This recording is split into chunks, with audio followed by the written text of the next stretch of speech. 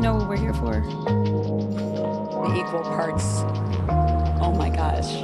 Illegal.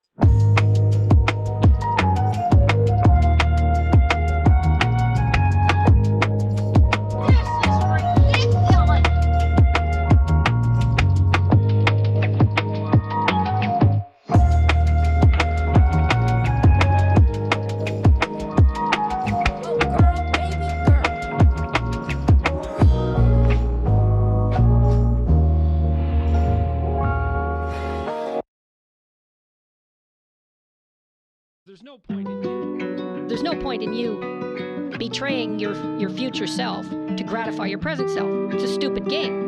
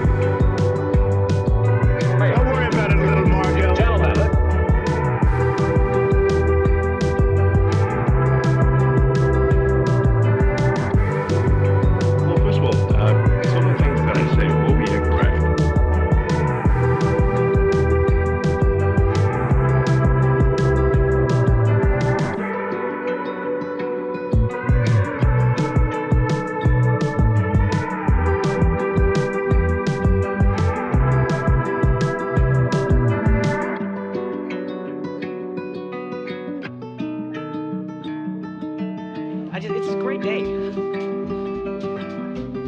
for being sad.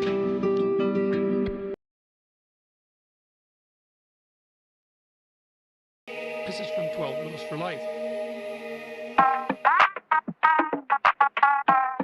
I don't want reality.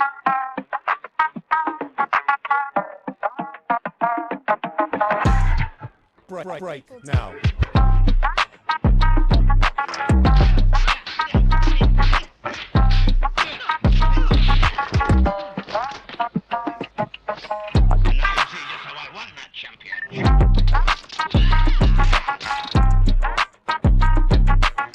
I see that you know your judo.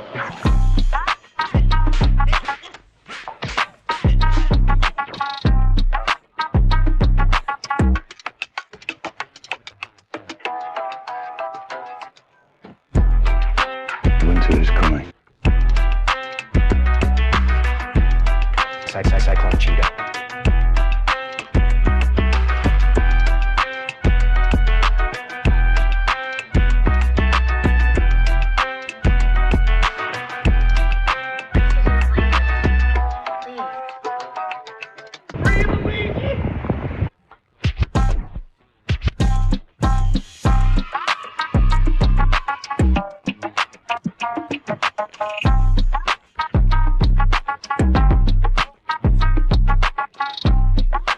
Climate and everything are the same word.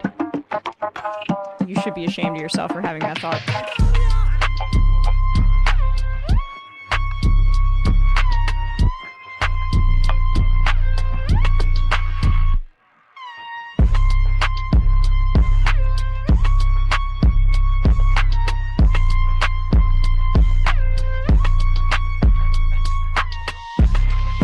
Aren't I a good guy?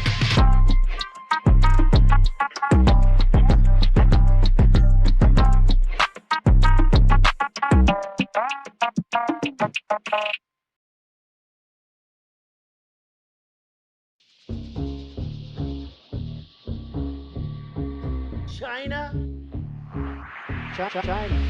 Have to have my China.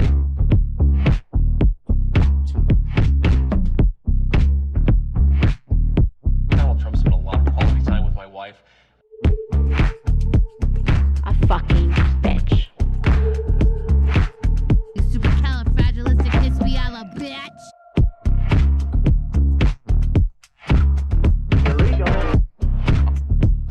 I mean, this woman is dangerous, ladies and gentlemen.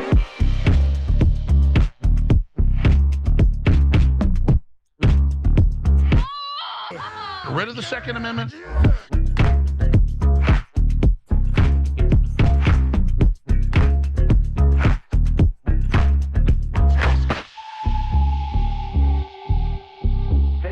Facebook, Zuckerberg.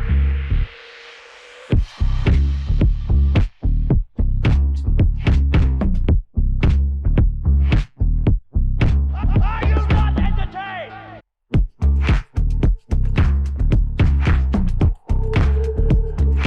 Awful, awful, awful. Weak. I feel like I'm taking crazy pills. It's science.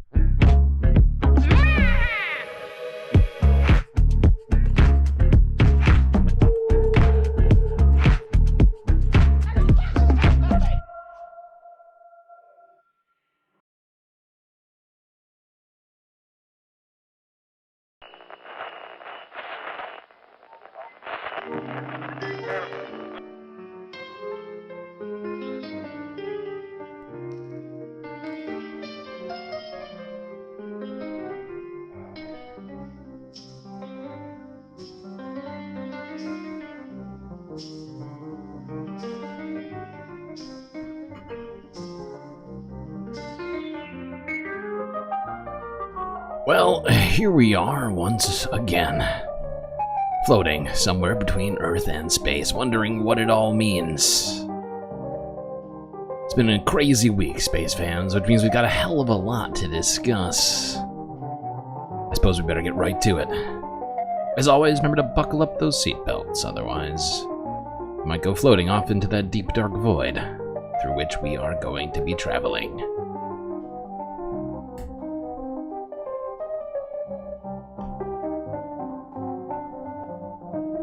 Good to see all of you fams up in here today. Do some shout outs before we get on our way. Bob Carmody, Decipher Aaron W, 123 in the YouTube chat. Cheetah Man in a close fourth. I also see Look Bovine is here. Stick Dragon Sharon, Donald Duck, Gato, Kirkenstein's Monster, Selena Mary, Moa Noip,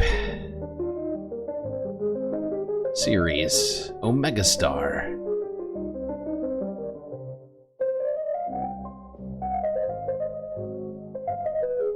Orb Rumor, and that might be it. I don't know. I think I did it. If I missed you, I'm sorry. It's good to see each and every one of you here on this Sunday Funday, where we will be trying to bring the valuetainment especially harder than usual. At least that's the plan. Although we do have a lot of regular, non-fun things to talk as well. Things like, I don't know, Donald Trump's decision to ditch police reform a day before the anniversary of the death of George Floyd. The Trump tariff war continues. Crypto corruption. And so many other things. Anyway, chat, I guess we better get right to it. Starting in America, where, of course, it is Memorial Day weekend. Let's talk the troops. And we have no sound. Come on. That's not a good start. I made a huge, tiny mistake. Take two. So as we look forward, we also like to look back sometimes as well, as we're celebrating 70 years of moving the Bay Area forward. Today, we're taking you back to Memorial Day celebrations in 1966. Zero Megastar just cheered 1,000 bits. Whoa. As a final gesture of respect to the... It's a lot of bits over there, Omega Star. Space Corgis activated and at your command, sir. Beautiful. The Space Corgis are here, everyone. Rest assured, we have Corgi defense systems prepared. I appreciate you, Omega Star, getting us started off with a bunch of sweet, sweet bits over on Twitch. We're only 15 minutes in. Dead. And what a glorious Memorial Day weekend it is. Three-volley salute at San Jose's Oak Hill Memorial Park. 1966 was also the first year soldiers killed in the Vietnam War were honored. Also that day, a parade was held in downtown San Jose. The parade went past the Bank of America building. You may remember Ruse Atkins store and the Montgomery Hotel. As we celebrate 70 years on the air. As it turns out, I don't remember any of that. Don't know how old I would have to be to have been, but much older. Okay. That's right, it's Memorial Day. We're supposed to be supposedly celebrating the troops, I guess. It's never really clear to me what the point of Memorial Day really is, aside from getting an extra day off. Something which I'm sure plenty of people are excited about, galactically speaking. Let's go here. Let's talk the Tomb of the Unknown Soldier, which is, of course, in Arlington, Virginia. Face. Doing this job means pretty much everything. It's about the three unknowns that lay on the plaza who gave their life, but also their identity for the freedom of our country. But they're a beacon of light for everybody that's buried here. All the unknowns that are buried in the cemetery, they encompass all of them. So guarding them, the honor of guarding them, isn't just about the 3 unknowns. It's about everybody that lays here in the cemetery and what they gave in the pursuit of freedom. What do you figure the clicking of the heels does? You think it protects the country better if you click your heels when you turn? An about face, is that somehow helpful? I always wondered. What does it do exactly? Down to the tomb after spending about 18 months at the 3rd U.S. Infantry Regiment. So I came from the 101st Airborne Division. Is that true, Dr. Jordan B. Peterson? You debated atheists on Jubilee? That sounds like a Sunday Funday video, only if we could avoid getting copyright struck by those demons over at Jubilee. Which every time we try and watch one of those goddamn videos, they come after us. Immediately, if not sooner. In Tennessee, put a volunteer packet, worked in the ceremonies at Fort Myer for about 18 months, and I was afforded the opportunity here almost 25 months ago. The training is unlike anything I've ever done in my career so far. It's more than the physical aspect of any other Army school you might think of. You're training every day. On your off days, you're doing what we call, 2-hour before the cemetery open walk. So you're walking on that mat for 2 hours straight, building up the muscular endurance, not just in your legs, but in your arms and your hands. Yeah, that's right. Troops have to get their endurance up to walk about 30 yards over and over again. Yes, that does sound like a difficult job. To make sure you can maneuver that rifle correctly. Yeah, you got it. It's a lot of mental ability. You have to be locked in for a 9-minute guard change, but then 9 also whole your minutes? 30-minute walk. Whew. So what you're thinking about kind of varies between soldier to soldier. No matter the weather. 9 whole minutes. That's, wow. That's too much. That's too much, man! What an arduous job, those soldiers protecting the graves of the unknown soldier. Yeah, gotta do it. Worth it. Wonder how much it costs to protect that grave, and whether or not it's actually worth it. I don't even understand what the military significance of that grave is, and why it is we're paying to protect it. But rest assured, it is protected. Now, some soldiers were doing the opposite of protecting things like America. Down in Florida, a number of soldiers got into some very questionable activity. Very, very questionable. Let's go here to NBC News from a day ago. Some soldiers took Memorial Day as a cue to fuck around. The video show an apparent uniformed American soldier pointing a rifle to the sky and opening fire in the Florida Panhandle's crowded waters. The incident happened last Friday. I don't think this counts as protecting America. But now these videos are circulating widely. I feel actually and tonight the U.S. Army says, I'm not gonna lie, I feel less protected. This genuinely feels like I'm being less protected than I was previously. And why these gentlemen felt it necessary or even reasonable to do such a thing, I think it says a lot about that warrior mindset that we keep getting told so much about by Pete Hegseth, you know? Being warriors in public with machine guns. Crab Island. But now these videos are circulating widely. And tonight the U.S. Army says those gunshots appear to be blanks. Oh, but the thank consequences God. for the soldiers are real. A military spokesman confirming to NBC News that 18 soldiers with the 6th Ranger Training Battalion were temporarily decertified as instructors. Temporarily? After they allegedly fired blank rounds from their weapons. Temporarily decertified? What was the problem here? I mean, these guys are supposed to be training. These are military training. What do you call them? Whatever you call these people. They're supposed to be training our military on whatever it is they're supposed to be training them on. Is this seems to be sort of contrary to what you want the troops to be doing. I don't understand why we wouldn't just take them away from those jobs. It doesn't seem like they're doing a very good job with the training. decertified as instructors after they allegedly fired blank rounds from their weapons at a public beach. My group was freaks, and they were freaked out. Charter boat captain Cameron Ellsworth says he witnessed the bizarre incident with several passengers. When you see what appear to be U.S. Army soldiers in broad daylight, surrounded by the public, firing rifles into the air, what's going through your mind when you see that? I mean, I'm hoping that we're not going to have an incident here. I'm thinking, am I in the middle of what's about to be a famous incident? Is this going to be a mass shooting? Is this some kind of a terrorist attack? Yeah, I mean, it feels like we're being invaded, honestly. We keep being told about an invasion. This is the closest thing I've seen to an invasion for quite a while now. Our own troops using our tax dollars to basically torment the public. This is great.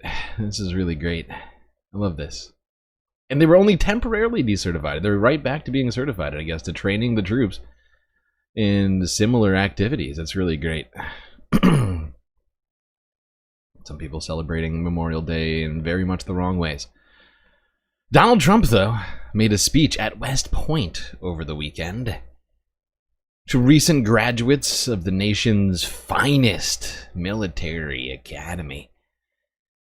And he had some things to say to them. He's got some clips here.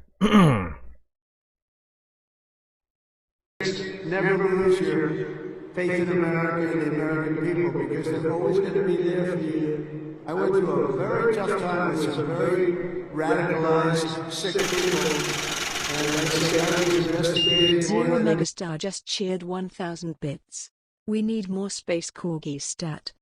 That's right. Thank you, Omega Star. We do need more Space Corgis stat immediately. Immediately, if not sooner. We are currently hiring Space Corgis for the Corgi Brigade. It's a great opportunity if you've got a Corgi to get some real life, some work experience in space. What was I saying? Oh, back to Donald Trump's ridiculous military speech.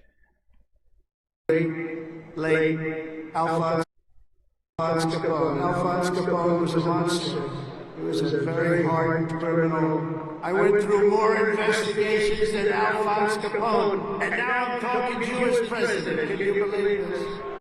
Honestly, no. I still can't believe it. It's still just horrifying to me that anybody felt this was a good decision to vote for Donald Trump. But what I find fascinating about this entire speech, and yes, I did watch the whole thing. It was like an hour. It wasn't quite an hour long, but it was long.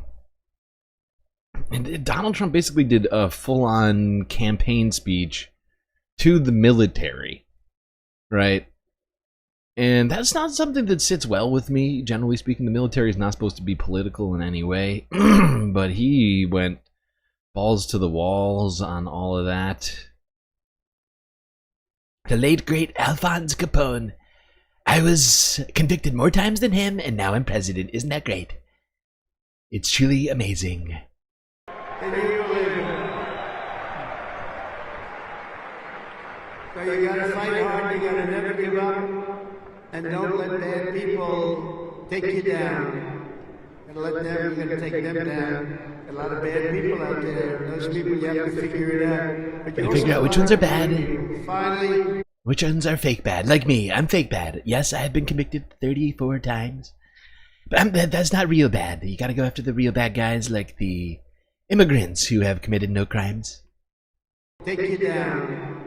And let them, you're gonna take them down. A lot of bad people out there. Those people, you have to figure it out. But you also have a lot of great people. Finally, hold on to your culture and your traditions, because that's what makes something really great. That's what's... Hold on to your culture. Hold on to your culture, military. Culture of things like shooting machine guns on Florida beaches. Great, great culture that has brought us incredible competence. The warrior spirit.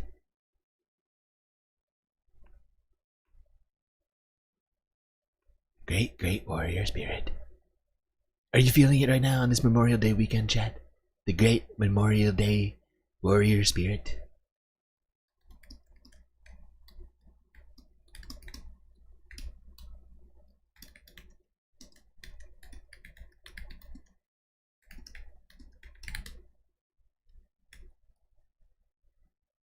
Starting a goal.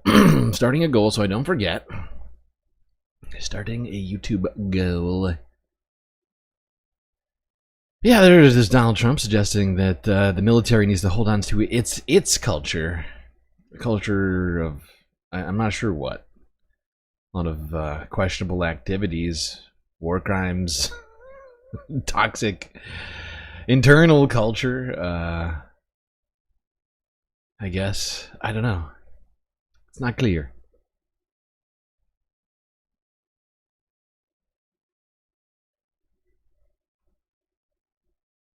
Donald Trump had more political things to say, though, at this military academy. Went after progressives. Everything we do, we are bringing common sense back to America. It's all about common sense. Say liberal, conservative. The new word is progressive. It's a new word. It's a new word. They just came up with it last week. It's called progressive. We're not supposed to say liberal anymore, just progressive. The new word is progressive. I don't like using the word liberal anymore. That's why I call them liberal. That's why I call them liberal. Most importantly, you have to have common sense, because most of it's general, most of it's about common sense when you go right down to it. What is most of it? We have a lot of people with a lot of very smart people, but they have to have common sense. And we've liberated our troops from divisive and demeaning political trains.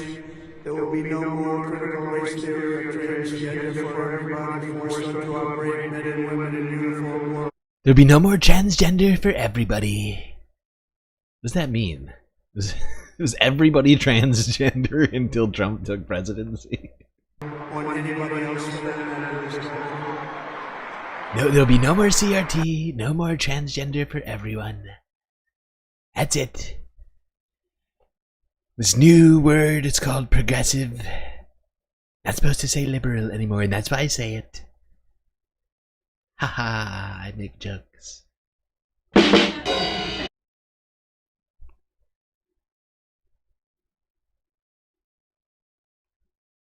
Oh, a megastar.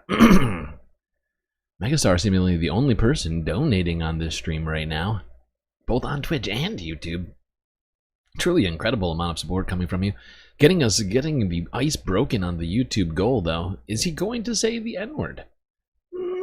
I didn't hear it in this speech. But I feel like he said enough dog whistles during it that it made up. It really made up for it. All right, more Trump clips. Let's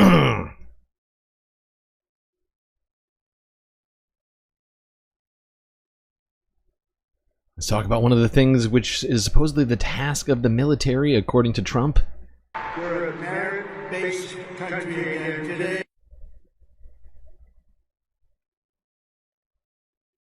All right, I forgot.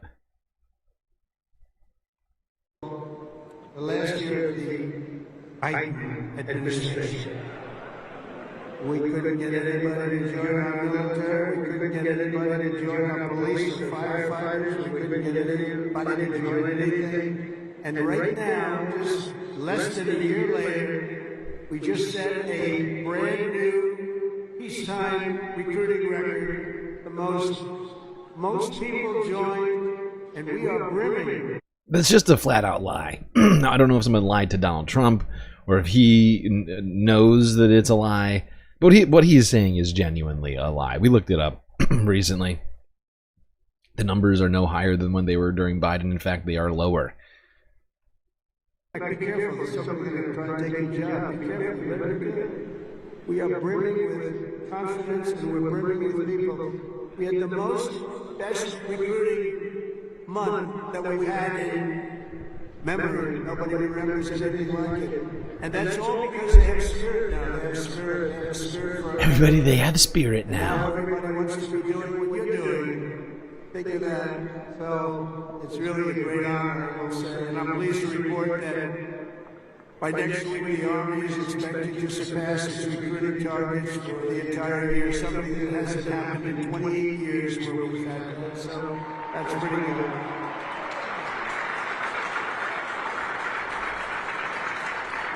And it's nice to know that you're doing something that everybody wants to do, isn't it? Really nice. Listen, I hated to hear that. During the campaign, I was hearing that couldn't get people to enlist, but now we're getting people. It's sad because There were actually higher recruitment numbers during 2020.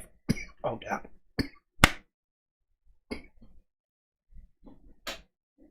Jesus Christ.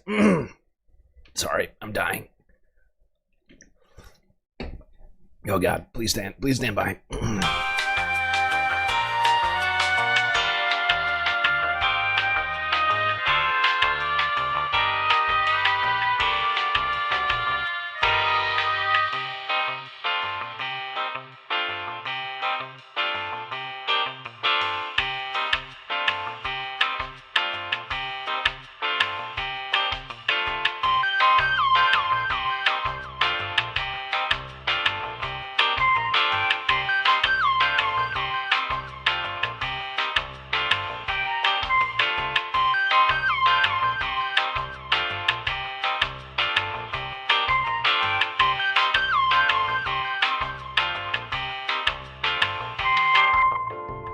Okay, I solved it. I'm fine. I'm fine. Okay. But yeah, Donald Trump lying about recruitment numbers. But yeah, I lost my train of focus here. Let's go back to this military speech. It is Memorial Day after all. But yeah, this is, Donald Trump. It's actually, you go to the CNN feed. It's honestly, it's easier to hear. They had better audio.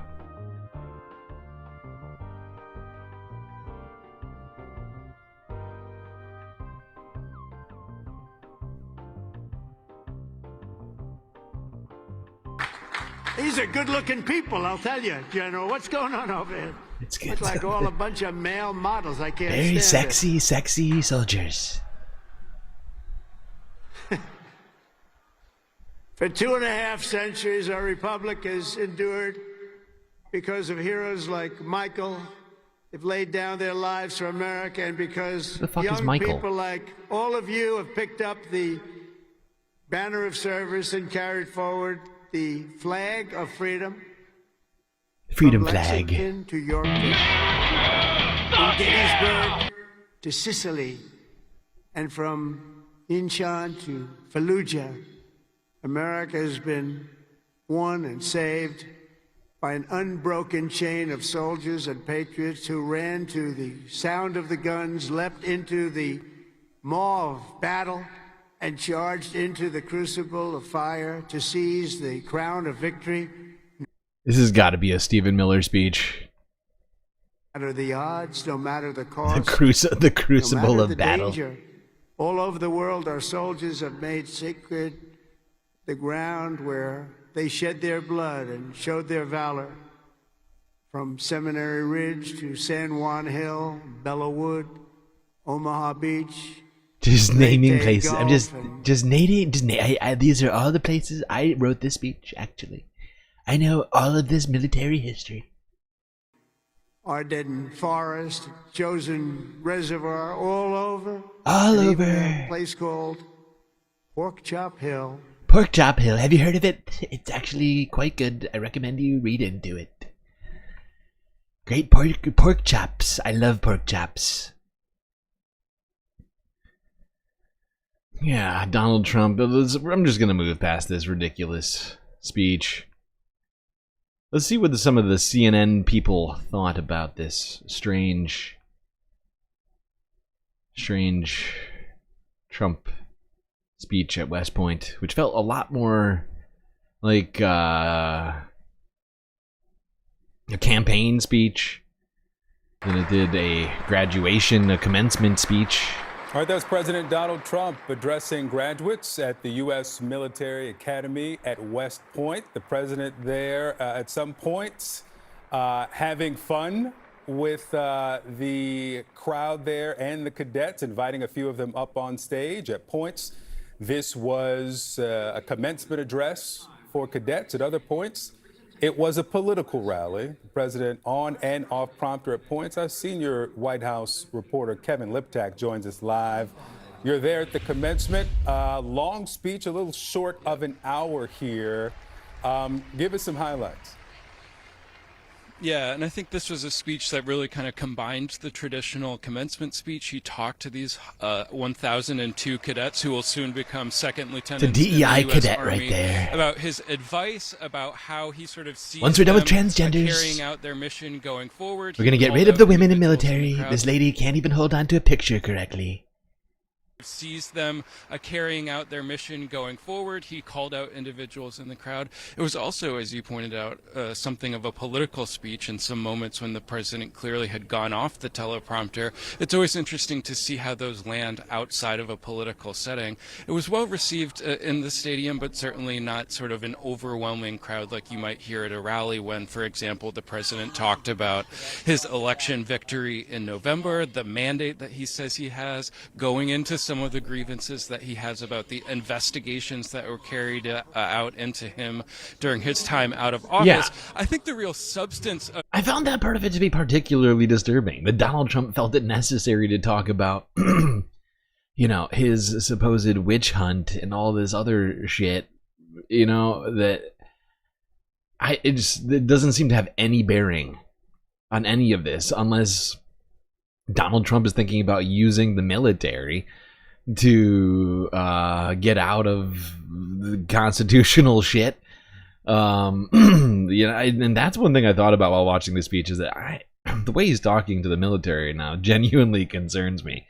Some of the stuff he said made it sound like he was ready to make the military a political institution, use it perhaps against Americans that don't like him and everything that he's doing. It's not clear, but it's inappropriate. It was an inappropriate speech, undoubtedly. I think anybody could see that one. But during the speech, Donald Trump pledged to use American taxpayer dollars to increase military spending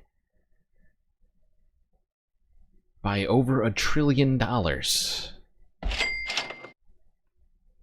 US President Donald Trump says he will continue to reform and rearm the military with $1 trillion budget for defense.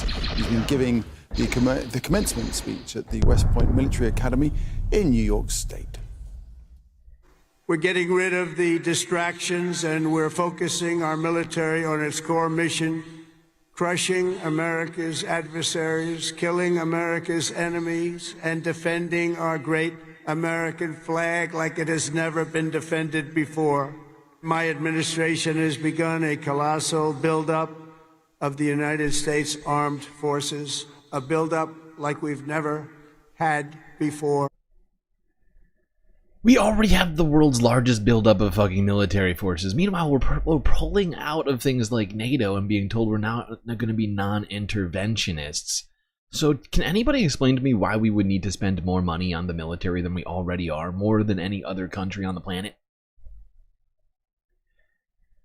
This is so, I mean, it's fucking insane that Donald Trump wants to build the military up even more. And so it is such a childish notion of defense.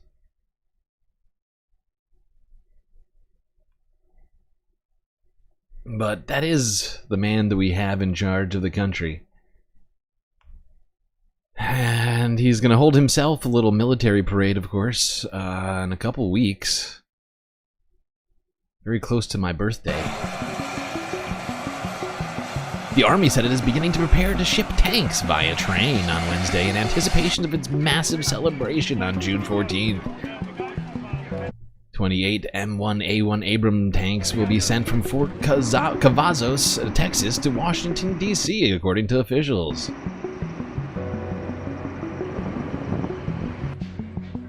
Also included will be Bradley fighting vehicles and Stryker vehicles, along with World War II-era platforms such as the M4 Sherman tank. Cobra and Huey helicopters will be included among the 50 Army aircraft in the parade, as well as 34 horses, 2 mules, 1 wagon, and a dog. Jesus Christ.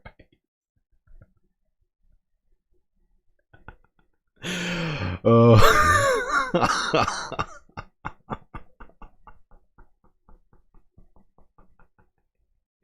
Why the mules, the wagon, and also the... I mean, all of this is nonsense and is so wildly unnecessary. A massive waste of taxpayer money. But what's the military justification for the wagon and the dog? I don't even understand. There'll also be a dozen cats, 3 budgies, a small chipmunk. I don't know if you've ever seen Squirrel with a Gun, played that video game, but there's going to be an entire brigade of armed squirrels and chipmunks. We'll have 3 ducks, 2 chickens, and 1 snake, who's got a very, very ornery sort of temperament. You don't want to mess with that snake. I'm telling you, that is a nasty, nasty snake. And he's going to take over the whole world, so watch out, China. China! Jake the Snake is coming for you.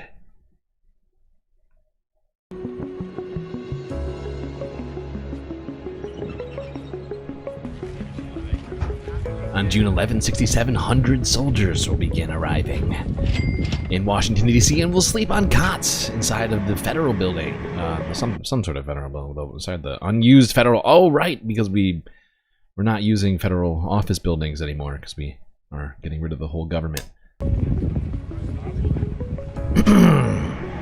Many of the soldiers will march in the parade in period costumes, including Revolutionary War garb purchased from a production company. Jesus Christ. The Army said it expects to spend anywhere from $25 million to $45 million on this year's events, although the final tally is unknown. Expected to be much higher, actually, when other costs are factored in. Much higher? That doesn't seem very efficient, if you ask me.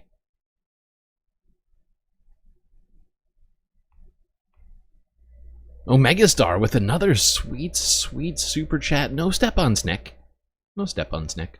Okay, yeah, that's fair. You don't want to do it. I mean, especially that snake, a very ornery military snake, of all things. But this is such an unnecessary show of force. That is not, there's not a single country on the planet where people don't know that we have the world's largest military. And certainly America is fully aware of that. I just don't understand what this does. What does this achieve aside from making us look like a goddamn sideshow? Some sort of dictatorship.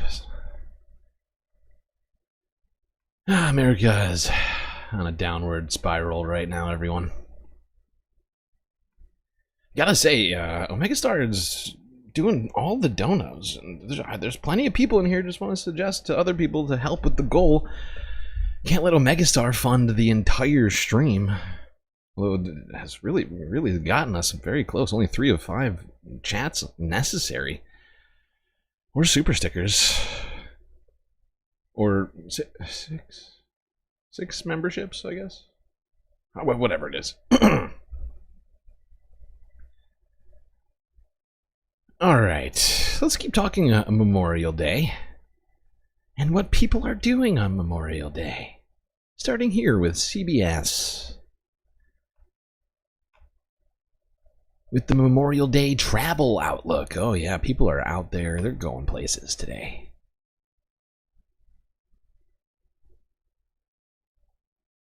Well, right now, millions of Americans are hitting the road this Memorial Day weekend, the start of the summer travel season, and it's going to be a busy one. Airports are packed, even though most travelers, we're told, are driving. AAA says an estimated 45 million Americans are heading out this holiday weekend. At airports, the TSA expects to screen about 18 million people. They are busy there. And good news for travelers, airfare prices are down about 8%. Travel experts say that's partially due to airlines stripping away extras from their base fees. Drivers are enjoying slightly cheaper gas prices too. I mean, maybe it's due to the bag prices, and certainly people don't like those fees. But this is all speculation from both CBS and myself. But my feeling about this number is more that 8% of people who were planning to travel, perhaps, have decided that the state of air travel in the United States is perhaps just a little too dangerous to get on a fucking plane right now. I mean, there's already the problems with Boeing skimping on safety, and then we got the completely underfunded, overworked, federal flight controllers over the FAA. I mean, I've heard a lot of people suggest that they just don't want to get on planes right now, and I think that's the reason. About 8%. Travel experts say that's partially due to airlines stripping away extras from their base fees. Drivers are enjoying slightly cheaper gas prices too. When the gas prices are cheaper and the hotel prices are cheaper, we have an opportunity to go on more ghost tours or go to a better restaurant. Did she just say ghost While airfare tours? and gas prices are down, experts say traveling this summer will cost about 12% more than before the pandemic. Tariff threats could bring up prices by the end of this summer as well. But regardless of all the economic concerns Americans have, they are getting out there. It's true.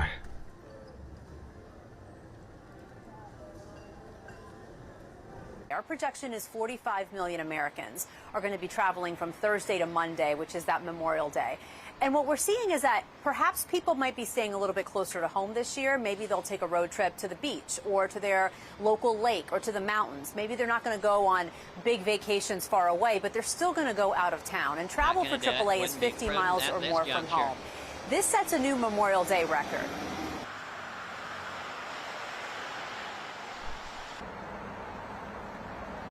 New Memorial Day record. Regardless of all the things going on right now, people going out in droves in the tens of millions, spend time together, taking in the beautiful weather, and celebrating this long weekend. Doing what, you might ask? Well, if you're in California, you could go to the Napa Valley Fairgrounds for the Bottle Rock concert. Here's NBC Bay Area from yesterday.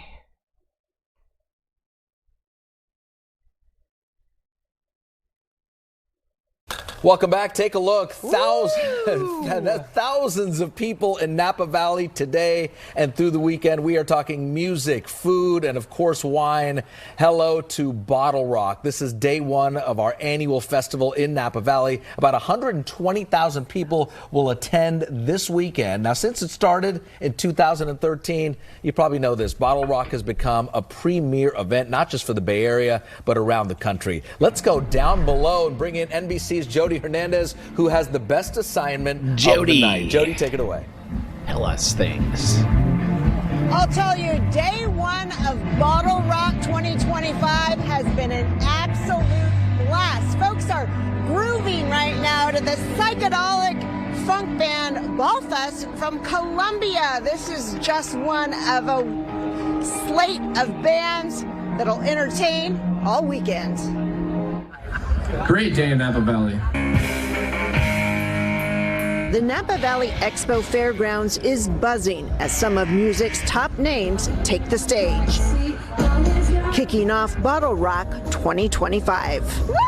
Yes, very excited to see Green Day. We're going to see a little bit of E40, Mango Moscato. Yes, so.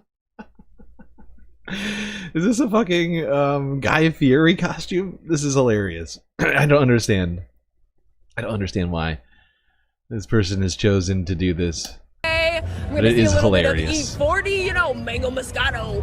Yes, yes. So it's super exciting to be here right now.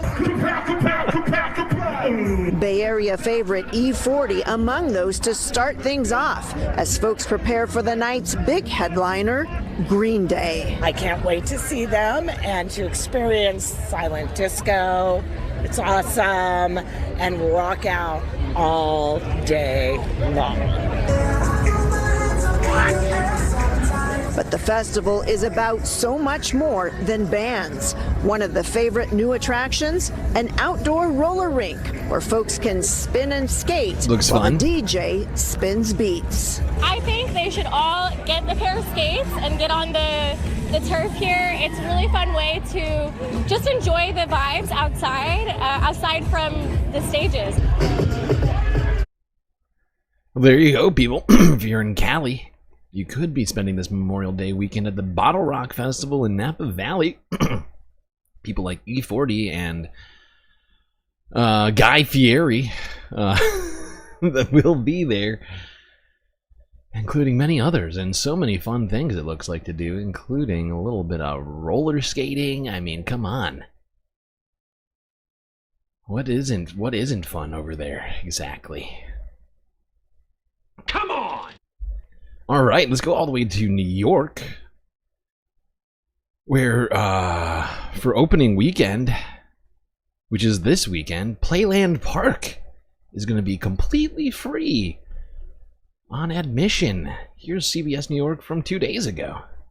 There is good news and bad news as Playland Park in Rye opens for the season. Tomorrow, Sunday, and Monday, parking and admission will be free. But Tony Aiello reports only a select number of rides will actually be operating. Ah.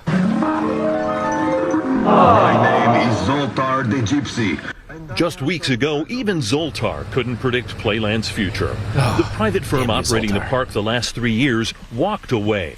Westchester County had to scramble to assemble a team to get Playland ready for the summer. A handful of rides will be open Memorial Day weekend. Parking and admission will be free.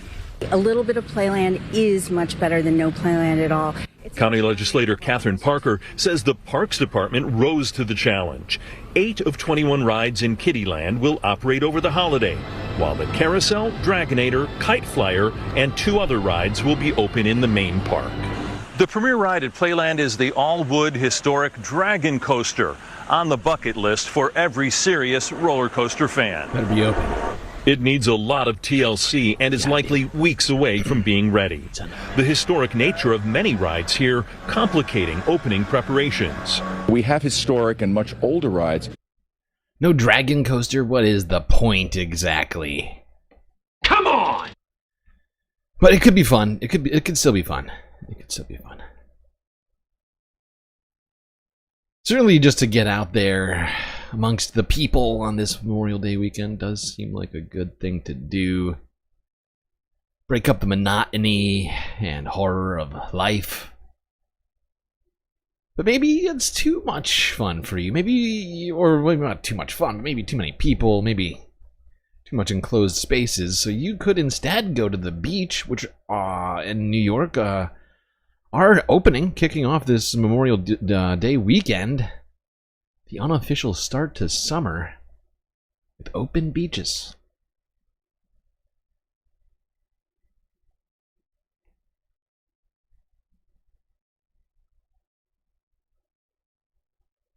It doesn't feel like it, but the unofficial kickoff to summer is here. It's Memorial Day weekend, and New York City beaches are open today. And officials have unveiled a new summer safety plan to make sure all of us who head down to the beach are protected. Eyewitness News reporter Marcus Solis is live at Coney Island Beach for us this morning. Marcus. Tony and Michelle, last half hour we showed you a hardy group from Bethlehem, Pennsylvania arriving here at Coney Island. They are now on the beach. They've staked their spot. It looks freaking cold out there. Super competitive at this point, but they are ready to go. They may be among the first of what will be millions of visitors to New York City beaches this summer as the summer beach season has officially arrived here in New York City. So the beaches now are good to go. Lifeguards have been hired. The city has people ready at all 14 miles of beaches in the boroughs. Got Orchard Beach up in the Bronx, of course Rockaway Beach out in Queens, 4 beaches on Staten Island, and of course here in Brooklyn, Coney Island, where the boardwalk will also be busy. The shops will be open, the vendors will be out there, hoping that people will still come even though the weather isn't the greatest. It is a little chilly, it is a little cold, but that's not going to keep people away, as our friend Henry told us. Cold, hot, whatever it is. You look, you got a sweatshirt. He's got a coat. Yeah. It's not too cold today? Yeah, it's nice. If you jump in the water, you already know what's going to happen. I ain't no polar bear. But we trying to have a good time. If you come in another 5 minutes, I'm going to have arroz con pelín, cakes, everything around here. It's grown. This guy's just here to have a good time. He's even trying to get the news guy involved. He's like, hey, I'm going to have food. Stick around. Televise this entire party. Much better. It has changed after years, which I love it. And I tell everybody, this Coney Island been run down now. You have to go to see it. And people that I've been bringing, they've been coming back again and again, and more people coming. Yeah, it has been pretty cold in New York last few days. It's been like the low 50s. Pretty cold weather for most people. Perhaps not the best beach weather, but hey, some people are just so dedicated to their beach fun. they will brave the cold.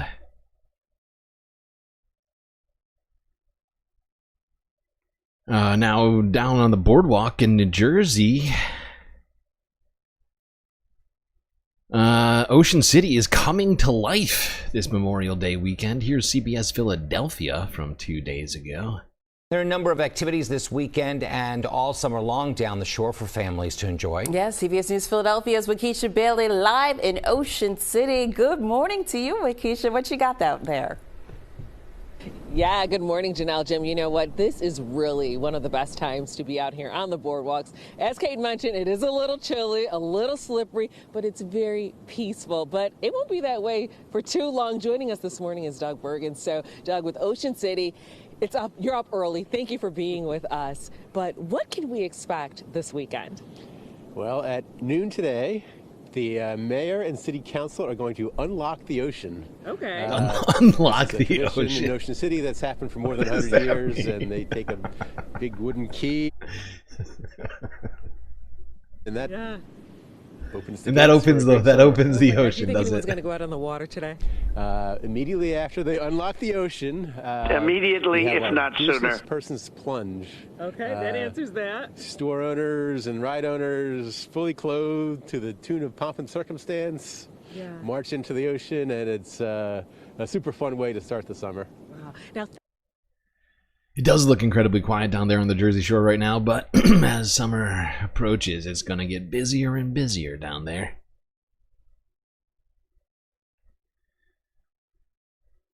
Okay. Now maybe this weekend you're looking for fun, perhaps not in the United States, but maybe you're in Canada. Maybe you're looking for some fun yourself up there in the Great White North.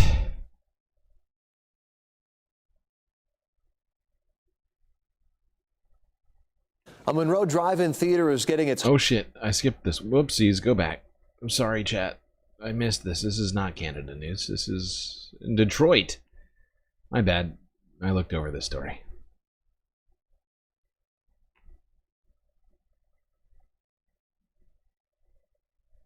A Monroe Drive-In Theater is getting its Hollywood ending. Just weeks after announcing its closure, the Memory Lane Drive-In Theater is back in business under new management. Will Jones live at the drive-in near Telegraph in Monroe with how this all came about and how they're preparing for opening night. Hi, Ty. The gates open here at Memory Lane Drive-In in just a couple of hours. There are 2 big screens where the movies will be shown. There's one right there. A lot of pre-sale tickets have been sold, and the owners are hoping that is a good sign for what's to come. The closing credits rolled too early for the Memory Lane Drive-In Theater in Monroe, just weeks after owners Donald Collins and Todd Williams announced on social media that the drive-in was permanently closed due to profitability issues. They surprised everyone with a post announcing its reopening. Now, opening weekend is here. We don't want to see the place closed. We'd like to see it being supported and kept around. It was heartbreaking for us. But When it actually happened, probably a few days after I announced that it was closed, Kevin and Sue, who've been in the industry for many years and live here in Monroe, reached out and said, hey, we don't want to see this happen. This sounds like a story made for the movies, right? We are just a new management team, so to speak, and we'll see how this works this year. There will be some changes, including a $20 fee for customers who bring in outside food or drinks. The concession is where if we make any money, we can pay our employees. Our food is phenomenal. You know, me and him, we're two fat guys. You know, like we put we hand selected and tasted every single thing on this menu. If it didn't pass our liking, it ain't going on the menu. Just hours before showtime, the deep fryer arrived while we were interviewing Kevin and Sue Christie for Local 4's social media channels. Oh, I'm sorry. And the Click on Detroit homepage. Our truck came in. It's our fryer. Our deep fryer came in. Yes. But there you go, folks. If you're up in Detroit,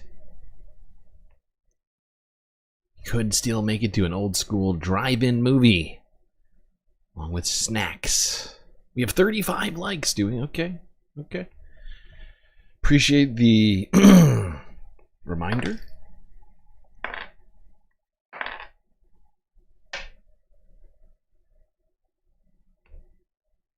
Now, let's go to Canada and see what people could do on this weekend for a little bit of fun in their lives, holiday or not.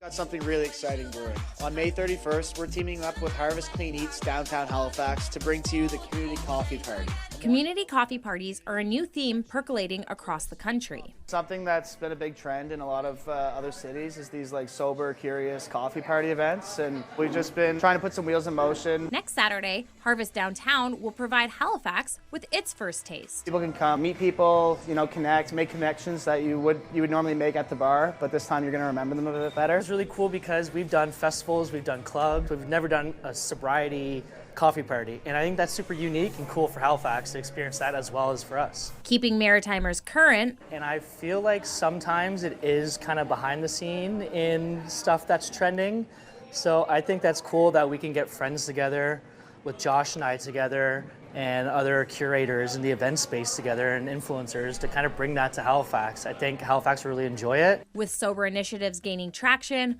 organizers say this is about more than a party. It's filling a gap. Sober curiosity is something that's obviously growing. There's not a whole lot of events, to my knowledge, in Halifax right now that exist that are similar to this vibe. I mean, it can still be fun and energetic here, but with a new taste. I think that's the whole reason why we're trying to do this, is that fresh taste in music and bringing a cool experience to anybody else that wants to join. A good time for a good cause. May being Mental Health Awareness Month, we really kind of want to hit it home and bring some awareness around that. It's important for us to make sure that there's like proper people involved and that the money's going to a place where it's not just going into a fund, it's going to programs and can help other people as well. Tickets are... Well, there you go. If you want, you could be sober, drinking coffee and partying at the same time. A strange concept, but one that seemingly people are taking to in Vancouver. All right. Now let's go down to Mexico. People have been ringing in spring with festivals and parties as well. Down in Mexico City, an organ grinder parade was held a couple days ago.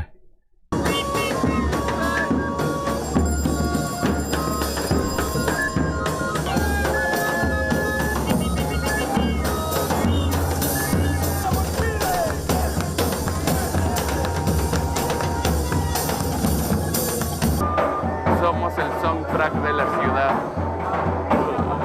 No podemos hablar de la Ciudad de México si no escuchas al organillero.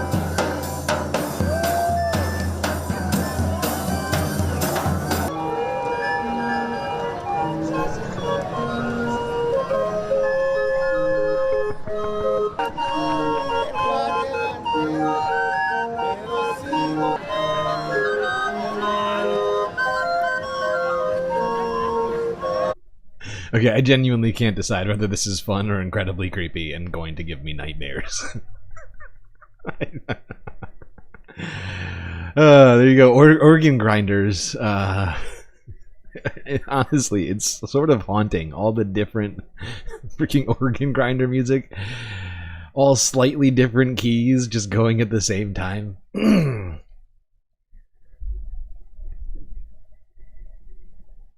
You have 45 likes now. Wow, one video and we got 10 more likes. It's a lot of likes. So very many likes.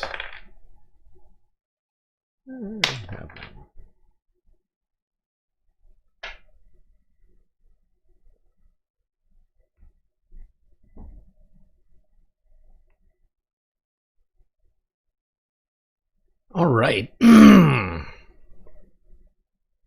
Now Donald Trump left the White House for, I believe, one of his properties in Bedminster, New Jersey for Memorial Day weekend.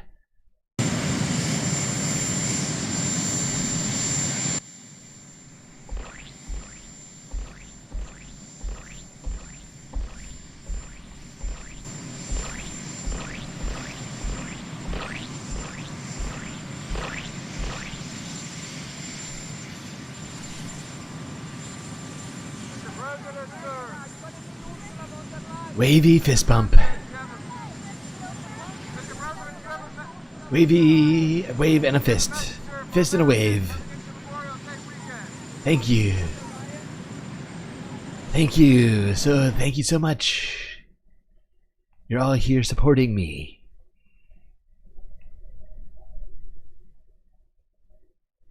Yeah, that was Donald Trump off to New Jersey, where I believe he has a hotel / resort, a golf resort. Now over the, I think it was Friday was technically the anniversary of the death of George Floyd. People were celebrating his memory in Minneapolis. Let's start this off with CBS Minnesota from 2 days ago.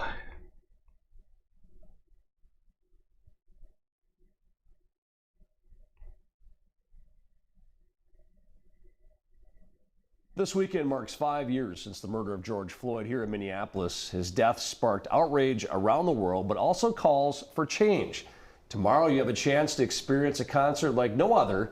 Here to tell us about it is One Voice Mixed Chorus Artistic Director Waigwa and G. Philip Schultz with Vocal Essence. Welcome to both of you for being here, and thank you so much for joining us today. And give us a little background on what's happening this weekend. Thanks for having us. So we're having a huge collaborative concert with 5 Black-led ensembles to kind of honor the memory of George Floyd.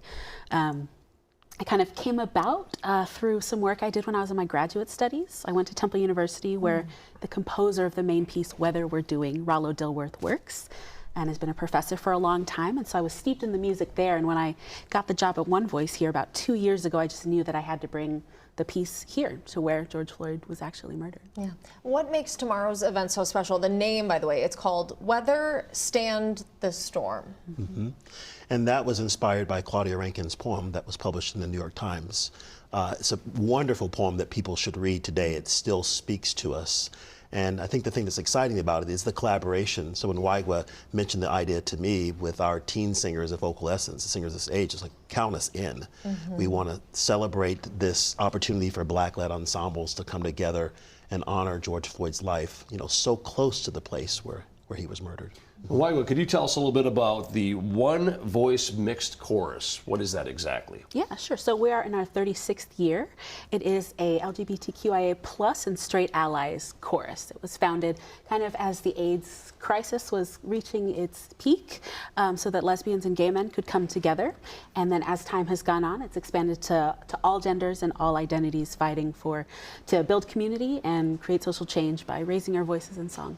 And let's remind people about Vocal Essence. We've had them on before, but remind viewers of the mission of your group. We believe in bringing people together through the power of singing together.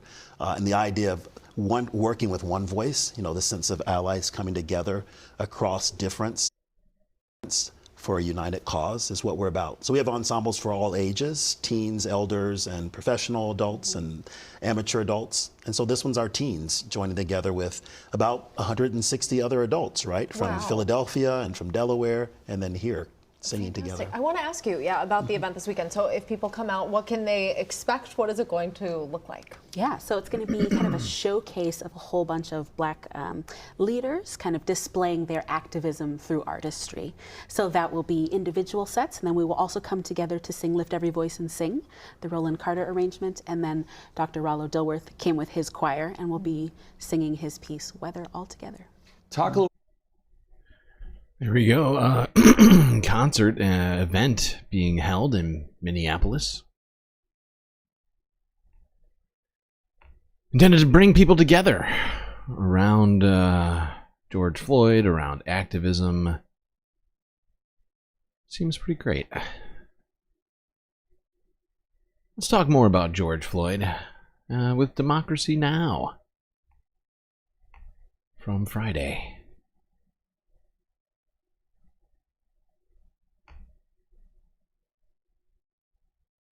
Democracy depends on a free press. Please support our independent journalism at democracynow.org/give. This is Democracy Now!, democracynow.org. I'm Amy Goodman. This Sunday marks 5 years since George Floyd, an African-American man, was murdered by former Minneapolis police officer Derek Chauvin, who was white. In a video that shocked the world, spurred a global movement for racial justice, Chauvin pinned George Floyd to the ground with a knee on his neck for 8 minutes while George Floyd gasped for air. In a video that's now been seen around the world, he repeatedly said, "I can't breathe." The warning, the video is extremely graphic. I cannot breathe. I cannot breathe. You just a grown, you're a tough guy. You're a tough guy, huh? I say you're a tough guy. You're not even resisting arrest, bro. His whole nose is fought with him. Bro, but why you just sitting there? He ain't doing nothing now. Put him in the car. It'll kill me.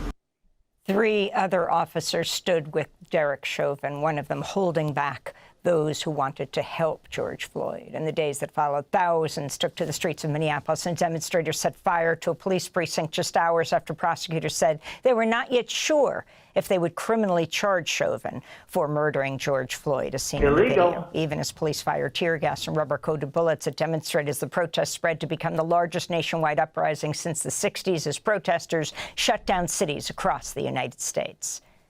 George Floyd! George Floyd! George Floyd! George Floyd! What do we want? Justice! When do we want it? Now! What do we want? Justice! When do we want it? Now! If we don't get it, shut it down! If we don't get it, shut it down! We don't get it! Shut it down! Despite the uprising that followed George Floyd's killing, Congress failed to pass legislation named in Floyd's memory that sought to reduce racial profiling and the use of force by law enforcement. This comes as the Justice Department this week dismissed police reform and oversight agreements in Minneapolis and Louisville, or just days ahead of the 5th anniversary of the police murder of George Floyd. The consent decrees came in response to Floyd's murder, as well as the Louisville police killing of Breonna Taylor, March 13, 2020, after federal investigations found patterns of unconstitutional and racist police practicing in both cities. The Trump administration disputed those findings and dismissed the consent decrees as federal micromanagement. For more, we're joined in Minneapolis by Nekima Levy-Armstrong, civil rights attorney, activist, founder of the Racial Justice Network, previously served as president of the Minneapolis NAACP. Nekima, welcome back to Democracy Now! We first spoke to you in 2020, 2 days after George Floyd's murder. Can you talk about the significance of this moment and what we can learn from what happened at the time? First, the charges not being brought, then it being taken out of the hands of the local authorities, and the state of Minnesota brought those charges. Thank you for having me, Amy. We can learn from that moment that people in our community are not going to sit on the sidelines when folks in elected positions take their time in bringing about justice. As you know, there was an uprising that occurred in the city of Minneapolis as people applied pressure to elected officials to do their jobs and to ensure accountability, not only for Derek Chauvin, but the other 3 officers as well who were involved in the brutal killing of George Floyd. Explain what the protests did. You know, we talked about the local authorities saying they weren't sure if they were going to bring charges. And then you had Keith Ellison, the Attorney General of the state of Minnesota, who had formerly been a Congress member, and the governor talk about how the responsibility then shifted and the charges were brought and what happened to these 4 police officers. Thank you for that question. I will say that it's important for people to understand that even when there is a video of heinous police abuse, that does not guarantee that justice will occur, as we just saw with Tyree Nichols and the way in which that particular case has panned out. So in the city of Minneapolis, one of the first steps was ensuring that all 4 officers were fired for their misconduct. And that was the result of Chief Madera Arredondo, our city's first Black chief of police, making that decision within hours after George Floyd's murder came to light, and meeting with Black community leaders to hear our perspectives before making that decision. Once that happened, of course, we had the first protest plan where thousands of people showed up at the site where George Floyd was killed. We marched to the 3rd Precinct police station where the officers had typically worked who were responsible for killing George Floyd. And then from that point, we started a rallying cry for those officers to be charged and arrested for what they did. Now, the governmental officials were slow to respond initially. And after some public pressure, the county attorney at the time, Mike Freeman, decided to only charge Derek Chauvin. The charges were legally insufficient. They were below the standard, as well as the criminal complaint against Derek Chauvin. So when I saw that, I reached out to movement lawyers through the National Lawyers Guild. I expressed my concerns about the process. They agreed with me. So we called a mass demonstration along with other activist organizations like Black Lives Matter. And we had thousands of people in front of the governor's mansion explaining to people how the charging decision by the county attorney was inadequate. And Governor Walz actually came out of his mansion. He listened to us break down what the concerns were, how things needed to change. And after that, I received a call from his staff to meet with him directly. So he and I had a Zoom call. During that call, I laid out more of the legal issues, as well as the fact that he needed to use his executive authority to remove the case from the hands of the county attorney and to put the case into the hands of the attorney general.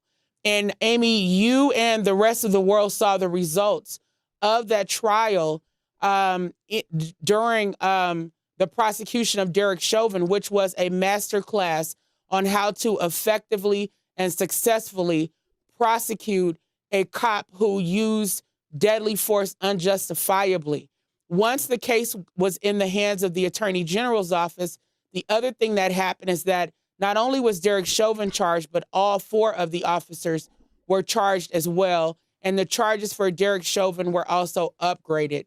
And as you know, ultimately, all 4 of those officers were convicted in state and federal court as a result of the murder of George Floyd.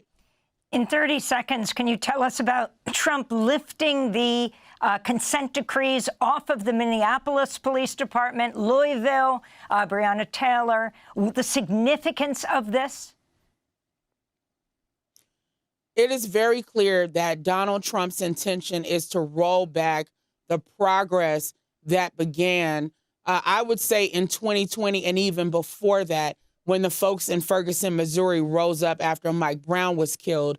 It is a slap in the face to the Black community and communities around the country for Trump's DOJ to withdraw from the consent decree process. It's unconscionable, it's unacceptable, and I would argue that it is an attempt to create a race war, wanting us to take to the streets so that Donald Trump can use martial law against protesters. But we're not falling for the bait.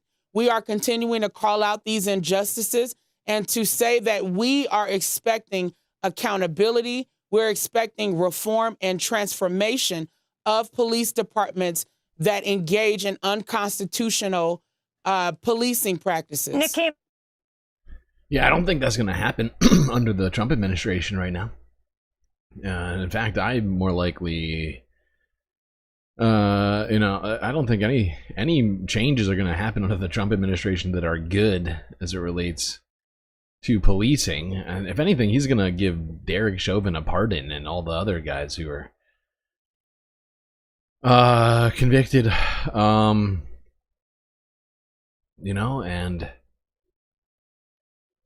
I don't know, it might be, I think the only thing that will wake them up is people taking to the streets. If anything will, I'm honestly skeptical of Trump ever doing anything positive about police reform. And he said over and over again that he just thinks that he should be able to direct police and the military to go after protesters. He said that stuff similar to that like half a dozen times at least. Let's go here to ABC. Well, this Sunday marks 5 years since the Houston native George Floyd was killed by police in Minneapolis. His childhood friends from the 3rd Ward say they're carrying on his legacy. ABC 13's Mai Shea first met some of his close friends 5 years ago. She recently sat down with them to discuss keeping Floyd's memories alive. The mural's still there, maybe not as bright. The streets, not as busy. But this is still George Floyd's neighborhood, where his memories don't fade. Well, he meant so much to me that when it happened, I jumped in the car and rode 22 hours to Minnesota to see what happened. Rapper Cal Wayne grew up with Floyd. When we first met him 5 years ago, he really was a good dude. Like I said, he showed us some music videos that featured his CUNY Homes neighbors, including Floyd. Taller than everyone else, living up to his nickname, Big Floyd. This is my brother. Like I'm saying, this is my father figure. This is the first person I ever looked up to. This is the person that put the crates up on the tree for us to play basketball when we were little. That to make the milk crates, and he was tall and could put them up. I'm sorry. And when Floyd died that fateful day in May of 2020, the lives of those who called him family were also forever changed. To see my friend, a guy that I was born and raised with, which we consider as like brothers, for him to be on that ground like that, it sparked the change. It sparked the person who want to get up and be an active and be more of an advocate. Travis Kaines was there too. The rallies, the protests, the calls for justice, dreams yet to be fully realized. How hard is it to keep going? Because there feels like there's so many stumbling blocks. It's not hard by a long shot, but through the grace of God, it's gonna get done. Can't you see that you are an endangered species? Cal Wayne has channeled the pain into new music. Several recordings honor the memories of George Floyd, hoping Big Floyd would be proud. It's like I really knew Floyd, like I really, really knew him. I idolized him. That's who he was. That's who he was. And the friends are working with Floyd's daughter Gianna and her mother Roxy Washington to build a foundation, a community center, and a more permanent legacy. Think Floyd's looking down on you? Oh, I know he's looking down on me. I can just imagine what he's saying. Like, I know Big Brother got me. He always ever had me. The path forward remains rocky, but they're here for it, for Big Floyd. Yeah, that path forward looks incredibly rocky. Those are some of George Floyd's close friends and family members speaking about him on the 5th anniversary of his death.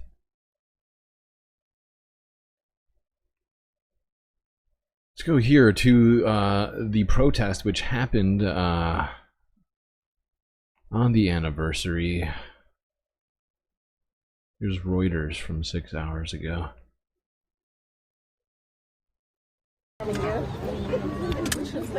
A church-led protest in Georgia remembering George Floyd calls for a boycott of Target over their DEI rollback. Yeah, it reflects America moving backwards away from equality for all people. 5 years ago, the CEO of Target said that George Floyd could have been one of his employees, and with no pressure, made a pledge of $2 billion. To see mega companies now walk away from diversity, equity, and inclusion is a stark contrast from where we were 5 years ago. To give your name the glory, the honor, and the thanksgiving. God, keep us on target. So that it was very important to me. The pastor declared he had a vision to what was supposed to take place. That vision didn't happen. We stand on business. We stand on God's promise. We stand on the word. We're not going back. We're going forward. We are like the #1 consumers and spender. I myself fall in that category. So with that being said, if you made a promise or a commitment to the people of what you're going to do, that's all that we ask, that you fall through with your promise. Don't fall back and tell us to go back, because we ain't going back. We're going forward. Yeah, it does feel like we're going back. Honestly, that is where it feels like we're going back. I mean, the DEI initiatives, whether in the corporate private space or in the government, were all attempts to actually enforce the Civil Rights Act. Right? Because even after the Civil Rights Act was passed, there was no enforcement mechanism to ensure that there was, at the very least, an attempt by businesses, by the government, to include a more diverse group of people. And with it gone, what is to stop people from doing it? Just some sense of morality? I mean, we know how Donald Trump's voters think. At least mostly, and you know, it is disgusting. It is atrocious that our government and that major corporations such as Target feel that they can just do this, as if it won't affect things, as if it won't cause people to be less represented in whatever field, in whatever. You know, it's just disgusting. Let's see what Mark Lamont Hill thinks about all this. He posted this video earlier on Sunday.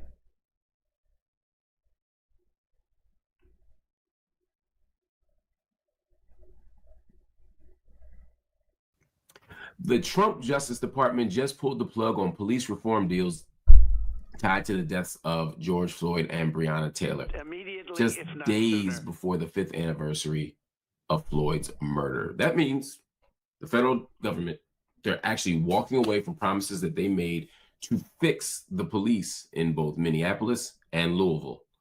Promises that were made after the world watched George Floyd's final breath and heard how the cops riddled Breonna Taylor's body with bullets in her own home during a botched raid that happened at her house but was intended for another house. These deals, which are called consent decrees, I made a huge were supposed to force fundamental, structural, ground-up changes in how police are trained and how police use force and how police are held accountable. But now Donald's DOJ said, nah, it's not our job. We're not gonna do responsible for what they call micromanaging local cops. Now, we're going to get into all of this, but I just want you to understand how big a deal that is, because this sends a message, right, that the federal government is not interested in improving racist policing. And even if it's proven that the racist policing is happening, they ain't necessarily going to do anything about it. Now, of course, Minnesota is a little more complicated because it's not just the federal government involved in this. They're also bound to a state level agreement. And the police chiefs in both places are saying, we're going to keep pushing for it to change. But let's keep it 100 here, right? Without federal pressure, without oversight, without force, how accountable are they really going to be? So now folk are asking if 5 years, 2 names of dead martyrs, we're talking about black martyrs, and a global movement aren't enough to change or enact police reform, what will be?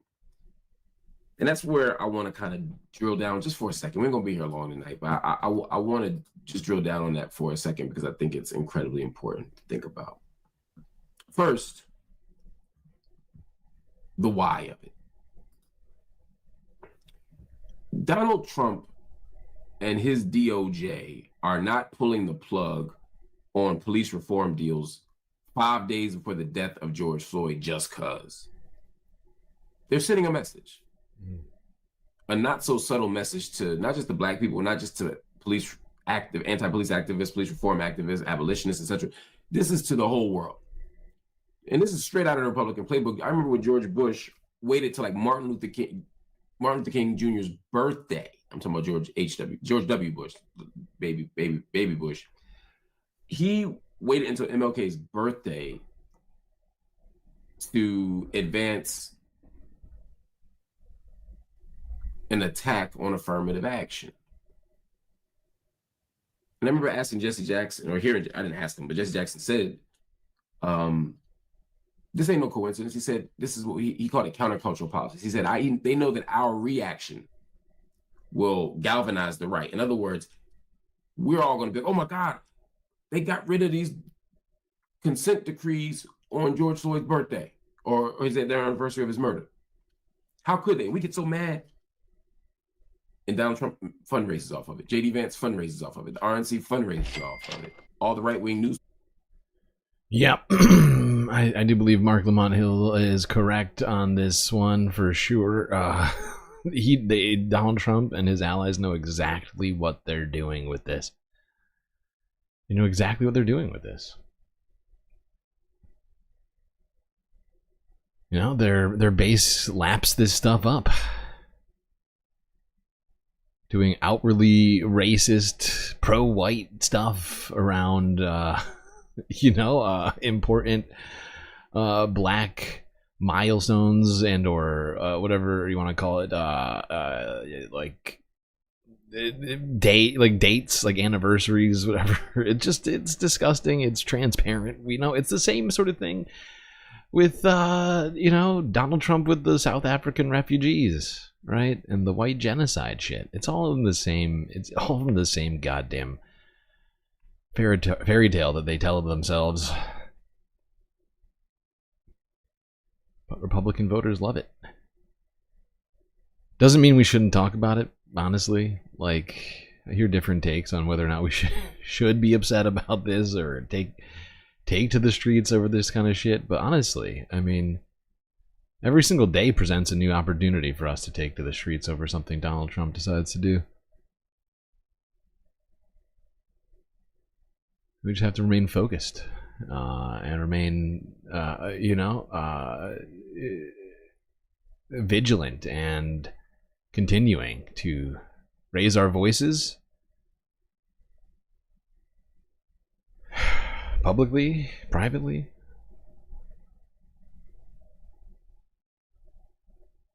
All right, let's talk about DEI a little bit. Here's Eyewitness News, ABC 7, on how the impacts of these DEI rollbacks, which have been happening in the Trump government. Shit, don't do this to me. God damn it. Platforms fundraise off of it. They give. Come on, don't be a dick. There we go.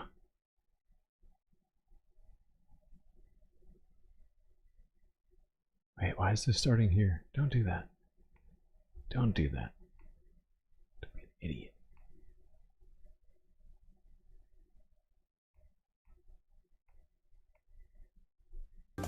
Coming up, a closer look at what DEI rollbacks under the Trump administration really mean. Is it an attempt to erase black history? African-American studies scholar Dr. Khalil Muhammad weighs in. Also ahead, the New York City Schools Chancellor on a new initiative to train family members and students to help address some of the issues facing public education. The high school in Queens graduating students as certified health professionals. And later, talk show host Tamron Hall on her new children's book, inspired by her son. That's all ahead on Here and Now. President Trump's executive orders targeting diversity, equity, and inclusion in the private and public sectors are having a profound effect on American life and culture. In an executive order titled Restoring Truth in American History, Mr. Trump claimed that the Smithsonian has come under the influence of divisive, race-centered ideology. Joining us today to weigh in on what some are calling an attempt to erase Black history, essentially a huge chunk of American history, is the former director of the Schomburg Center for Research in Black Culture and a professor of African American Studies and Public Affairs at Princeton University, Dr. Khalil Gibran Muhammad. So nice to see you again. Good to see you too, Sandra. I always feel like whenever you're here, we're having a conversation about the crumbling of America to some extent. So let's talk about the DEI, the executive order regarding DEI. What is your take on what the objective there is? Well, listen, for the Smithsonian, for higher education, for lower education, for all the attacks on DEI that have removed millions of dollars, hundreds of millions of dollars in the name of eliminating DEI. What is it about? Trump told us what it's about. It's about solving for what he considers 60 years of discrimination against white people. In a rally he gave in January, not long after the inauguration, he literally described that since the civil rights era, the United States has been actively discriminating against white people. So it is such a fucking fantasy these people tell themselves in an attempt to make themselves little cultural martyrs. Oh, white people are being repressed everywhere. Oh God, we must do everything we can to undo this. Narwhal by Nature with a sweet super chat getting us up to 3 of 5 on the goal. I liked your thumbnail so much I had to say hi. Take care, Space Fams. You take care of yourself, Narwhal. Hope you're having a great Memorial Day weekend. Feel free to stick around. I'm sure you're probably doing things right now. But thank you so much for helping us out with the goal. Back to talking DEI. Everything that he is trying to destroy or dismantle right now has to do with correcting for, as he sees it, the unfair advantages of Black and brown Americans who, of course, have benefited from opportunities that have opened up that they have been restricted from for, 350 years. And specifically restricted from. Absolutely. And those opportunities, I would add, there are many other people, essentially, especially women, who have benefited from those additional. Absolutely, and I'm glad you raised the point of women, because his attacks on DEI are not just limited to race. They cut across gender, sexuality, and disability. I mean, here is a president that actively mocks people who experience physical and mental disabilities in this country, and has excluded what some who practice in the DEIA space, which is diversity, equity, inclusion, and accessibility. I mean, it's really breathtaking, but it is exactly what Donald Trump wants to see in this country. Why? 100%. All right, we can't watch this whole thing. It's like an hour long. I just want to hit up a few different spots in here.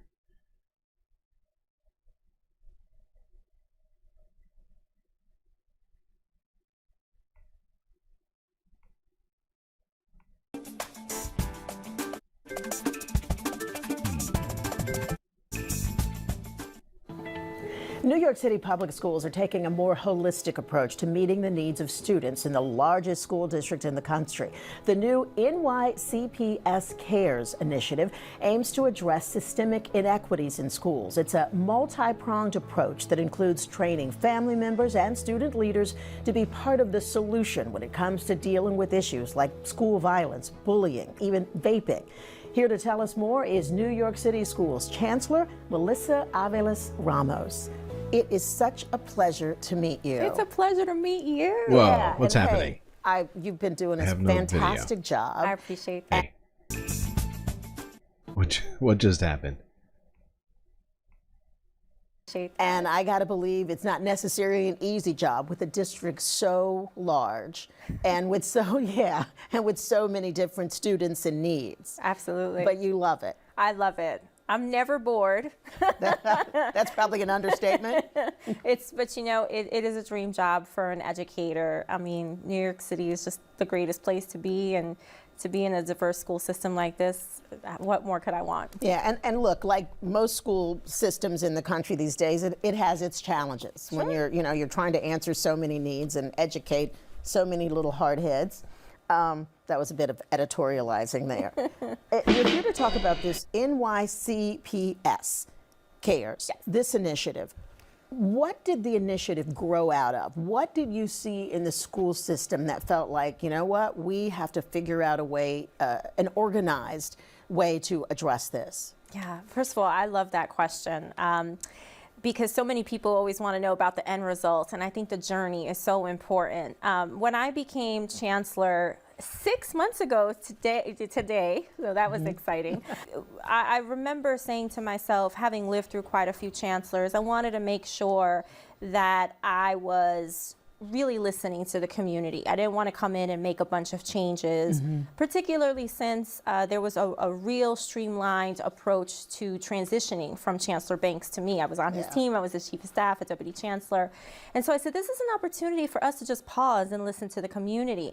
And I embarked on a listening tour across all 5 boroughs, over 1,000 participants, and we sat with all the feedback and we pulled out all of the themes. And the biggest themes were safety, wellness. Our own students were saying we need more support when it comes to our mental health.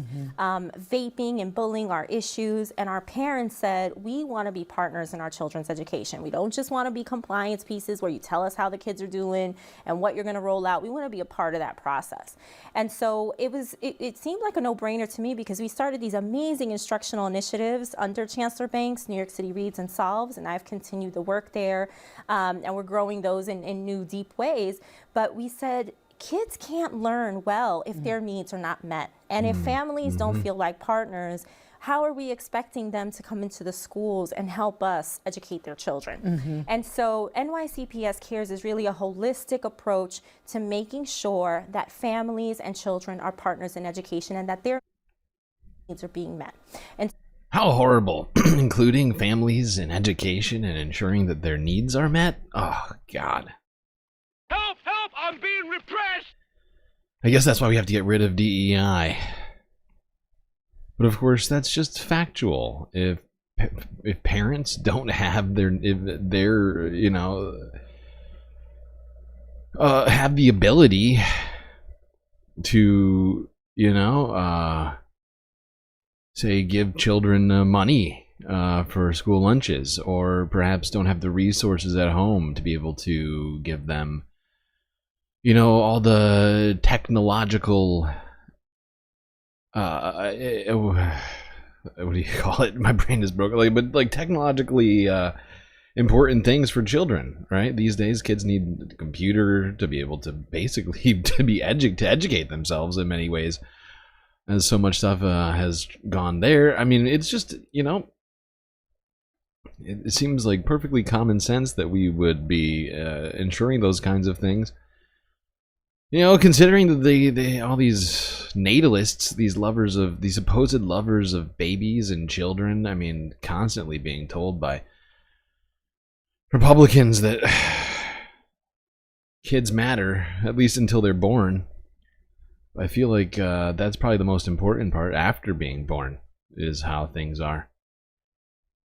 Yeah, as it relates to their development. Let's go on now, talk about a new book about MLK. Here's Democracy Now! From 2 days ago.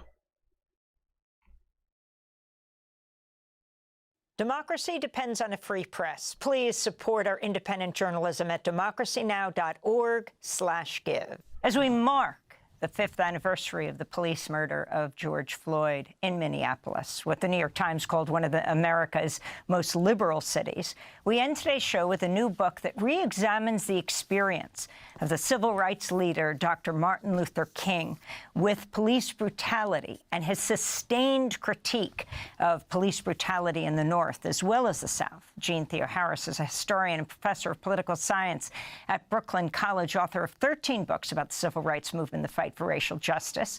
Her new book is King of the North, Martin Luther King Jr.'s life of struggle outside the South. Welcome back to Democracy Now! Can you start off with another viral moment, an image of police brutality that you describe in your book? I watched you talk about it last night at the Brooklyn Public Library. The photo of Reverend Martin Luther King being arrested in 1958. So, Dr. King, thank you for having me back. It's so great to be here. So this is 1958. Dr. King and Coretta Scott King have gone to see Ralph Abernathy in court. The court doesn't want him there. The police then start to harass him at the courthouse and then decide they're going to arrest him. They push her away. She's objecting. And they basically march him down the street. But there happens to be a photographer. And so as they're marching him down the street and into the police station, this photographer's taking pictures. And what they do when they get to the police station is they half Nelson him, as we see in this photo, onto the counter. They're like grabbing his arm and twisting it. You can tell he's in pain. And then once they get out of sight, because as you might imagine, they're mad. The police are mad that Dr. King, that somebody's been taking this picture. So once they get him in the cell, they kick him, they choke him, they try to break his arm. But this photo goes, in the terms of 1958, it goes out over the news wires.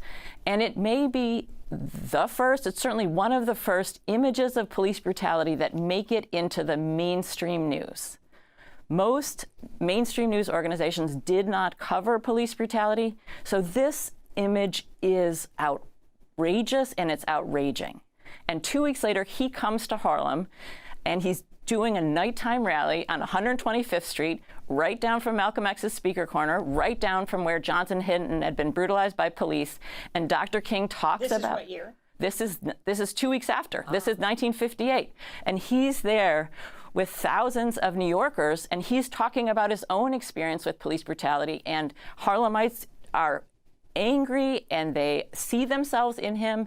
And I think we often miss this as a key issue throughout the civil rights movement. We often put it in the South when Dr. King and many others are calling attention and protesting this across the country. He said he was more scared in Chicago than he'd ever been in the South. But you talk about in 1964 in Harlem also, right. King decrying the police killing of an unarmed teenager, was sued by the New York police officer who killed the young man. And there was a march there that actually dwarfed the March on Washington in '63?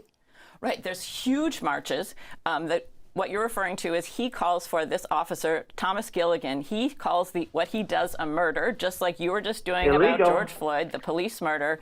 And he was convicted. And the cop sues him for damage to his reputation. And one of the, and all the newspapers then let the cop launder his reputation. So King comes to New York. Mayor Wagner invites King, thinking King is going to maybe help quiet down these protests. They're massive protests for days. And instead, King, in a series of meetings with the mayor, says you need to fire the cop. You need to have real civilian complaint review board. You need to have a jobs program. You need to desegregate. Mayor Wagner rejects it all. And basically, King is almost run out of town for the notion that he's calling for a kind of real civilian oversight of the police. And this is 1958, 70 years ago. Feels all too relevant to the current day.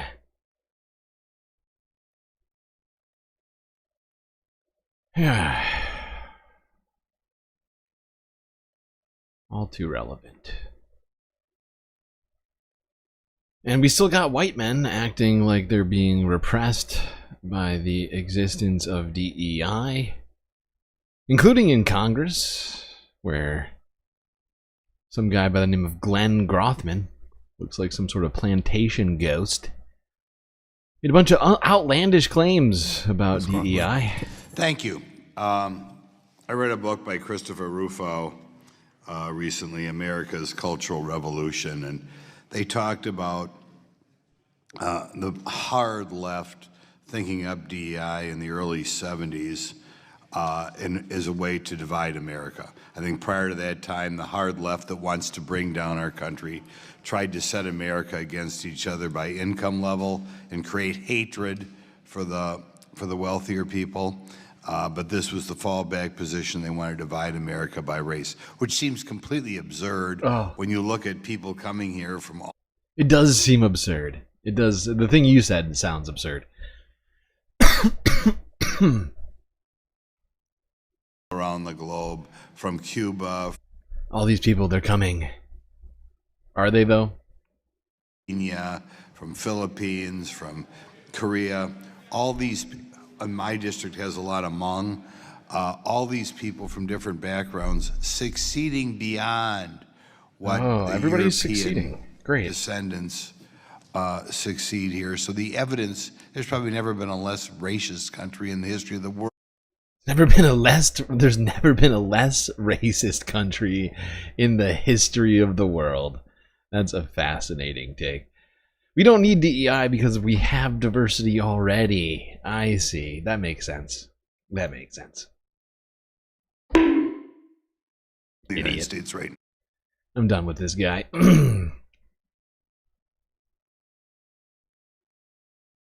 You have 54 likes now, is that right? Okay. Sounds like we need more emotional support up in here. Yeah. Okay, great.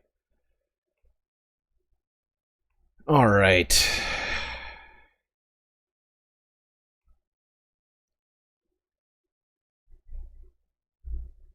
He actually said racist. That's right, he did say racist. I didn't want to harp on his pronunciation, but he did say the word racist wrong.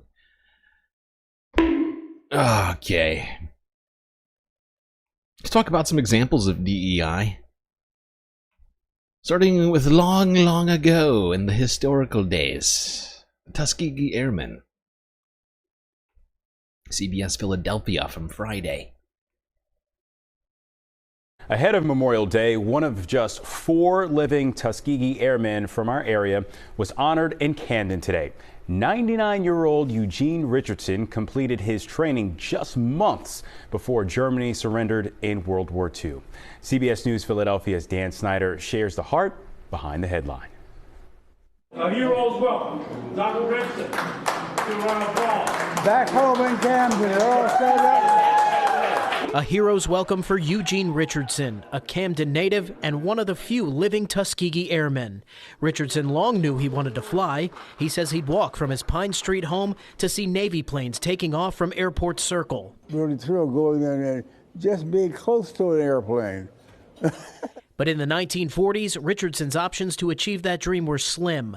The U.S. military was still segregated, and there were few places people of color could train to become pilots. So at 17, Richardson left Camden for Tuskegee. The color of the skin has nothing to do with what button you push and what knob you turn, and the airplane doesn't care. That's exactly what the Tuskegee Airmen showed during World War II. The famed all-black squadron won praise for its fighting prowess and, quote, outstanding combat record, as written on the back of the Congressional Gold Medal Richardson received in 2007. They did not want us to fly at first, but by the time the war was over, they were so happy to have had us. Also written on that. Yes, indeed. Yes, indeed. The Tuskegee Airmen. An important piece of history which was erased by Donald Trump's administration from all government websites because of the DEI, of course. You know, is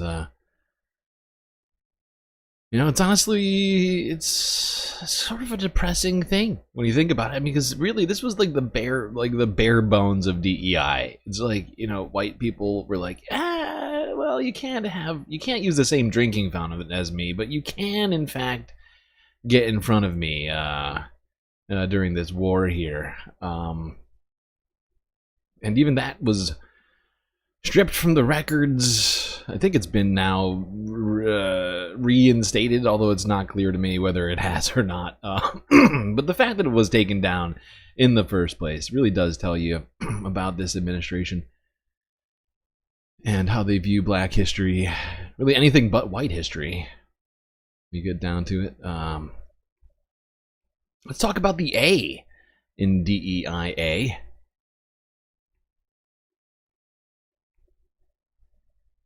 Here's CBS Minnesota on literature for the visually impaired.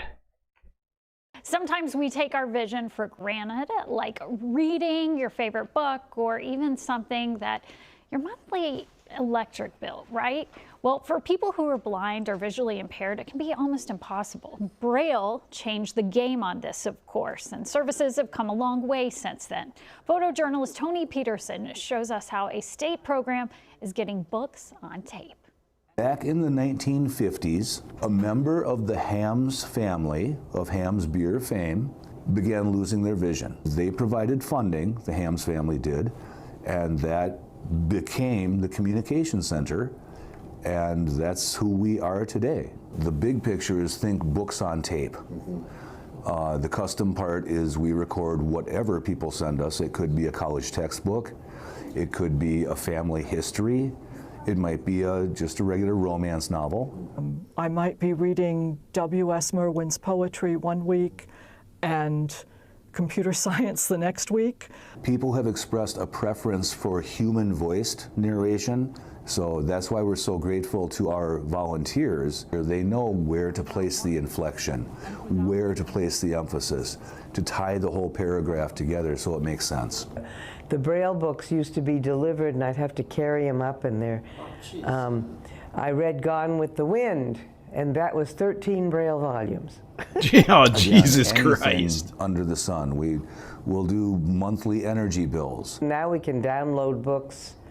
I can read anything I want, either through recording or through Braille, an e-reader, and I can download books to it and read almost anything I might like. There is no... I gotta say, that thing's pretty sweet. I was not aware of the existence of these things.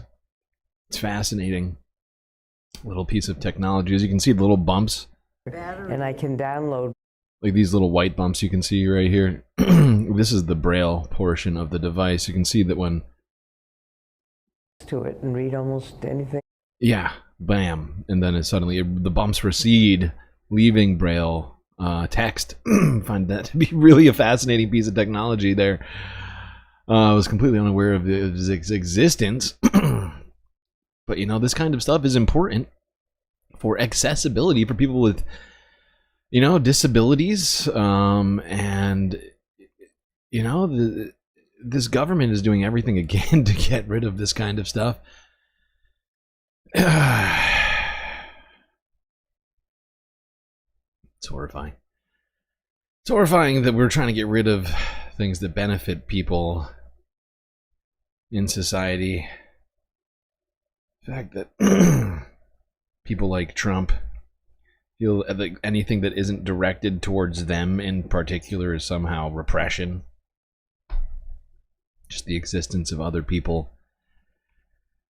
living normal lives in whatever way that they see is somehow wrong.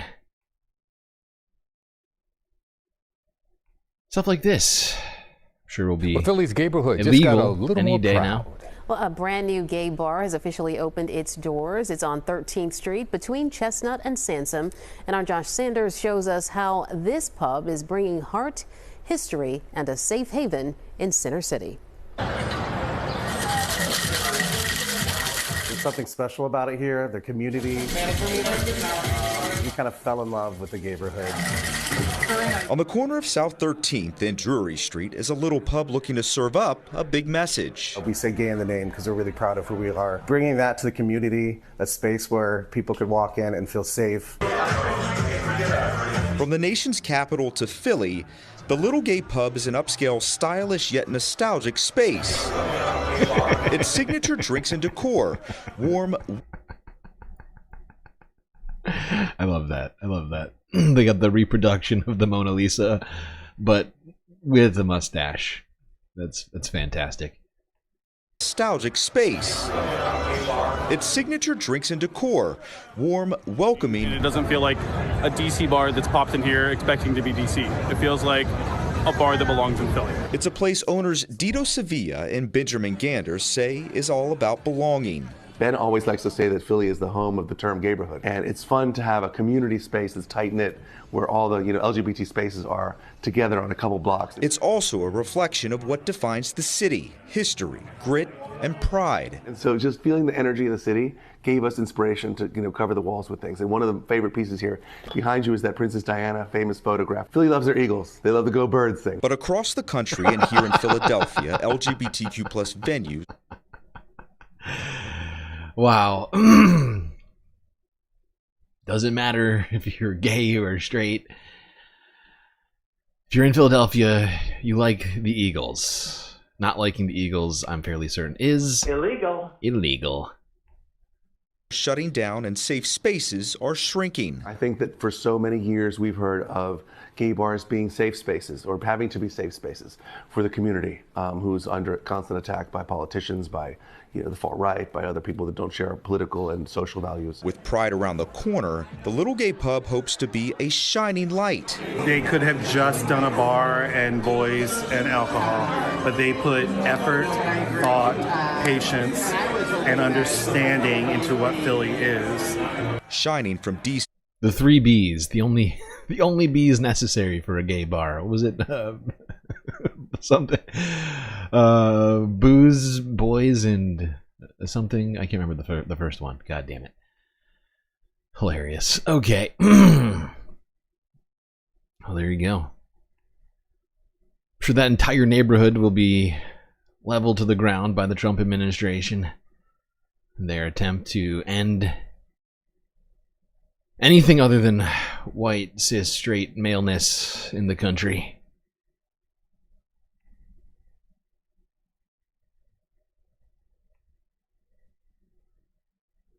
Speaking of men, let's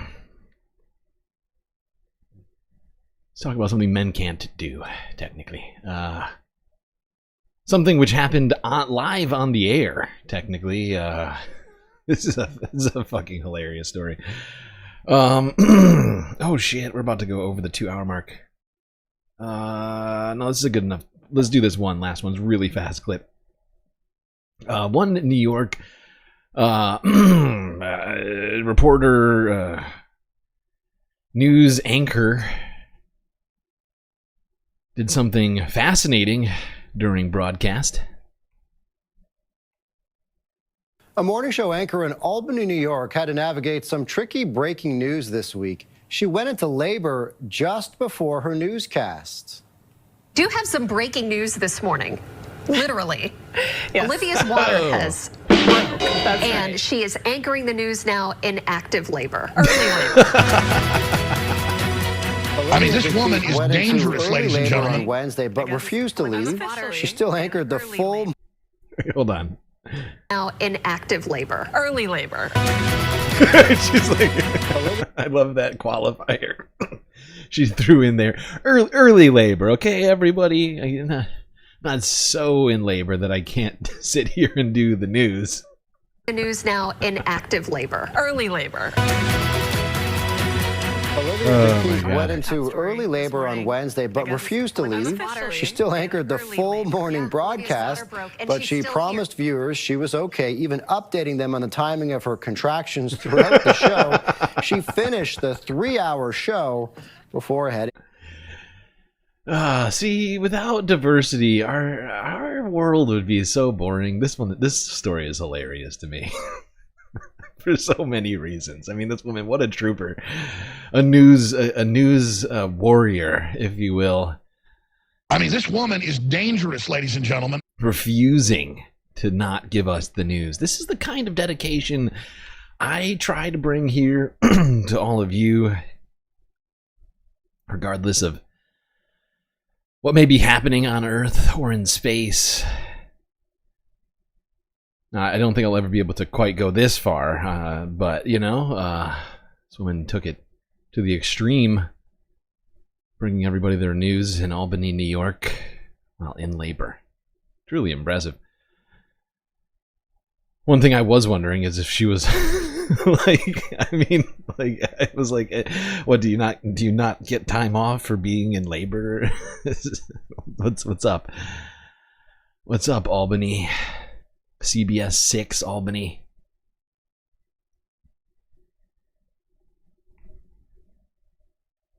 I'm sure she was just trying to get as much news in before she takes her maternity leave. Alright, we gotta take a quick space break before we get back to all of the content, of which we still have a hell of a lot to get through here on this Sunday Fun Day, so stick around.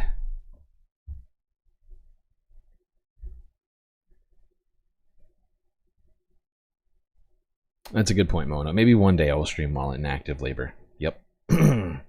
One day. By the way, I have a few different messages here. We have like a week until the end of May. And due to April's lack of streaming, we are in a very tight spot financially. So tight that we do not currently have enough money to pay the space bills in June. Which is my birthday month, so it's going to be even shittier if I can't pay the bills. So, you know, just saying, do consider contributing if you enjoy the stream. Also, I want to remind any new patrons to make sure to check your patron mail. There's a messaging system on Patreon where me and you can talk, and I've already sent you a important galactic patron questionnaire. If you don't answer the questionnaire, then I don't know what to put down for your shout out or what to do about a galactic avatar for you. So these are two very important things, two important benefits which you're not going to receive until you answer that. So do remember to do that, as I only update it like once a week at best, because it's just extra stuff I have to do that unfortunately it takes up a lot of time, so editing it too many times a week just gives me way too much work to do. So get it to me as soon as possible, please. All right. Space messages incoming. Don't worry, though, we'll be right back with the Spacecast.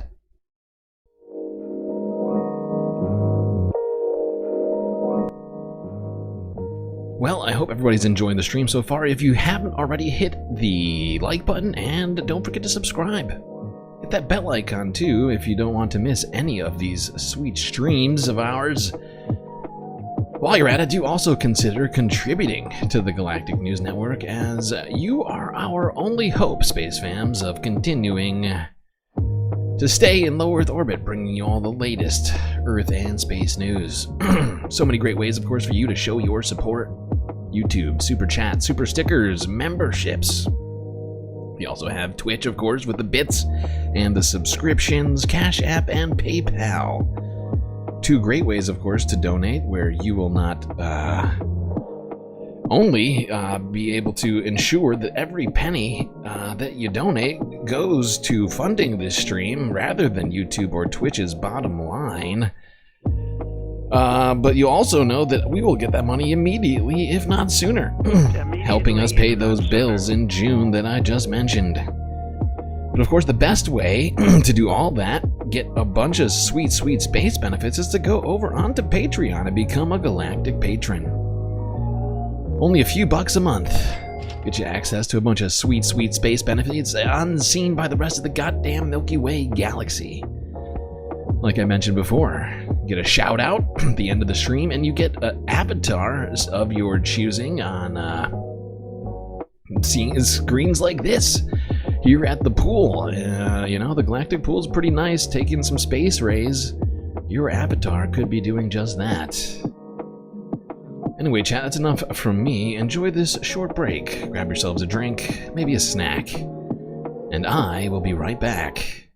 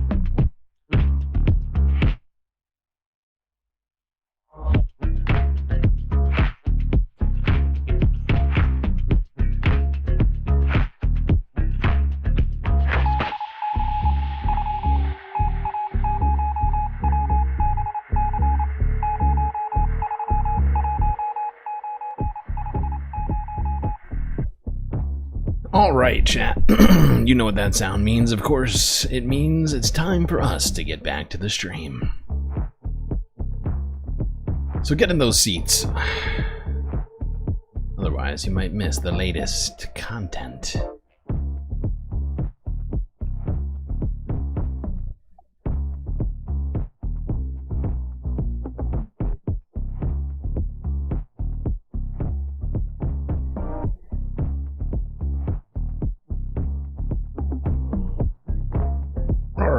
Well, we left off talking about DEI. I'm going to start off the second half talking DEI, wrapping it up here in Congress.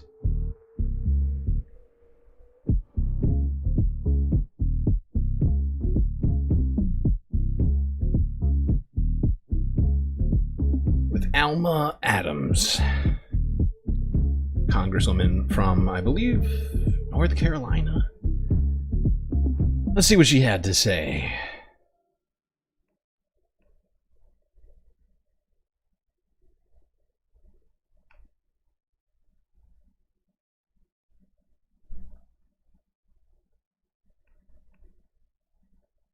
Ranking member from North Carolina, Ms. Adams.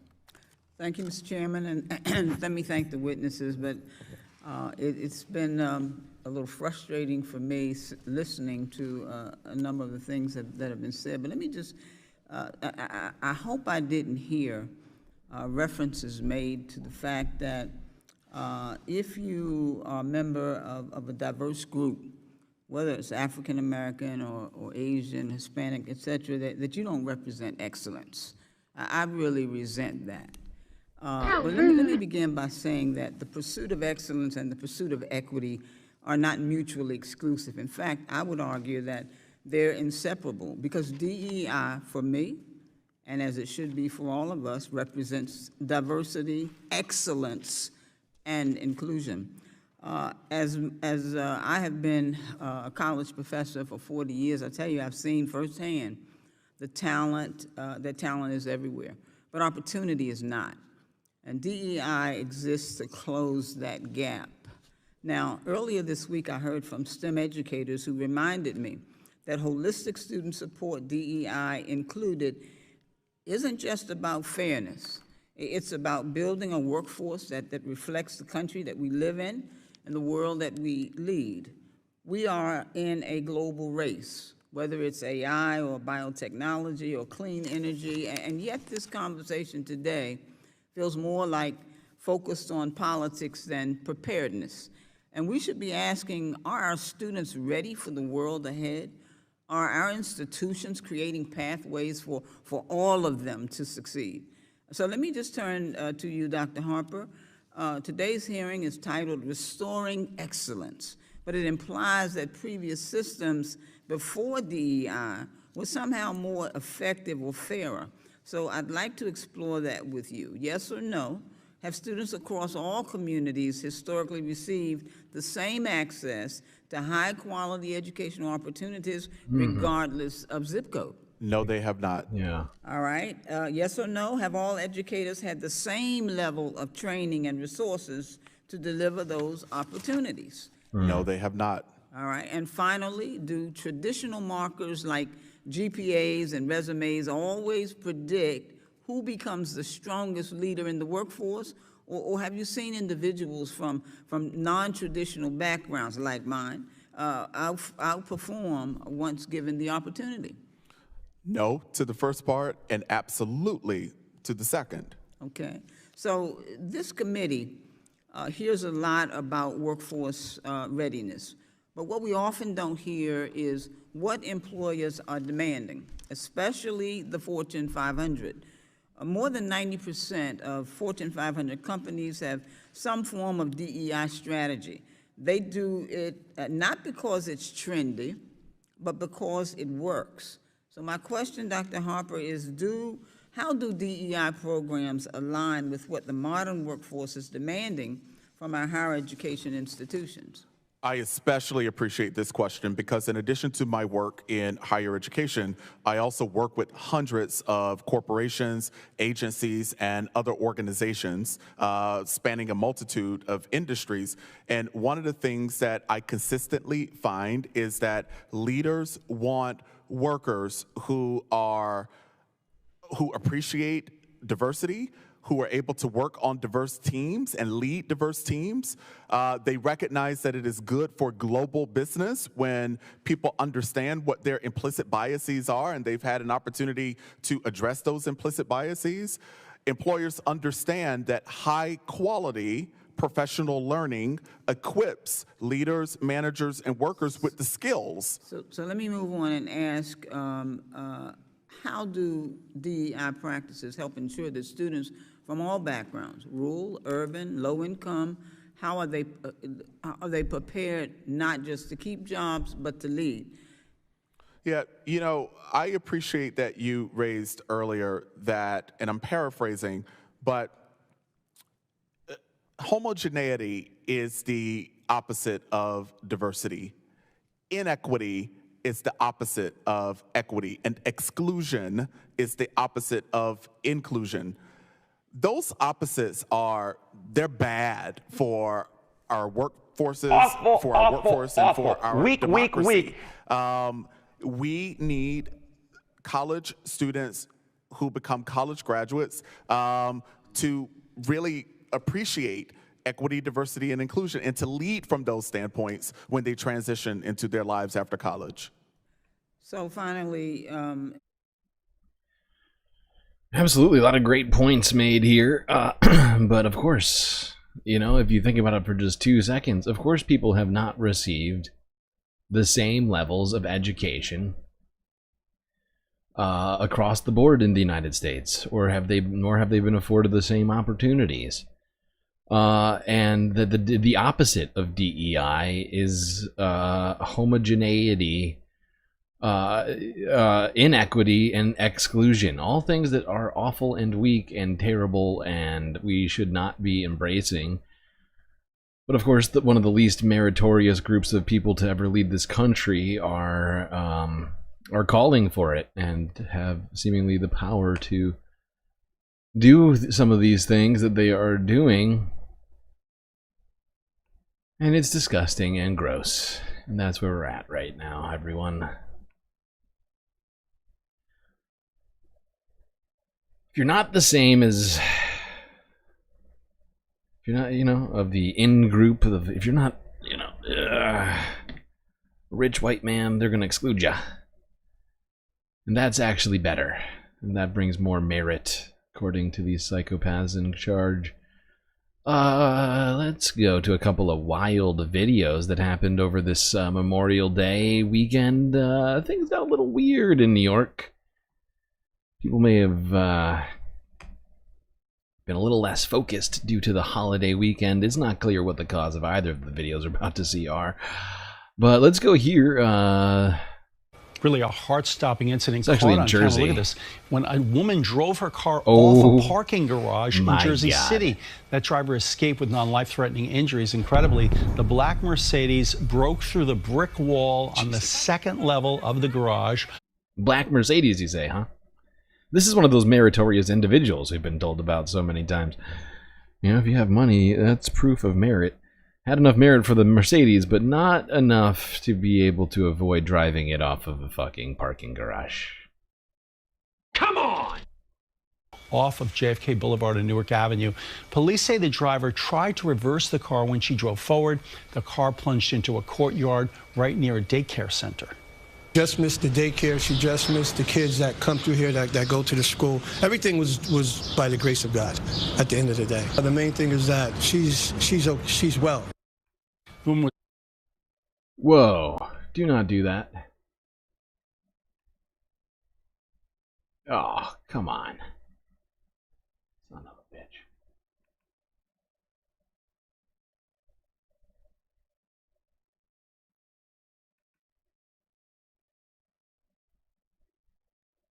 Well, I screwed up, chat. I went and clicked the thing. I clicked a link, and it caused utter pandemonium. Okay, there we go. Now, not far from New Jersey, in the Hudson, a different accident occurred. This accident was fatal, unfortunately. Here's the Associated Press from yesterday.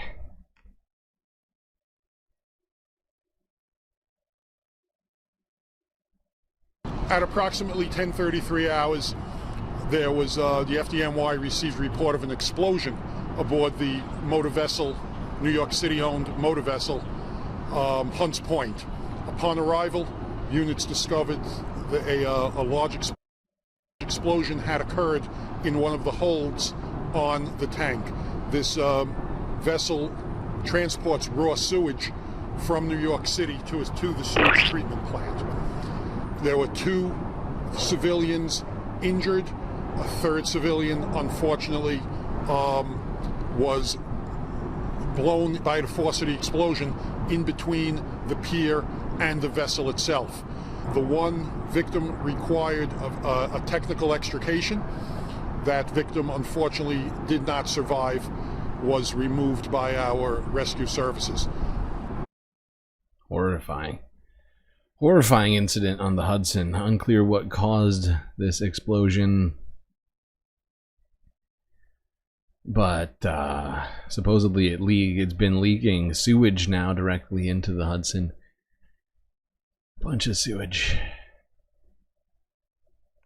And it also caused the death of one person. Alright, now let's move along to talking about the state of college in the United States in light of Donald Trump's recent decision to declare...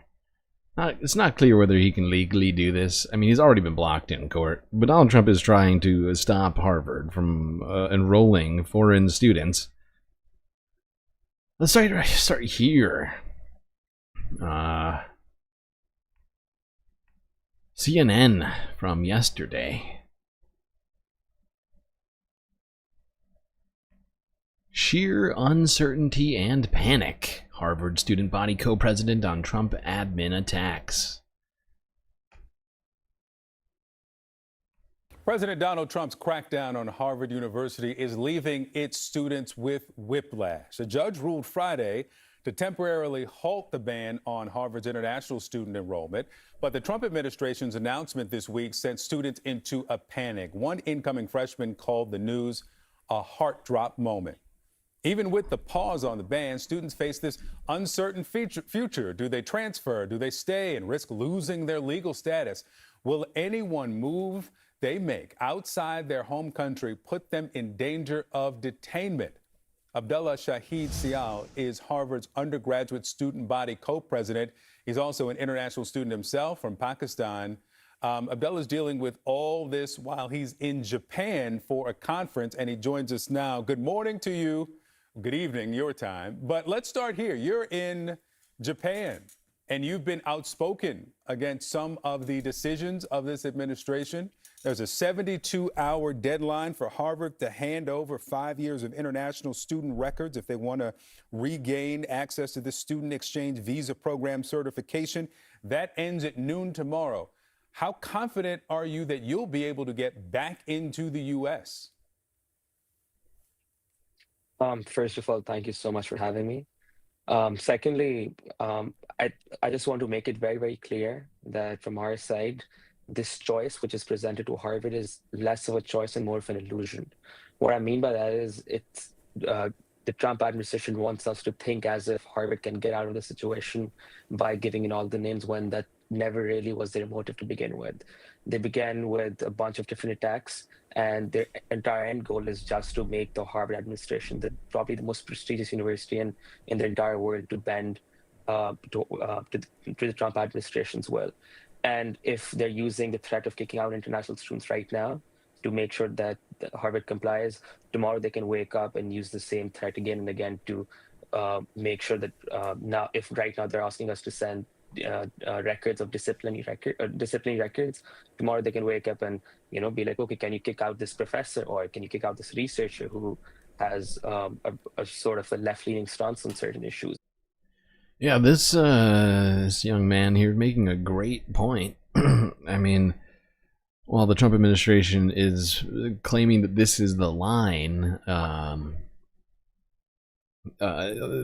they have other motives. It's not just this, and it's just one in a litany of different sort of pressure tactics that they've been employing against universities like Harvard.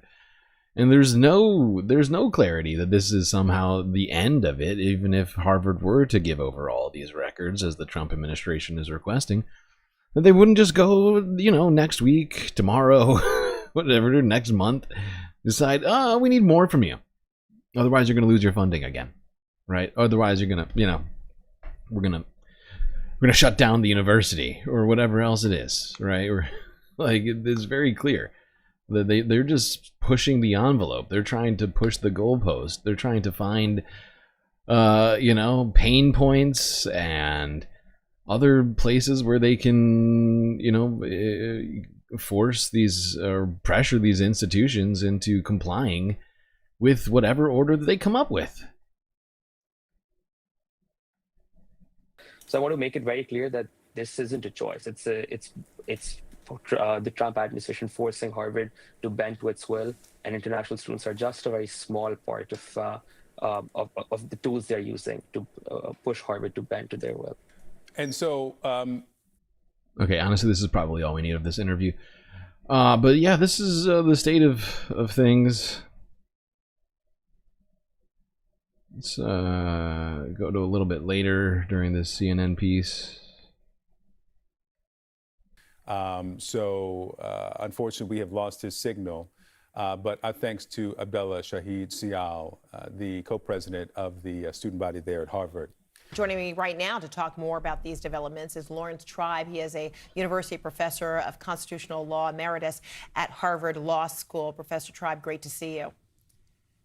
Great to see you, Frederico. Well, I wonder, are you as perplexed as the Wesleyan President Roth about the White House's goals or motivation here? I'm not perplexed at all. I agree very much with President Roth that the president's claim, President Trump's claim, that he's fighting anti-Semitism is bogus. Of course, anti-Semitism is real, it's pervasive, but Harvard is doing its part in fighting it. The president is just using his anti-Semitism trope as a fig leaf for doing what he wants. And what he wants is to bring everyone to heel, to prove that he doesn't need the law behind him in order to crush individuals. You heard those poor students who don't know what their fate is going to be, and to crush universities, especially Harvard, as the sort of the emblem of intellectual excellence. The fact is that these students have reason to fear. I have absolutely no doubt that Harvard will win a permanent injunction against this lawless action. I've looked at the law, there's no basis for it. But the fact that people keep winning in court against the Trump administration doesn't prevent it from inducing fear throughout the country. If you look at the cases in which the Trump administration has been involved in the month of May, it has lost more than 95% of them. But that doesn't stop them. It's a catch me if you can approach.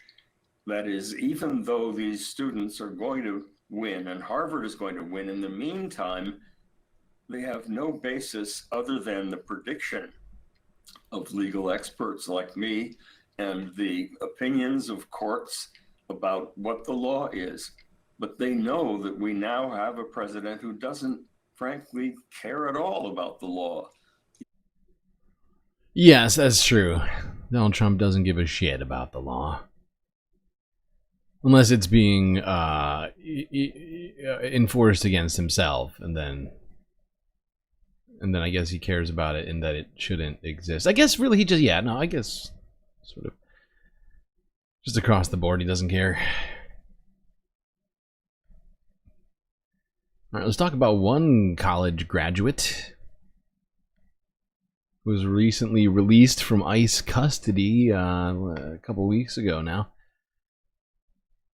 Mohsen Madawi.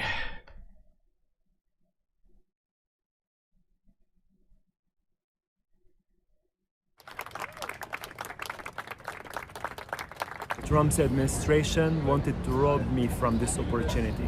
They wanted me to be in a prison, in prison's clothes, to not have education and to not have joy or celebration finalizing this journey of getting my BA. So it meant a lot of things to me, very mixed emotions. Yeah. The university now is being represented with the senior administration that is selling the soul of this university to the Trump's administration, participating in the destruction and the degradation of our democracy. When I went on the stage, the message was very clear and loud. We saw the professors, we saw the faculty cheering up what they are cheering up for. They are cheering up for the idea of justice, for the idea of peace, for the idea of equality, for the idea of humanity, and nothing will stop us from continuing to do that. Nor the Trump administration, nor Columbia University, nor any power in this world will stop us from being and continuing to be humans. So thank you. I don't know if you noticed this, but like his, where is it that it was zoomed in? You can see on his graduation cap here is some sort of embroidering that's going on here. You can see there's the scales of justice. One side a dove, the other side, I believe this is supposed to be Hind Rajab. Poignant imagery, no doubt.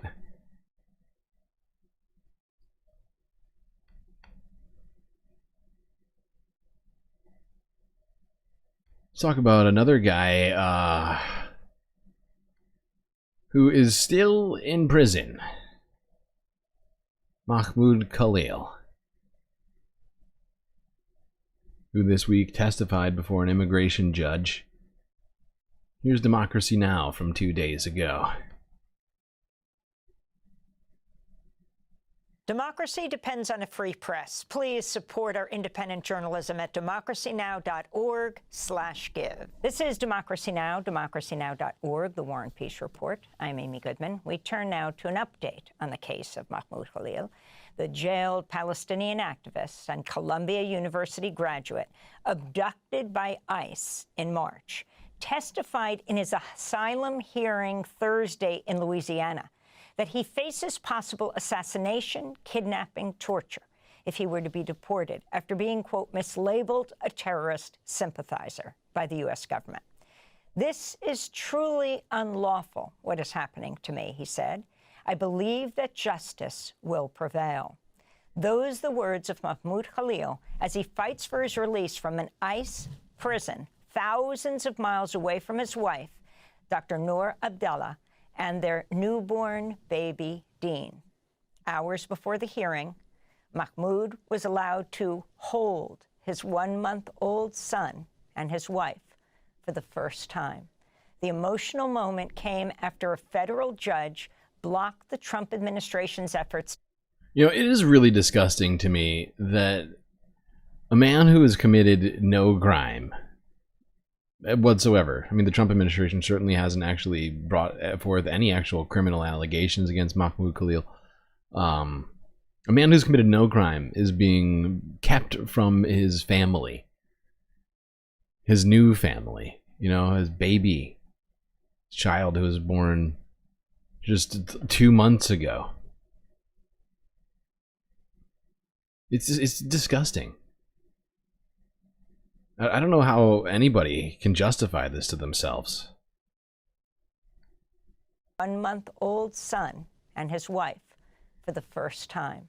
The emotional moment came after a federal judge blocked the Trump administration's efforts to keep Mahmoud behind a plexiglass barrier during the visit. Meanwhile, protesters traveled from across the country to Jena, Louisiana for an action Thursday outside the ICE jail where Mahmoud has been held for over 2 months. This is the Palestinian-American organizer, Rhiannon Hammam. That's why we're here, to show support for Mahmoud Khalil and show that the movement for a free Palestine, the movement to end genocide, to demand an arms embargo, we will not stop. Repeat after me. We will not stop! We will not stop! This facility, this ICE dungeon, has the capacity to hold more than 1,000 people. In everything that Mahmoud has written since his detention, he has drawn attention not just to himself, but the hundreds of other people in these cages with him. And so today, when we are rallying, when we are chanting, I want you to keep in mind that we want everyone in there to hear us, to know we are here for them. Among the banners that the hundreds of protesters outside the Jena jail held was one that said, "Fighting fascism is a Jewish value." Mahmoud Khalil was detained in March by federal immigration agents who illegally entered his private Columbia-owned apartment building here in New York City without a warrant. For more, we're joined by Ramzi Qasem, who's part of the legal team representing Mahmoud, professor of law at City University of New York, CUNY, where he founded and co-directs CLEAR, a legal clinic. The acronym stands for Creating Law Enforcement Accountability and Responsibility. Ramzi, welcome back to Democracy Now! It was an emotional day yesterday in Jena, Louisiana. Can you describe what happened? First at 7 to 8 in the morning, and then describe the immigration hearing that Mahmoud testified at personally.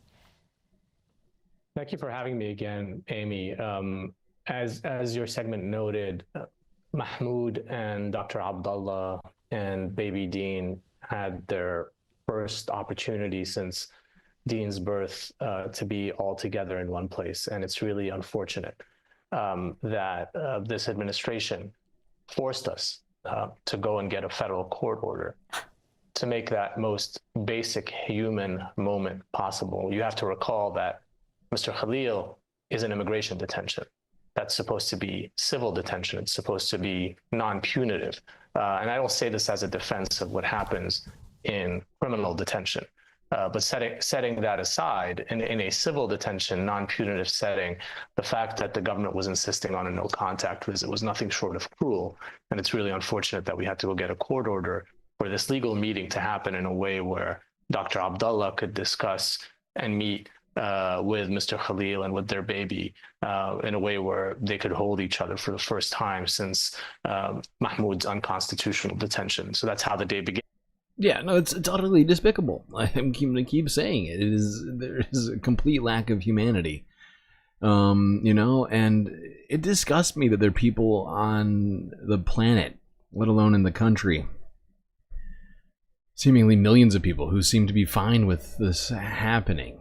But it is untenable. It's reprehensible, you know, and the president himself is claiming all sorts of garbage about all the crimes that are being committed in this country by immigrants. This man has committed no crimes. He's, you know, he was here legally, completely legally, and then Marco Rubio, don't worry about it, little Marco. You know, rescinded his visa for no crimes aside from political speech.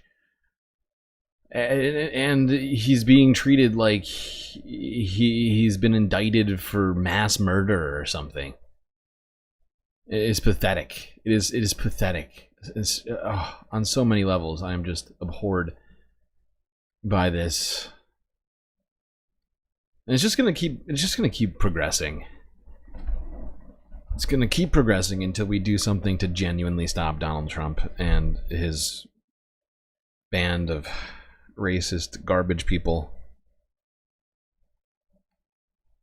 All right, let's go back to talking Harvard a little bit. Here's Reuters from yesterday.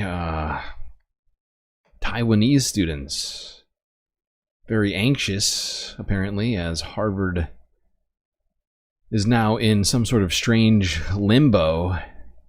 The path towards my dream is actually harder and tougher than I expected. Taiwanese student Yushuan Lin was set to attend Harvard this coming fall.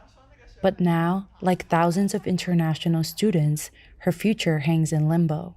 The Trump administration revoked Harvard University's ability to enroll foreign students this week, citing alleged ties to the Chinese Communist Party and anti-Semitism among its reasons.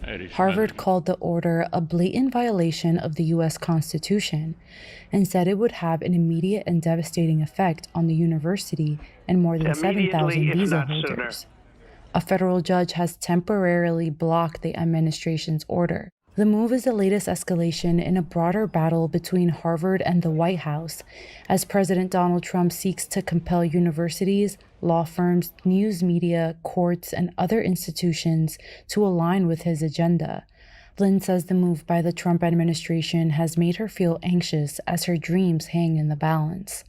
There are so many uncertainties, and so that's why I think I thought that I could accept all the changes along the way as what we have gone through in the past half year.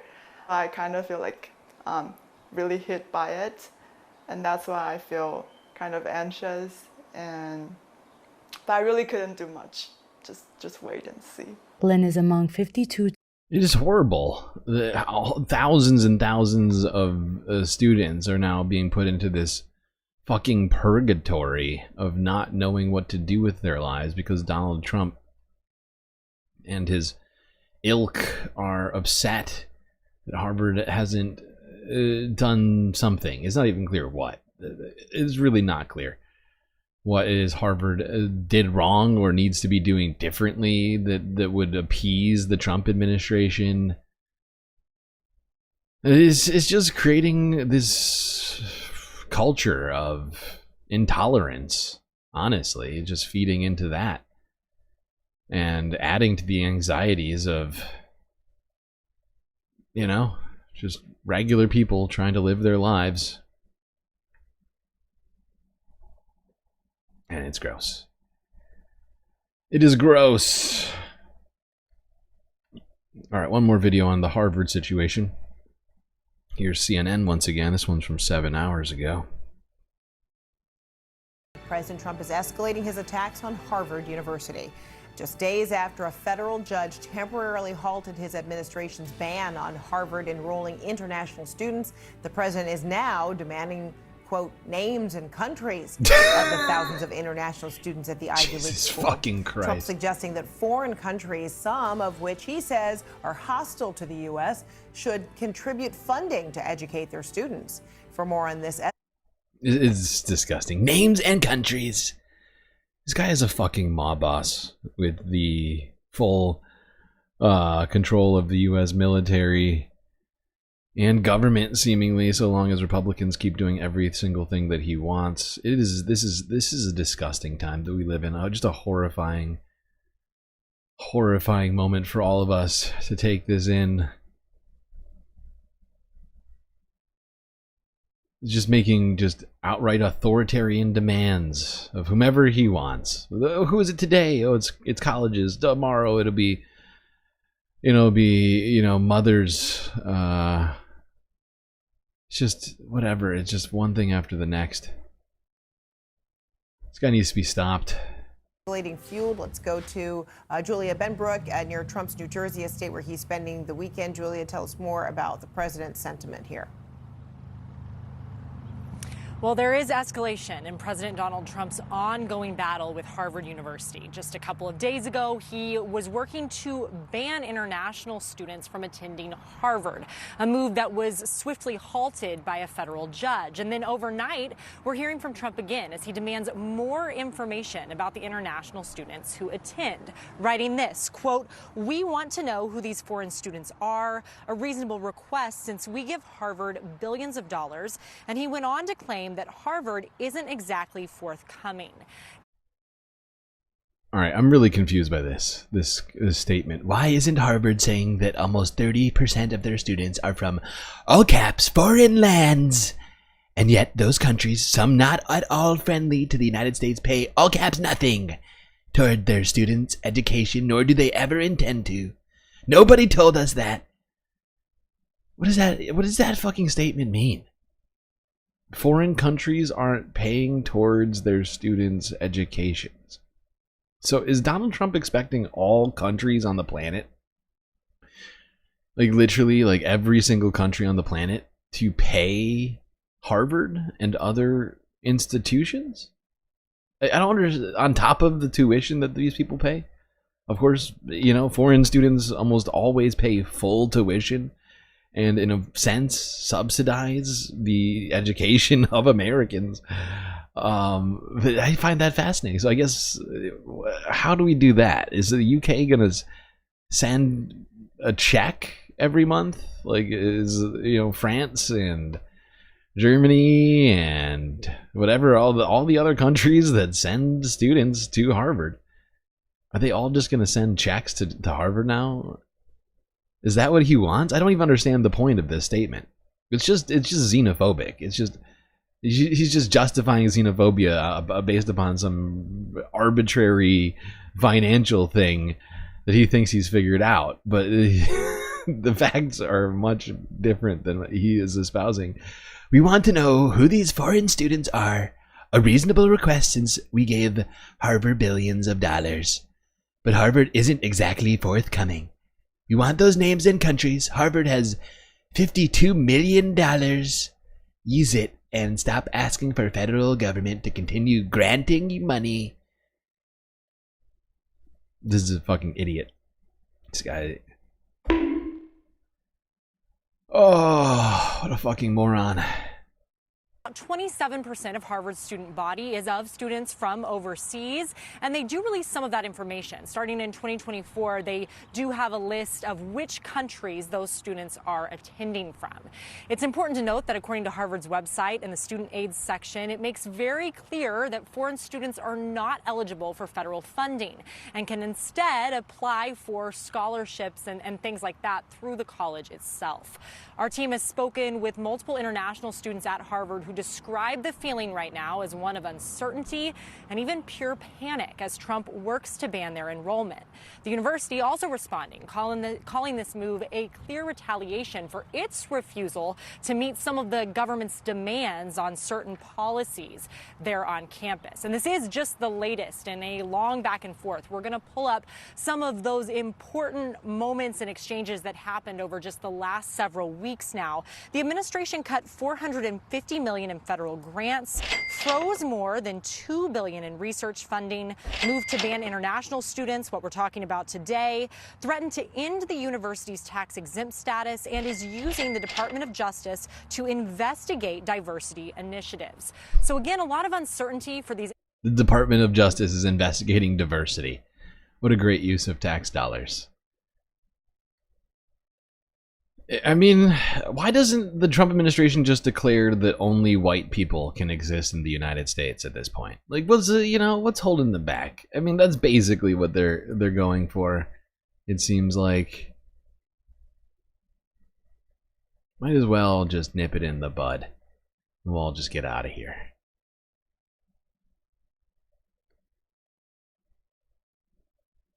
But amidst all of this horrifying stuff that's happening at colleges and universities, thanks to Donald Trump and his psychotic anti-constitutional actions, Canada is benefiting, it would seem.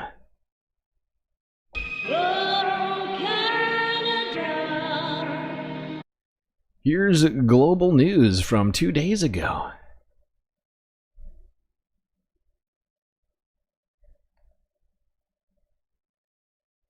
This is what democracy looks like. The Trump administration is at war with elite American universities, slashing funding and arresting international student activists. I now ask myself, what would I do if ICE comes, if guys in balaclavas come into my classroom looking for my students while I'm teaching? Marcy Shore is an American professor who teaches the history of authoritarianism and fears her country is presently on a dangerous path. I am terrified that the U.S. is headed to civil war, and I see that the checks and balances are not working. We are like the people on the Titanic, absolutely convinced that our ship can't sink.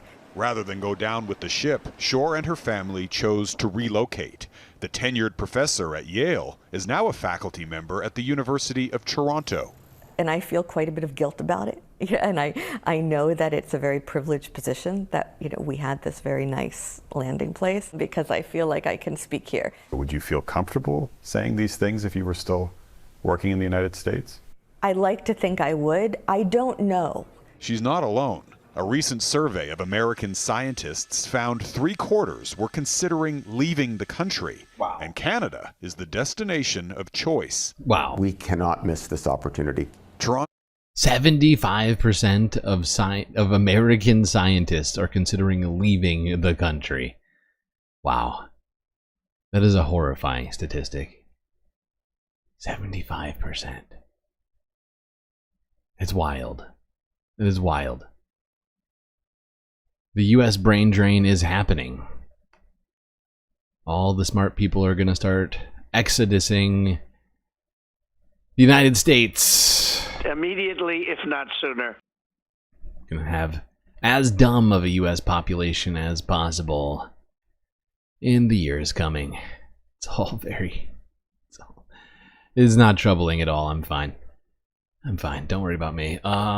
Speaking of education, there was a special guest at the commencement speech at University of Maryland. Hi-yo, everybody! Hello, wow, look at this crowd. Look at all these graduation caps with their decorations. Wow. Wow. What a thrill it is to be back here at the University of Maryland and celebrate the class of 2025. And don't forget the summer class of 2024. And the winter class of 2024. Yeah. Did I leave anybody out? No. Great. Good. You are all here. You're all here to listen to a frog in a very tiny cap and gown give a commencement speech on, well, what's actually turned out to be a pretty beautiful evening. Yeah. Either way, I can guarantee you the forecast calls for a 100% chance of frog. So here I am. President Pines, Provost Rice, esteemed professors, proud parents, families, friends, fighting Terps, and fellow amphibians, thank you for having me. Let's hear it again for the graduates. Hey. Yeah. Now, as I look out at you students, I can tell that you have all worked your tails off. And as a former tadpole, believe me, losing your tail is a pretty big deal. So go Terps!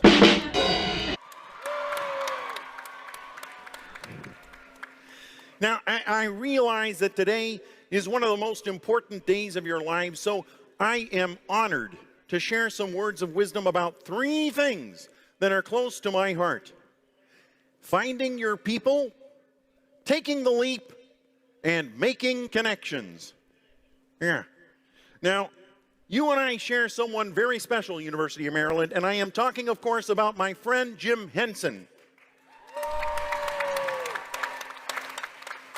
Yeah, Jim, in the early days, he had a hand in literally everything I did.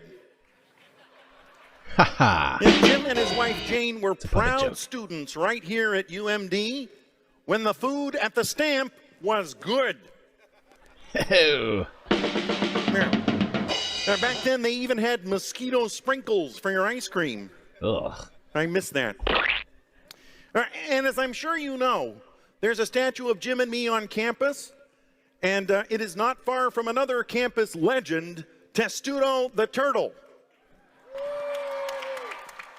I hear, by the way, that we are distant cousins.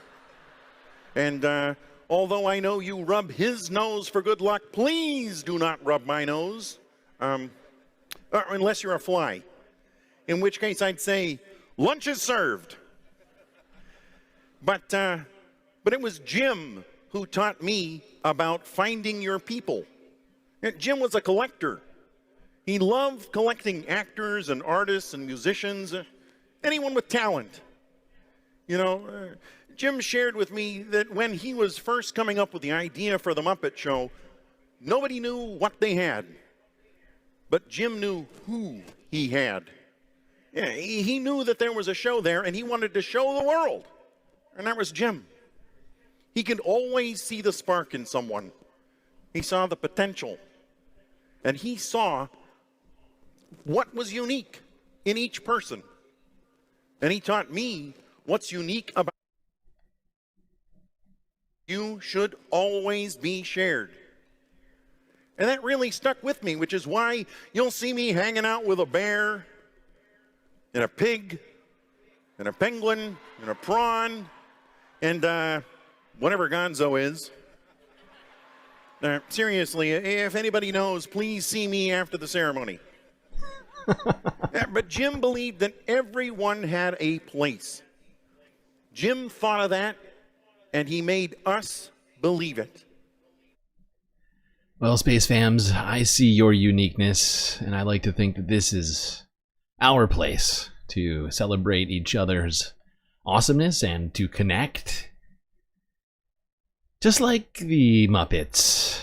Or not just like, but very, very similar, I would say. You're all beautiful to me, Space Fams. You're all beautiful to me. There we go, a little snippet from Kermit's commencement speech at the University of Maryland. Not all of the frog and puppet jokes were landing, but, you know, it was a day. People are focused on getting the fuck out of there. Those things go way too long anyway. All right.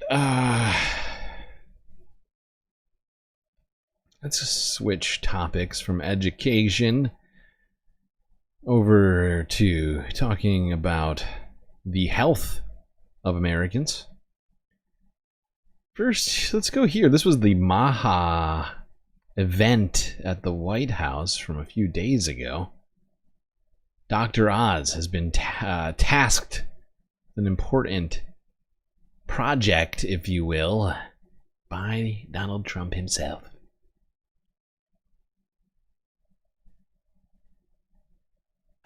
I'd like to ask Oz in particular, because you and I know each other. He's a very tough hombre, this one. He's tough as hell. Doctor Oz, the toughest guy. And so if you can lead the group, and it's not going to be easy. You're going to have to get in, and you're going to have to fight.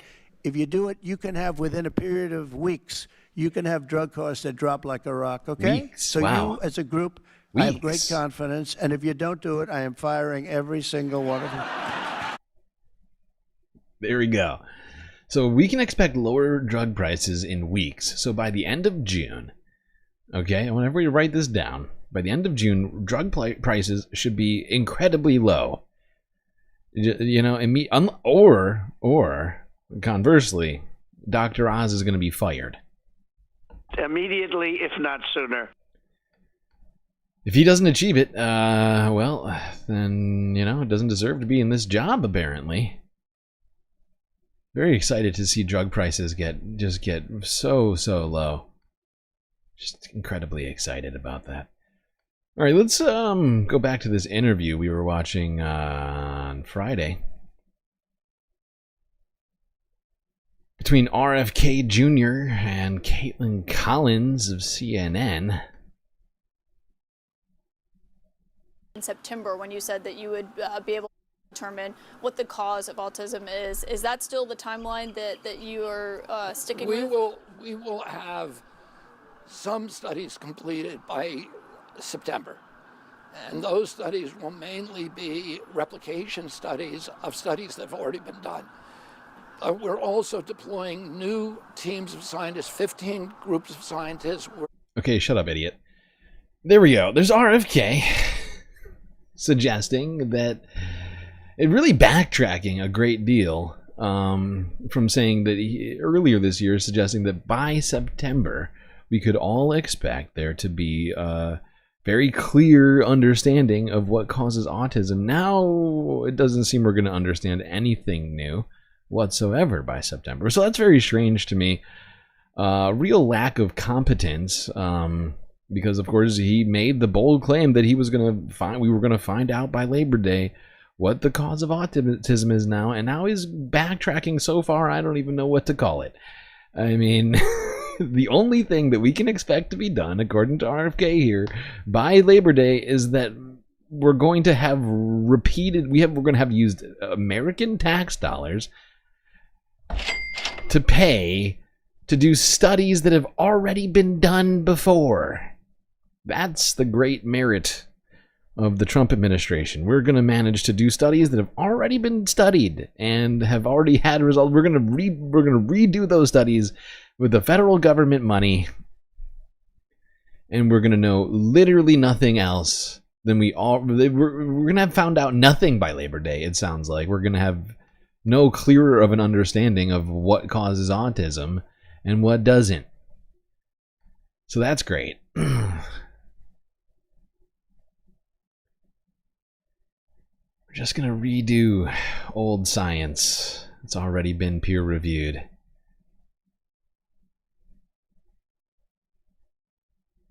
While we're talking about healthcare, I figure we should probably also talk about Medicaid. Here's PBS NewsHour from yesterday talking about all of the people who are going to lose Medicaid benefits thanks to the Republicans.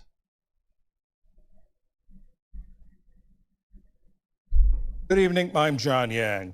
As Congress's Memorial Day recess gets underway, House Republicans are catching their breaths after narrowly passing the multi-trillion-dollar bill advancing President Trump's domestic agenda, and Senate Republicans are preparing for the battles ahead when they consider the measure next month. One item that's sure to be debated in the Senate is the House bill's $700 billion in savings in Medicaid, the nation's biggest health insurance program, especially the strict work requirement. Jason Resendez is the president and CEO of the National Alliance for Caregiving, a coalition of organizations that advocates for the estimated 53 million Americans who serve as caregivers for loved ones. And Jason, I think people think of Medicaid, they think of people going to the doctor. But explain to us how it benefits, or how the family caregivers are supported by this. Absolutely. Medicaid is a lifeline for millions of family caregivers who provide ongoing, demanding care for aging Americans, people with disabilities, or people with a serious illness. Medicaid is a primary payer for home and community-based services like transportation, meal support, in-home care assistance. These are services that enable families and family caregivers to keep people with those serious illnesses like Alzheimer's and cancer, or with disabilities, in the home and in communities instead of having to opt into more costly institutionalized care. And so how would what's in the House bill affect that? The House bill, if enacted, would reshape how care is provided in this country in a couple of key ways. One, it'll force states to make decisions about its Medicaid program and what to fund because of reduced funding. Usually, historically, what is first on the chopping block are those home and community-based services. So it'll be harder to access those essential home and community-based services. Second, is work requirements. Really strict work requirements would add a really steep administrative burden onto the shoulders of family caregivers. Family caregivers who are already navigating really complicated bureaucracy. And then third, will be a loss of healthcare coverage. The Congressional Budget Office estimates that 14 million folks will lose healthcare coverage. We know that over 4 million Americans are family caregivers who rely on Medicaid for their own healthcare coverage. So that's at stake. And the additional burden on caregivers because of the work requirement is they have to report that they are working, certify that they are working. Work requirements are popular with the American people. There was a recent case. That's because Americans are idiots.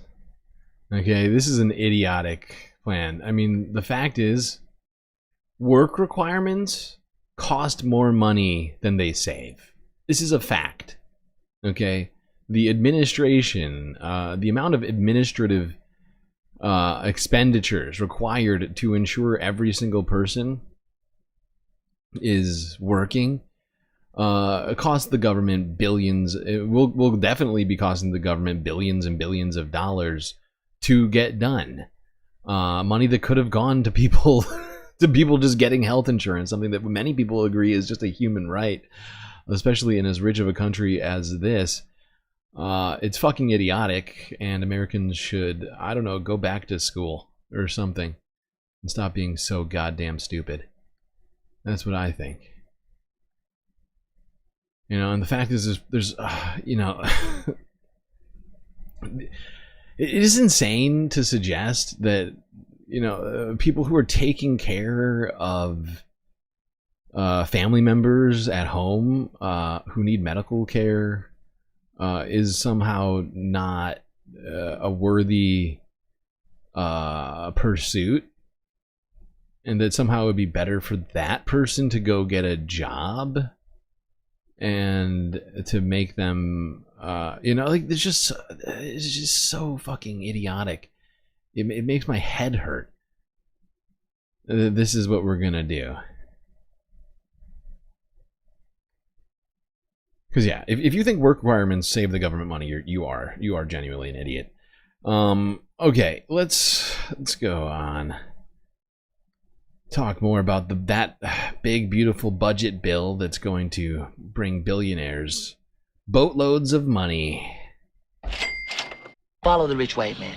And take away those Medicaid benefits from millions of regular people, while also adding to the national debt and making America worse.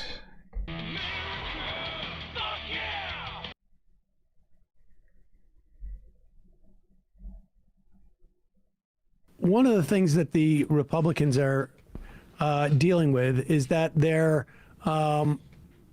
huge bill, which again cuts billions off of Medicaid, billions off of SNAP, billions off of Medicare, cuts billions from tax credits to encourage people to adopt things like solar and geothermal and etc. Not only does it do all those bad things, it also raises the deficit, which supposedly Republicans care about. And their accounting, when they claim the baseline is not when the tax cuts expire, but rather while they're in effect, is also another way of hiding the deficit problems this creates. Now, this is a big deal for them. And Scott Besson, though, has an answer to this. It is, well, we don't believe in math. You mentioned economic growth in your comment there. This bill adds trillions to our debt. How is that acceptable to this administration? Well, again, you're referring to scoring, I believe, which is tenure scoring, and it's DC style scoring. So we think that. I love that. He's like, well, how do I make something that's true not true? Was that acceptable to this administration? Well, again, you're referring to the CEO scoring, I believe, which is tenure scoring, and it's DC style scoring. DC style. We think that we It's can DC both style grow the math. economy and control the debt. And what's important, Bill, is that the economy grows faster than the debt. So what I would tell your viewers to focus on is what I'm focused on, is what Secretary Yellen. We're going to grow so much it's going to outpace the debt. That's going to be tough when companies cannot even import important materials to the country. When we're jettisoning people from the country at an unprecedented rate. You know, when Trump is waging a trade war against the entire planet, it's going to be, I think it's going to be tough. It's going to be real tough to get that kind of growth that he's imagining, and it is a fantasy.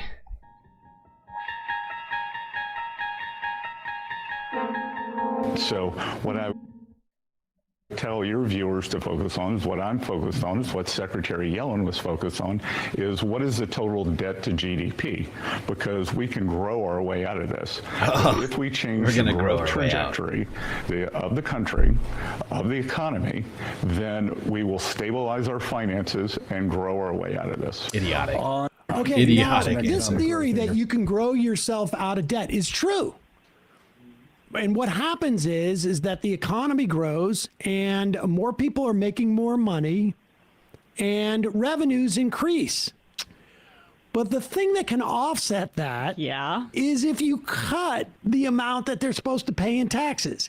Now, there was this state called Kansas that did an experiment based upon the Laffer curve. In fact, they actually brought Arthur Laffer in. The Laffer curve is the graph that shows that the theory that if you raise taxes, the amount of revenue that people earn goes down, because they're like, well, if I make over $500,000 a year, then all of a sudden I go from like a 28% tax bracket to a 32% tax bracket. And because I'm not making that extra 4%, it's not worth it for me to work that hard. Yeah, I'm just going to stop working. In the Ice Age, how much taxes did people pay? Right. First of all, people who start making millions of dollars a year and try and make more, never mind billionaires, they have no sense of money. They have no sense. They're on some type of relentless pursuit of making more and more numbers. It's not a question of like how much money they get to get in there. They're just in competition with somebody else. And the bottom line is that the Laffer curve, they tried it in Kansas. They got rid of a lot of individual taxes. They allowed people to become corporations. They lowered taxes with the idea that this is going to create an economic boon, and we're actually going to get more in revenue. What is happening here? People who start making millions of... God damn it. Why does this keep doing this to me?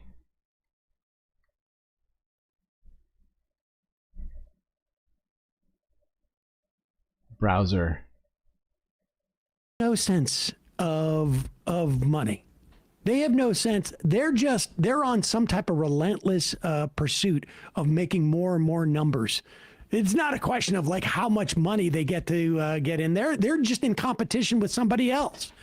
And the bottom line is that the Laffer curve, they tried it in Kansas. They got rid of a lot of individual taxes. They allowed people to become corporations.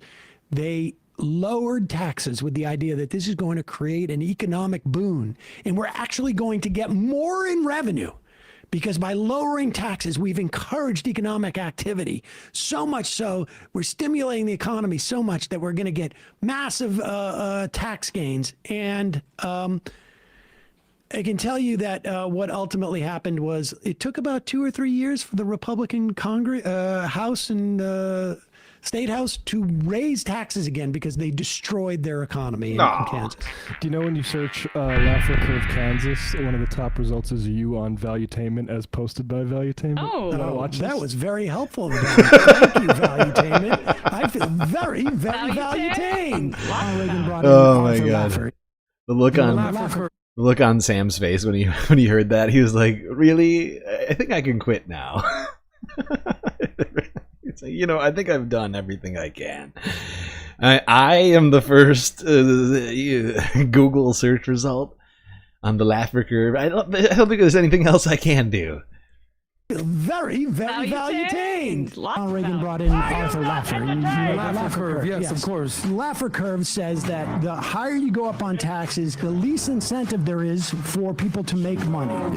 Or to try harder, or to earn more and work harder, and stay late and be an entrepreneur, and try to build something. Go on. But the lower you have taxes, you can actually lower taxes and you'll get more revenue because these people are going to actually be more incentivized because they get to keep more. Arthur Laffer was the key advisor to Sam Brownback when he became governor of Kansas in 2012. You can look this up. People just have to Google Sam Brownback, Kansas, 2012. What happened with the great Kansas experiment? He did exactly what Arthur Laffer said. He slashed taxes for S corps, etc. Within, I think it was 2 or 3 years, the Republican legislature rose taxes because revenues had cratered so badly and they had so destroyed what was once the jewel of Kansas, their education system, their higher education system. They rose taxes. Reagan brought in. Yep. That was very nice of them to do that. I know. Extremely frenetic editing. Yeah, it's a little little frenetic, the editing. I appreciate the opportunity. That is fantastic of them. I just send them a muffin basket.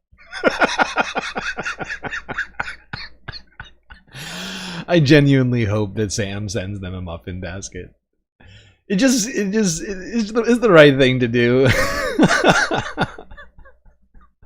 Majority Report themed muffin basket for Valuetainment. Next, Vinny will be wearing a Majority Report hat, a Bergonia shirt.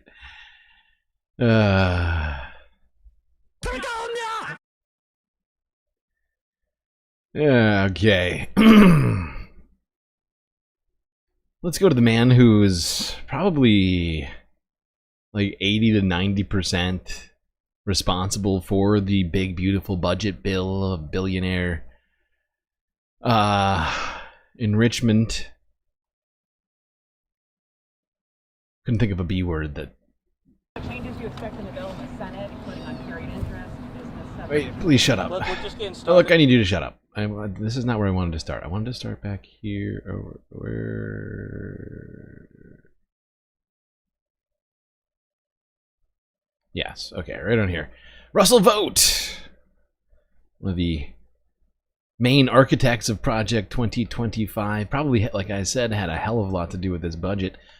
He spoke after the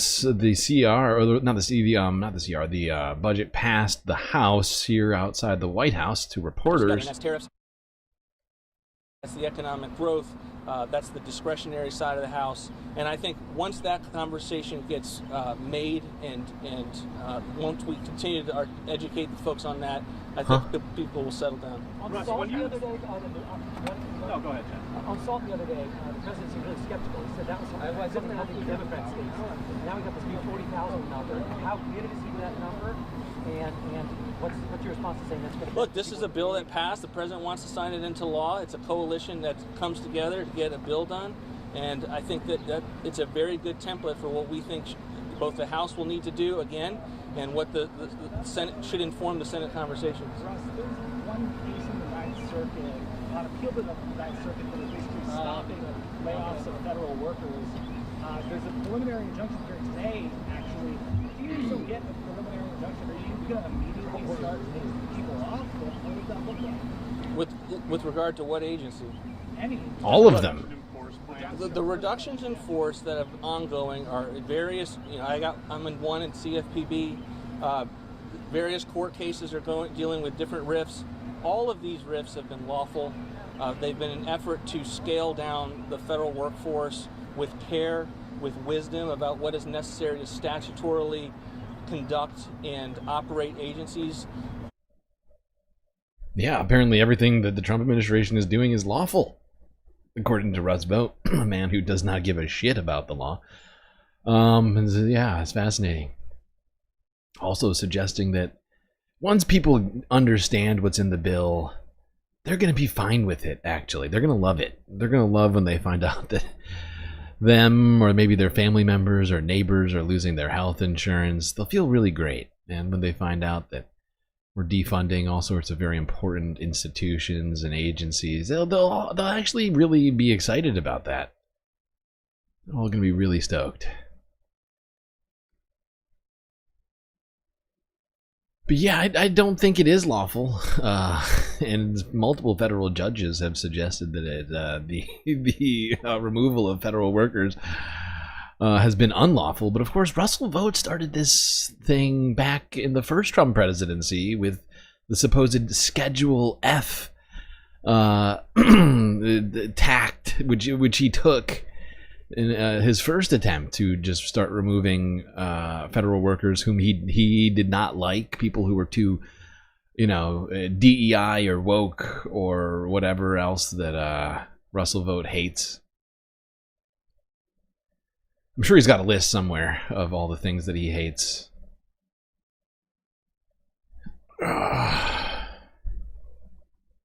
Russell Vogt, what a garbage human. Speaking of garbage humans, let's see what Trump had to say when asked about the tariffs recently. In the Oval Office, he was asked, why impose tariffs when everyone knows it's going to hurt Americans? Come on!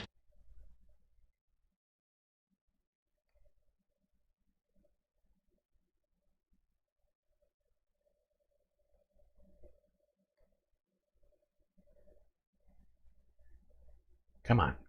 But why impose tariffs that you know are hurting American businesses? They're not hurting, they're helping because they're creating jobs in America. We're creating tremendous amounts of jobs in America like you've never seen. We're having investment in America. We're not getting ripped off by every country in the world. We've been ripped off by every country in the world. They're making their product, they sell country. it. They don't give our people the jobs, they make them with other.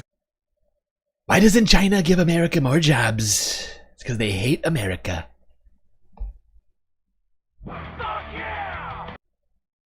In the world, they're making their product, they sell it. They don't give our people the jobs, they make them with other countries' jobs. And we will have something that nobody will ever see again, I think. I think we have the potential to do numbers that we never envisioned in the wildest year. Look at what's happening. 10 to 12. We're going to have numbers that no one's ever going to see again. But isn't this supposed to be... Like, this is supposed to be like a one-time thing, right? Isn't there supposed to be like a genuine change to the... So wouldn't it make more sense for us to all expect this to be continuing? I'm confused. It's all very confusing. But according to Trump, it's not hurting Americans because more jobs are being created. Even if it makes everything more expensive for Americans with jobs, which it's absolutely going to do. And more jobs doesn't mean cheaper goods for the United States. Just going to point that out. It doesn't seem like Donald Trump really honestly understands the economy, how it works, or what regular people have to deal with on a day-to-day basis. But the existence of more jobs isn't necessarily a good thing, right? Unless it pays more than the other jobs, and people currently in lower paying jobs will somehow immediately get those new jobs that pay more or whatever. I mean, none of it makes any sense. It certainly doesn't respond to the merits of the question, or the fact that businesses are paying more for all sorts of shit. It's just none of it. Nothing Donald Trump says makes sense. I just feel like I'm living in this weird, like, alternate reality right now, where I have to listen to very stupid things. It's like a stupidity torture chamber, actually. I feel like most days for myself, like I have to listen to all the dumbest ideas from the dumbest people on the planet who are in the most powerful positions available in government or otherwise, and it's just it's the worst. Really is frustrating for people like me. I'm sure you're frustrated too. Just saying. As the guy who has to try and put all these streams together every day, I have to listen to all these videos in full. It's very... oh god. I feel like every day my IQ goes down. Every day.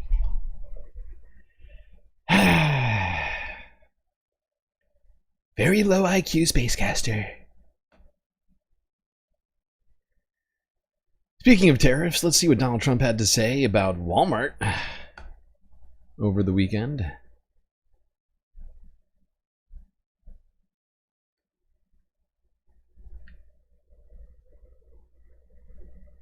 They're able to do that. When you say that Walmart should eat the cost of the tariffs, is that an acknowledgement that it is U.S. companies that bear the... No. What has just happened? bear the brunt of tariffs, not foreign countries? Sometimes the country will eat it, sometimes Walmart will eat it, and sometimes there'll be something to pay, something extra. I've always been a fan. Sometimes Walmart will pay for it. Sometimes, maybe a lot of times, American consumers will actually pay for the tariffs. We'll eat it, and sometimes there'll be something to pay, something extra. I've always been a fan, and I've always believed. And if you look, take a look at what I did 4 years ago. We had the greatest economy, and we had no inflation. Remember that we had no inflation, and yet we had hundreds of billions of dollars of tariffs that I put on China. Yet we had no inflation. We had no big cost of. We had no inflation during the pandemic, of course. Everybody remembers the complete lack of inflation during the pandemic. We all remember. Prices stayed incredibly low. Nothing went sky high after Donald Trump started the tariffs. That was good. It was great. Everybody loved those tariffs. Now, of course, those tariffs were very much sector specific. Certainly more coherent tariff policy, if you can call it that, than the current one. But of course, prices did go higher during the pandemic, and this is a completely afactual statement coming from Donald Trump. Everybody who lived through the pandemic remembers those prices, and remembers them going up, actually. But, you know, for Trump, he didn't notice the prices going up because he's a goddamn billionaire. He didn't notice shit. I love that. I love that. And of course, it's not like the Federal Reserve pumped trillions of dollars into the economy after this happened. Oh, they did. Oh, excuse me. My bad. Yeah. The Federal Reserve, of course, saved the stock market from plummeting to the floor. Yeah. Let's go back to that goddamn budget bill. The billionaire beautification budget bill. The great billionaire resurgence. Billionaires are being repressed, and now they'll be fine. Sam Cedar, Emma Vigeland on the Majority Report. Joining us now, Ryan Grimm. Who is that guy? I don't know who this is. Ryan, I just saw your email, your text to me. Sorry. Oh. And Ryan Grimm, he is the co-founder of DropSite and also the co-host of Breaking Points. There you go. It's very impressive. Yes. Lovely to be here, guys. How y'all doing? Well. Dressed down this week for us. Yeah. Well, you try to keep you on your toes. He can't wear the Windsor knot anymore because he gets roasted. Last on the time show. he was on, he was wearing a suit. He looked good. Now you look horrible. My hair looks good today. I feel like I'm having a good hair day. Let's start with the budget because that's the. I mean, there's so much stuff going on. It's crazy. It feels like we had like a week or so of stuff like being a little bit slower. But the pace of stuff has moved up again. And I don't know, this week I really got the sense of like, this is what it's going to be until the midterms. And I think like the budget the fact that this budget resolution, or I should say now the bill, passed in the House, I think is indicative of the way that the Republicans in the Trump administration perceive this. I feel like they know they only have another year and a half, and that's it, before things start to like gum up the works. And they're just going for it now. Yeah, they did this in 2017 too. And I think they had the same sense, and correctly, because they did lose the House in 2018. And they went for it. They did this massive tax cut, and then by this fluke of Trump's history, he happens to get to be back into office as that 10-year window, or as the window is expiring, so that he gets to be the one to re-up it into, a longer term bill. The cuts to Medicaid. I mean, you've got all these like sort of like frontline Republicans who are like, this is going to kill us and this and whatnot. And it doesn't seem like they care at all. I mean, one thing I just want to say about this bill that some of us may be missing or just forgetting, but this bill will set the budget for the next decade and will be very hard to this will have implications for years and years and years to come, and will be detrimental if it passes. And we have to do everything we can to educate people about what this bill is going to do. All of the bad shit needs to come out. Everybody needs to be screaming it from the rooftops. Millions of people are going to lose their health care. Just like, and if it does pass, undoing a budget is practically impossible, from my understanding. And this will basically cripple any future Democratic presidencies or Congresses. And certainly this is going to immediately cripple, Americans if it passes, of course. And it's gotta be stopped somehow. I don't know how it's gonna be stopped, but there's gotta be some genuine fucking efforts. And unfortunately, Chuck Schumer just helped them out with the passage of the CR, giving them time to do all this garbage. So he's certainly partially to blame, but it's not over. The fight isn't over yet, and we can still make this happen. We can still stop it. It is not a given, okay? The Republican senators can be shamed enough into stopping this. In my estimation, it's doable. It's going to take some serious effort, but get enough people calling from these red districts could change the shape of history. The New York Times has a great breakdown, though, of all of these cuts that are happening. I mean, the biggest cuts to essentially our government functioning is Medicaid, climate stuff, and food, essentially. They're just going headlong. I don't feel like I've ever seen anything quite like this in terms of what they're attacking, what they're cutting. This is massive. And it also seems like it's going to trigger sequestration, which is a nice little gift for Obama that keeps on giving. And that's going to cut another $500 million from Medicare. Yeah. Yeah, no, they're going for it, because if they want tax cuts of the size that they're going for, you have to cut into the bone. Like Elon Musk, thought, I guess maybe, I don't know if he believed it or not, but a lot of people believed the propaganda that just going after, transgender mice research would get you to what you need to do. Like, get somebody smart in there who, doesn't care, and he's going to take a chainsaw to it, and then we can, massively cut the deficit and do tax cuts. And that just turns out to be a misunderstanding of what the government is. Like, if you have to destroy significant chunks of it if you want to cut money out of it. doesn't necessarily mean it's actually even going to cut the spending that much. You know, people are still going to get sick and use hospital services, whether you give them Medicaid or not. But it seems like there's going to be a lot of closures of hospitals in rural areas. We were covering this a little bit yesterday.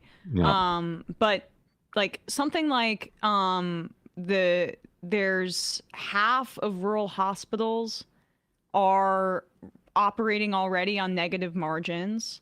Yeah, it's awful. Yeah. The Medicaid eligibility and enrollment, the expansion, there was a stat that rural hospitals in Medicaid expansion states are over 60% less likely to close than the ones that haven't expanded because of how important Medicaid is in these rural, poorer areas. It's going to have deep effects on the constituents, like almost directly, that a lot of these Republicans represent. You sound like Steve Bannon. He's been...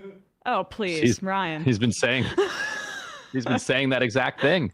Yeah. He's been warning, and there are a lot of Republicans who know this.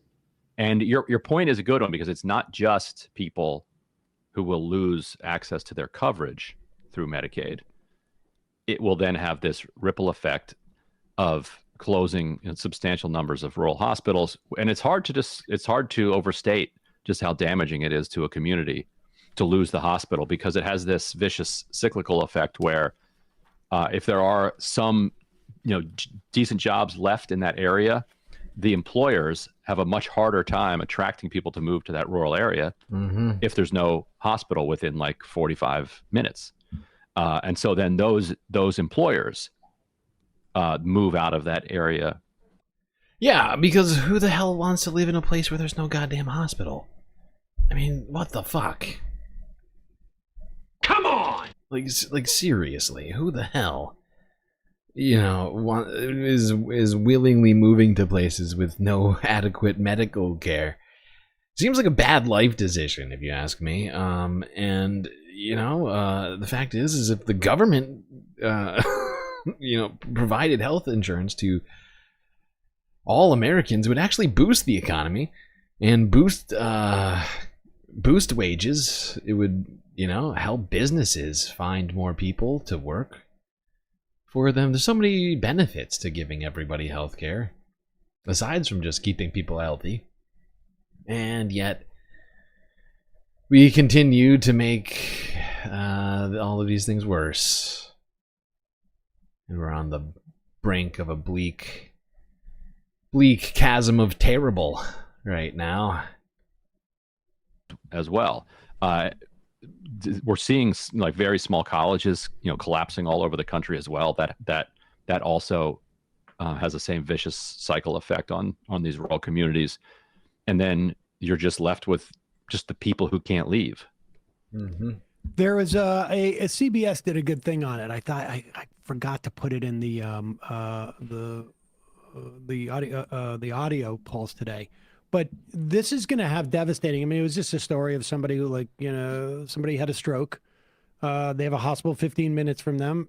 And when this hospital goes away, because it will, because of these Medicaid cuts, the nearest hospital will be 45 minutes to an hour away. And that guy's dead. That's it. Right. Right. And companies don't want to move there then. Like, nobody wants to locate there. You don't have a Yeah, seriously. Mish with a sweet super chat. Part 1 of 2. Oh no. Did the goal not get completed? Oh no, the goal ended. Oh no. Oh no. That's very sad. I was wondering when that wasn't updating. Oh, that's very sad. We might have to end the stream, everyone. Might have to end it. Part 2 of 2, confetti time. Well, we'll get some. I'll give you some. All right. I'll give you the confetti. Although we're not going to get real chat confetti. It's very sad. Somehow we did not complete the goal in time. Makes me sad. I'm sure it makes you sad too, Space Fams. I guess I could start another goal and we could try for more confetti. But that makes me sad. Makes me sad. It's a bittersweet moment. Because I appreciate Mish and your beautiful super chats, but they did not go to the chat confetti, and I should have. That goal ended. But since Mish got these 2 super chats in before I noticed that the goal ended, we're gonna count it. We're gonna count it.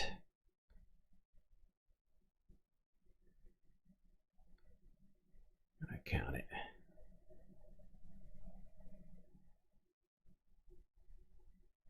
All right.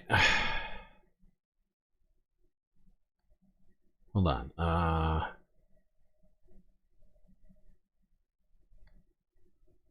Just gonna scoot to the end of this video. Oops. And there's no, where is the Arab leadership? I mean, there seems to be no pushback. There seems to be, short of like France and Short of Yemen. UK and I forgot they switched topics during this conversation. No one. We don't need to do this right now. This is going to take us too off topic. All right, let's stay focused. Keep talking about the big, beautiful bill, state of the U.S. economy.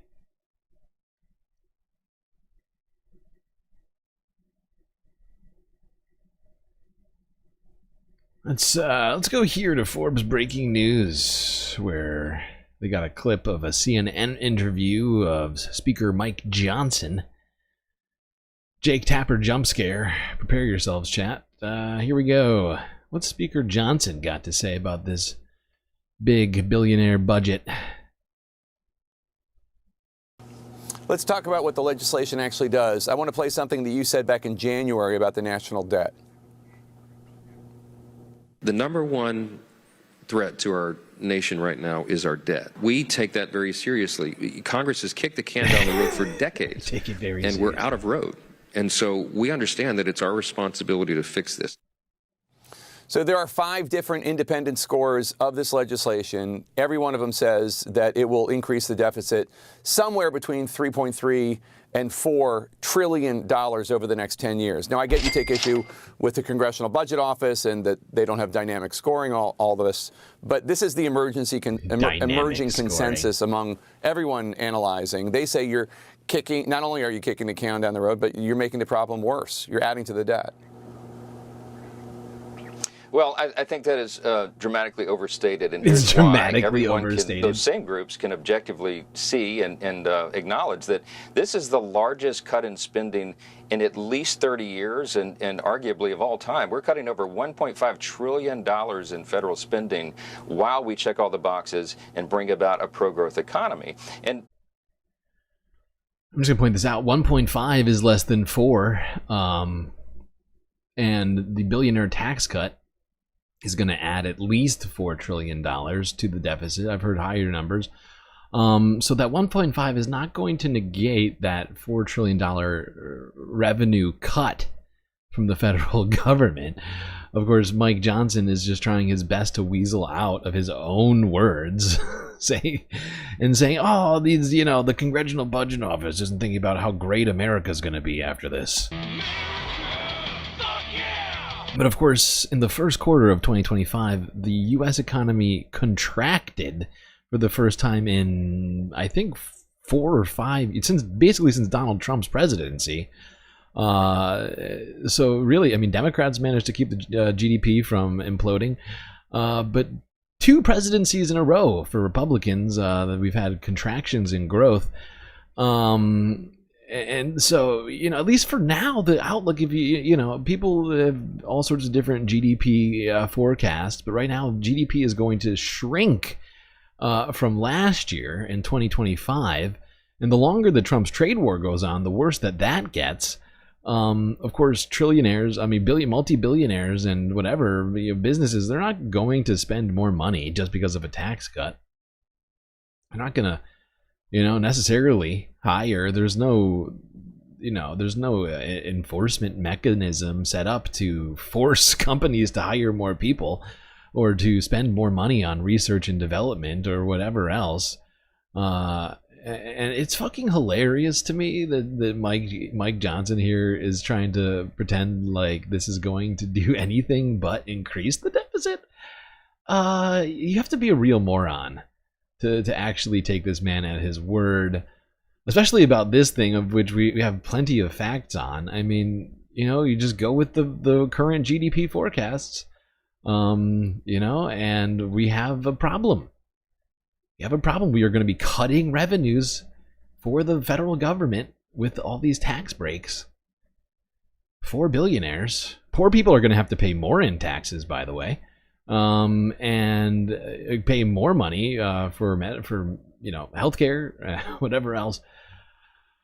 And this is not going to help America. And this is completely, what they're doing is completely contrary to what Republicans are always whining about. But this happens in practically every Republican administration. When they're not in charge, they scream about the fucking deficit because it's a great way for them to, you know, dog whistle about poor people and giving them too much money for healthcare or food. But when they get into office, they don't give a shit. And for the last 5 Republican administrations, at least, the budget has not the budget, but the deficit has increased under Bush, right? We were running a government surplus during the Clinton administration. Then Bush came in and deficit financed the Iraq war. Then Donald Trump got into office. And he increased the deficit during his presidency, and now we're going to do it again in Trump's second term. And you know, it's like people just don't understand anything about history and or what our government has done and who's done what. It's very frustrating to me because it's very obvious to me just who it is that's going to raise the deficit. It's Republicans, and for the only reasons they raise the deficit is to give billionaires tax breaks or to fund, you know, wars. And yet people thought going into this election Trump was going to be anti-war and pro-working people, and it's just like, how fucking stupid do you have to be? You need to solve the education system in the United States. Unfortunately, that's probably not going to happen either. We're basically fucked. Not going to lie, we're fucked. All right, let's get to talking about Trump's crypto corruption. Yeah. Started off with this quick clip. Forbes breaking news. This was on Friday, I believe. Donald Trump heading to dinner. Who's coming to dinner? Donald Trump is. And all the crypto bros. That's right, if you didn't hear, Donald Trump held a private gala with the top holders of his cryptocurrency. If you owned enough of Donald Trump's own meme coin, you could get into this dinner. How great. Pay to play. Pay for presidential access and influence. Illegal. Trump heading there. Mr. President.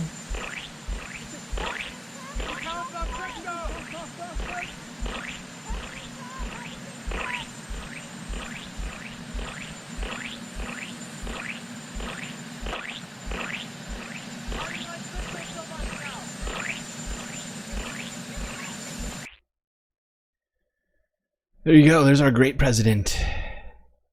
Our great leader. Supreme leader, Donald Trump. Now, one of the reasons why Donald Trump may have been doing this strange crypto fundraiser, if you could call it that, could be this, in fact. I don't know what Donald Trump's cash situation is. I know that he owns a lot of real estate, a lot of crypto, and stocks, but I'm not sure what his cash situation is right now. And I think he was really hoping for this crypto, his personal Trump coin, to go up in value so he could sell some and maybe, liquidate something like $115 million. Because apparently Donald Trump has some bills coming due. Much bigger than the galactic bills. We have some big galactic bills right now that we need to finance, so do consider contributing to the Galactic News Network, because actually, wait a second. I just realized we're at a perfect point to stop this. God damn it. Son of a bitch. Alright, we gotta pause. Because we're about to get deep into this goddamn cryptocurrency fraud that Donald Trump is waging. I just realized that we are minutes away from the break. From 4 hours. Wow, how time flies. On a beautiful Sunday fun day like today. But we have to keep this show funded. And we have to also take breaks. Okay, chat. Don't worry though, we'll be right back with the space content after these brief galactic messages.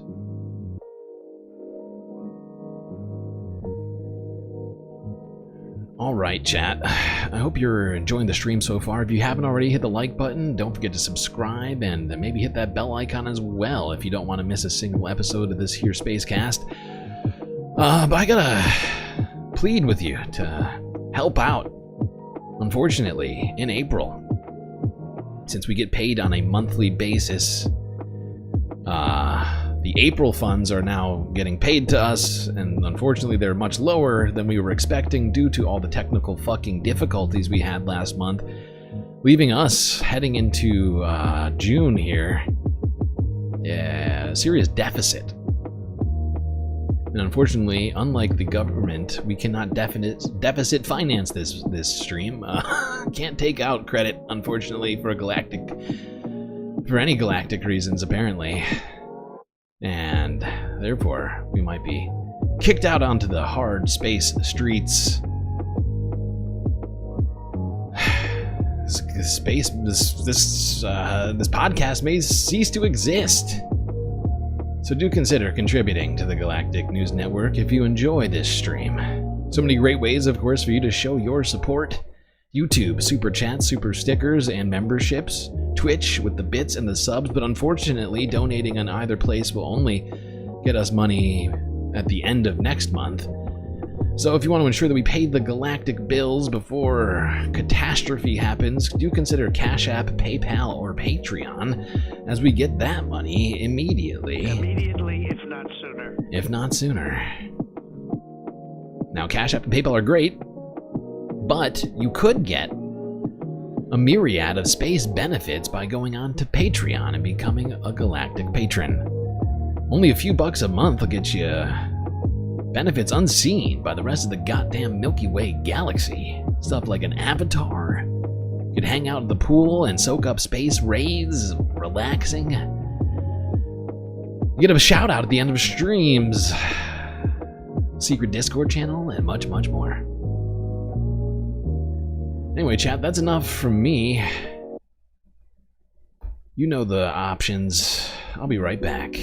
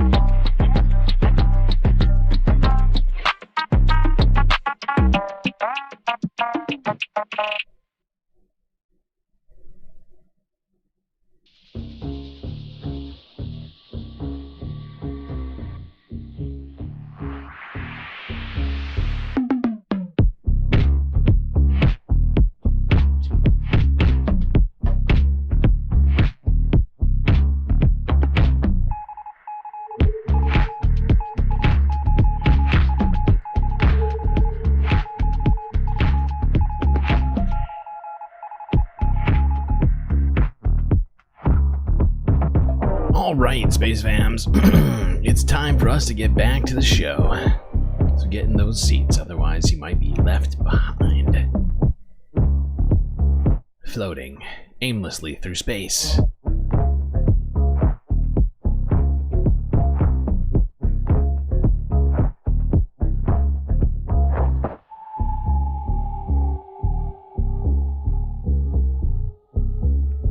Alright.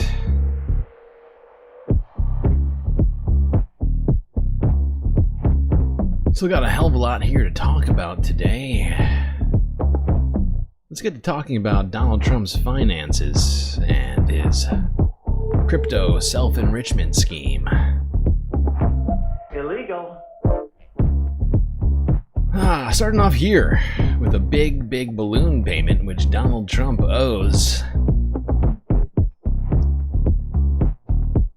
amounting to the sum of $115 million. Here's Forbes from yesterday.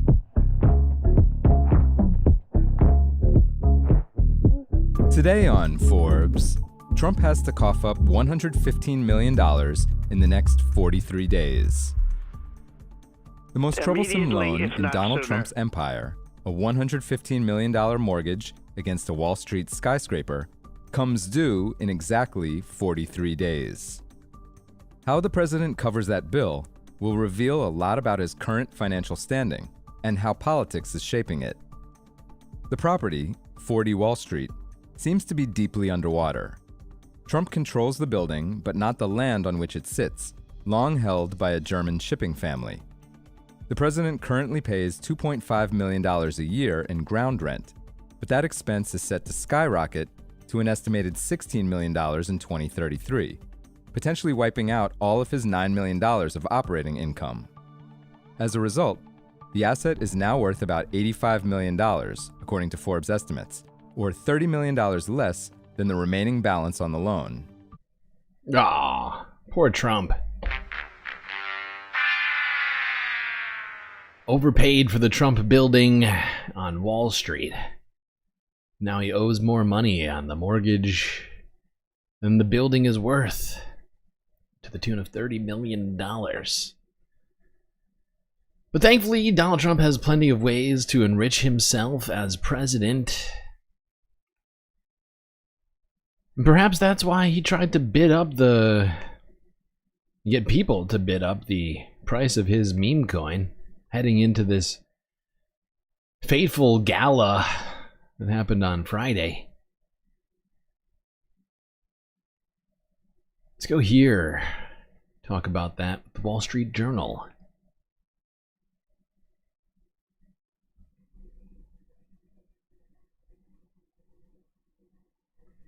Hello guys, so it's nice to meet you here. I'm finally on the gala dinner with Donald Trump. Where's that accent from? The most exclusive invitation in the world, President Trump held a private and controversial cryptocurrency dinner on Thursday night for 200. Let's see what's on the menu. The Donald J. Trump Trump coin gala dinner, May 22nd, 2025. Trump's organic field green salad. Cucumber, carrot, pickled red onion, cherry tomato, and local honey vinaigrette. Entree duet is a filet mignon, finished with a beautiful demi-glaze sauce. Pan-seared halibut, finished with citrus reduction. And both entrees served with garlic mashed potatoes and a vegetable medley. Oh, that sounds great. Ooh, what a great dinner.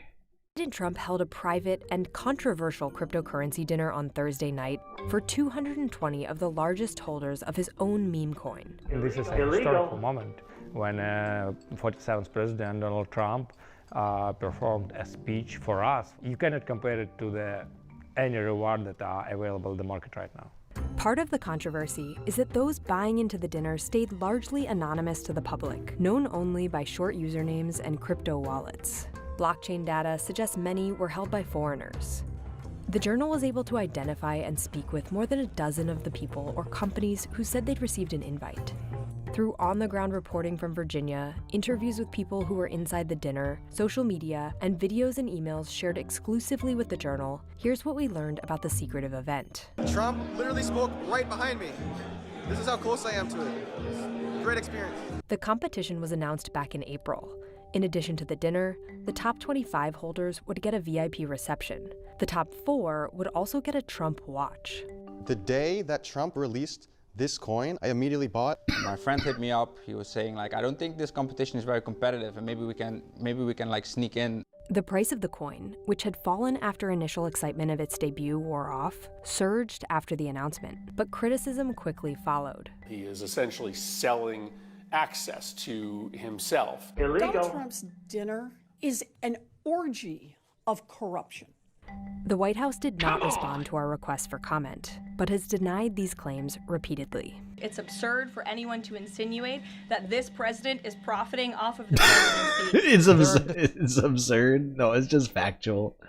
It's just factual, Caroline. I know you're trying to get us the truth over there from the Ministry of Truth, but no, there's actually no way to defend the thing that Caroline just said. Literally no way to. There's no way to defend that statement.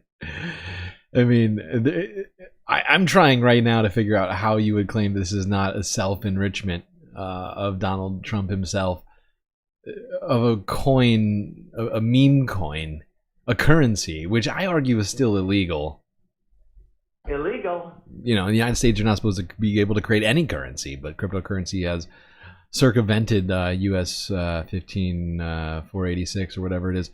Which prevented people up until recently from making their own currencies in the country. But there's just literally no way to see this as anything else. Donald Trump owns the majority of this cryptocurrency, and for every penny it goes up, he makes money, right? And not just him, but all of his best friends, his family, like the entire Trump family makes money every time that somebody buys one of these fucking absurd coins from him. There's just no way around it. I'm literally just sitting here trying to think of, okay, what's the actual defense of this? There just isn't one. Defenders of President Trump who argue that this meme coin dinner isn't that different from a big ticket donor dinner that previous presidents might have arranged.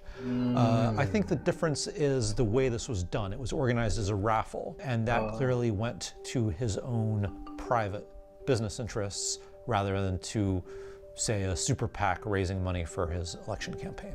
Ahead of the event, some attendees announced their plans to go on social media, like former NBA star. Yeah, I mean, absolutely this is different than a fundraising dinner, right? Rather than a political action committee, it's just Donald Trump's own currency that people are buying into. It's just, like, the political action committees have given the sort of, what do you call it, the facade of lack of personal participation by candidates, political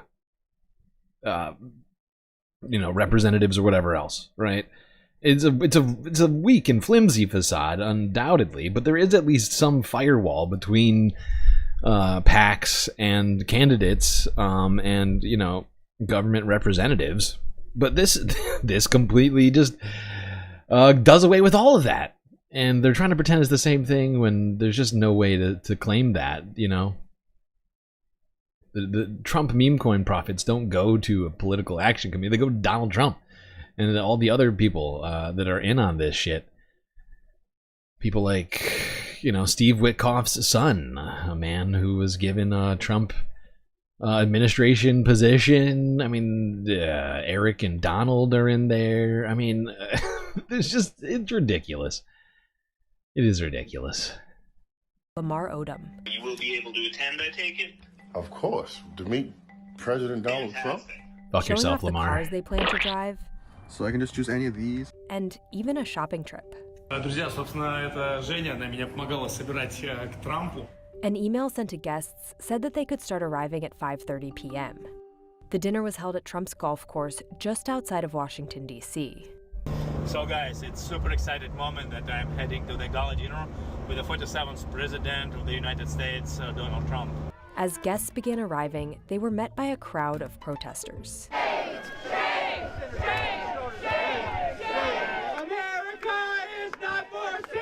Entering the venue were high-profile guests, like Justin Sun, a Chinese-born crypto billionaire. I looked to my side, and then I thought to myself, I said, wait, that's Justin Sun. In videos posted to social media, Sun celebrated the evening. He was the top holder of the Trump coin. He has also invested $75 million in the Trump family-backed crypto venture World Liberty Financial. Under the Biden administration, regulators sued him for fraud. In February, the Securities and Exchange Commission asked a court to pause its lawsuit. Sun has previously denied the SEC's allegations, and his representatives did not respond to requests for comment. It wasn't that long ago that he was being sued by the Securities Exchange Commission and facing a DOJ investigation, and did not seem to show up in the United States very much. Now he's in the US and meeting with the President of the United States. Other big names in crypto included... Yeah, and I would point this out. That Justin Sun was under investigation by the SEC going into Donald Trump's presidency, and then when Donald Trump became president, suddenly the SEC stopped investigating this guy. It's fascinating. You know, as long as you kiss Donald Trump's ring, you know, you can commit whatever crime you want, as it turns out. CEO of crypto market maker Wintermute, a trading firm which established an office in New York this month. And Matthew Liu of Origin Protocol, which, according to this video posted to X, recently hosted a crypto summit at Mar-a-Lago. In general, I think that it was a mix of people who were there kind of for fun and for the whole craziness of it, and people who had an agenda and wanted to get in front of the president. There was 2 rooms, one for top VIP, 25 people, and the big hall for like rest 200 people. Around 7 p.m., President Trump arrived by helicopter. Then, videos posted to social media show he went to the VIP reception area. What a nice place. Did you get to see the helicopters? Yeah, super cool. Over in the grand ballroom, the rest of the guests mingled and went through their gift bags. Bill Zanker, whose LLC launched the coin. I love how the gift bags just had like a hat in them. Like, many of these people spent millions and millions of dollars to come here to get a hat. Enjoy that hat. Guests mingled and went through their gift bags.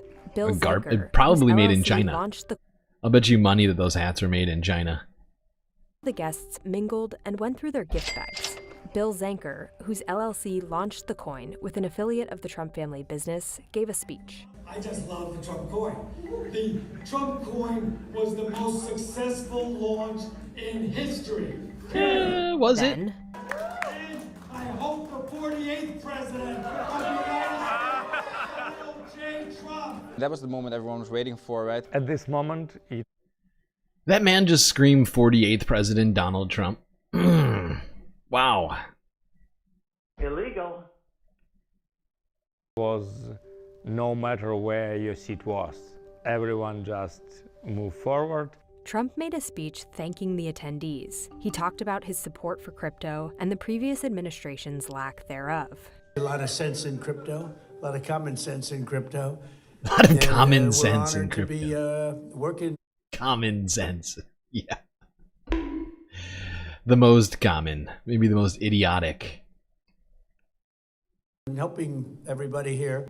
Trump didn't mingle with the crowd. He left shortly after his speech. I'm currently at the Trump dinner. Trump came, gave a speech for like probably 23 minutes. I think that's the exact time.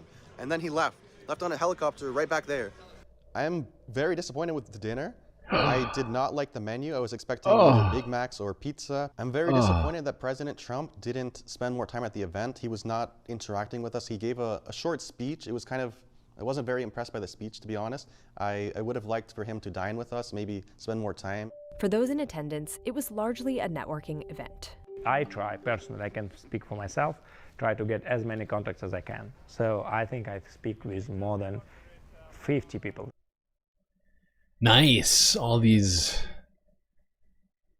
super rich fucking crypto assholes got to network. Sweet. Sweet.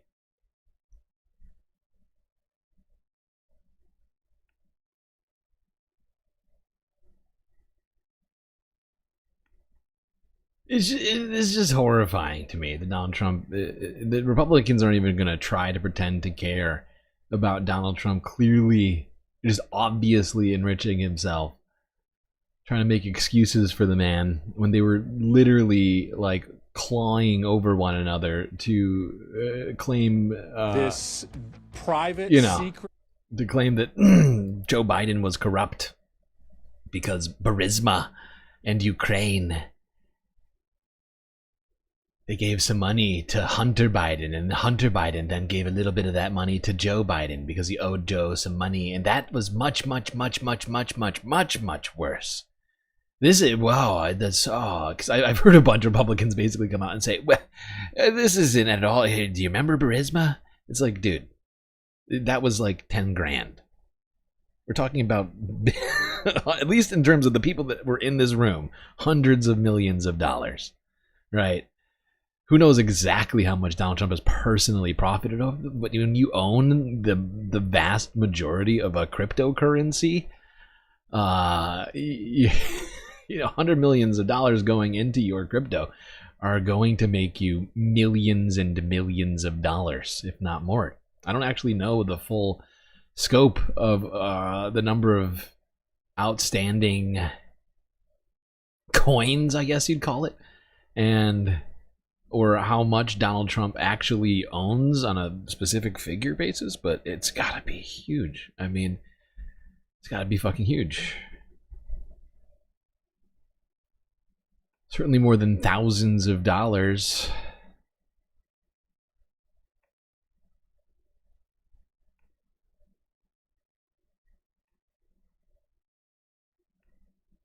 this private secret dinner in which individuals who have put money in Donald Trump's pocket get access to him is maybe the most corrupt of all of the corruption.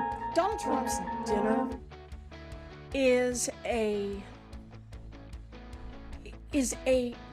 orgy of corruption. Illegal. Democratic lawmakers using some colorful language to describe President Trump's private black tie dinner last night for the top investors in his cryptocurrency meme coin. One of those investors, a Chinese-born crypto entrepreneur, posted this video giving us an inside look at the exclusive event.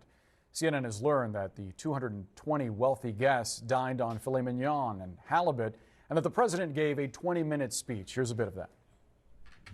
And we paved the way for the strategic reserve to acquire even more Bitcoin in the years ahead. We have a strategic reserve. I also created the United States digital asset stockpile so the government can leverage the power of crypto assets for the first time ever. You know that. Genius. And it's really becoming powerful. The White House says the president attended the event in his personal capacity. But critics, like our next guest, says the dinner presented foreigners with the opportunity to purchase access to the president. With us now is Democratic Senator Richard Blumenthal of Connecticut. Senator, thanks so much for being with us. I want to play for you some sound from the press secretary, Caroline Leavitt, specifically talking about Trump's presence at this dinner. Let's listen.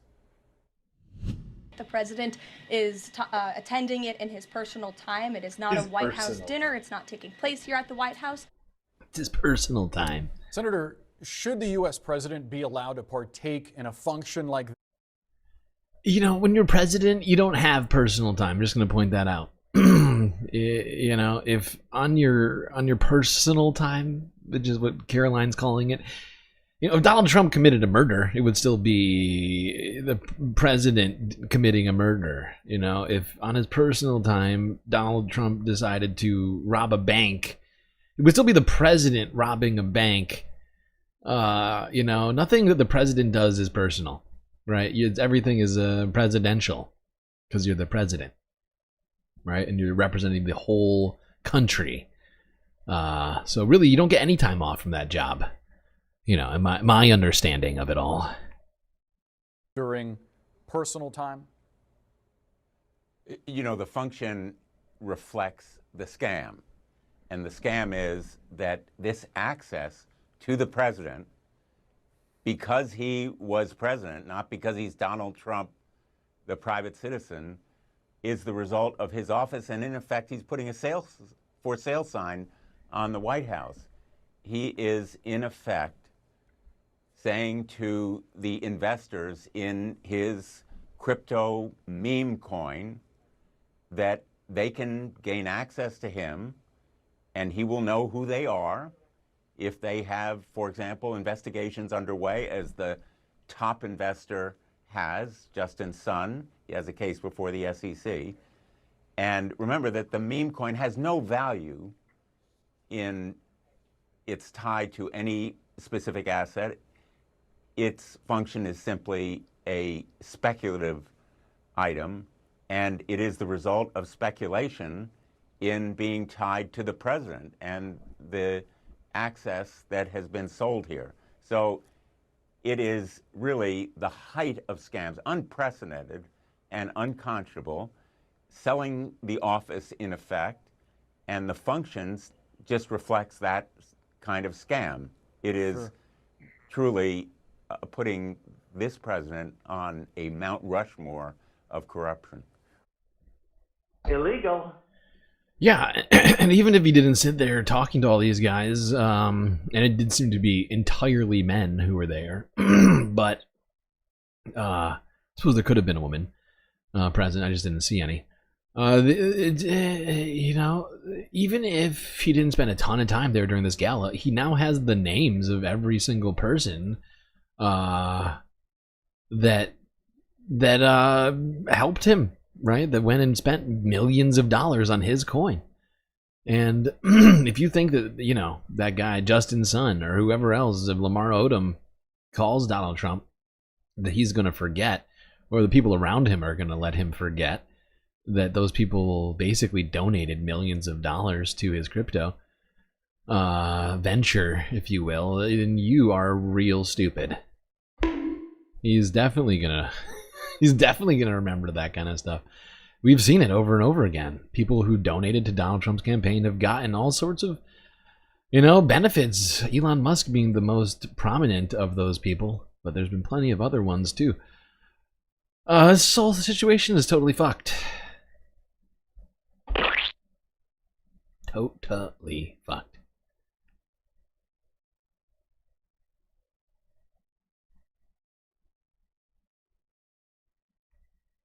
Let's just go to the end of this CNN video. We'll move to another one. Trump's meme coin.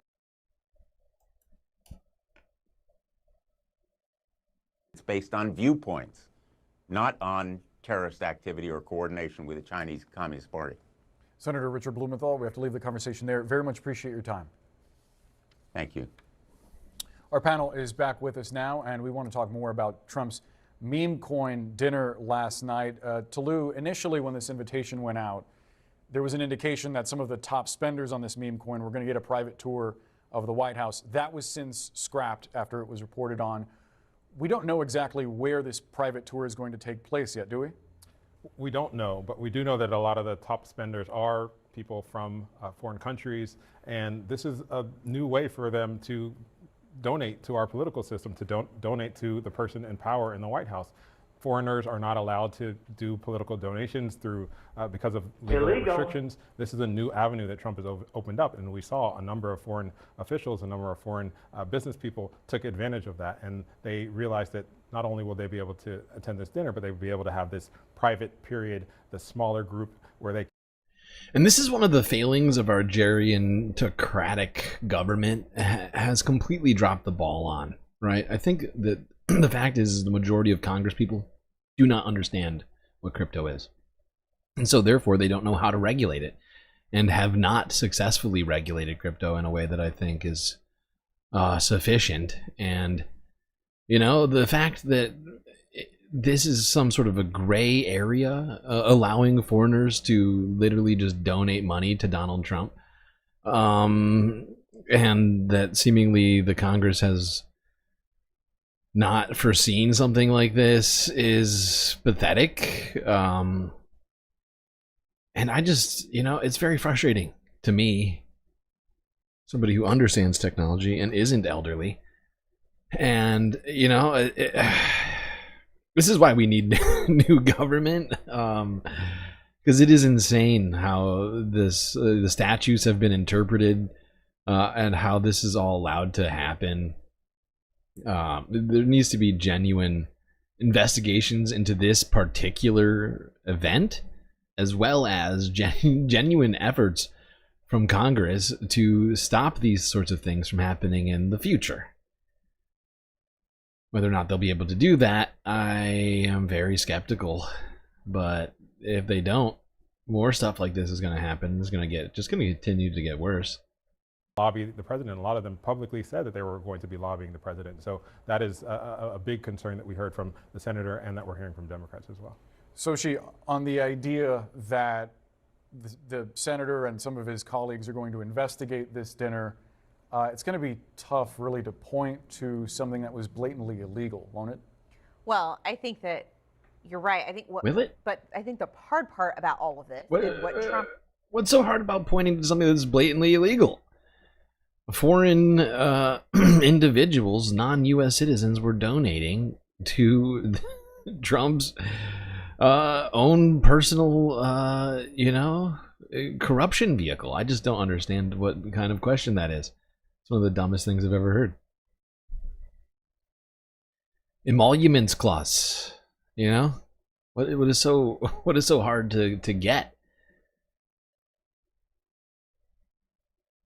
All right, let's go to a very smart woman on the West Coast, a comedian, political commentator, podcaster, Francesca Fiorentini.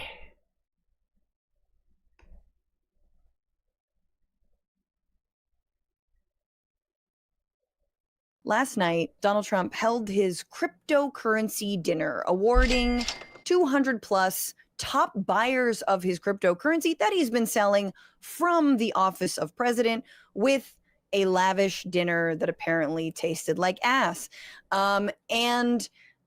Reporting for Wired on it is our very own producer of the Bituation Room for what? We going on like 4 years now? Paige Omek. Paige, welcome to the show. What are we on, 3? Yeah, 3.5. 3.5? Oh my God.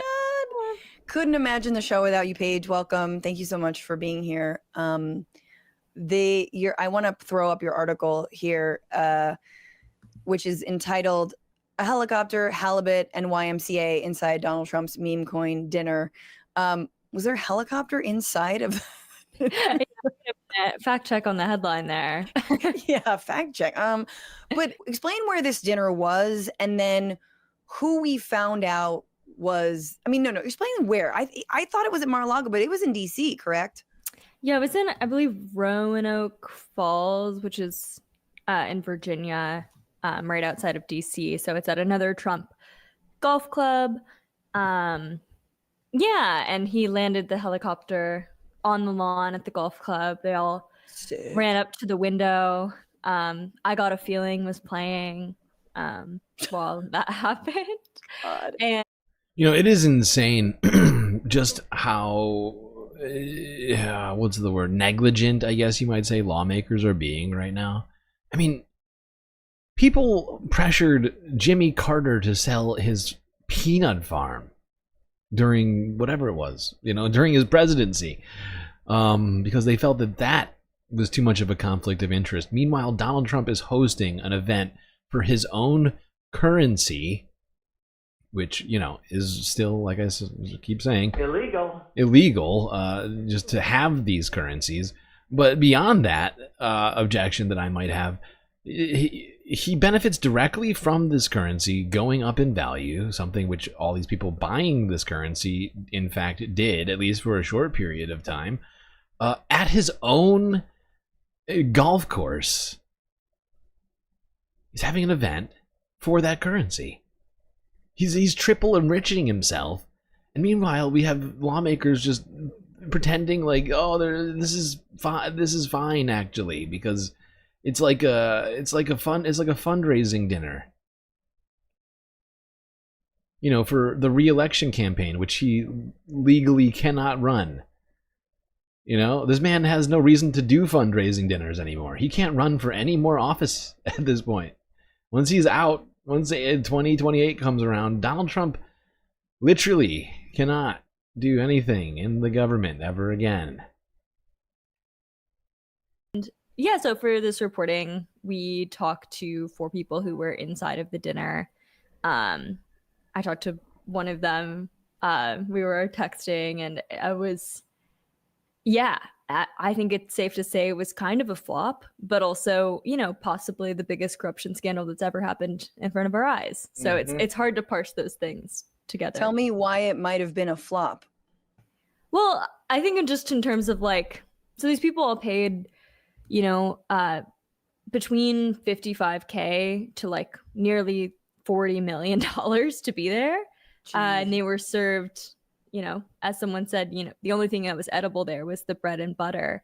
They had... Apparently this was not yes, good. Please, let's look at it. So it's filet mignon. Okay, gross. Braised halibut. That looks disgusting. This is what they were given. That looks horrible.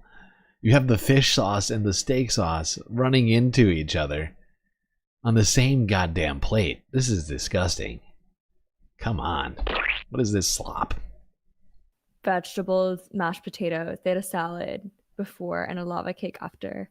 My favorite is someone's. I mean, I do think I always focus on the food. I mean, literally on anything, I'm going to focus on the food. Like at a wedding and like everything, it says a lot. It does. But you talk about, that everyone was like, I was really hungry and the bread was the only good thing. Yeah, my source left hungry. He told me he had to go and grab like a chicken quesadilla after. Can I ask you? Oh my God! Can I ask you if your source?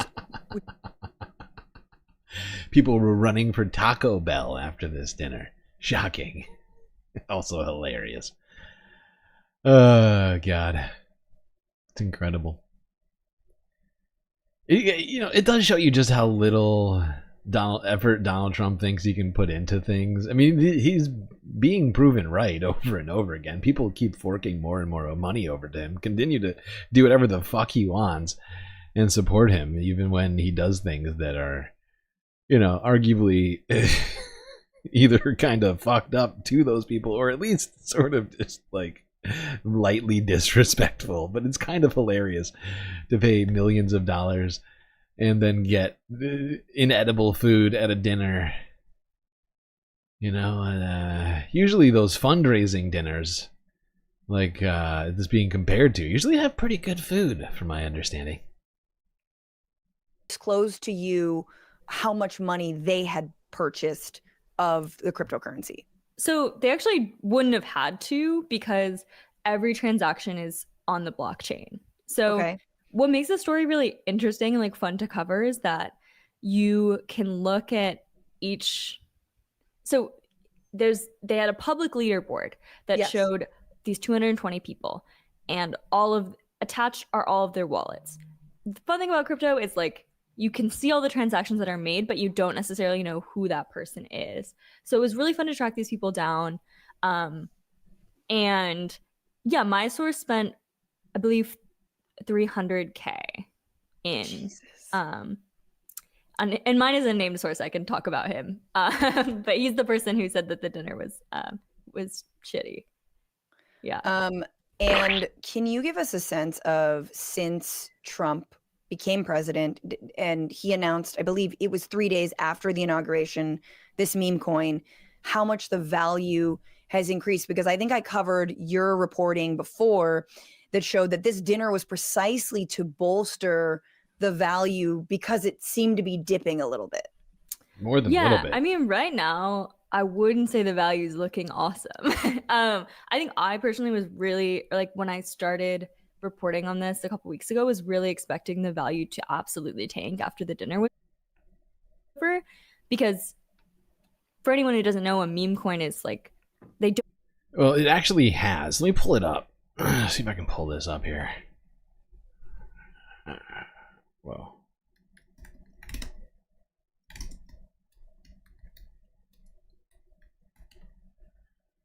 Yeah, here we go. Here's the Trump coin price. It actually has plummeted. It would seem that a lot of these guys bought in and then sold quite quickly after this dinner, or the cutoff. Fuck you with your cookies. Load the data. Load it. Come on. What are we doing here? There we go. No. Come on! Oh my god, these garbage crypto websites. Probably made by AI or something. Jesus Christ. Sorry, chat. I'm going to have to not do this because it's not working. Oh, there we go. There we go. All right, so it's currently at $12.87. Now, the dinner happened 3 days ago, which was here. And it spiked on the day to almost $16. Since then has lost almost a fourth of its value. Seems like people got out of it quick. But if you go back out, I mean, Trump coin was worth garbage. At one point, it got all the way down to $7. You can see, where is it? Right around here. $7.90. It would seem. Where is it? Whatever. It was way down right after his presidency when he announced. This is on the 18th. Actually, this was before it was 2 days before. And it was going good. $45 a coin, and plummeted in the previous months by 80-90%. So this got him back at least some amount of money, at least for a brief period of time. Whether or not he sold a sizable portion of crypto is unclear. But it would seem that this dinner did sort of acted as a pump, a pump event, sort of a inflationary Trump coin event. As going from whatever $9 up to $16 is quite a lot. It's like 50% increase on the value of that for anybody holding it. Have any kind of inherent value. It's something that just, the value is about the hype and about the attention, and like what better way to bring hype. Yeah, and I mean, all cryptos are based upon hype, and they have no underlying value. That's just a fact. Write that down. There is no underlying value. The value is whatever it's selling for today. Attention, then access to the president. Right. But, the meme coin had a lot of hype when it was first announced around Inauguration Day, and it sort of trickled down from there. So if someone got in January, they probably lost a good amount of money. I think something like, and yeah, don't quote me on this, but like half of the people there probably lost money. Right. And some people there made a lot of money, including someone who we tracked. I think made something $6 million off the trades. Yeah, I'm not shocked to hear this. I mean, people, they bought up a ton of Trump coin to try and influence the president. That's quite an opportunity. Some people took that opportunity. Spent millions of dollars just trying to get into the same room with Donald Trump, hoping that they could somehow influence him into doing something. People were, I mean, there was a trucking company who went and bought a shit ton because they wanted to convince Trump that the tariffs were bad.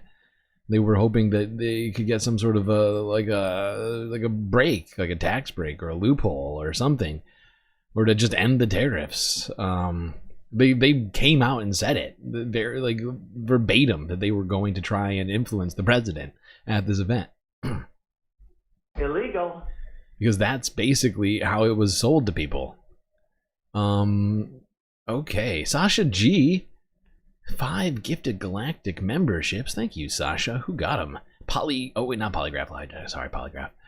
Lorana, Timothy Jones, Chadwick, Charlie Martini, and Susie Jones. The Joneses. Everybody getting sweet, sweet galactic memberships. Thanks to Sasha. You are beautiful. And I appreciate you. Alright, we need another emotional support character before we go back to the stream. People keep reminding me, and I keep forgetting. There we go. I think that's Archer. Okay. Now we're going to stay on this topic. Really quickly, go back to that Mike Johnson, Jake Tapper CNN interview. See what Mike had to say about this. About this crypto dinner.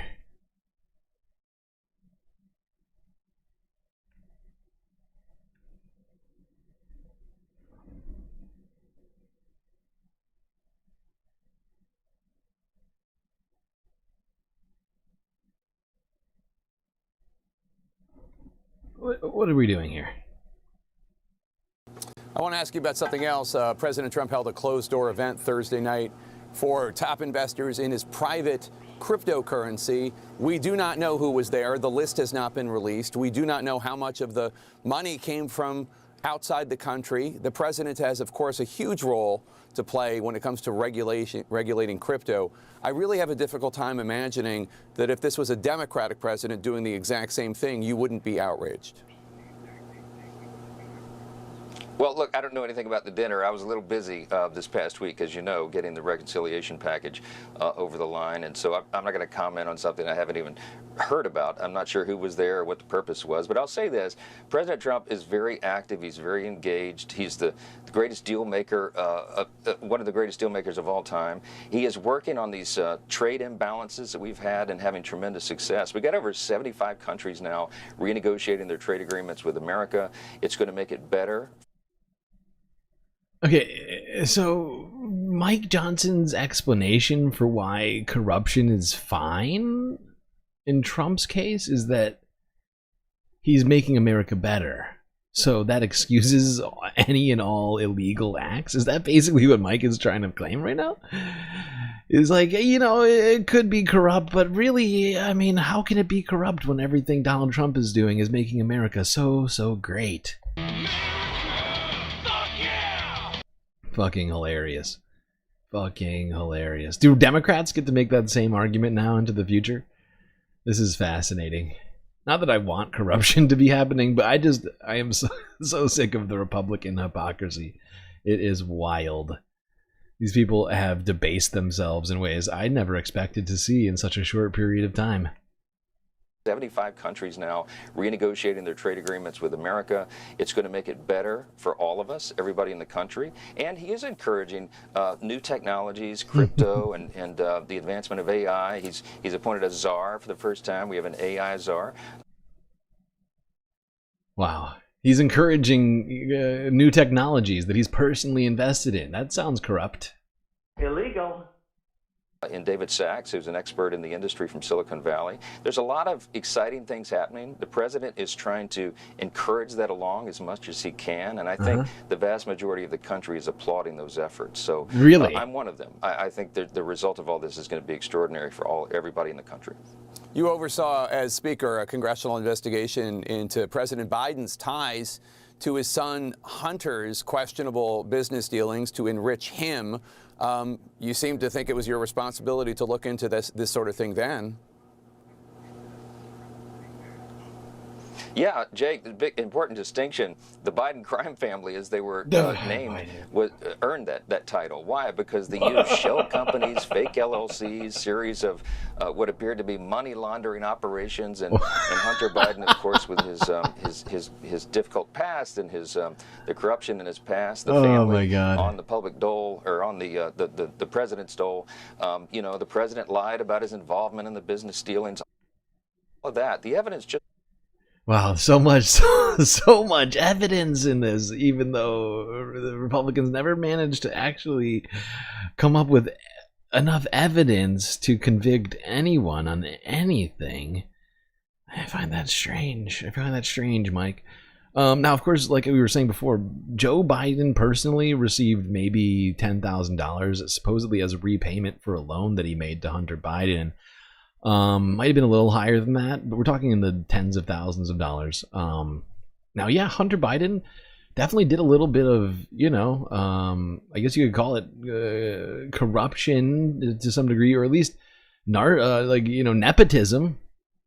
But how many of Donald Trump's personal friends, kids' personal friends, are now in our government doing things, or that are involved in this particular crypto scam? I mean, Steve Witkoff's son is supposedly on the board of Trump Coin. What's his name? Jared Kushner's college roommate is now the top negotiator with Hamas. I mean, how many examples do we have of Trump's personal friends and family that are being personally enriched, who have no reason to be where they are, aside from to make money and to, be proximate to power? It's fucking insane that this guy is, you're trying to actually claim that, Biden was actually much, much more corrupt, because he actually got a hell of a lot less money than Trump did. Stole. The president lied about his involvement in the business dealings, all of that. The evidence just piled up. And by the way, at the same time, the evidence of his diminished mental capacity, subject to your book, of course. I wish it had been published a year earlier, because everybody saw it. Everybody saw what was happening. He used the auto pen. And by the way, there's investigations right now going on in the House. Jamie Comer and the Oversight Committee will be. He wants to bring the auto pen into this discussion. He's doing everything he can to not actually answer this question, and why he's being such a fucking hypocrite. Investigating the use of the auto pen, when the president's mental capacity declined, and whether all those things are even legally valid now, given the obvious fact that he was not the one making the decisions. It's huge implications from all this, and so I think the American people had reason to doubt.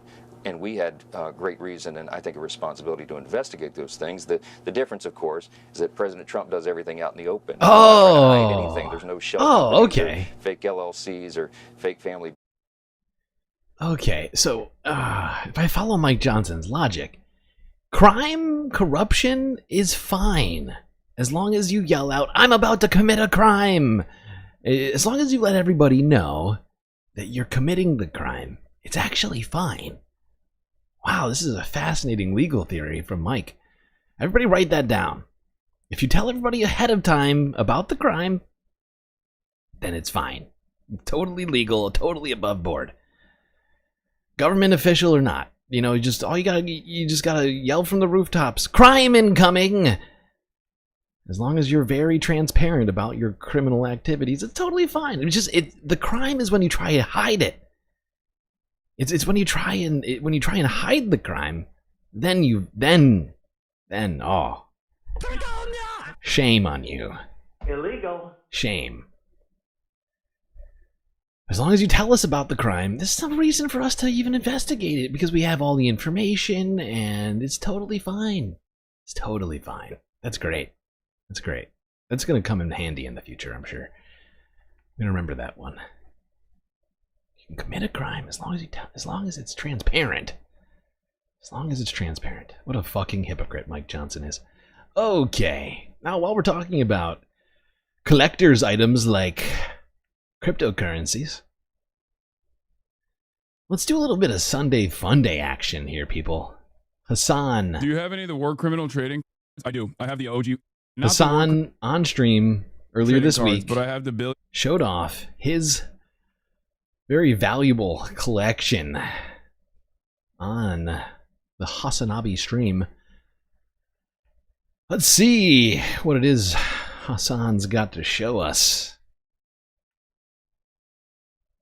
Do you have any of the war criminal trading cards? I do. I have the OG, not the war criminal trading cards, but I have the billionaire trading cards, the OG version with their addresses on them. But illegal. They don't have. They never released them because apparently the FBI got very mad. Damn you, FBI! Yeah, first edition never produced. The CEO ones. I wonder where it is. Hold on. Let me see. 1 second. Oh, here it is. Yes, chat. I Hasan will Parker. show you at least one. Yes. Not all of them. Without the king of Twitch, gamer Hasan Parker. All true. You at least one, not all of them, without showing you the full thing. But wait, what? That can't possibly be true. Hasan got banned today? Is that real? God damn it. I'm looking this up. I'll look it up while we're doing this. And then this is the back of it. But like I said, there are addresses on them. And I think you can still purchase them without the addresses now. Bro, sleeve them up. How do you get these things? I'm a collector of political paraphernalia, as you guys know. Political curios. But this is tailored off of the classic Most Wanted Iraqi playing cards. During the 2003 invasion of Iraq, the Defense Intelligence Agency developed a set of playing cards to help troops identify the most wanted members. But that's what it is.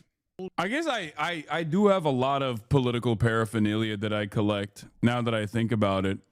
I mean, all the stuff that's behind me from gaming and you know, here. Wow, I opened the book and the first thing I find is Turkish-backed Sultan Süleyman Shah Brigade fighter operating under the Syrian National Army, armed with a Chinese Zhejiang M99 semi-automatic anti-material rifle. Trust in God, believe in ammunition. The book. Shrieking Delilah. Open your P.O. box back up. I have a giant collection of unopened Desert Storm trading cards. I'll hook you up. Whoa, this is crazy. What a rare pull. A holy grail. PSA 10, 2002, 23 karat gold collectibles, America's Heroes World Trade Center 9/11 patriotic card. Wow. Wait, what? The most powerful playing cards with addresses are being sold for $1 million? Wait, what? So this deck that I have in my hand is $1 million? Yeah, no, this is a meme. No one is buying these for $1 million. Yeah, it says, oh my God, it literally is this. And for the record, this doesn't even have a signature on it. This doesn't even have a signature or a number on it because it is literally the only one that is outside of the hands of the person who made them. And you touch it with your bare fingers.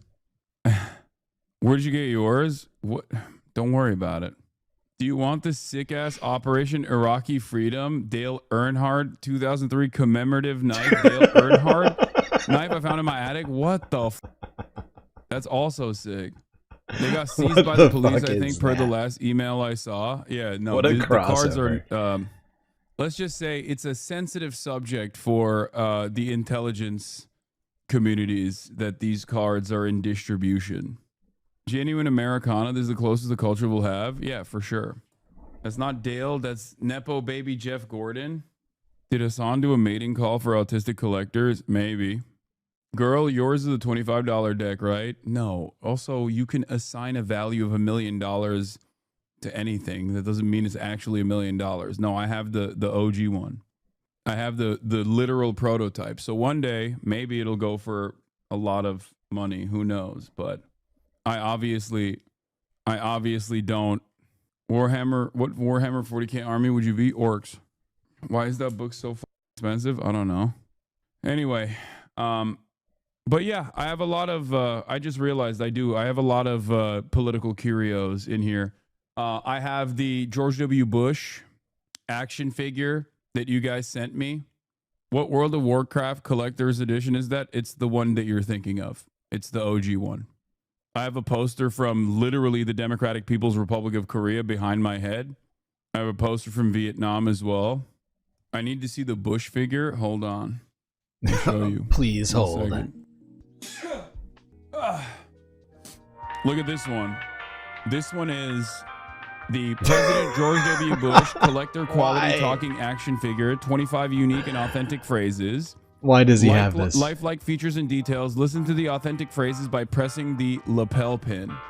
Okay, and I tested it out a while back. It still works. I don't know if it will right now. Nope, it's not working right now. Damn. Wait, where is it? No, hold on. The lapel pin actually is supposed to hit like a button on him, but I don't know where the button is. Wait, hold on. Yeah, it works still. Look. And may God bless America. See? And our country is unified, strong, and we are resolved, and that makes this president feel really good. Yeah.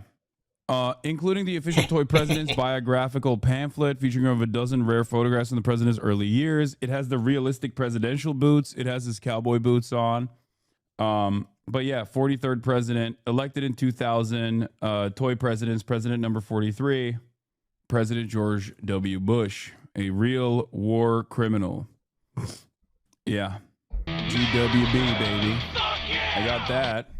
And then we have Dead Che, Ultraviolence by Kozik. This is sculpted by George Kaspar, and it is 13 out of 20 ever made. This is another one. This is a mini finger game basketball. I don't know why. This is the Bird is the Word, the Watermelon Pimp, Mao, also by Kozik. 12 out of 20 ever made. This is the 1980 International Afghan Heroin Syndicate. It comes with an AK-47 on the side.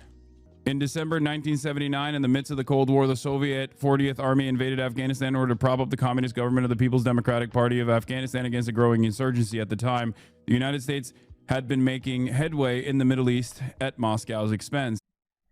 This is hilarious. This is, and honestly, I did not watch this one because I knew it was just going to be pure fun and nothing for me to really get ahead of on. But I just wanted to take a quick break, very quick break, just to say thank you to the person who donated about 30 minutes ago on the Cash App, helping us get one step closer as June comes around the corner and our bills come due, of which we have not enough funds to pay all of those bills. If we don't get enough funds, something's getting shut off, whether it's the internet or the power, or maybe I'll just be kicked out onto the street. Whatever it is, but thank you. You know who you are. I know who you are. You know, we both know who you are. Chat doesn't know, but we know that you've helped, and I appreciate that. Manned and outgunned, backed by the CIA, Afghanistan used the only profitable crop to support the war. Heroin. Al-Muqtabar, the tester, lives among the fields along with many others, a protector of the plant, a murderer, a junkie, always the first to try the final product. Illegal. Resin blood. Jesus Christ. I like that this says articulated action figure ages 40 and up. Ages and then, of 40 course, who can forget? Comandante Marcos. Easy LN leader. Delegate Zero. That seems like a sensible also age comes group. with a bunch of tools on the side as well. This Why? is Why made and by where? Jackier. 6 out of 30 ever made. Codename Sub Comandante Marco. File name is Delegate Zero. Primary military specialty Zapatista organizer. Birthplace born on the 19th of June 1957 in Tampico, Tamaulipas. Rafael Sebastian Guillen Vicente is a Mexican insurgente and former military leader and spokesperson for the Zapatista Army of the National Liberation, EZLN. I no longer want you to do a Lego stream. You'd make us look weird by association. By the way, this is not even, Don't be creepy. for the record, what I just showed you is not even a fraction of the crazy paraphernalia I have. I mean, there's the army the helmet that you have back there, that's a Yugoslavian helmet with a Naruto headband on it, but an Akatsuki Hidden Leaf Village headband that I put on top of it, but you can kind of see. I have so much shit back there, dude. You should do a Sunday stream showing all your political paraphernalia. Oh, this is crazy. Elite Force Aviator, George W. Bush, U.S. President, and Naval Aviator. No way. My dad was in the Special Republican Guard, and I still have his uniforms and medals, and one of them is gold with Saddam's initials on them. If you feel like collecting, at least I know it'll be saved with you. That's crazy. I know First Lady Hillary Rodham. I know where this is if you want it. If you ever did a Lego stream, would you pull out a 1 out of 30 rare embalmed Lenin build? Sure. Oh my god. Take a look at this relic I have of lost American. Jesus Christ. Oh, I have What a bunch of throwback. buttons like this too, obviously. The Benghazi Bandit. Yeah. Yeah, I guess I am a little bit of a collector myself of weird Yeah, you got some problems, Hasan. You got some real collecting problems, pal. I don't know if his room is representative of his entire house. But goddamn, I'll bet you there's an entire basement full of this shit. Worth it. Totally worth it. There's a sneak peek into Hasan's collection, if you will. Since we were talking collectible Trump coin shit.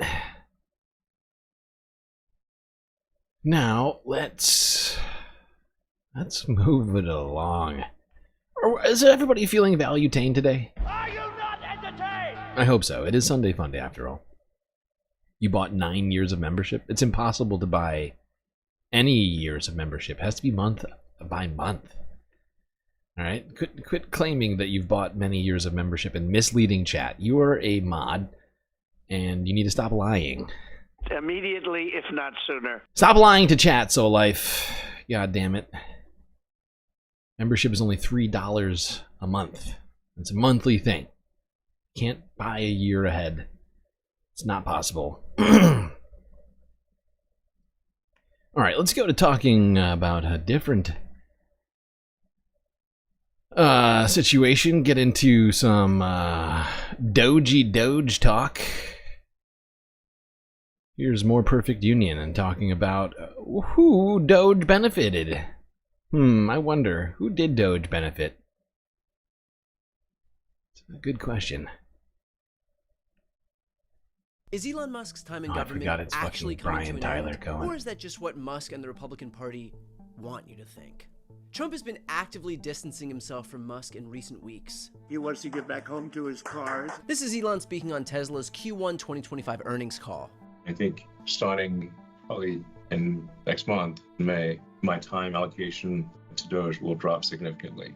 But then, just a few days ago, Musk was an invited guest at the Saudi-US investment forum that accompanied the president's trip to the Middle East. So is Musk stepping back, or isn't he? This is the chainsaw for bureaucracy. Should I stay or should I go? And whenever Musk does actually leave government, will he have accomplished what he set out to do? I worked with More Perfect Union to break down what's actually going on. We found that despite all of the rhetoric about leaving the government behind, Elon's influence over the future of the Trump administration goes deeper than you think. And his work at DOGE continues to benefit his companies while further transferring wealth and power from the working class to the ultra-wealthy. So why does the White House want you to think that they're parting ways with the world's richest man? Let's go back to the beginning. Take over, Elon, just take over. It all started with one big investment. Elon donated $288 million total to the Trump campaign. He also formed America PAC, where he paid voters to sign petitions. I'm not just MAGA. I'm dark, gothic MAGA. It all worked. Trump won and took his new friend Elon with him to DC and created a very special position for a very special boy. He's literally called a special government employee, which required no confirmation hearing. Elon became the figurehead for the Department of Government Efficiency. You know, they say I wear a lot of hats, and as you can see, it's true. The billionaire originally promised to cut $2 trillion from the federal government before Trump's inauguration, but cut that number to $1 trillion after the administration took office. Musk and his DOGE goons immediately started hacking away at the federal government, pretending it was all a crusade against fraud and waste. Social Security is the biggest Ponzi scheme of all time. But all of their claims about these programs have been disproven. Remember, Social Security is your money that you've already paid into the system. By making it difficult for you to access Social Security, they are keeping your money from you. And then there's the attempted destruction of agencies that protect you from big banks and bad bosses. The Consumer Financial Protection Bureau, the watchdog to make sure banks don't steal your money, and the National Labor Relations Board, which protects workers' rights. Elon stated he wanted to completely annihilate the CFPB, which so far hasn't happened, but he did send in one of his little helpers to gut the bureau. And that little helper, of course, was heavily invested in the companies CFPB regulates. Both agencies regulate companies Musk owns, from Tesla auto loans and a potential X.com payment system to the many, many labor issues at Tesla. And then there's the National Highway Traffic Safety Administration. DOGE has also slashed up to 10% of their staff, cutting 70 to 80 jobs of those responsible for overseeing self-driving tech. That means that the agency regulating Tesla is losing critical watchdogs just as somebody's robotaxi ambitions ramp up. Man, Elon loves a layoff. Last week, The Hill reported that Elon and DOGE are responsible for half of all layoffs that have occurred in 2025 across industries. Even DOGE's first target, USAID, had just announced inspections of Elon's Starlink terminals in Ukraine.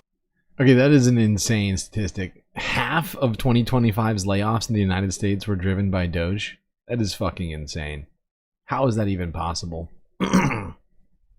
What these guys have been doing is just fucking insane. And we know who this all benefits. It benefits Elon and his friends. And, you know, the rest of the rich people. And that's it. That is it.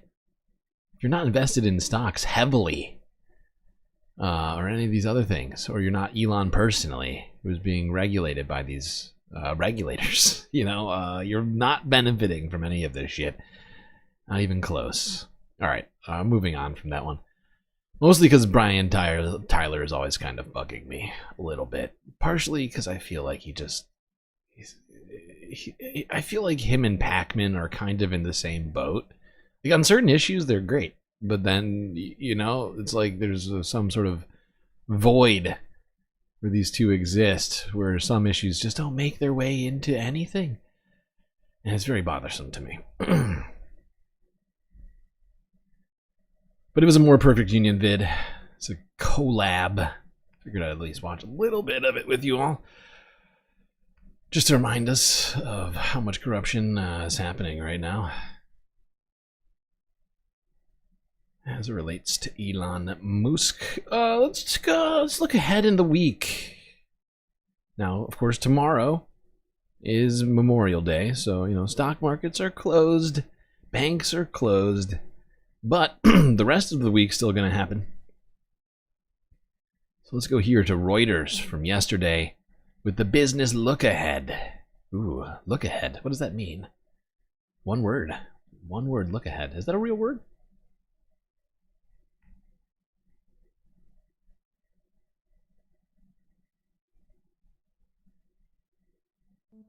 From Nvidia closing the US earnings season to why long-dated government bonds have become a hotspot. These are the stories to watch in business and finance in the coming week. Results from Nvidia are due on Wednesday and round out the Q1 US reporting season. Despite 2 years of massive gains, Nvidia's stock performance has leveled off so far in 2025. Nvidia's report could test the stock market rebound, with the S&P 500 approaching record highs after teetering on the brink of a bear market last month.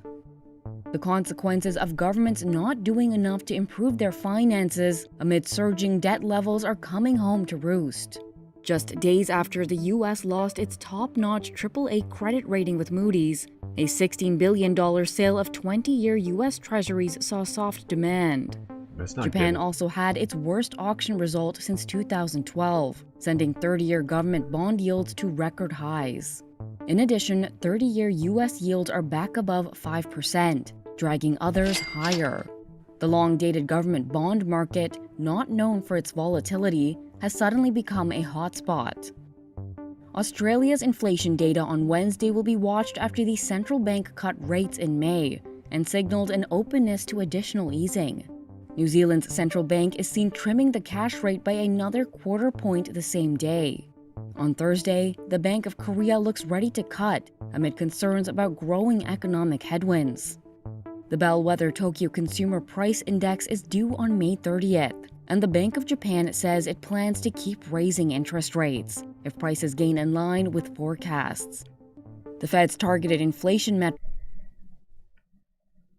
personal consumption expenditures, could paint a clearer picture of the impact U.S. tariffs are having. All right, yeah. So yeah, the week ahead in business seems very busy. A lot of big events happening. Nvidia, one of the largest companies on the planet, is going to be reporting earnings. Now, Nvidia is, of course, one of the main companies behind the AI boom, as everyone's calling it. But demand for their chips may have changed in recent months. It's unclear what those results are going to look like for Nvidia, but it will certainly move markets. Federal Reserve, I think they have the week off, because last week they did a shit ton of stuff. But of course, last week, as we know, the federal government was downgraded on its debt from AAA down to AA. And I was not even aware of that bond auction, which apparently happened, but that's not good. If you didn't quite hear, but the government, as they do, had a bond auction to fund the federal government, selling $16 billion worth of U.S. treasuries, I think she said, with a very, very lackluster response from buyers, which have pushed interest rates higher. As was mentioned, the 30-year is now above 5%. But inflation numbers such as PCE are going to be coming in this week. Actually, we could just do this. We don't do this, but we should do this. We should look at this real quick. No, don't. Why? You suck.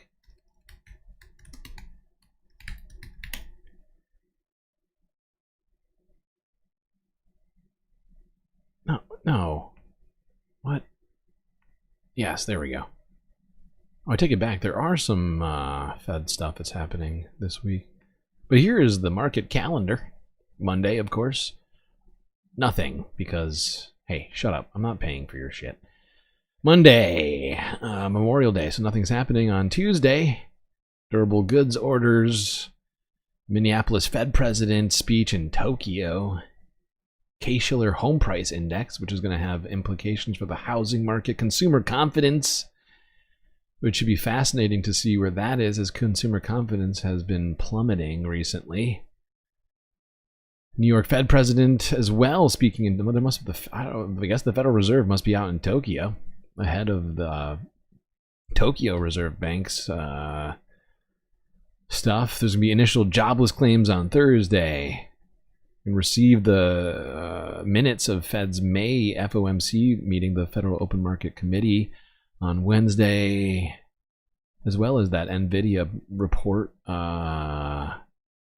personal income, consumer spending, and then PCE will be on Friday. Core PCE and the regular CPE, as well as trade imbalances, PMI, and a final consumer sentiment reading. Wow, very busy economic calendar this week.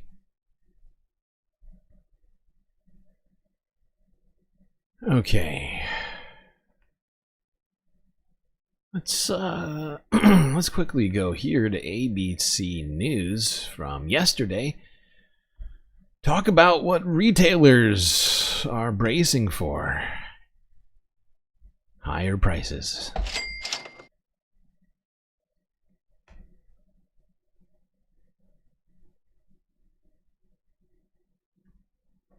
News on the economy tonight and growing pressure on retailers. President Trump's trade war taking yet another turn as he threatens to impose new tariffs on tech giant Apple and the European Union. Some retailers like Walmart and Nike are already planning to raise prices. Here's ABC's Alex Prochet. As millions of Americans are shopping for Memorial Day savings, there's new fallout tonight as President Trump reignites his trade war with Europe, threatening to send prices higher. The EU's trade commissioner urging that trade with the U.S. must be guided by mutual respect, not threats, and that it stands ready to defend its interest. President Trump announcing a 50% tariff on European Union products starting June 1st, after he said talks between the U.S. and the EU are going nowhere. It's time that we play the game the way I know how to play the game. The president also, for the first time, targeting an American company. Tech giant Apple could face a 25% tariff by the end of June if it doesn't move all of its iPhone production to the U.S. Tariffs on other tech companies like Samsung could soon follow. The president has downplayed fears that American companies will shoulder the burden of these tariffs. They're not hurting, they're helping because they're creating jobs in America. We're creating tremendous amounts of jobs in America like you've never seen. But Commerce Secretary Howard Lutnick admitted this week that tariffs would be felt here at home once they hit 15%. The world has a 10% tariff now. At 10%, you're not going to see it. Above 15%, I agree, you're going to see it. The mixed messaging sent markets sliding Friday as I'm sorry, chat. You're not going to notice if it's 10%, okay? You're too stupid to notice 10%, okay? My God. We're absolutely going to see the 10% tariff, and it's fucking idiotic to suggest that we're not going to see it. But, of course, Howard Nutlick, not the smartest guy. He also doesn't give a shit if things cost more for us because he's a billionaire.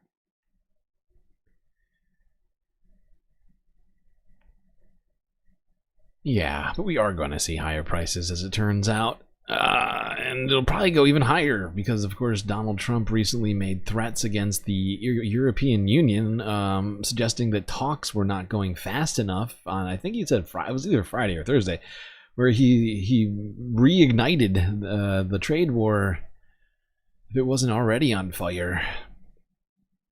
And he basically suggested a 50% tariff for the entire European Union. I think he just said Europe. I'm not even sure if it's going to apply just to the EU or all of Europe. It's not clear. But yeah, rest assured that if that comes to fruition, because he said it's going to happen in June, which is like a week away, that's absolutely going to cause people some serious problems. I'll bet there's a bunch of goods on transport ships right now headed for the United States that people were hoping to get in before the before the Liberation Tariffs Day tariffs get put back in place, who are now going to be fucking screwed if that actually happens. Okay, let's see. Where are we?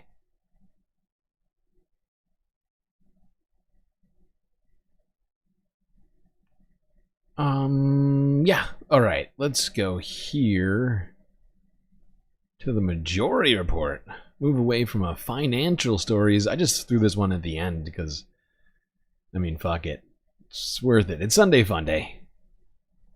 It's Sunday Funday after all.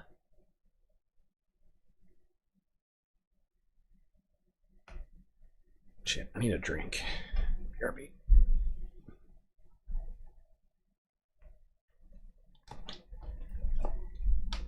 Dan Bongino and Kash Patel, the director of the FBI. Do we have his literary works beside us here? We do. Author. Artist. Let me just read. Oh, he didn't draw that, did he? He didn't draw that. No, but an artist in terms of a storyteller. Literary artist. Yes. Let's see. Oh, God. I just also... It's folks. I don't know if a knew text this. in there. It's semi-autobiographical too, because he's the wizard. I feel like it's a little bit too much words in there. Shouldn't it be a little bit more sparse It's a for a children's book? A little wordy.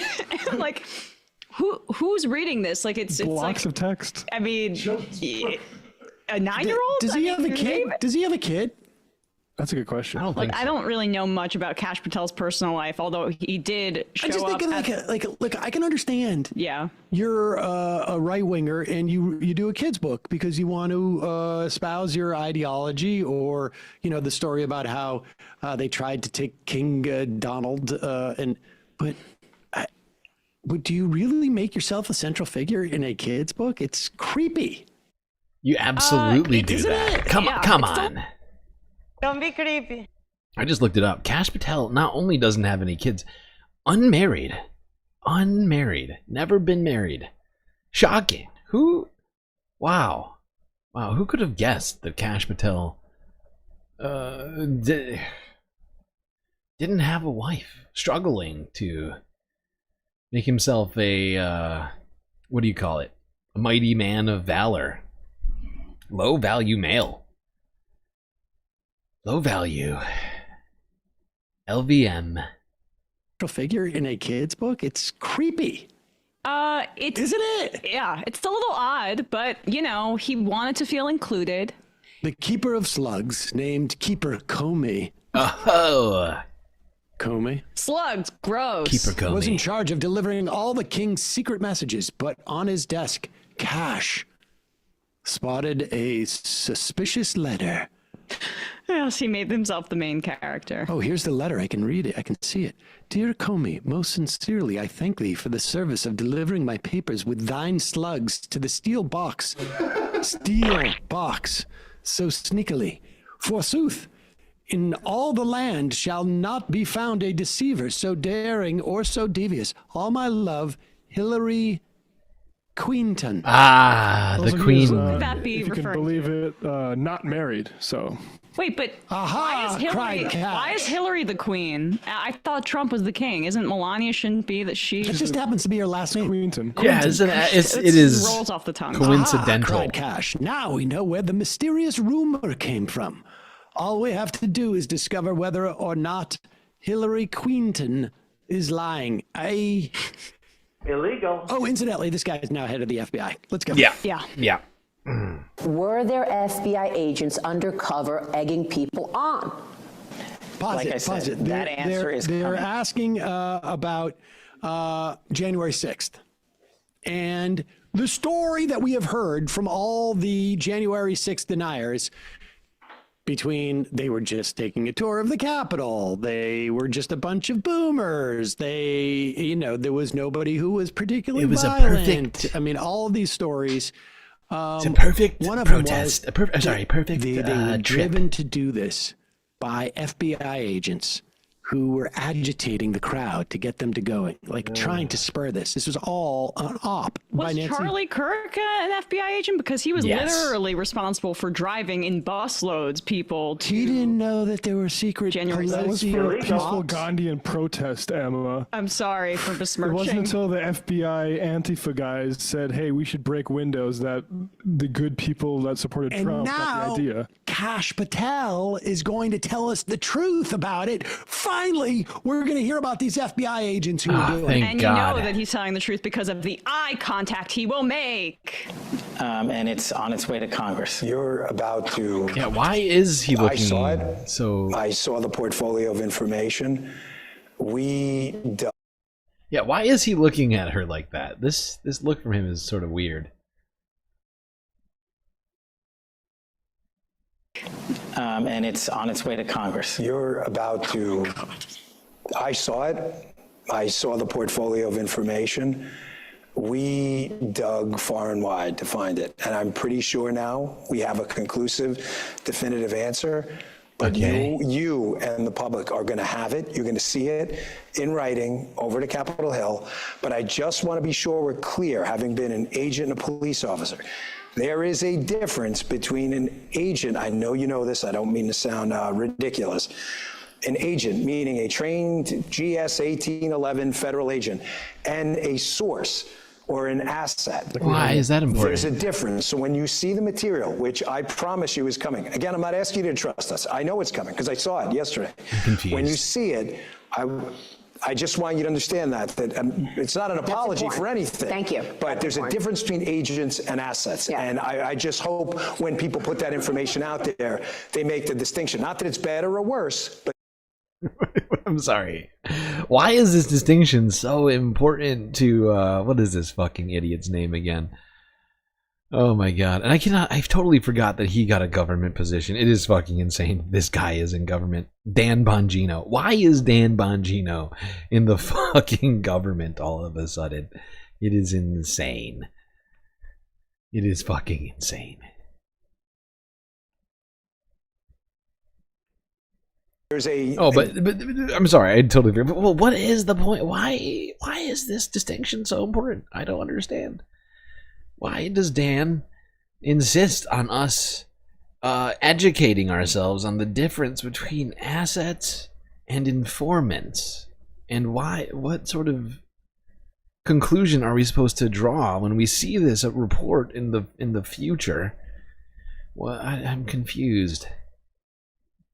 I'm very confused. What is somebody's name going to show up as an informant that might be awkward? Is like Charlie Kirk or somebody else going to get named in this? Was Dan an informant? I'm confused. Why is this an important distinction? Distinction there. It's a very important distinction. So important. Clear what he's trying to make clear, but not saying, because he doesn't want to ruin how juicy of a story this is for all his buddies in Fox News. There are people in there who have given evidence to the FBI about the lunatic groups they're part of. They're informants. Maybe after the fact, maybe before the fact. Exactly. That does not mean that they were agitators. It just means that they were squealing. Oh, so people like Enrique Tarrio or any of the other sorts of figures in all this who may have given information to avoid more charges being filed, you know, cooperating with the government, but they weren't agents, okay? I see.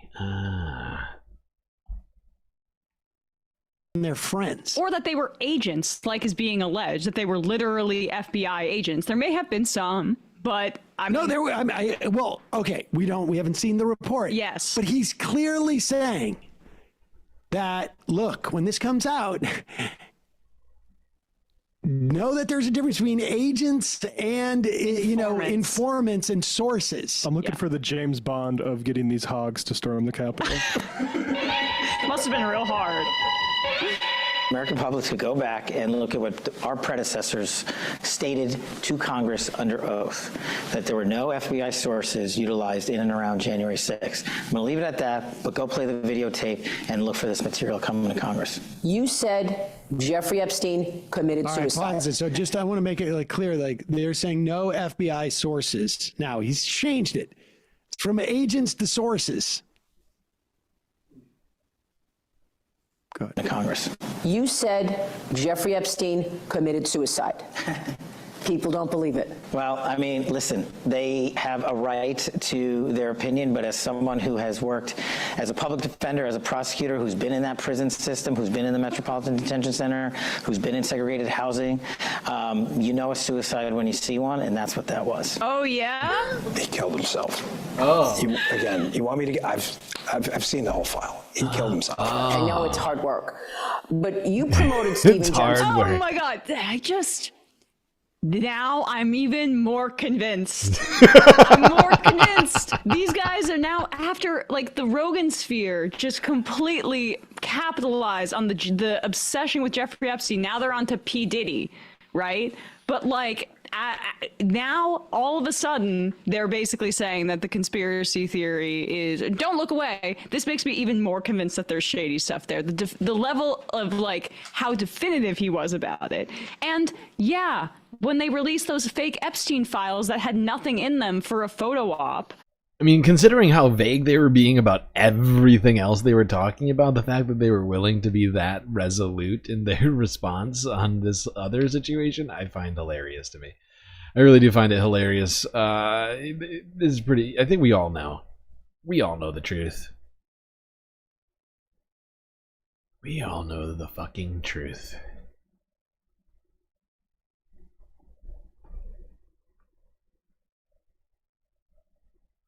All right. Let's do this. Let's talk grok. Let's talk grok and one man who's struggling with grok. And it's not who you think.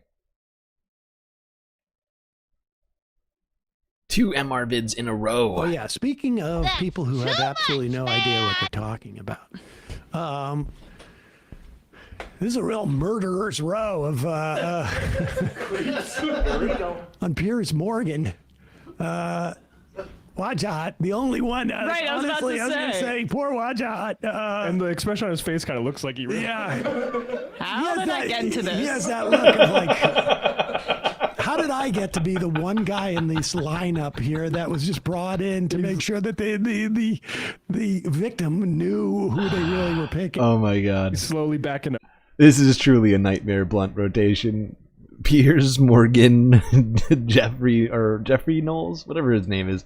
Michael Knowles. You got old Destiny.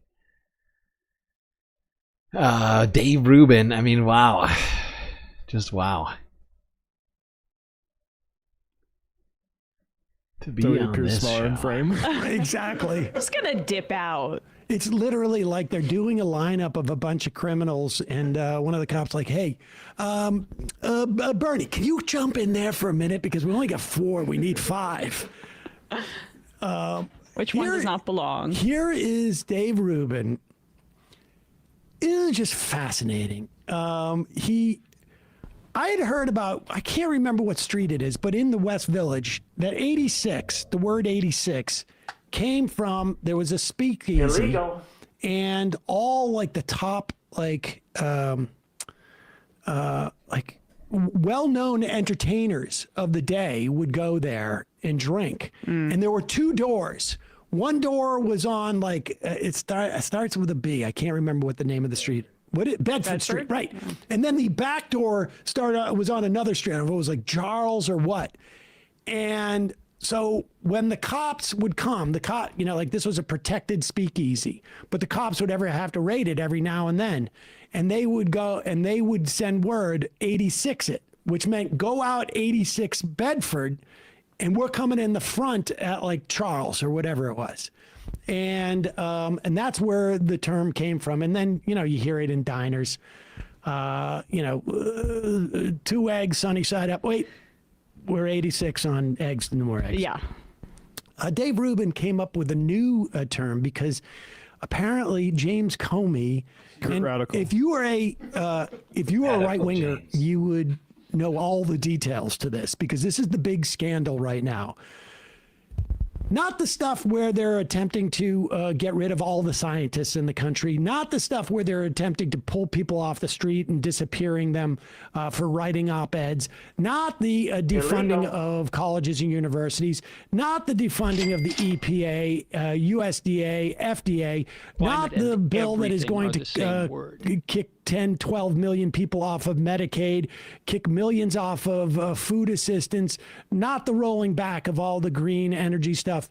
It's that James Comey, the guy who hasn't been in government for, I believe, 8 years. Former FBI director has an Instagram account, and he wrote 8647, Instagram, which was some type of slogan, not "Let's go Brandon," but rather it was like, let's get rid of the 47th president. Donald Trump. And apparently on the right wing, they said that this was a death threat that Comey had decided to put on Instagram. As opposed to just an attention grab from a guy that is seemingly like he should have been a YouTuber or something like that. He's just addicted to being in the headlines and no one likes you. The Democrats don't like you and the Republicans don't like you. Just go away. This is just some, like private citizen now, or, God knows what he's doing, but he's certainly a private citizen just posting on Instagram, "I don't like Donald Trump." And it became this huge scandal on the right because they have nothing else to talk about. And here's Dave Rubin and Piers Morgan clickbaiting on it. And here is Dave Rubin talking about it. And this is cut by Dave Rubin Clips 2 parody. people should check out this At Twitter. Dave Clips. At Dave Clips. And here is Dave Rubin. The music is put in by the Dave Rubin Clips. Guys should have a pin over here. I told the truth. It's really incredible. You know, the other thing about 86, and I'm impressed, I doubt you ever worked in a restaurant. I did, and yes, it's true. If they don't have the porterhouse anymore, you 86 the porterhouse. That means you don't have it anymore, so the waiters know when they're going out there. But the other thing that the 86 came from was the 86th floor on the Empire State Building. And do you know what the 86th floor on the Empire State Building is? That's the observation floor, and that's where the mafia in the old days used to take guys that owed them some money and toss them off the roof of the Empire State Building. That is a fact. You can also check that on Grok. Pause it for a second now. If you're watching, you can check it and on if you're listening, Grok. Somebody did in fact grok it. Does the 86 in James Comey's 8647 Instagram post refer to the 86th floor, the observation deck of the Empire State Building, where the mafia allegedly threw people off? Grok says no. The 86 in James Comey's Instagram post does not refer to the 86th floor of the Empire State Building or any alleged mafia practice of throwing people off the observation deck. This theory is a speculative urban legend without credible historical reference. The term 86 originates in the early 20th century American slang, primarily in the hospitality industry. Merriam-Webster and lexicology. How's anybody supposed to have credible historical evidence? That's too much, man. I mean, come on. Poor Dave. Lied to by AI. Trace it to the 1930s, 40s diner and soda counter slang, where it meant an item was sold out, unavailable, or that the customer should be refunded service. And there, Prohibition 86 Barrow Street. It was Barrow, not Bedford. I thought it was Bedford, though, actually. The idea I of think people it's get thrown Bedford. off the Empire State Building is purely fictional. There's no. I was just there's trying actually to find that because not even one case. Like, I was just laughing. Not even one. Like, it would be so messy. Hey, do you think that we should put a fence over this because it feels like the mafia keeps throwing people off the Yeah. I mean, I would just like everybody to take a moment. Humor me, if you will. Close your eyes. Think about being a mobster. Okay. Yeah, you're committing crimes all over the place. You know, you're sticking people up. You know, running rackets on local small businesses. Perhaps you're selling illegal alcohol during Prohibition. Some guy, he owes you money, right? And you think, I know what to do with this guy. We'll take him all the way to the top, the very tippy top of the Empire State Building. And we'll go right to the observation deck where everybody goes. It's very popular, even back then, very popular place to go. And then you're going to throw guys off of that balcony. And then you're going to travel all the way back. What I love about it, what I love about this so much is how long it would take you to go back down 86 floors, right? And you're going to walk out onto the street where there's probably an entire crowd of people looking at the dead bodies on the fucking pavement. And like somehow that's a smart decision. You know, hey, Tony, quit complaining about how many holes there are in this plan, okay? It sends a message, all right? Even if no big deal. It's just it's one of the dumbest things I've ever heard Dave say. And this says a lot, actually, because Dave said some incredibly stupid things in the past.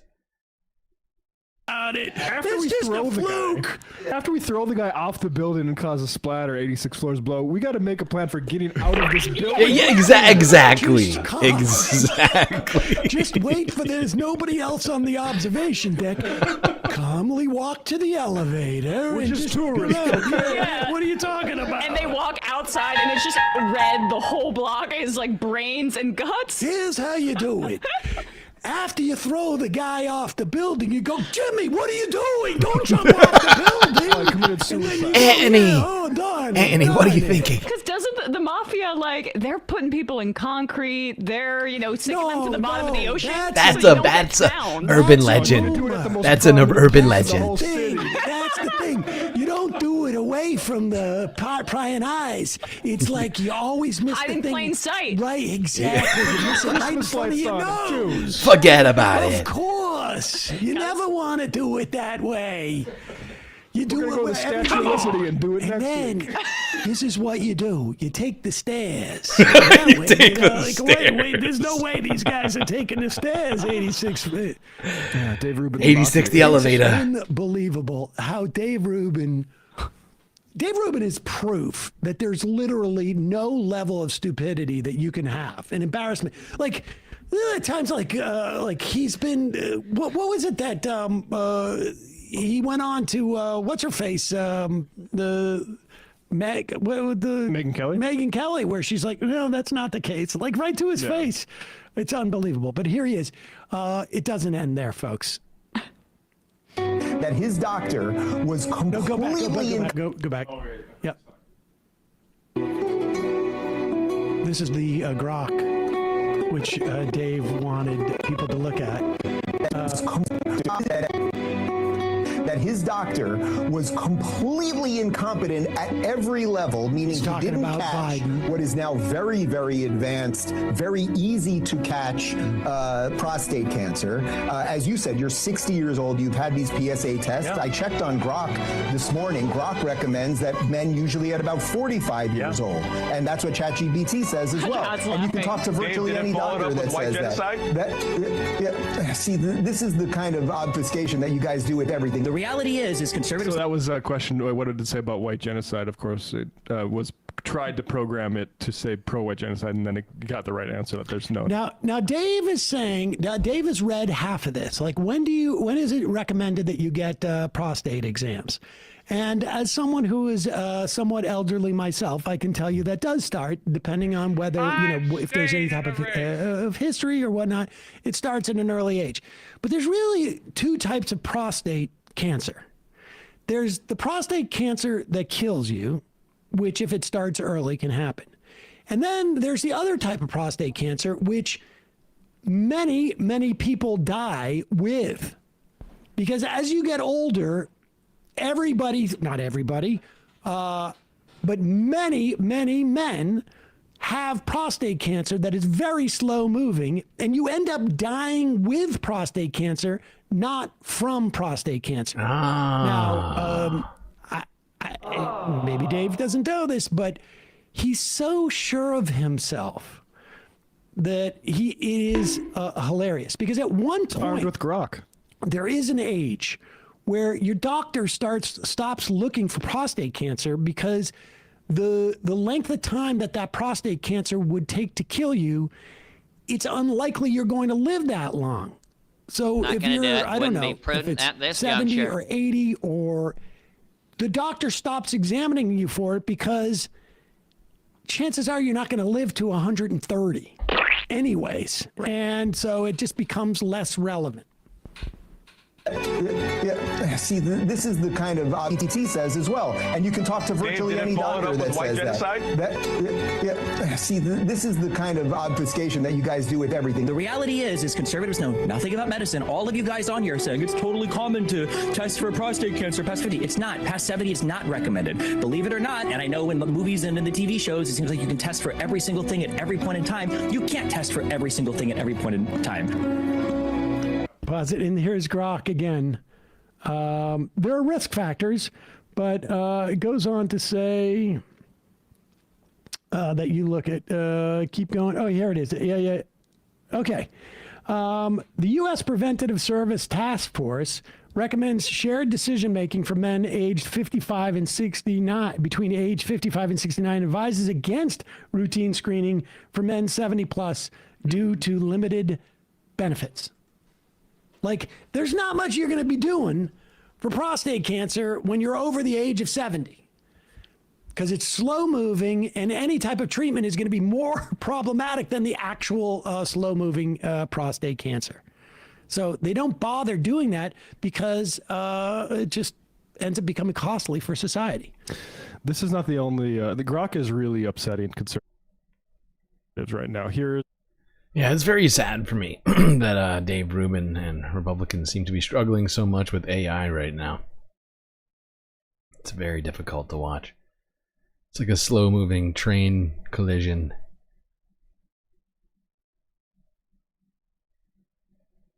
All right. I think that's a good place for us to take a quick break, but don't worry, we'll be right back after these brief space messages. With all sorts of stuff, I would point out. We're going to be moving into the environmental half after this, and then we got a whole bunch of stuff to talk about with Earth politics and such. Yes. I just want to remind everybody that unfortunately, due to last month's blunderous technical difficulties causing us to stream like a third less than we normally do, we are still behind on scrounging up the cash to be able to pay the galactic and Earth bills, which is going to put the entire stream into jeopardy.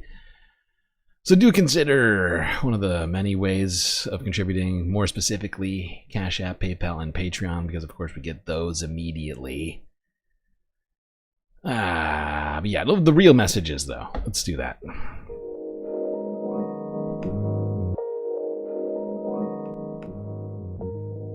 Well, I hope you're all enjoying the stream so far. If you haven't already, hit the like button and don't forget to subscribe. Also, hit that bell icon as well to ensure that you don't miss a single episode of this spacecast. Now, while you're at that, do also consider contributing to the Galactic News Network, as we are completely funded by individuals such as yourself. Without you, this stream ceases to exist. We'll go floating off into the ether. But of course, there are myriad ways for you to show your support. YouTube, Super Chats, Super Stickers, and memberships. Still got to get those member numbers up so that we can get back on track, get ourselves to 19 emotes on YouTube.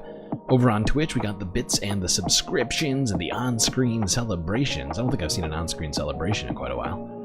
But of course, Cash App and PayPal, we get that money immediately, if not sooner. YouTube and Twitch don't take a nasty big ol' cut of that money. Instead, you get nearly 100% of all of that. But of course, the best way to get all of the best, galactically and financially, is to go onto Patreon and become a galactic patron for just a few bucks a month.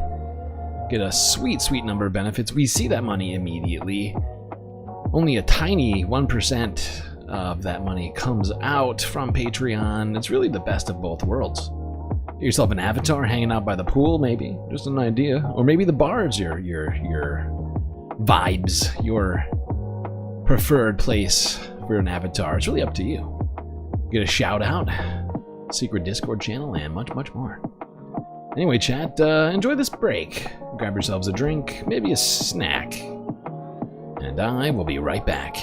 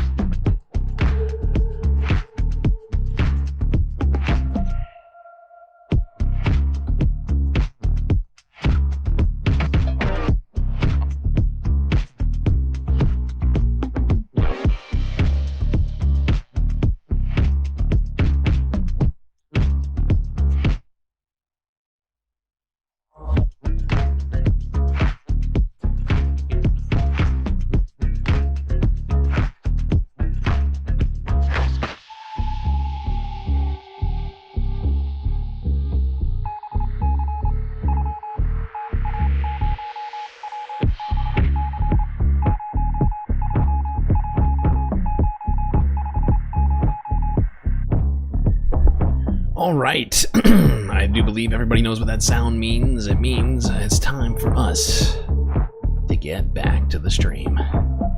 Immediately, if not sooner.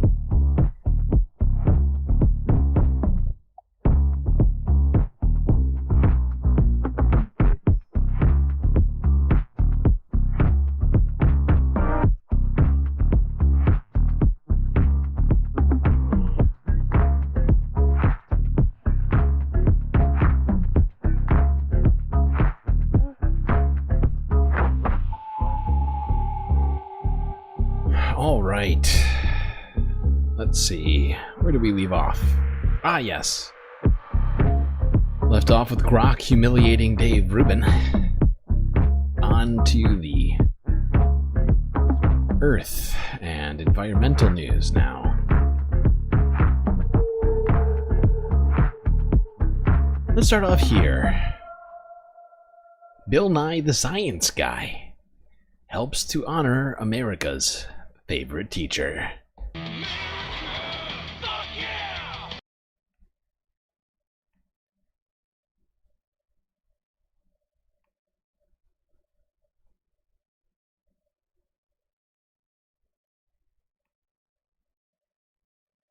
Bill Nye the Science Guy.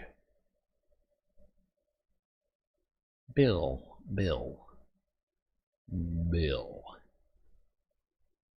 Come on, Bill. Well, you know you've done good when a person like Bill Nye, the science guy, comes to visit your school, but still the halls are buzzing about you. Well, that's the case for a second grade teacher in Newark, New Jersey. Jonathan Koch was just named America's favorite teacher. And today, a visit by Bill Nye was just part of the celebration. Here's New Jersey.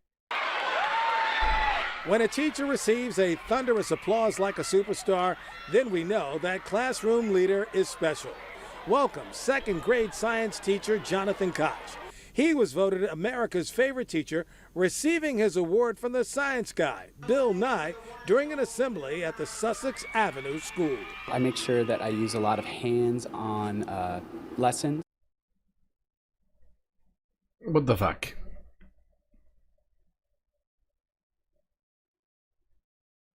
What are we doing?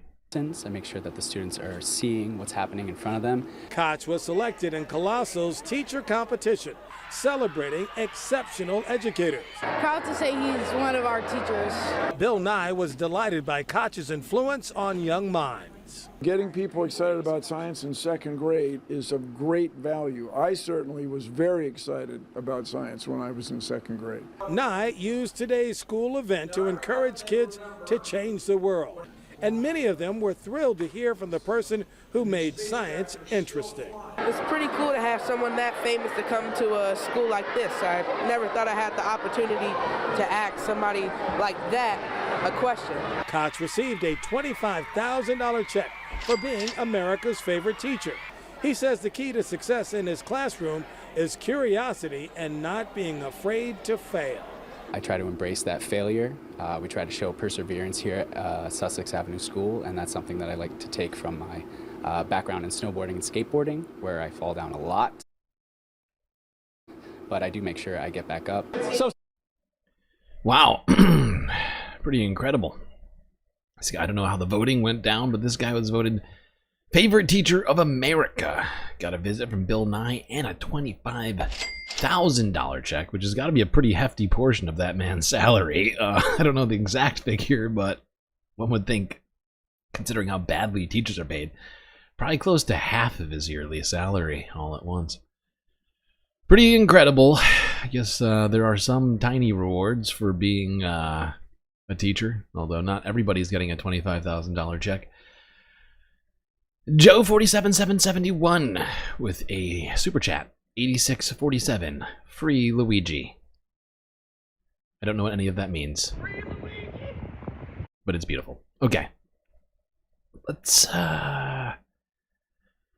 beautiful and much appreciated. Let's keep it going. From Bill Nye the Science Guy. Talking about Memorial Day weekend. I just figured we'd start off this sort of science-y section with that little tidbit. Let's start in Hawaii, as we always do these things from west to east. Keihan 2 News has a Memorial Day weekend public service announcement for everyone. With Memorial Day weekend upon us, many will be heading outdoors to the many beautiful and sometimes dangerous sites around our islands. That's why officials want you to stay safe. Chris Latronic joins at Basin with more. Good morning, Chris. Yes, good morning, everybody, from Kewalo Basin Park. Just one of the many areas where a lot of people will be recreating this Memorial Day weekend. And the biggest thing is we want to stay safe, especially when we're out in our oceans. And here to tell us more is Enforcement Chief Jason Radula. Good morning to you. He is with the DLNR. Tell me about just kind of Memorial Day when it comes to people recreating in Hawaii. So it's going to be very busy. Memorial Day is one of our busiest holidays. It's a 3-day weekend and a lot of people are going to be out. So we just ask everybody to be safe, follow the rules, and have a good time.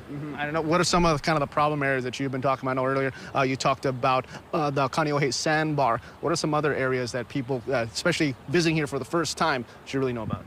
So definitely our state parks are going to be very busy. Places like Sand Island, Keawaula, they're going to be very busy. A lot of people like going out there on the weekends, but particularly on these 3-day weekends where we know a lot of people are going to be on, it's going to be congested. So we just ask people to be safe in these areas. We know areas around our shoreline are particularly places where people are going to be fishing, diving, using our nearshore waters. So everybody just needs to be aware and be safe. Speaking of awareness, I know there's a spot over on the east side, Spitting Caves. What do you have to tell people about that? Be very, very careful in that area. You know, a lot of people like to jump off the cliff there. It's very dangerous. I don't recommend it. People should stay away from that area if at all possible. Especially when people get intoxicated and kind of lose their inhibitions. When it comes to boating and using watercrafts this weekend, what kind of tips do you have for the people out there? Sure, be safe. Don't go boating under the influence. It's like driving a car. You don't want to be under the influence. It's very dangerous. You could get somebody hurt or killed. Use all the safety equipment. Make sure you have it on board with you. And of course, comply with the regulatory requirements. Yeah, well, there you go. A little public service announcement from Keihan 2 News Hawaii, reminding everyone to exercise caution while celebrating Memorial Day, getting out there in the beautiful ocean. Can still be bad things that happen out there, so be smart, people. Be smart. Enjoy, but be smart. I think that's the important lesson to take from all of that. Now, perhaps surfing and boating are not your style. Maybe you'd like to go for a hike to nowhere. Specifically, the bridge to nowhere. In California. Let's go here to CBS News from yesterday, where the bridge to nowhere is drawing hikers and thrill seekers.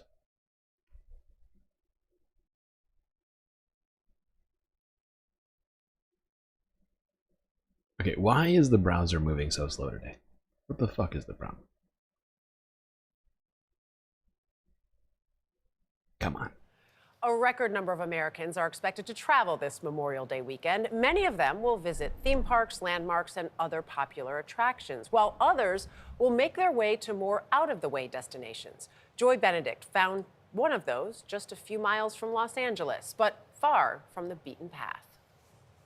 There's a lot of twists and turns in this canyon, a lot of forks in the trail. It was a warning and a metaphor as 36 people gathered just after sunrise. Took off on foot, over rocks, hovering on the edge of cliffs, and trudging across a river 6 times. We need to keep up and close the gap. Betty Gomez first made this trek 20 years ago. For Daniel Johnson, it's his first time. I like to sing if my heart can take it and also like if my body can take it. But it's not just a 2-hour tour this crowd came for. For as they led each other 5 miles up a mountain, they then followed each other off a bridge. 3, 2, 1, bungee. It's the adrenaline, you know, the sense of accomplishment after you do everything. Matt Sanchez is a regular. His girlfriend is not. I'm excited. I'm an adrenaline junkie. So she jumped. 4, 3, 2, 1, bungee. As did Johnson. It was amazing, honestly. It was a really good experience just being able to jump. The love of bungee jumping is kind of the fabric of my soul. Ron Jones owns Bungee America and this bridge, which sits literally in the middle of nowhere. How does a bridge end up in the middle of the Angeles National Forest? This road has a great history. One that predates cars at all. This is a gold mining claim that dates back to 1897, but it's how the West was settled back in the 1800s. 50 acres granted to a family, then partially taken back to build a road in the 1930s. 5 bridges went up before the rains fell. It destroyed dams, roads, and bridges all over the county. It washed away this canyon. More than 100 people died in the Los Angeles flood of 1938. 5,000 buildings were destroyed, and every bridge on this Tooby Canyon Road, except this one. The bridge is so tall, the water passed underneath it. It was unscathed. But the project was abandoned, as was the bridge. And then in 1989, you said, let's jump off of it. Correct. We were looking for a bridge. He first rented the bridge for his new company, and 20 years later, he bought it, and all 50 acres. And that is the best metaphor for life right there, because there's no sort of bungee jump.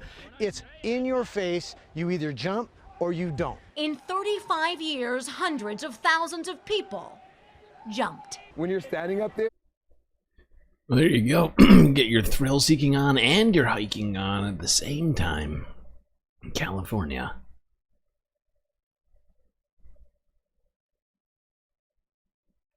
All right, let's go north to Seattle, King 5 Seattle from a day ago, with some bird news.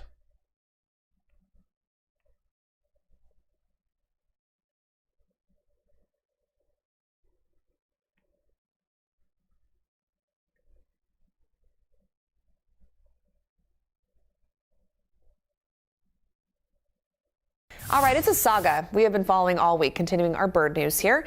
Now it's come to a happy ending. Alice, this East African crowned crane, is back home at the Cougar Mountain Zoo in Issaquah after escaping on Wednesday. The zoo says that she was spotted in someone's yard on Lake Sammamish. Volunteers were able to catch her just before midnight last night. She's being closely watched by zookeepers and vets. The zoo says her boyfriend, Hatter, is happy to have her back by his side. Well, there you go. Birds reunited after one escaped the Seattle Zoo. Now reunited. Beautiful. Well, grizzly bears are among the strongest animals on the planet, and while they're rarely seen this far west, folks living on the island still know to keep their distance. Video captured north of Campbell River shows 2 grizzly cubs doing exactly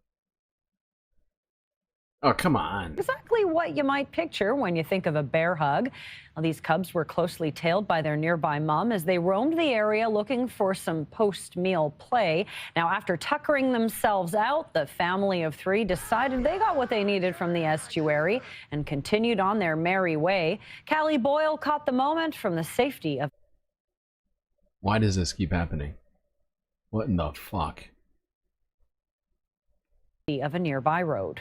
2 cubs just started play wrestling for like 10-15 minutes, and they're like tackling each other in the grass and like just play wrestling while she was taking a nap, I guess, behind the tree. And we were just watching them from one of the logging roads with a good distance, and I just pulled out my camera quickly and got a good angle of where we could see them clear in the estuary. Incredible footage there. Grizzly bears are not year-round residents on the island, but have been sighted up north between Campbell River and Port. There we go. Some Canadian bears. Just having some fun in the beautiful spring weather. Little bear wrestling, if you will. Incredibly cute. Do we have 72 likes now?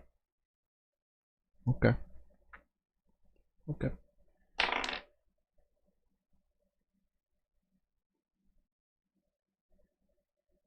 All right, let's say in Canada, in BC, a discovery has been made of an aquatic variety. A very, very old, some might say ancient variety. Prehistoric, really. It's global news from 2 days ago.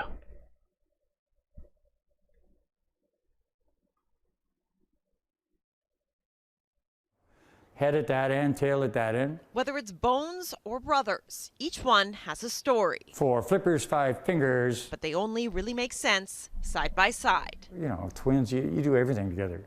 We were like a team. Our parents would take us fossil collecting. They'd let us go off in Ontario when we were kids, and that kind of got us hooked. Pat Trask and his brother Mike spent decades digging through the dirt, hoping history might one day reveal itself. It was a beautiful autumn day, early November. And in 1988, it finally happened.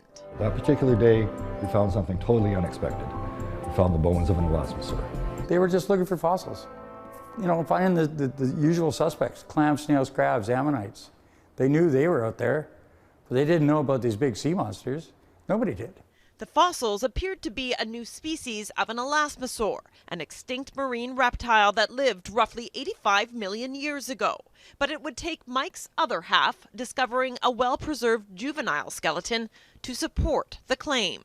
And between the 2 specimens, the scientists could ascertain the fact that they are different to all the rest of the elasmosaurs in the world. Now, after 37 years of study, the 12-meter-long voracious predator has been confirmed. A paper published in the Journal of Systematic Paleontology naming it Traskosaurus sandrae, in honor of Mike and the Trask family. But the public announcement, bittersweet, a moment millions of years in the making. The fuck?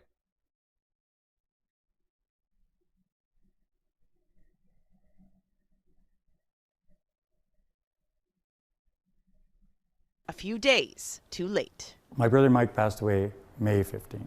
It's pretty sad. But Pat made sure his twin was aware of the recognition. We had a draft copy of that press release, and I framed it and showed it to him. And he got it. He knew that he was being honored with that name. He hasn't. Well, there we go. 2 brothers discovering a species of dinosaur. One of them, unfortunately, not able to share in the glory of having discovered a new species.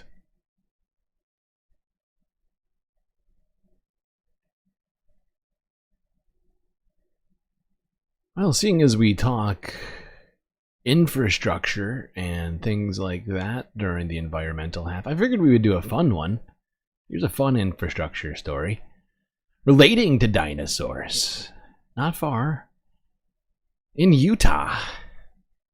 Galacticosauron maximus. Yes, that will be my dinosaur. 100%.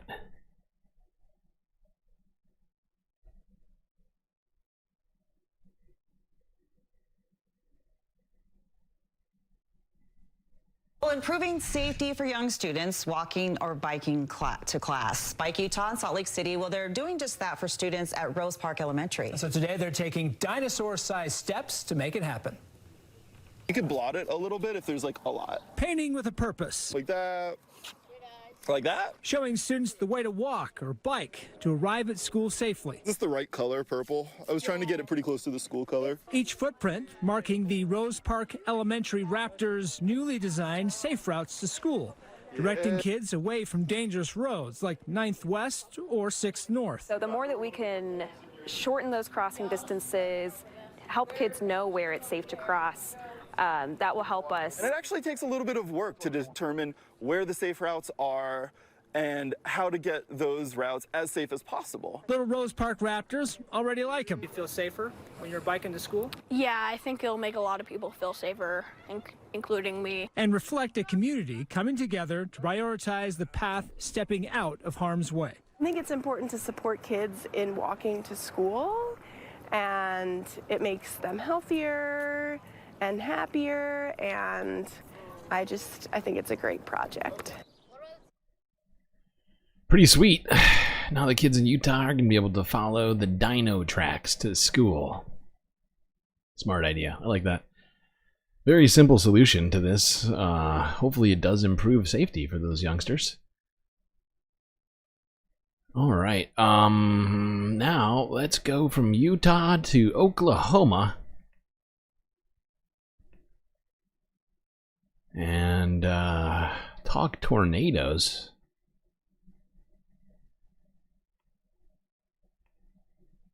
And what one drone pilot managed to do inside of an Oklahoma tornado.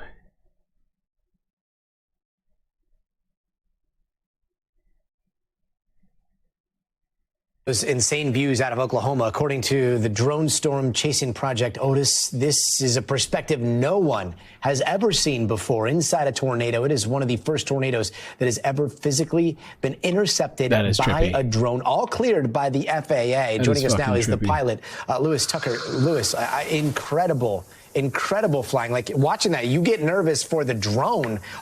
What are this, first of all, like, how are you able to do? Are you really getting nervous for the drone? Come on. What I found extra cool about this is that it's almost like the rest of the tornado disappears. I don't know if anybody notices that, but like you can see it. Like you can still see the debris moving around at the bottom, but like the movement of the air seems to almost like just disappear once you're actually inside of the tornado. It's pretty crazy. Has ever seen before inside a tornado. It is one of the first tornadoes that has ever physically been intercepted by a drone, all cleared by the FAA. Joining us now is the pilot, Lewis Tucker. Lewis, incredible flying. Like, watching that, you get nervous for the drone.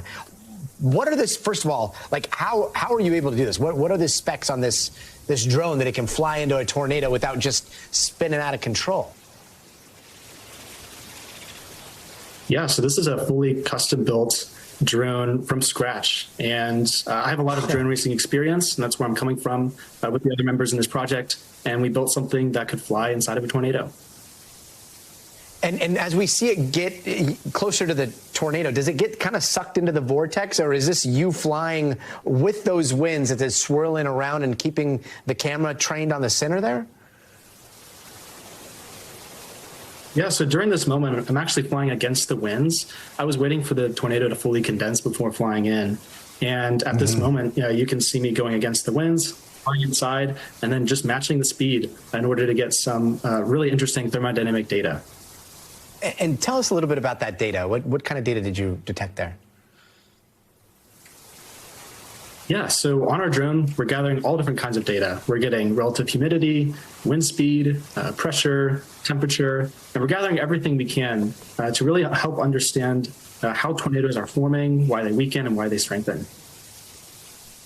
I can watch this video, and I have watched this video many times today, as many Americans are right now. I know that you got the FAA to approve you for this. I think this is one of the first approvals of something that we're probably going to see a lot more of as the technology like catches up here. But like, how did that approval process go?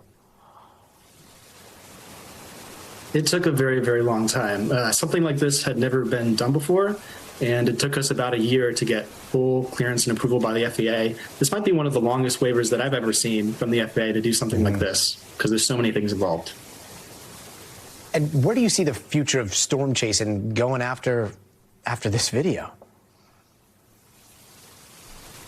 Yeah, so the reason why that we're using drones for this project. Oh my God, why does this keep fucking happening? This is pissing me off. Project is to better understand how tornadoes form and work from a distance, right? Because traditionally people have tried to deploy ground probes in front of tornadoes, and that's very dangerous because they're intentionally driving into the path, dropping a ground probe, and then having to leave very quickly. But with this project, we can stay at a safe distance away. We can fly the drone out to the tornado, gather all the data that we need, and then we can come back. I was just going to ask, last question here. Pretty sweet, pretty freaking sweet drone footage here from inside of a tornado. All right, let's go to Colorado, where storms were battering that state over the last couple of days. Here's Denver 7 showing a hailstorm in a town called Elizabeth.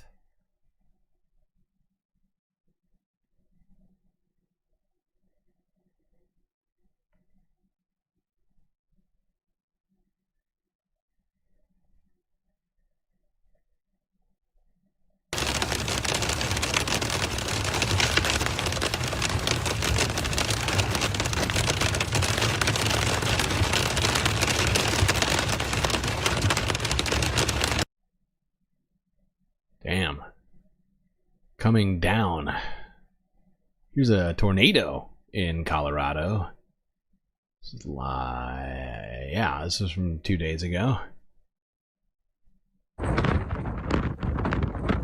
Damn, look at the size of that thing. I wonder what these cows are thinking right now. Like, they're staring at this dude who is taking the footage. These other ones are running, though. I wonder.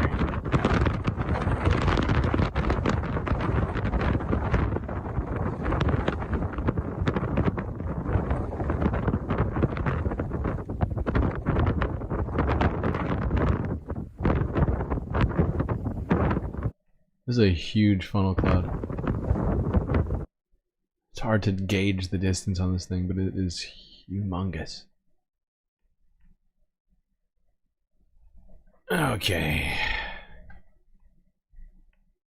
Let's stay in Colorado, but this time switch from talking tornadoes, talking fire suppression efforts. Improvements in technology being used to alert people to fires popping up.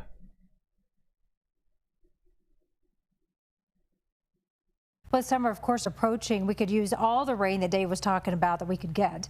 Wildfire danger, a real concern as things start to dry out. Communities have made a lot of progress in prevention since the Marshall Fire, and that includes the use of artificial intelligence.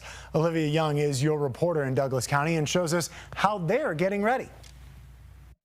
When a fire sparks, this camera uses AI to detect it within minutes. Might be a small camera, but it's looking out miles and miles into the distance. Pano AI's Peter Ambler says the technology recognizes the very first wisps of smoke. These are fixed in areas with pre-existing high fire risk.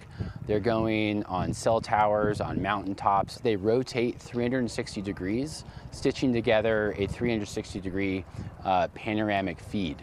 The artificial intelligence then crawls that feed. The company partners with utilities like XL Energy and Core Electric and has 12 camera stations in Douglas County. This is actually a camera picking up an incident. Once one of them spots a fire, first responders like Jason Lounsdale and the county's Helitack team are in the air in 5 minutes. My main job as a manager is to do a lot of radio communications before we get out of the aircraft. The team can be anywhere in the county in 12 minutes. From the air, they size up the fire and report back to dispatch. Then they hit the ground. Once we get on scene, the crew will hop out, unload all of our line gear, our IA bag, initial attack bag, that has all of our hand tools, some medical equipment, and our chainsaw and fuel. Now, this might be one of the only galactically approved uses of AI, but yeah, we need as many tools as we can get to help us stopping fires and things like that. And it's I think it's an important tool for us, honestly, in this particular realm of study. I have a lot of qualms with AI, but as it relates to protecting people and the environment, I'm for it, generally speaking. Now, we still need to address how much energy consumption that AI is taking up. But, small projects like this don't really take up that much.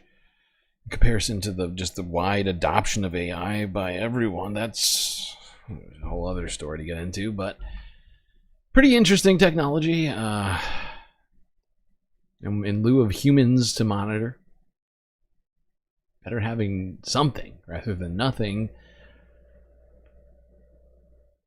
All right, let's go down to Houston, Texas. This next story I found to be fascinating. This is another infrastructure-related story. And we've been getting told by people like Ezra Klein and all of the abundance people that we don't need regulations. And these regulations are stopping everyone from building housing. Now, of course, many regulations as it relates to building housing include things like having to pay into, depending on what sort of increase on, say, traffic or utility use, new builds to perhaps dole out money to the government to pay for those sorts of things. Before I go on too far, I would like to present to you this story from ABC 13 Houston.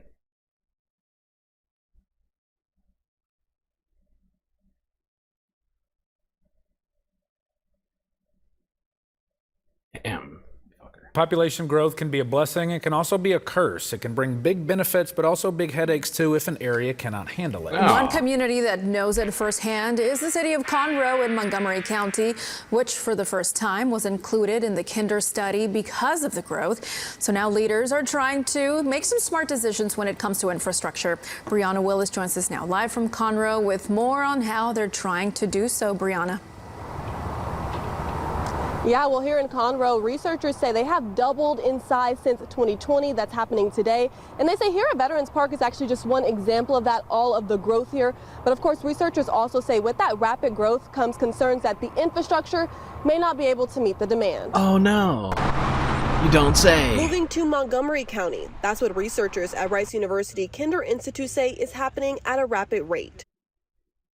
Oh, you piece of shit. Definitely one of the fastest growing counties in the country. Daniel Potter, the director of the Houston Population Research Center at Kinder, says in Conroe, there was a little bit more than 50,000 people living in the community in 2010. And today he says it's now almost 100,000 people. But he says with that, affordability is now a worry. But even when we talked with them previously, cost of housing was not a challenge. Today we're hearing from them that that is a challenge for many of the residents in the area. For the Conroe Chamber of Commerce, they say even schools are testament to the increase. We're seeing a lot of growth in school enrollments. Conroe ISD has just jumped to 7th in the state, 7th largest district in the state. Vizay says for chamber businesses, more than half have seen a 50% increase in revenue in the last year. However, the big issue, according to research, is traffic. It's going to put more cars on the road. Are those roads ready to handle that kind of growth and development? And so some of the things that we're hearing from residents is maybe not quite. But Vizay says there's relief on the way. We just recently passed a $480 million road bond to help alleviate some of that traffic. And Potter says the diversity is now also changing here. He says in the last 15 years alone, the Hispanic population here has grown to 28%. We're live in Conroe. I'm Brianna Willis, ABC. I just found this story to be fascinating and sort of a perfect example of why we need those regulations, okay? The sewer is being overutilized and the roads are now being overutilized. And rather than having the new developments pay by way of regulations, since Houston, has just been like, just build as much as you want. Don't worry about it. You don't have to pay into the infrastructure whatsoever. Just build, build, build. And now all of a sudden, oh no, there's too much traffic. Oh no, there's too many people using the schools. Oh no, there's too many people. There's too many people shitting into the sewer. Oh, okay. So maybe we need the regulations to pay for it because they're apparently forking over $500 million now to try and shore up some of these things. Would have been easier, maybe, to get those people building all those buildings to chip in as they build, rather than in post trying to find the money. This is one of those things that maybe we should have thought about ahead of time. Just an idea. That's why some of these regulations are important, so that you're not detracting from the community by building. Should have to pay in to the system. If you're planning on profiting from building something, just makes sense if you think about it for literally half a second. All right, let's get back to talking wildlife news. One bit of data is alarming researchers across the United States. That being the decline of bird populations.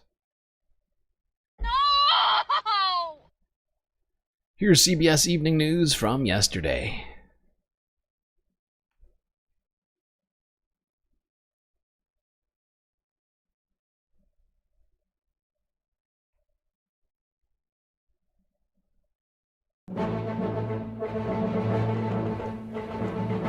New data shows bird populations are declining sharply, even in areas where scientists previously expected them to thrive.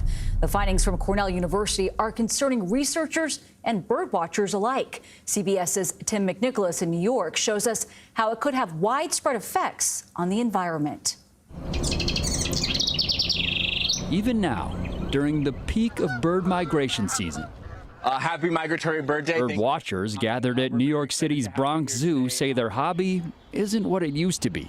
But every time I go on a tour, usually the person who's leading it is like, wow, there used to be more birds here. That's a nice flyover. A team at Cornell University investigated that problem by turning bird watchers into citizen scientists. You see it? Birders across the country logged 36 million observations from 2007 to 2021 into a program called eBird. That helped Amanda Rodewald and the Cornell Lab of Ornithology learn where bird populations are dropping and why. Any species, most species in fact, are declining most severely where they're also most abundant. And those are the places that we typically would expect species to thrive. We care about the birds, of course. We also share the same environments as these species. Researchers say bird populations are declining across every habitat, but the worst declines are in grassland birds and shorebirds. Scientists blame drastic changes in bird migration paths from invasive species, new land use, pollution, and climate change. Because they actually breed here? Gautam Surya with the Wildlife Conservation Society says humans can help by using windows with decals visible to birds to reduce deadly collisions.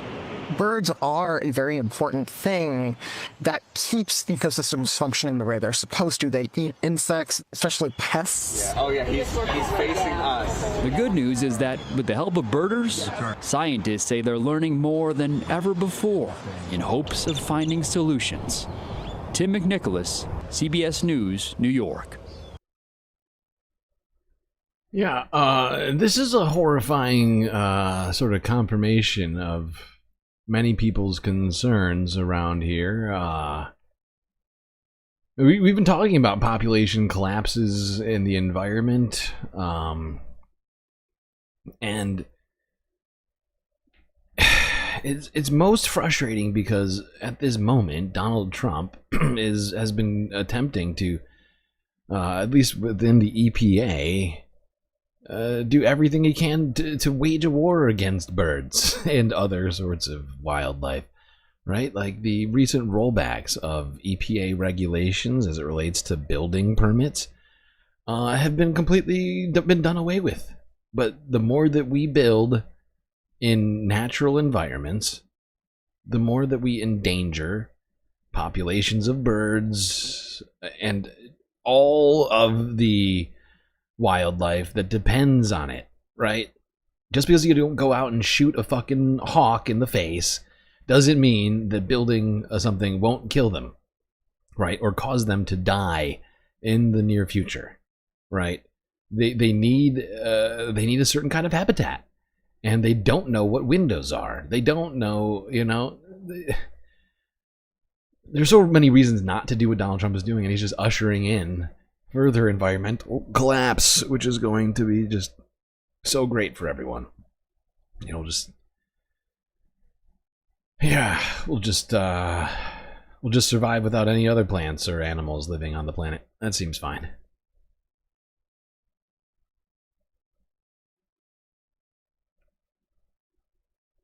All right, let's go to Canada, where they're celebrating a particular bird, which is apparently the official bird of Quebec. That's right. I know you're thinking it. It's the snowy owl. The majestic snowy owl is celebrated as the official bird of Quebec, but it's now facing some serious challenges. The snowy owl is being cared by doctors here after he lost his wing. He was rescued by a group that cares for birds of prey after he was caught in a fence. Just one of the many dangers that snowy owls face, and that led it to being identified as a threatened species. We see lots of snowy owls hit by cars. They can hit lines. Other factors include... I'm sorry, we just gotta go back. Look at the look that this owl is giving the camera. He's it's fucking hilarious. He's like, really, I am under the knife over here. Can we focus on me right now? Why are we doing a goddamn television interview right now? I don't understand. And that led it to being identified as a threatened species. We see lots of snowy owls hit by cars. They can hit power lines. Other factors include climate change affecting their habitats and a decline in populations of the owl's prey. The snowy owl nests in the Arctic and breeds mostly in the tundra, but ventures further south to Quebec in the winter. It can still be found in every province and territory in Canada, but experts say its population has been steadily declining. Having this conclusion for the snowy owl is just a red flag to say we have to do something. Dr. Guy Fitzgerald participated in a special committee that was in charge of identifying the snowy owl as a threatened species. They noted that for the past 24 years, the snowy owl population has gone down by over 40%, which meets the criteria to classify the species as threatened. It's not endangered, but threatened does mean it's in the position of potentially becoming endangered in future. So we should be concerned about that. We should all take it as a wake-up call and really start looking in what it really means to try and change the current trends in global warming, especially in global warming. But more can be done. The government can grant animals in danger legal protections, which could include banning the possession of the animal. The snowy owl isn't on the provincial government's list of threatened species yet, but Quebec told CBC that it will be evaluating the status of the bird and its next steps. There we go. We'll talk of the snowy owl, which is apparently the official provincial bird of Quebec, Canada. I always thought it was one of the most majestic of owls. Truly beautiful. Truly beautiful species. I'm a big fan of birds, not gonna lie.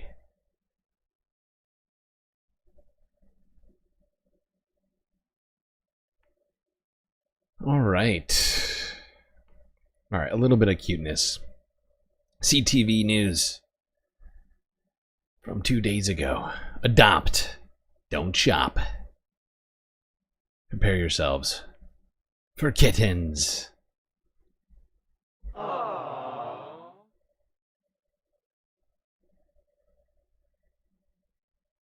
It's kitten season, and a local nonprofit kitten and cat rescue has so many cats and kittens needing homes right now.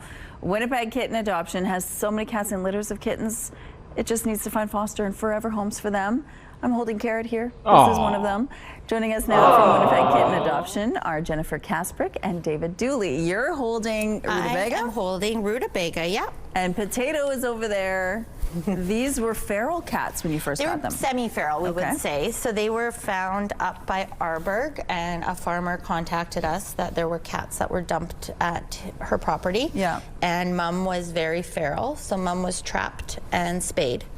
And the farmer is taking care of Mum now. She's on her property, but she's fixed, so the problem has solved. So when you got these little ones, they were swatting at you? They were swatting. They were about 6 weeks old when they came in, and they're 9 weeks now, so this is 3 weeks later. Yeah. And yes, they were, I remember Rutabaga, the second day she was in care, I met her, and she was terrified, like hiding underneath, trying to get underneath the litter box. Why are you so cute? Now, what's fascinating is the moment you gave me Carrot... I can't listen to this woman. All I can do is pay attention to the goddamn cat. Just the cutest little face. Look at her. Oh. Now, what's...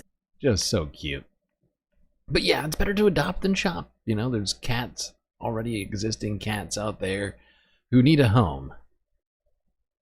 So don't go buying one from a store or a breeder. Do what you can. Do what you can to help out all those homeless kittens out there. Okay? It's just an idea.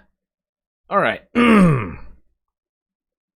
Let's go from talking animals to wildlife. Plants, specifically. Specifically plants, and what we can do to learn more. Here's CTV News, once again, encouraging people to get out there and learn about plants. There's so much to know about plants, really. We could spend every single stream learning about plants and we would still not know everything that there is to know.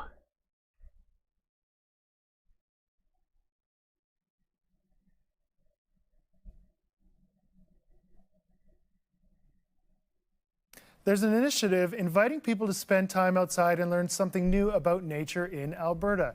Sean Fagan from Nature Conservancy of Canada joins us this morning. Good morning, Sean. Good morning. Thanks so much for having me. Great to have you with us. Why don't you first off start by telling us what the Alberta May Plant Count initiative is? Yes, tell us. Yeah, so the May Plant Count, it was started by Nature Alberta and the Alberta Native Plant Council actually in the 1970s, so it's almost 50 years old, and it's a yearly initiative to count plants to document what's called floral phenology, so basically the timing of flowering plants, and just get people outside and enjoying nature. Okay, and how can this initiative help natural areas across Alberta? Yeah, well, I think the thing is you know, there's not a lot of data collection going on for our native plants. And so this creates great baseline data for knowing where our native species are and also their populations. It can also help us understand the spread of invasive species, which is really important for NCC. We're always battling invasive species, unfortunately. And then kind of looking at the timing of flowering, we can understand how that is changing over time as well. Okay, and what types of areas will people help if they participate? Yeah, I think what's beautiful about this initiative is people can go out anywhere, their favorite natural space. So yeah, as I said, this initiative is being put on by 2 organizations, but NCC wanted to join the fun, and so we're holding 3 events next week. So 1 on Thursday and 2 on Friday. One on Friday is at a property in the Beaver Hills. So that's the land behind me. It's a beautiful area east of Edmonton. It's a priority for conservation because of the forests and wetlands that it contains. And so, yeah, so people can join an event. If you go to natureconservancy.ca/events, you can sign up there. Or you can just visit an NCC site. NCC has over 100 sites across the province that people can visit. Bunchberry Meadows is one that maybe your viewers are familiar with. So maybe visit one of those, spend some time in nature, and document some plants. Very cool. Okay, Sean, why would you say it's important for us to know more about native plant species here in Alberta? Yeah, well, I think native plants, probably the most obvious one is how they support our pollinators, which ultimately support our food supply. You know, I think everyone likes eating berries and apples, and those things are dependent upon our native pollinators, which in turn are dependent upon our native plants for things like floral resources, nesting habitat, that sort of thing. Also, they're just cool. They're cool, they're pretty. You know, I think there's a bit of a native plant revolution happening across North America. People are turning to these beautiful species. They're planting them in their gardens. They're rescuing them from development sites. They're supporting conservation to ensure that these species have habitat in which to live. So I think it's a really exciting and positive time for native plant conservation. Well, there you go. You could get out there and start counting plants in Canada. Help their research. Yeah, native plants are incredibly important because native pollinators, like he said, depend on those native plants. Things like bees.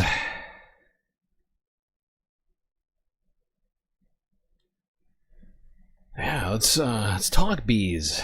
little bit, as yesterday, I think, was World Bee Day.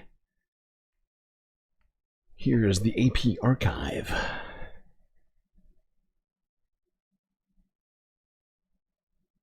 Right? Yeah.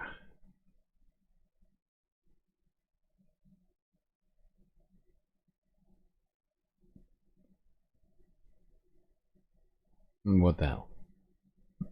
I'm about ready to lose my shit over this browser.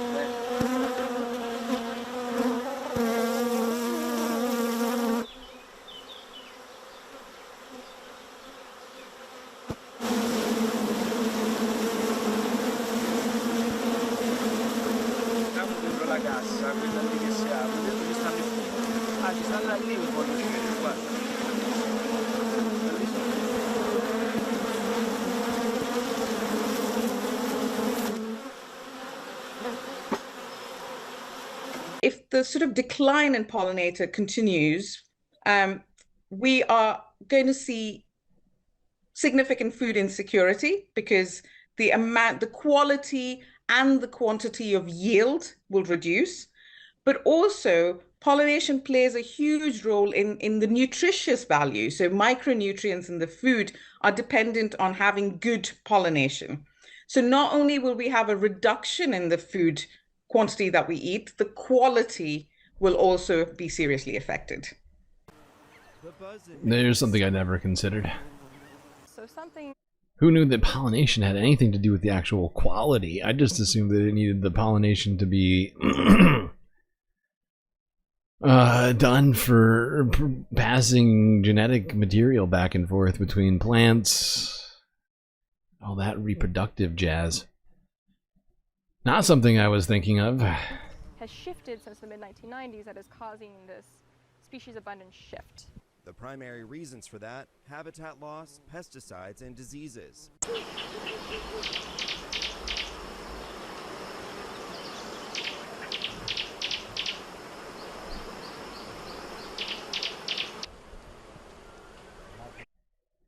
Yeah, bees are under threat right now across North America. Some serious population declines, colony collapses all over the place that we've been hearing about over the last, I don't know, few months, although really it's been an ongoing situation for years. It just has come up more in recent past because of all of the sort of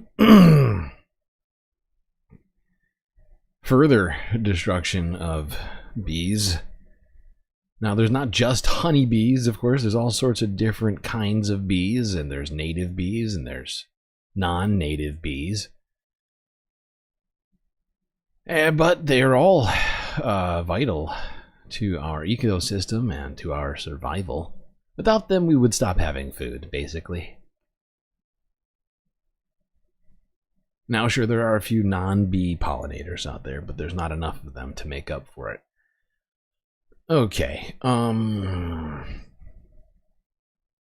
let's move on to New York, where one park received the very best state park award in a place called Letchworth.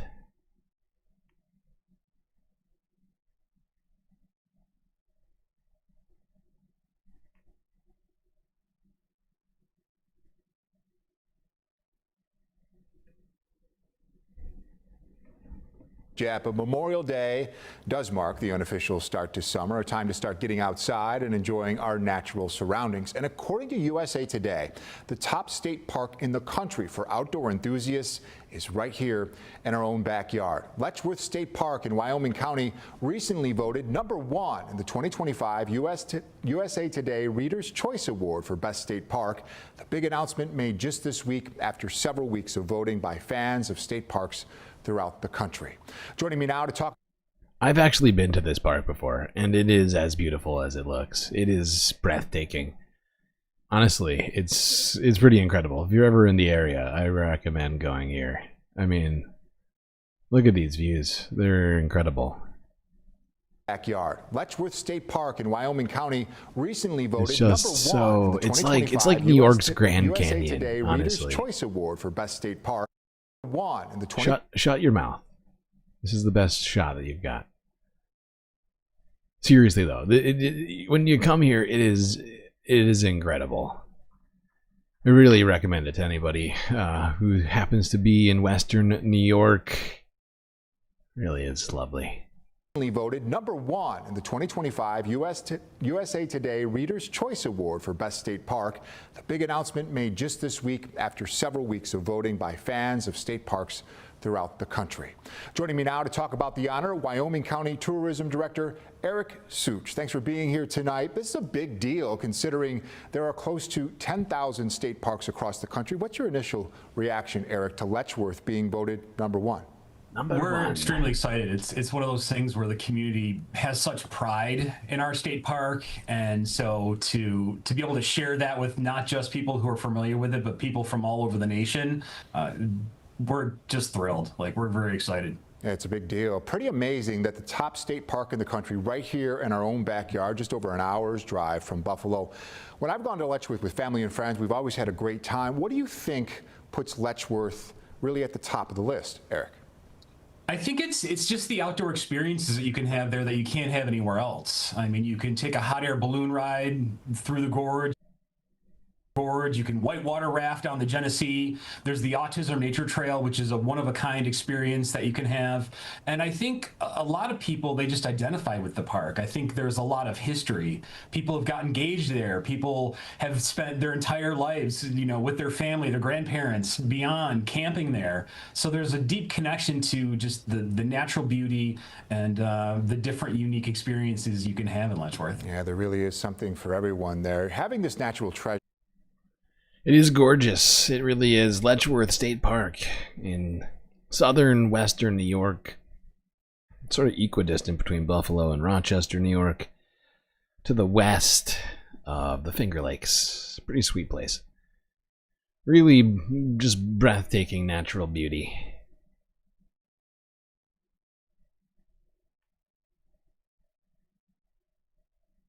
All right, speaking of Rochester, New York, I've got a story there too. Here's News 8 WROC Rochester from 3 days ago.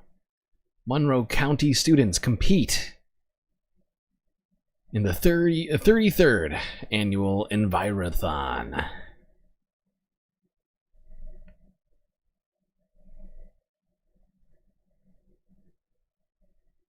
Today, over 90 students coming together at Ellison Park, competing in the 33rd annual Envirothon. The competition, hosted by the Monroe County Soil and Water Conservation District, features 19 teams from 6 different schools. They go head-to-head to demonstrate their knowledge in 5 core topics. Those are wildlife, aquatics, forestry, soils, and this year's national issue of roots and resiliency. An event organizer spoke on why events like this are so helpful. These are important because it gets them outside. You know, it's getting late in the school year, so a nice reprieve, friendly competition between other schools, between, you know, AP exams, graduation, prom, and everything. And then it teaches them important concepts about conservation, ecology, you know, what's important and why we should protect the earth and everything, and just that friendly camaraderie. And the winning team will represent Monroe County at the state competition, where they will have a chance to move to nationals. That'll be held in Canada. There we go. Kids getting to the end of the year in New York, doing something good for the environment, and it might be a little fun too. All right. While we're in New York, I think we have to talk this. Oh, I don't think I have this goddamn sound shot on here anymore, do I? I used to have the Survivor. A thrilling season. God damn it. I used to have the Survivor music on here. Do I still have this? God damn it. Son of a bitch. I should have prepared myself more for today. I should have prepared. I didn't. It's very pathetic. It's sad.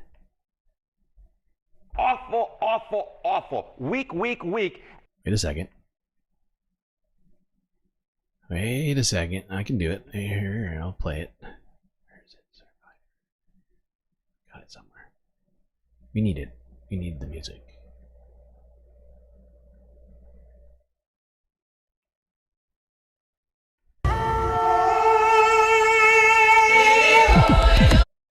That's right, people. Survivor news. I don't know if you're a fan of the show Survivor. It's been on the air for it's approaching like 30 years, I'm pretty sure. Much beloved show by many.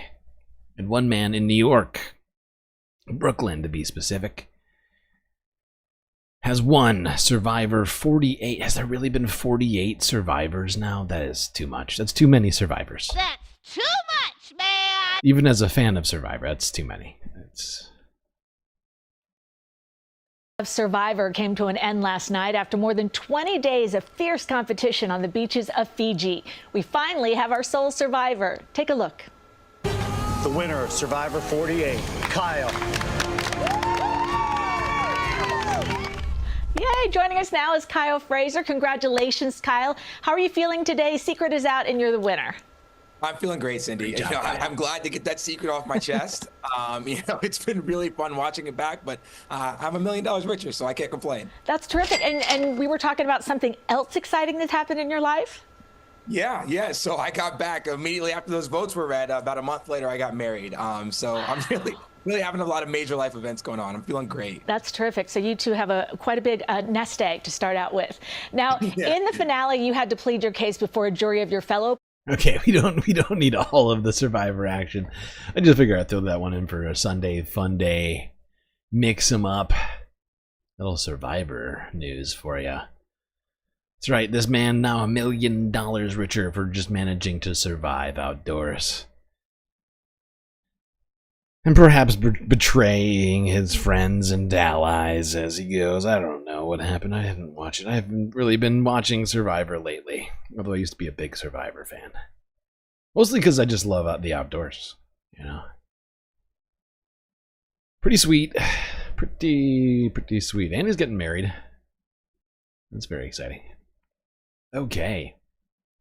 Let's move on from Survivor to talking about something that we're gonna have to survive, that being hurricane season. And without NOAA, well, it might be a little harder to survive this year. Aww. Here's PBS NewsHour on how NOAA funding cuts could make it harder to predict and prepare for severe weather. Come on!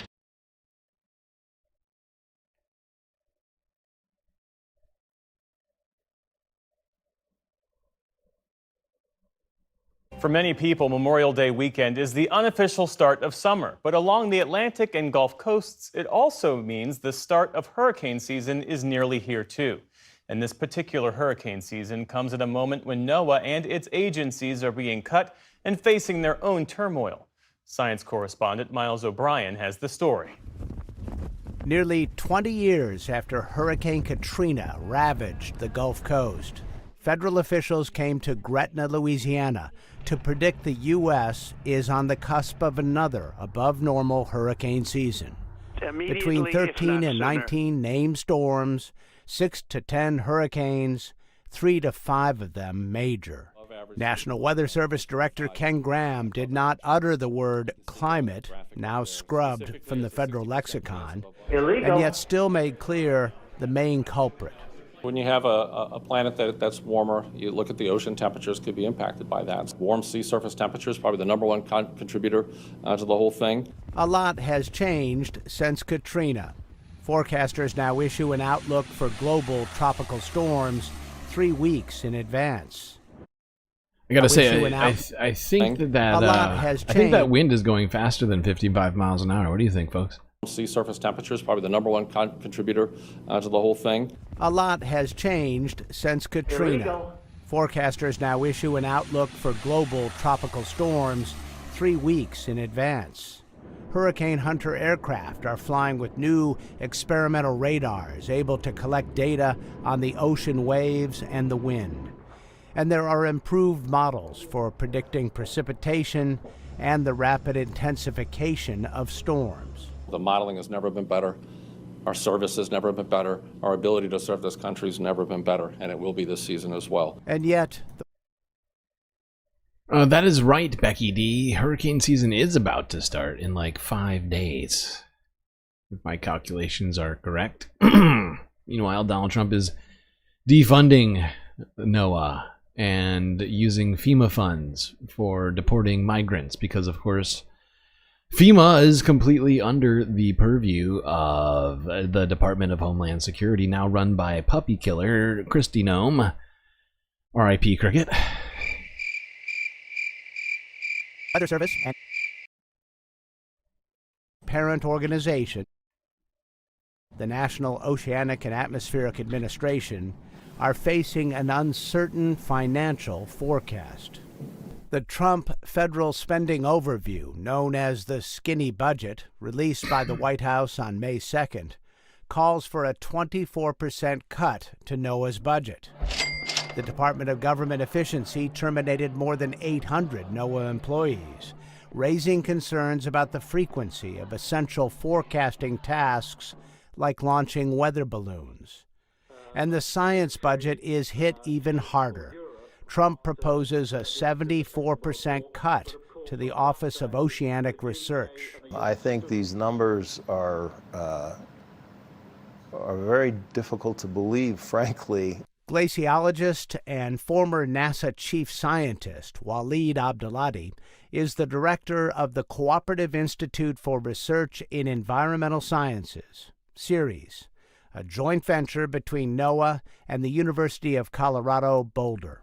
It's important to study climate change because it is a big driver of our environment. The environment in which we live now, the environment in which we're going to live a year from now and 10 years from now. And understanding that enables us to anticipate what the future may look like. If some challenges are coming, how do we head them off? Yeah, but the Trump administration does not want reality. I don't want reality. And so we're just going to pretend like climate change doesn't exist. In fact, we're just going to stop studying it altogether, or releasing climate reports, which Lee Zeldin and the EPA failed to do weeks ago.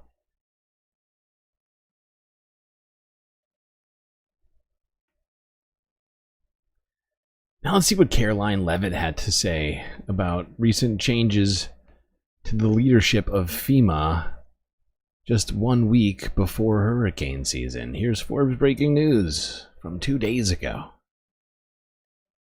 All right, Caroline, Ministry of Truth Us. Yeah, thanks, Caroline. Can you explain the decision to totally shake up FEMA leadership just a week before hurricane season? You'd have to ask the Department of Homeland Security in terms of leadership, but certainly the administration, and I know the National Security Council here at the White House is monitoring storms and natural disasters that are happening across the country at all times. We're briefed on those. The administration is briefed on those, and Secretary Noem is leading that effort for sure. Go ahead. Leading it. Yeah, just following up on Warren Davidson, I wanted to read you his quote that he posted. Fascinating. Actually, it's fine that they decided to fire a bunch of people at FEMA and then replace them with people with no experience. That's fine. It's fine. Everybody needs to stop worrying, okay? You settle down. Come on! You settle down. Stop worrying that there's going to be ill-prepared and unknowledgeable people at the head of the organization that's supposed to ensure our safety and our ability to survive after severe weather. It'll be fine. Everybody needs to stop worrying about it so much, actually. It's going to be great, you know, because actually the money is better spent getting rid of immigrants from our country, or detaining people in ICE prisons for saying nasty words about Israel. Anti-Semitic.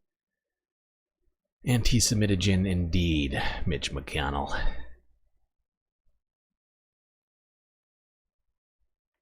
All right, let's go south, all the way to Brazil,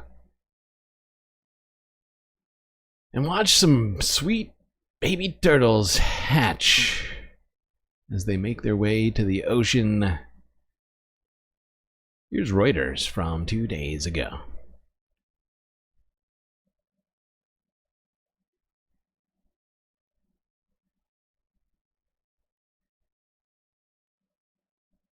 Dozens of sea turtle hatchlings made their way into the ocean to mark International Turtle Day.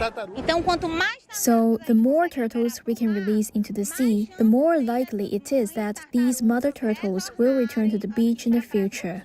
So cute. The problem is that more turtles are dying than expected, either because people mess with the nests or because dogs take them away. They are also very curious people.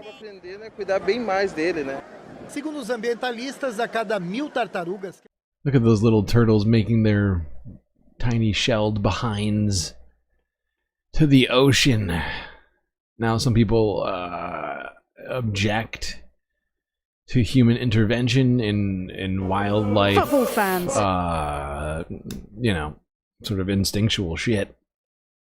And I understand those reservations, but as it relates to sea turtles, with their populations declining at such a level right now, I honestly, in my estimation, this intervention is necessary to help propagate the species. Because the fact is, you know, when they're just hatching, like just hatching, that's when they're at their most vulnerable. If you let them hatch and then, you know, you then let them go out after they've slightly, you know, grown, they have a much better chance of making it out there into the open ocean. And there's a lot of, you know, there's a lot of animals that sit around waiting to eat those little turtles.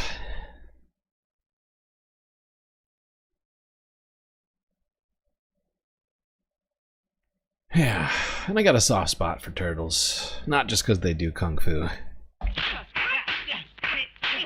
I see that you know your judo. No, not just because they're cute. They are an integral part to our environment, whether you know or not. All right,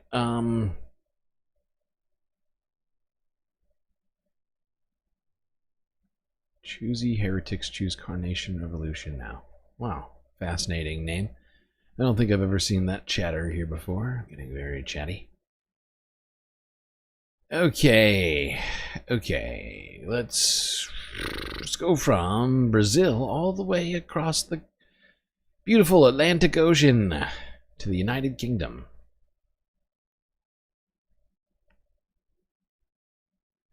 With a UK based infrastructure story, which is of course something we do during these halves.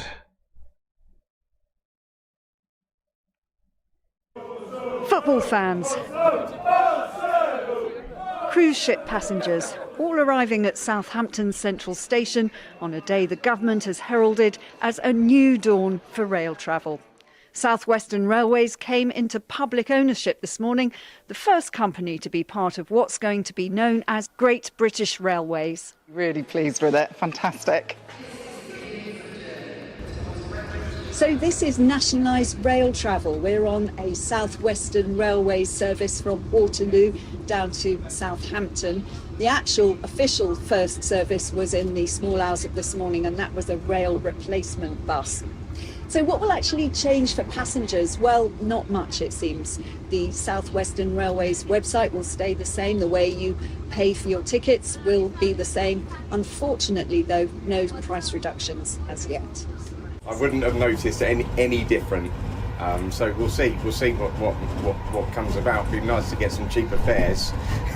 What's the object of your journey? Are you returning from somewhere? Not really. I mean, we're moving. So we're going to collect a few things from Southampton. You know that at midnight last night it transferred into public ownership. Did you know that? No. So this is now a nationalised train. Okay. Does it feel any different?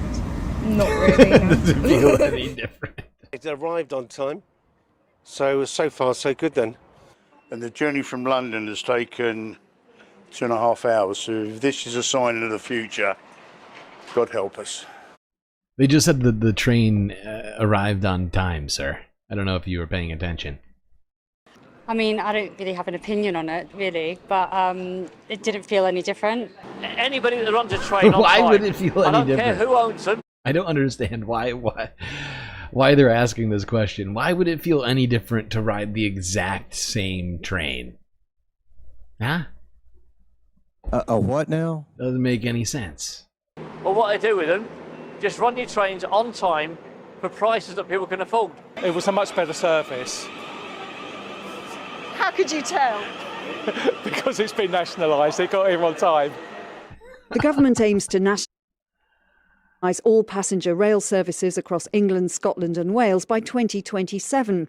Today, South Western Railway was the first to be nationalised. Next, on July the 20th, C2C, who runs services between London and Essex, will be the second, followed by Greater Anglia in October. Other providers will be nationalised as their franchise. Great job, Britain. Well, UK. Really great job. Ambitious plan, but one I certainly support. UK decided to take, public transport out of the hands of private companies. Shocking, radical, but smart. Because why should we have private companies running our public transportation? Anybody know good reasons? Well, that's why this is a good idea. That's why it's a good idea. Rather than relying on billionaire capitalists, maybe have the government. Maybe have the government take care of it. All right. Let's go to Germany and talk more about World Bee Day.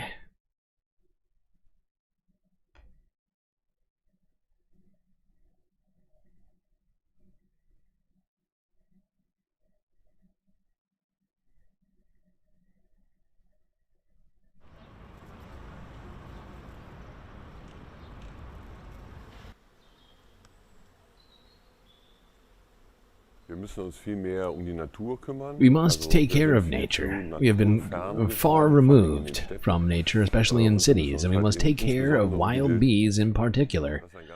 This is a very, very important component, and it is now threatened in many ways by the invasive species of Asian hornets, for example, but also by missing habitats, missing flowers, blooming in the right soil, in which most solitary living wild bees ultimately also reside.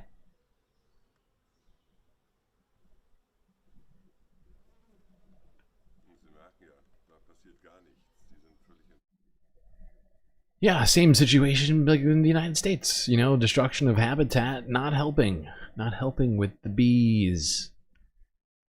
Not helping at all.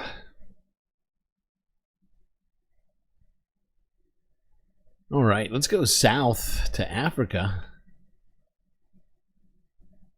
See what Kenyans have been up to in terms of conservation of wildlife.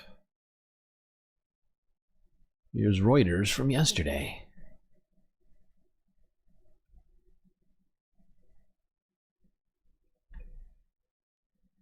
Okay, are you an AI chatter? What is happening here? This is the moment a black... I feel like you're chatting in a way that feels suspiciously like AI. This is the moment a black rhino took off for its new home. Kenya Wildlife Service started the process of relocating 21 critically endangered animals to a new sanctuary on Saturday. The move is meant to help support the species' long-term survival, says Cabinet Secretary for Tourism and Wildlife, Rebecca Miano. Oh shit! Oh my god, that guy almost got nailed. Oh my god. Look at this guy's trying to climb the ladder, get away from the rhino. Rhino's like, fuck that, dude. Just slams this door. Rebecca Miano. Bam! Holy shit. Lewa and Nakuru, all sanctuaries currently operating at over 100% of their carrying capacity. We are reducing deadly territorial fights that account for over 30% of rhino mortalities. The newly prepared Segera Conservancy is Kenya's 18th black rhino sanctuary. The area was assessed to ensure sufficient water, forage, and security for the animals. As part of the process, rangers and veterinarians sedated each rhino for safe transport and monitored vital signs during the procedure. Kenya is home to just over 1,000 black rhinos, up from 350 in 1989. According to the Ministry of Tourism and Wildlife, the relocation is part of Kenya's plan to grow the black rhino population to 2,000 by 2037. It's crazy to think that it took, what did she say, 1989? It took like 40, whatever, close to 40 years. Wow, to just go from 300 to 1,000 rhinos. Jesus.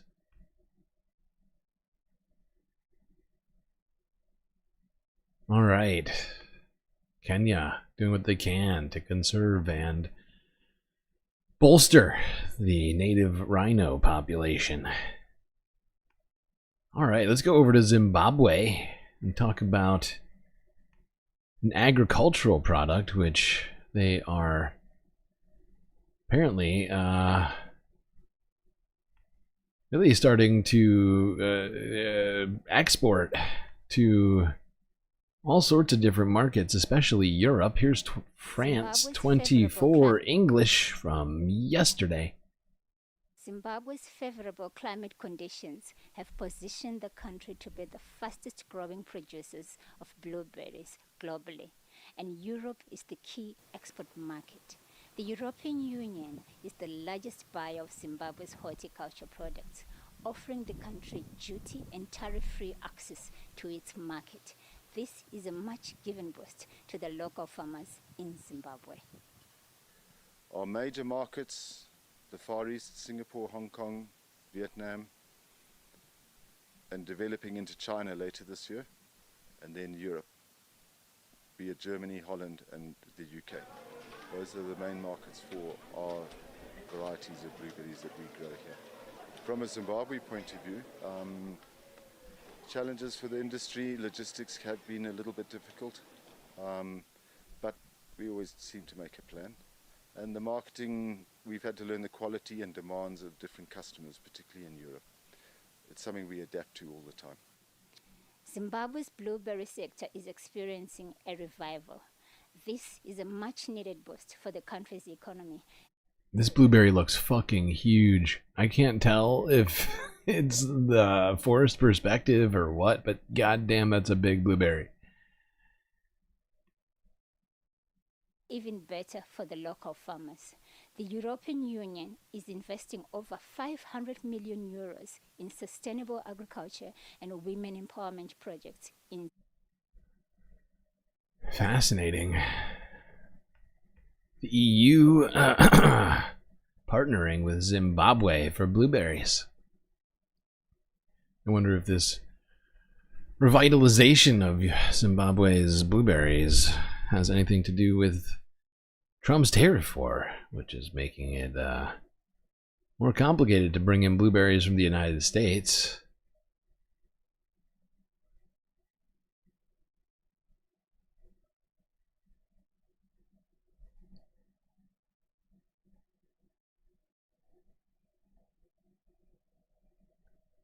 All right, it is Sunday Fun Day after all. Let's do some more fun stuff. Talk about a fascinating earthly marvel in Turkey.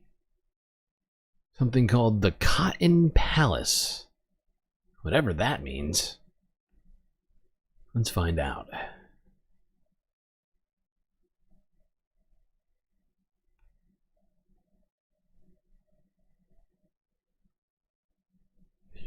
Covering a steep hillside in inland Turkey, visible from space, is a bright white blanket of rock more than a kilometer across. But get closer and you can see that it's made of intricate rock formations, filled with warm white waters like a partially petrified waterfall. This is Pamukkale.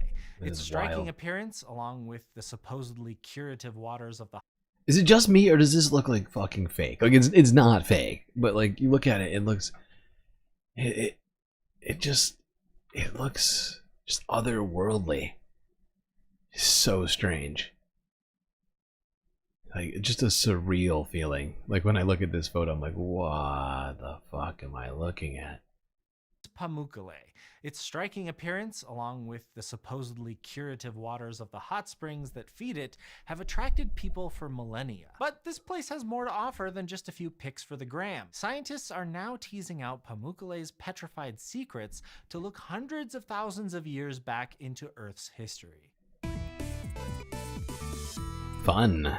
The unique site of Pamukkale can be found in western Turkey, about 200 kilometers inland from the Mediterranean coast. You can spot it from more than 30 kilometers out. Its Turkish name translates to Cotton Castle, thanks to the snow-white terraces, pools, and wall-like structures that are stacked up the hillside like a castle or opulent palace. But despite appearances, this palace isn't made from cotton, rather from a material called travertine. Limestone rock typically forms at the bottom of tropical oceans, and you often find fossils of long-dead sea creatures.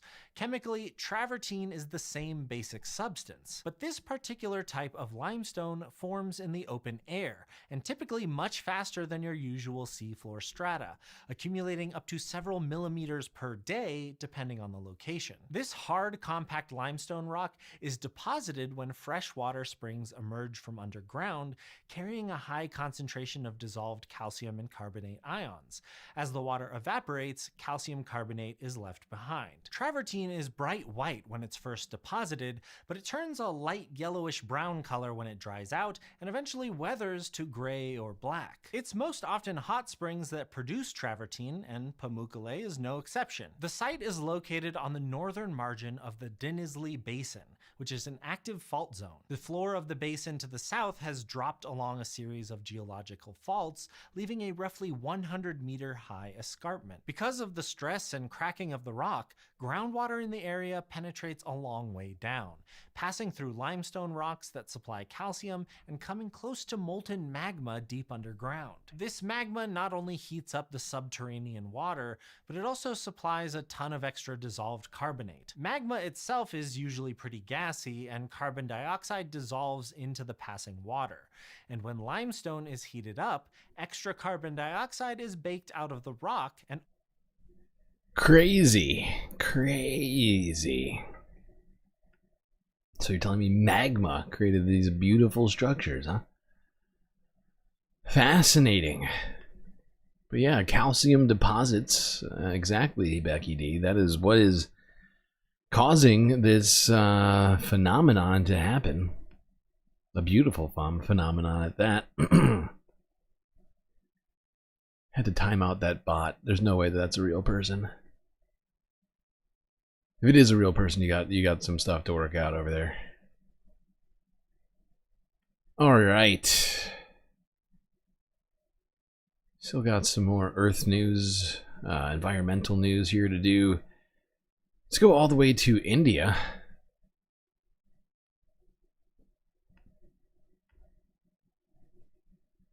Where monsoon rains have arrived early.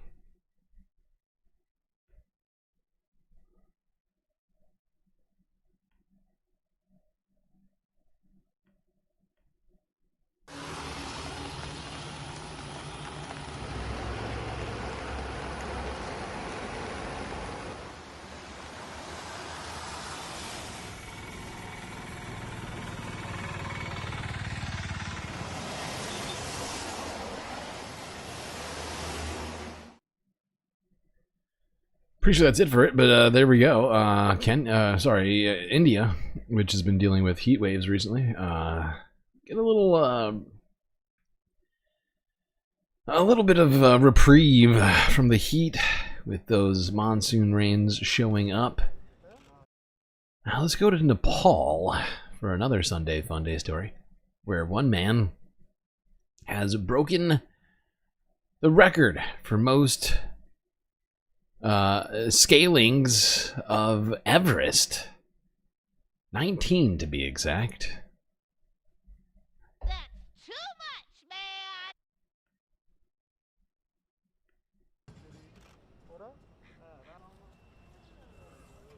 I'm 51 now. I've been coming here since 2004 to climb Everest. I've got at least one more because I've got a client for next year. Ken Cool? Maybe 2021. And then after that, This guy's name is Ken Cool? Come on. That's not fair. Who? What? That is too cool. What kind of Kenton Cool? Mr. Cool? Come on. Come on! This guy's super special. Is relatively unchanged. There is effects. The glaciers are shrinking. They're getting smaller. There's more rockfall perhaps now, which is a big concern. Because, global warming is a real thing, and it's affecting glaciers in Europe, in South America, in the Himalayas. And this is going to be a big problem in the next 10 years, for sure. Here we go. Ken Cool. Otherwise, as we call him, Mr. Cool around here. We're just doing it now today. But great job, Ken. 19 successful climbs of Everest. Pretty incredible. But if you didn't catch it at the end there, a man who's been climbing Everest for 30 years, suggesting that he's noticing the reduction, the recession of glaciers in the Himalayas. Something that not only is going to affect his ability to climb Everest, but is also going to affect the ability of humanity to survive.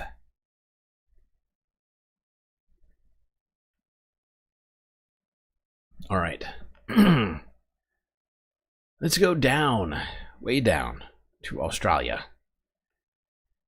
and talk about the immense flooding that has been happening in New South Wales. During this week, those waters are now finally starting to recede. But with that comes a cleanup effort. But first, let's take a quick look at what some of these floods looked like at the peak. Death toll from flooding in southeastern Australia has risen to 4 after a body of a man was found in a car trapped in floodwaters earlier today. 3 days of incessant rain have cut off entire towns, swept away livestock and destroyed homes. Around 50,000 people are still isolated, emergency services said, while residents returning to their flooded homes were warned to watch out for dangers such as snakes. One more. This one from SBS News from yesterday. Did you miss a bot? Yes. Everywhere, signs of the flood's destruction. I'm like 99.9% certain there was a bot in the chat who was just listing off all sorts of random, unprompted. I don't even know what to call them. Facts? I don't know. I struggle to call the things that AI spits out as facts. Certainly a bunch of trivia. Nonsense was being sent into the chat unnecessarily. Everywhere, signs of the flood's destruction laid bare. 2 days ago, all of this was underwater. That's my sister's place. She's lost nearly everything. I was about knee deep to get into the house. Receding rivers begin to reveal the true toll of this disaster. The height and power of the water evident. A large skip bin seen on the roof of an outdoor toilet. Fish found in backyards. I found 6 bass flapping around in the grass this morning. The SES estimate 10,000 properties have been impacted and say they've performed nearly 800 rescues since the flood began. Of the 52 overnight, most were people driving into floodwaters. I understand why people, now that the rain has stopped, will be up and about and moving around, but you cannot drive through floodwaters. It is also obviously a key life risk, and we've already seen the tragic deaths associated with people driving into floodwaters. But many have been eager to start counting the cost. Premier Chris Minns in Taree this morning labelled residents resilient and tough. We want to make sure that community can get back on its feet as soon as possible. Federal disaster assistance has been made available for the LGAs of Kempsey, Port Macquarie, Hastings, Mid-Coast and Dungog. As for the state's hardship... This is inside someone's house. This is disgusting. Port Macquarie, Hastings. Oh my God, all of their belongings just destroyed. Jesus Christ. Mid-Coast and Dungog. As for the state's hardship grants, It won't be long, but it's not today. the massive cleanup is underway in Tari CBD with an army of volunteers assisting businesses like this music shop where water rose to neck height, destroying hundreds and thousands of dollars worth of stock. Locals have been banding together to keep spirits up, but hearts are breaking for those who have lost so much more. People have lost their houses, like everything they own, and they don't know where they're going to sleep. They don't know how they're going to get through the next 2 weeks. Yeah, they're the ones that breaks our heart. Destroyed goods in hundreds of businesses, from instruments to barbershop equipment. I saw some people here lost the house, some people lost the life. Doesn't matter. I lost the business. With my loss is nothing. Work to restore the highway and local roads from the New South Wales North Coast to the Hunter Valley ongoing today. The road network's taken a real bashing in this event and it will need significant assistance. Floodwaters may be receding in some areas, but the emergency is far from over. And Alexandra Jones is tonight in Glenthorne, just outside Taree on the mid-north coast. Alex, good evening to you. We've heard authorities time and again give strong warnings over safety. What dangers still remain? Good evening, Anton. Well, yes, numerous hazards have made themselves known across the flood zone, including massive trees like the one behind me that have been completely uprooted and turned on their side as raging floodwaters, which would have been well above my head height, passed through here on the banks of the Manning River just this week. Now, other hazards include damaged roads, potholes, copious amounts of mud, and of course dead livestock that we've been seeing across this week. Yeah, the effects of the storm are still being sort of revealed, but you know, they received over a foot of rain in 24 hours, 4 months worth of rain in, I guess, 3 days. And that kind of that amount of rain in such a short period of time is just, you know, it's almost impossible to deal with, even if you feel like you're prepared. Events like that are going to take you by surprise. And there were tens of thousands of people stranded at one point. Now I think they've all managed to unstrand themselves, if you will, but now's the moment where they have to go through their lives and see what is salvageable. Multiple people died as a result of these floods. I think it was like 3 or 4 people died. Let's go to some more of the cleanup effort happening here in Australia. Here's Reuters from yesterday.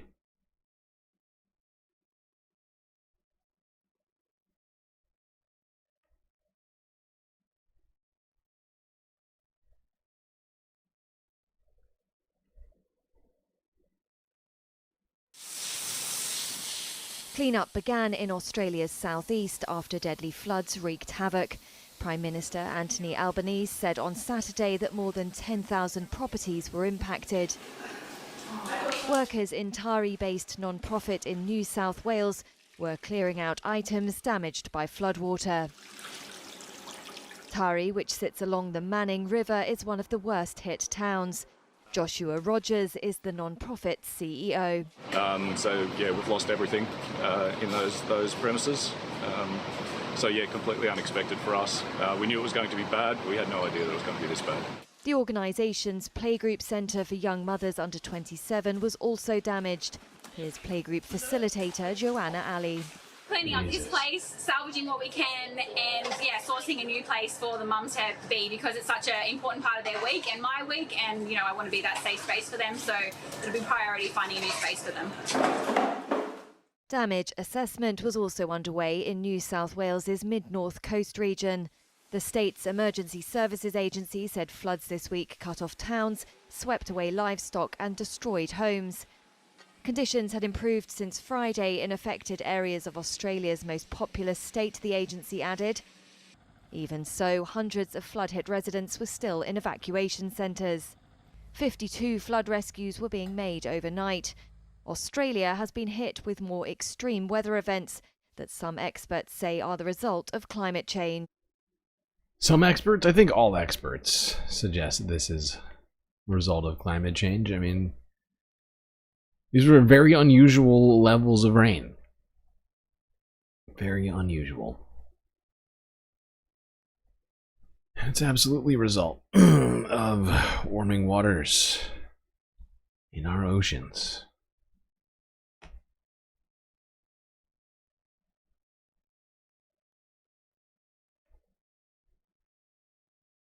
All right, one more on this flood.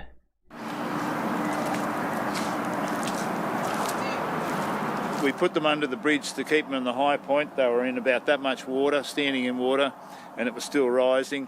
And okay, we've found the little boy calf. We thought we'd lost one in the water. We thought he might have drowned. But so apparently cold. he's there. She had twins in the water, in the mud. That's why I know they're both here. How awesome. I just thought that was a heartwarming story. This cow back here apparently had twin calves in the middle of the flood, and both calves survived. It's truly a beautiful, beautiful story. And those two seem pretty happy. Ay, ay, ay. All right. Let's go on down even further south. Talk penguins and how apparently, and this is a shocking Sunday Funday story, scientists are suggesting that penguin poop is somehow going to be helpful in mitigating climate change. Would you jump up? I'm not making this up. I'm not. This is ABC. ABC News from yesterday. It's science.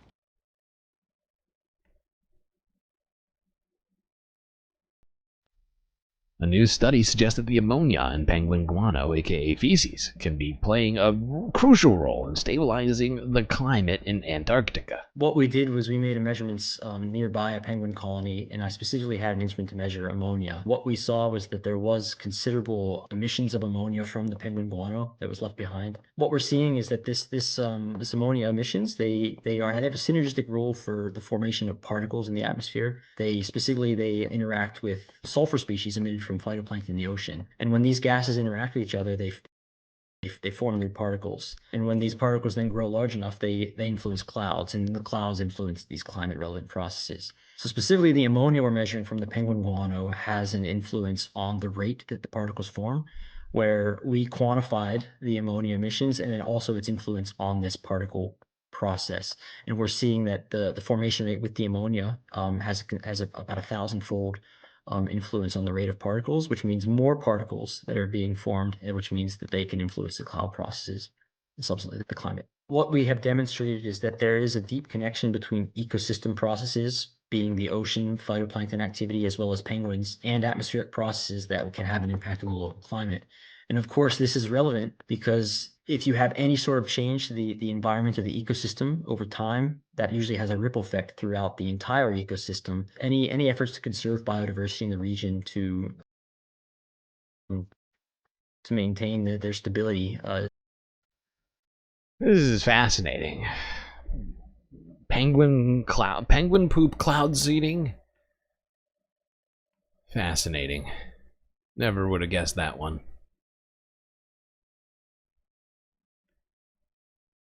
Not sure how intrinsic penguin poop is to all of that, but I honestly want to know more about this one. I really do need to know more about this one. It's a very strange phenomenon. Okay. Let's stay in Antarctica and quickly talk about a problem which may be coming up in the future.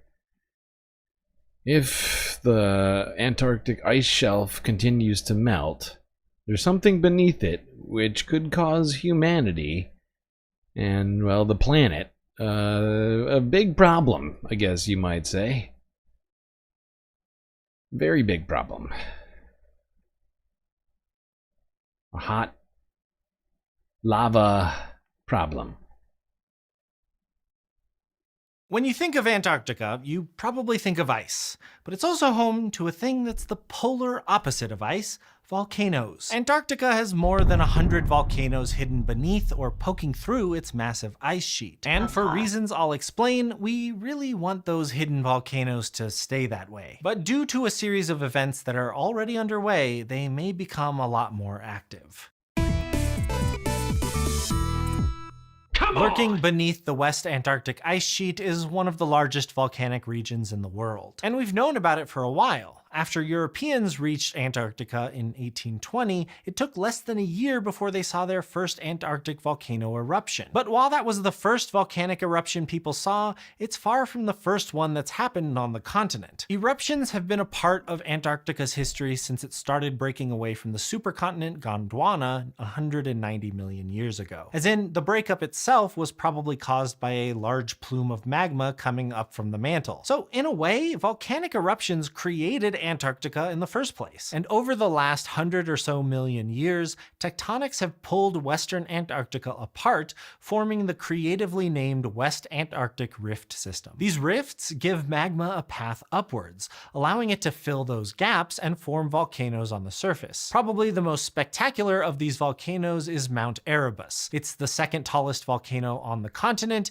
and has a lava lake which has been around since at least the 1970s. There are more than 100 volcanoes on the continent, undersea, and on nearby islands, but only 19 have erupted in the past 10,000 years or so, and only 8 large volcanoes are considered active today. But that number could soon increase, thanks to that thing that seems to be disrupting every part of our planet, climate change. So let's talk about how a warming planet...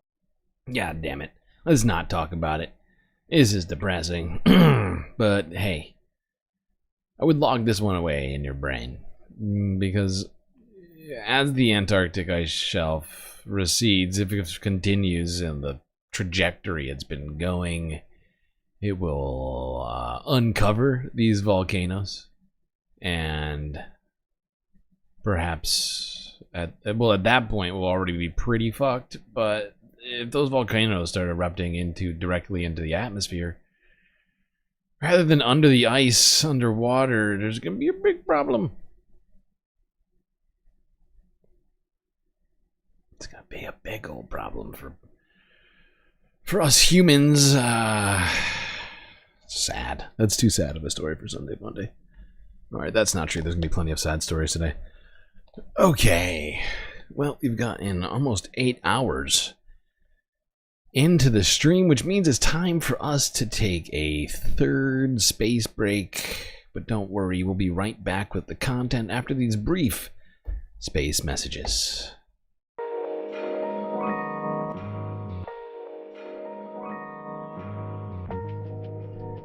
Alrighty, hope everybody's been enjoying the show so far. If you haven't already, hit the like button, don't forget to subscribe. While you're at it, do also consider contributing to the Galactic News Network, as we are completely funded by viewers such as yourself. And unfortunately, right now, we are in a serious bind as June comes around, as last month we had serious issues with technology, causing us to stream like 30% less than we normally do. We have a serious hole in the galactic finances, and therefore the stream is in great danger. Great danger of ceasing to exist. Thankfully, there's a myriad ways for you to show your support and help us out. YouTube and Twitch, of course, but right now, what would help us out most is you considering Cash App, PayPal, or Patreon before anything else. As we get that money immediately, if not sooner, it would be genuinely a lifesaver for everyone to Just chip in a couple of bucks. You know, that's all it would take. So do consider showing your support. Of course, Patreon members not only can get us money immediately, if not sooner, by either becoming a Patreon member or upgrading your Patreon membership. While doing that, you can also get us just a sweet, sweet treasure trove of space benefits, including an avatar, shoutouts, and much, much more. Anyway, chat, that's enough from me. Enjoy the break, grab yourselves a drink, maybe a snack, and I will be right back.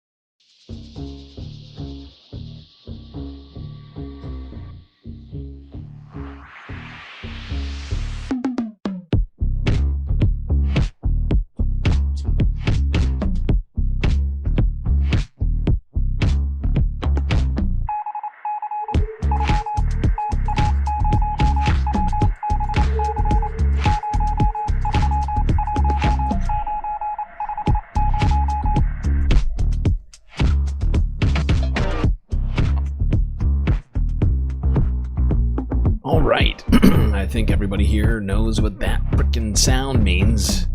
Beepity boop, beepity bop. It's time for us to get back to the show. That's right, Space Fams. That was your alert. To let you know, you better get back to your seats, otherwise you're gonna miss the latest galactic content. And now is that time for us to move along from the environmental half to talking some quick space news before we get on to talking Earth news. So let's start there. Got a number of space stories here for you today. Let's start it off here with the worst of the space news. Worst first, best last. That's how I think of it. Yes, let's go to the Associated Press from yesterday and witness another SpaceX Elon Musk billionaire Follow the ridgeway, man. fucking launch of more goddamn satellites into my backyard.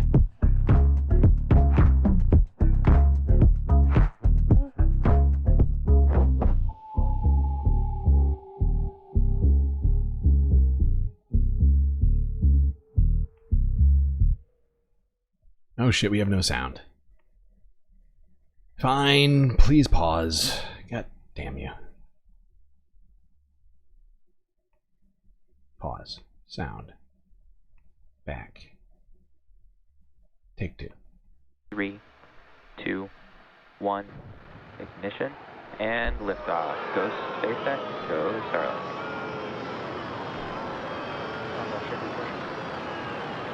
Boo you. Boo this man.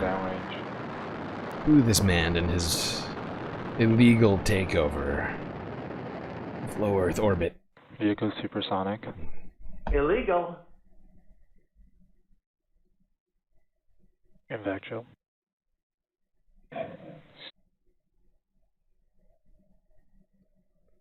Stage separation confirmed.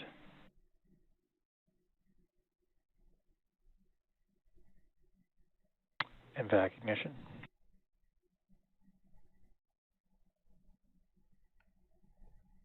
There we go, about 24 more Starlink satellites put into low Earth orbit by Elon Musk, further cluttering my view of Earth from the space station.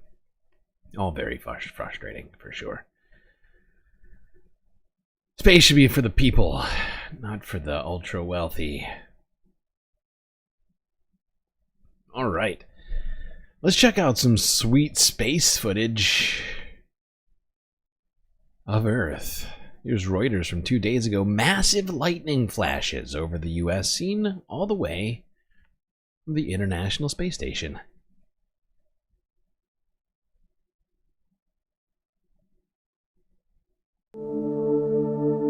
Massive lightning flashes are seen over the US in video captured by an astronaut on the ISS. That's pretty sweet, not gonna lie. That's pretty cool. And I see the Earth all the time. But that's wild. It's a great shot. It's a lot of lightning. Alright, there we go. Now let's go to Chile for some Star Wars news in South America. The Parade of the Galaxies. Wow, these people take their Star Wars, oh my god, very seriously. Look at the dedication. This little child here. Okay, that's a very good C-3PO impression, not gonna lie.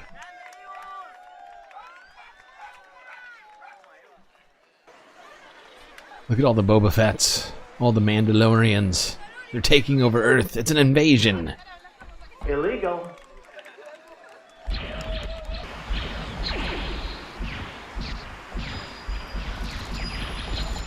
Segunda vez que puedo participar, porque la primera no pude participar, lamentablemente.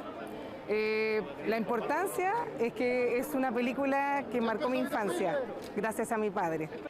The importance is fun? I didn't quite catch that. I don't speak Spanish, but it sounded like she was saying the importance is of the fantasy or something like that. Anybody speak Spanish in here? Look at these two Luke Skywalkers. There can only be one Luke.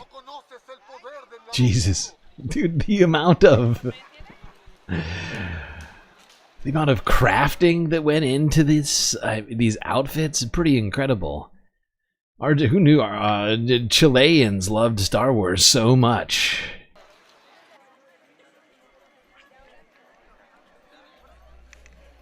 The bike X-Wing was amazing. Oh my. Okay, this guy is kind of looking like Pedro Pascal. Just a little bit. It's part of the process of much of for me and my. I wish I could speak Spanish.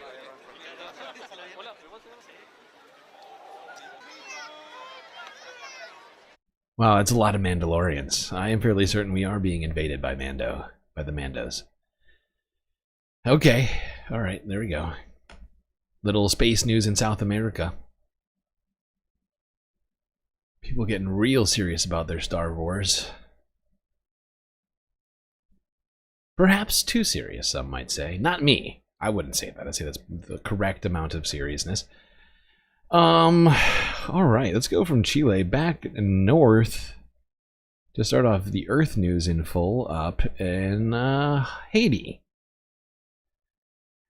where one woman, Fabiola Jean-Louis, explores her Haitian heritage for artistic inspiration. PBS NewsHour from 5 days ago.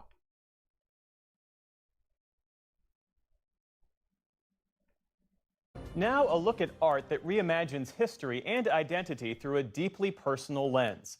Artist Fabiola Jean-Louis has been researching and exploring her Haitian heritage, and her work is now on display in Boston. Special correspondent Jared Bowen takes us there for our Arts and Culture series, Canvas. With its funerary vessels, spiritual beings, and sounds of the sea, this gallery at the Isabella Stewart Gardner Museum assumes the sacred air of a chapel. When we focus on spirit, when we turn our attention inward, we become everything we're meant to be. We operate from a space of absolute wonder and beauty, and the world is a better place because of it. Fabiola Jean-Louis is the artist behind these creations, her earthly forms that serve as portals to other realms. It's work, she says, that makes her both an artist and an alchemist. As I am transforming this interesting information from an external world and converting it into something that's different, giving it meaning, and hopefully putting it back into the world in a new way. Waters of the Abyss at the Boston Museum is an exploration of Jean-Louis' Haitian heritage and the island's voodoo culture and legacy. Through my studies of Haitian history, it was very clear to me from the beginning that freedom isn't just political and physical, it's very deeply spiritual. Her studies, she says, show that African-centered spiritualities, especially voodoo, may have played a role in the uprising that led to Haiti's independence. There are tales of spiritual ancestors urging the island's enslaved population to fight for its freedom against 18th century French colonial rule. Do you feel ancestors? I feel them all the time. I feel them now. I feel them during the process of creating. In fact, they tell me, they guide me through the work, through the process. They exist in the spiritual world, period. They are... Some of this art is really, like, almost surreal in the way that she manipulates form and oh wow, so strange. I love this piece though. What is this? I think it's like, must be like obsidian, maybe. It's like plastered together in this weird tile. Makes up her hair. It's really, can't take my eyes off of it, honestly. Connection and bridge. Although I guess she can. Haha. Get it? Because she's got like a gold ribbon over her eyes. See what I did there? We got jokes. I'll be here all night. These galleries are populated with portals, objects, figures, and images that connect worlds. They come with their own tools, like these mermaid figures embedded with mirrors. It also requests people to look inward, to look at yourself and go deeper. And then the other portal that does not have the mirror is to come out of self into the world that way. Hopefully a better version of yourself. Her use of materials is truly fascinating to me. She gets so much out of them. There's so much involved. Like, the more you look at it, you're like, I just sit here and thinking, like, all right, where did this come from? I'm fairly certain these are like cockle or whatever they are, shells. There's like a bunch of other shit in here. It's so strange. It all comes together though. Like, I know I'm so taken by her art. Into the world that way. Hopefully a better version of yourself. She was a natural artist. She's self-taught, which is amazing. And art was, I think, her salvation. Oh my Pirana God. Cavalcini Look at is that the Gardner one. Museum's Go back. contemporary art. Shut up. Please shut up. Look at that one. That's incredible. Oh my God. That is amazing. There's so much detail in this. I don't know if you can see it on this saw. Here, let me go here. Look at it. Look at this. This is incredible. Come on. Come on! Are you not entertained? I think her salvation. Pirana Cavalcini is the Gardner Museum's contemporary art curator. The artist being self-taught is even more extraordinary, she says, given that all of these objects, bearing the texture of ancient stone, are actually made mostly with paper. You can do it in your kitchen, basically, you know. I mean, Shut the you can fuck cut up the paper and make the pulp, but you have to be a great artist to be able to do what she's done. That is insane. Cavalcini says that beyond the marvel of the material, paper, especially in this context of freedom, is profoundly symbolic. Wow. No, that was not, that is so strange. Paper mache base. I assume that these things are not, but never would have expected that. Paper at the basis of our identity. I think of public records, think of birth certificates, and especially think about people who immigrate or who are refugees, how important these papers become to identity and who they are. Jean-Louis' inspiration is also derived from the museum itself. Its founder, Isabella Stewart Gardner, traveled the globe in the late 1800s and early 1900s, amassing the renowned collection on view today. Piece by piece, painting by painting, every object here is just as Gardner left it upon her death a century ago. You were an artist. Must have been nice being a rich person, a rich white person in the 1800s. Run around, stealing stuff from everybody. The backing of the crown. Okay. All right, let's go from Haiti on to the United Kingdom.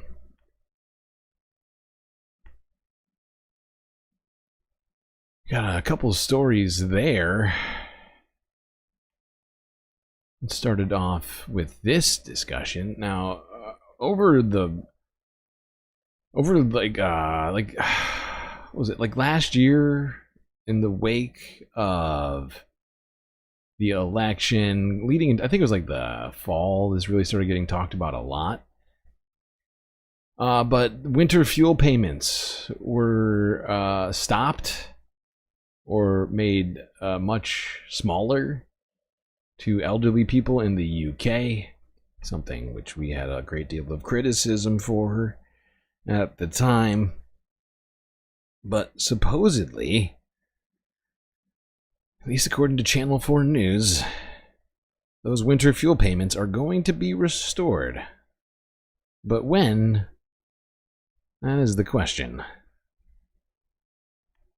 Shame on you, Keir Starmer.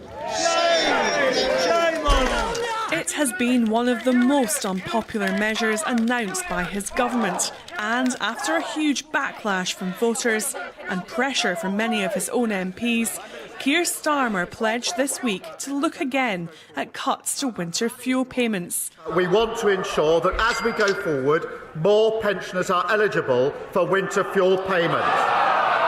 After this statement on Wednesday, pensioners were left wondering when they'll hear more details. The Deputy Prime Minister suggests they'll come within weeks. We've got the upcoming spending review, and I'm sure that the Chancellor will set it out when we've got the opportunity. At the first opportunity, Trevor, she will set out what we'll be able to do. The spending review will be the first opportunity, so we might hear some of those changes in a couple of weeks' time. I hope so, but I don't know. But I hope so. I mean, the Prime Minister has announced it, so logically to me that indicates that the Prime Minister wants to do something in this area. And if the Prime Minister wants to do that, I'm sure the Chancellor is going to look at how we can achieve that. Kemi Badenoch says the Conservatives helped force a U-turn on winter fuel, but won't say whether her party would restore payments to all pensioners. Yeah, I'm sure it was the Conservatives who made it happen. Yeah. Oh, because they care about people so much, the Conservatives. They were in power. They have made a mistake. That's why for 20 years, Conservatives implemented unprecedented amount of austerity in the modern era in the UK. They just care about people so much. They have caused problems. They have to clean up their mess. We would have been having a mess to clean as well up as in your the first mess. place. Let's not forget that. Let's not forget that, Kemi. Okay, yeah, sure. The Liberals have to clean up their mess from the last 6 months, but slightly longer. But they also have to clean up your mess. Let's not forget that. Of course, the Tories, were in power for quite a long time. And suddenly, it's like, oh, all the problems that exist are Labour's fault. I would say not quite. Is that what Labour has done is not right.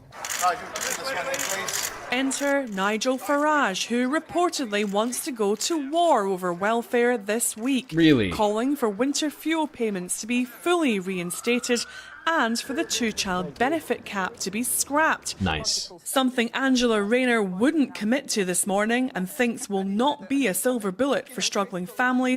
I wonder how if reform and or the, not and or, but if reform or the Tories were in charge of the government right now, I wonder what they would do, what they would cut. They would probably just shut down the NHS to pay for winter fuel payments and the two-child cap to be lifted.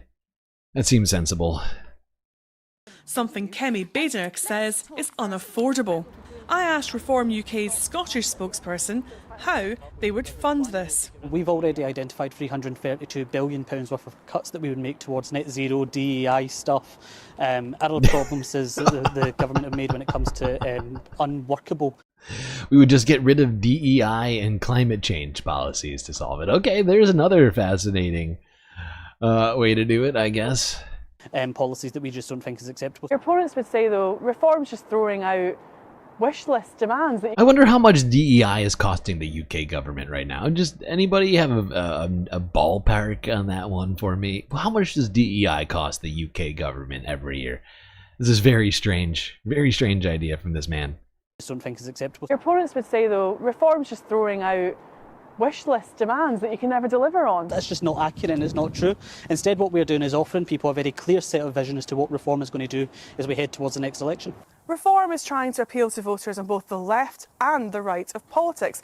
Having recently secured significant success in English council elections, an upcoming by-election here in Hamilton for the Scottish Parliament will be the first major test of how seriously it should be taken as a party north of the border, perhaps especially by Scottish Labour, who only recently secured a comeback against the SNP. In Scotland, winter fuel payment is devolved and the SNP government has already announced it will bring back a cash sum for every pensioner. Well, there we go. Labour trying to undo the things that had happened relating to the cuts of winter fuel payments for elderly folks in the UK.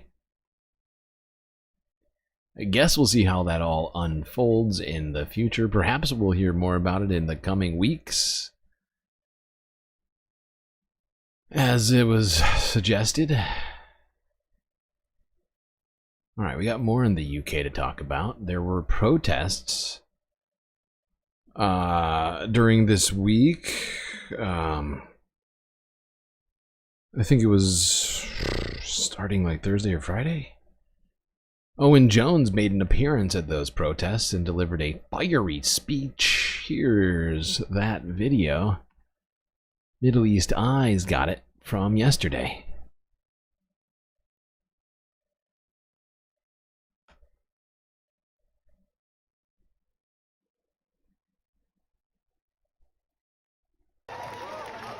"19 months. Imagine sitting through 19 months of genocidal depravity, of the worst possible crimes that can be committed against humans. Illegal. Babies being cooked alive and suffocated under rubble. Children being sniper-shotted in the head and the chest. Homes, libraries, mosques, churches, hospitals being wiped from the face of the earth. Over 1,000 medics liquidated. Intentional starvation. Men raped to death. The worst possible crimes. Imagine sitting through all of that and taking 19 months to say anything. And that is what the shameless facilitators of this genocide in Downing Street have done.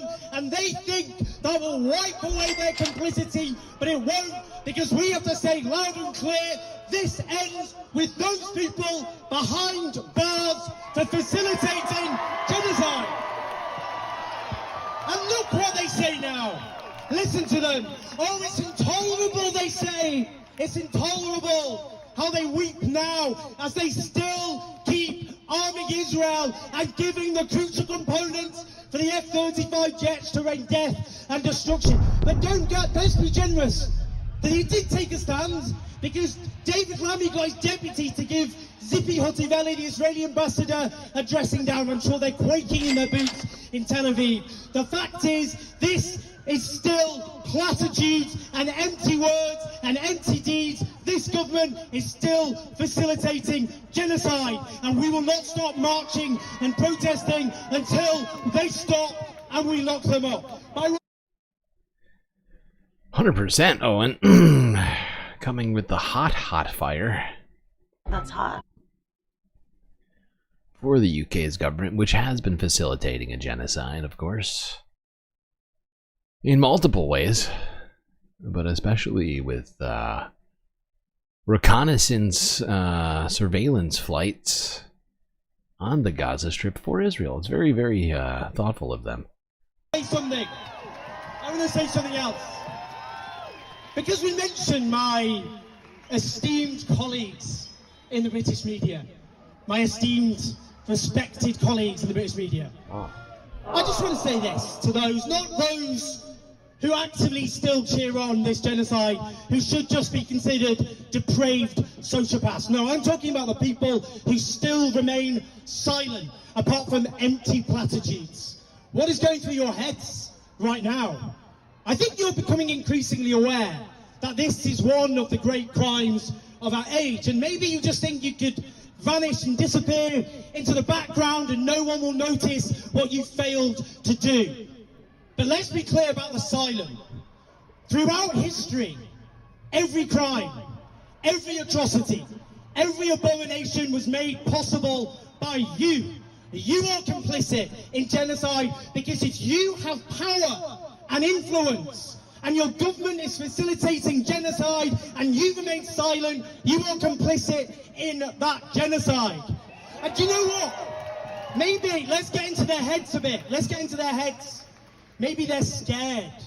Maybe they're scared. Maybe they're scared they'll get smeared and their platforms will be menaced and their careers will be threatened. These aren't irrational fears. But you know what? Palestinian journalists didn't want to stand up and have to document the genocide of their own people, and they risked their lives every single day to do so and suffered the biggest extermination of journalists in human history. If they have the courage to stand up, what excuse do those in countries like this have not to stand up against genocide?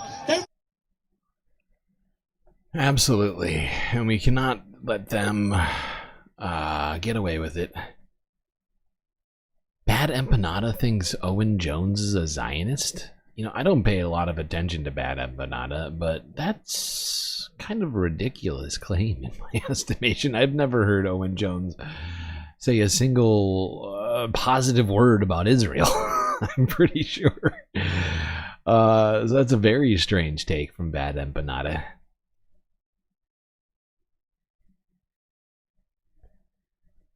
Very strange take. All right. Now, I've been holding on to this one for over a week.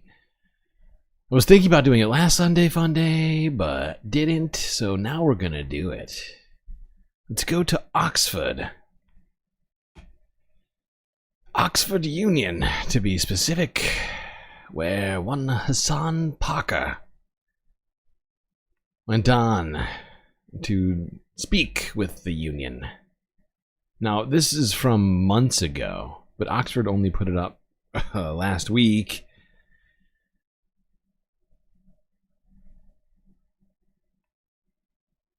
Here's the Q&A sash from his Oxford debut.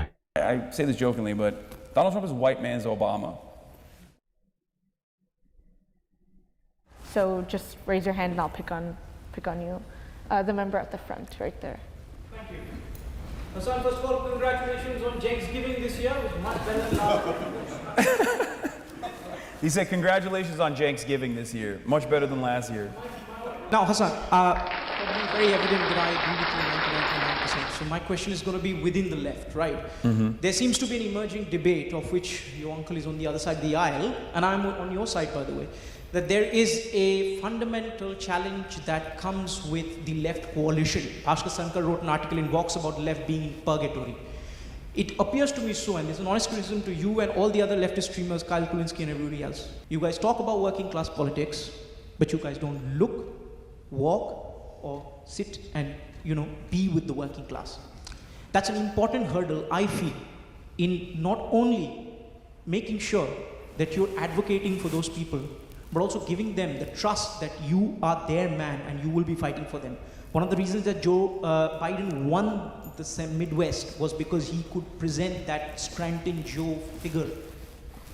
How do you perceive that challenge, and how to sort of also deal with this sudden turn among the leftists that we're going to put the trans people and the gay people under the bus? Balancing act, Hasan. How are you going to do that? Great question. So I think that the way that the Democratic Party has done this is awful for the most part. I think we all agree on that, or at least, it was a demonstrable failure. Awful. Weak. The way they've presented this in the past is, we're going to defend trans people, so you might as well vote for us, and make a compelling harm reduction argument, which has been a demonstrable failure time and time again. That we are better than the Republicans and will protect you, but we're not going to make any. We're not even going to say we're going to protect you. And apparently, now they're not even interested in protecting trans people at all. They want to be the transphobic party on top of everything else. I think this is a failure. I think the real way to combat this is not to succumb to wedge issues that the Republicans are routinely using as a distraction. Because the reality of the matter is, they don't want to have the tough conversations. They don't want to have an argument against someone who says, we need to build social housing, we need to build public housing, we need to claw back the housing market from these speculators. The people that treat it as a simple asset and not shelter that you need for survival. When the Democratic Party makes a convincing argument on that front, now the Republicans have to present themselves against that in an effort to defend their corporate oligarchs, their corporate benefactors. And because of the unfortunate reality that the Democratic Party is also captive to the same corporate interests, they refuse to make that argument. And in that process... Yeah, like I was saying before, this is from months ago, but we're in the moment right now where that is literally happening right now. Where people like Ezra Klein are coming out and saying the capitalists aren't the problem. It's the regulations. We just need to build more houses, and somehow billionaires aren't going to buy up all that housing too. It's such a lame fucking argument from Democrats right now. Hasan makes a fair point with this situation. Now, are Democrats demonstrably better than Republicans on many things? Yes, and that much I will always probably stick with until they prove me wrong. But they have continued to succumb to the right, to push themselves to the right. I mean, the 2024 election was fucking pathetic. And, you know, it's just, it is a tired argument or tired sort of election strategy, I guess you might call it, from Democrats to not force Republicans to take issues on things that would genuinely cause people to abandon Republicans, you know. It is all mostly, at least in my estimation, stemming from this problem with corporate money in the party. When they don't have anything, we don't have any red meat for the Republicans to grab onto and attack and try to position themselves as being against, especially popular policies such as Medicare for all, then the Republicans dominate the field. And culture war issues and wedge issues are their bread and butter. So I think it's a twofold problem. Obviously, you should be uncompromising in defending all marginalized communities. But having said that, the best possible way to do that is by pushing for universal programs that affect the lives of every single American unconditionally. This way, you broaden your coalition and also simultaneously put forth policies that will put the Republican Party at odds with its base. And you need to be able to do that in an earnest way as well. So there's a long way to go for the Democrats, who unfortunately have destroyed any sort of goodwill that they could have had. They come across as technocratic elitists that are ideologically minded and invested in third-way neoliberalism unconditionally. And it's going to, you know, you're going to need great communicators who are real fighters, who are really invested in improving the material conditions of all American workers. Next hand. The person in the very back with the plaid shirt. Yes, you. So in your speech, you raise sensible and legitimate concerns about Israel and its practices and how it has conducted the war, etc. I think you're somewhat vaguer on the solution. You implied, quote unquote, the dismantlement of the Zionist project. Could you get in a bit more of the specifics of what that would look like? Who would, you know, be governing the land? What happens to the millions of Israeli Jews and Israeli Arabs? That. Of course, great question. So I am a firm and committed believer in a singular, solitary, secular state. This is somewhat controversial for a lot of people because I think, like, for so many years at this point, for the past couple of decades, it's always been the two-state project, and that is like the most likely, most realistic outcome. But I agree with Avi Shlaim, Israeli Iraqi historian Avi Shlaim, who also went on his own intellectual journey of moving away from the two-state solution to a singular state because of what the two-state solution represents. I call it the so-called peace process,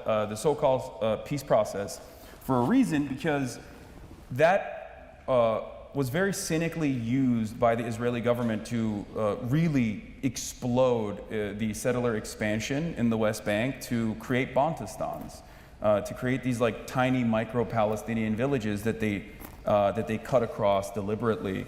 And that's what the two-state project looks like. And I think at this point, it's become a single state already, that Israel is the sovereign state of this entire territory, and it is an apartheid state.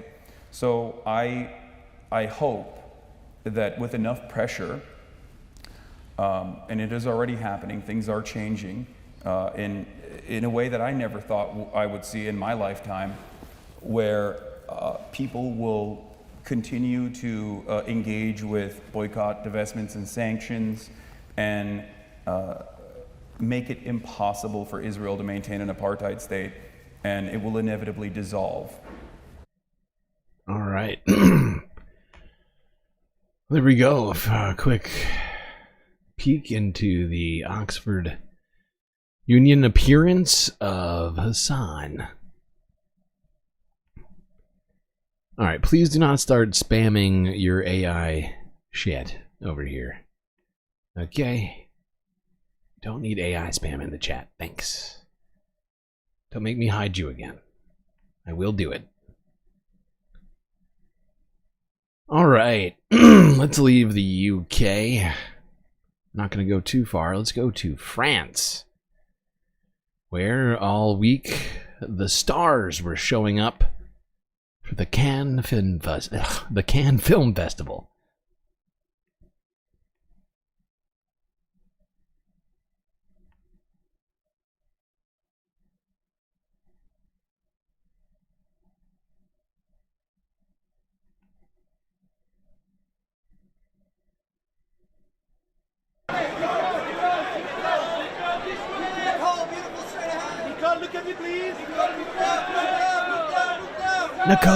Nicole, look at us, please. We have to get the shot.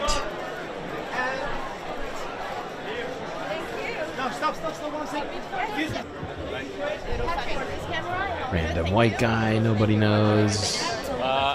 The whole thing's been a highlight. It's been an amazing roller coaster the past few months. I get to be at places like this, and it's been just so great to see kind of how big the show was and how successful and the impact that it's had. So. Has the phone been ringing off the hook? Thank you. Selma Hayek.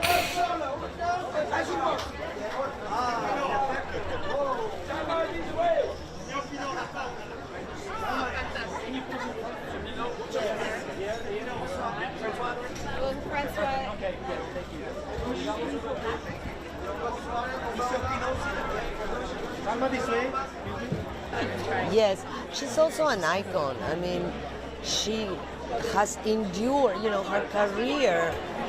She's done so many different things, but also she's endured and survived the system, you know.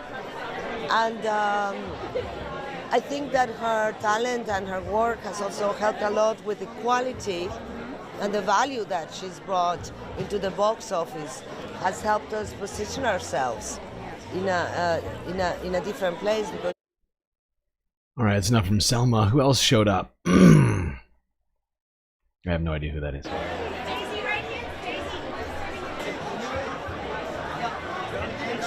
Or that. Charlie, straight ahead, please. Charlie, this way, excuse me. Charlie, this way. Charlie, straight ahead.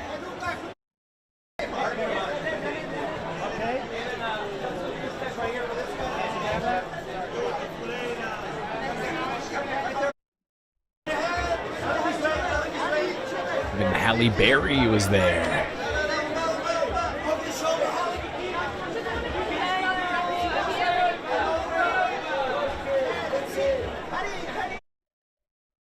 There you go. Stars showing up to the Cannes Film Festival. I think I have some more random clips of this, of the red carpet portion of all of this.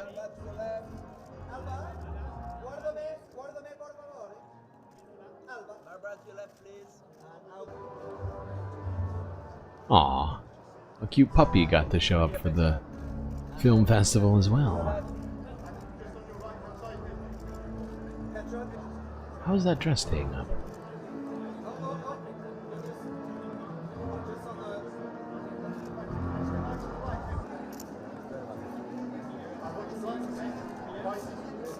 Kevin? Who is Kevin?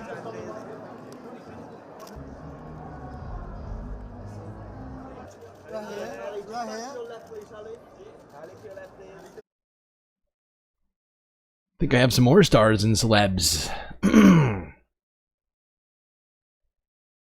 Let's see, who do we got?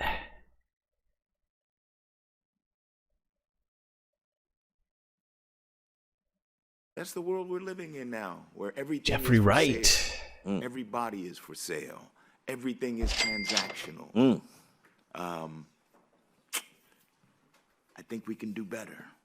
Maybe you. We have to, right? We have to. We have to. We've forgotten, you know,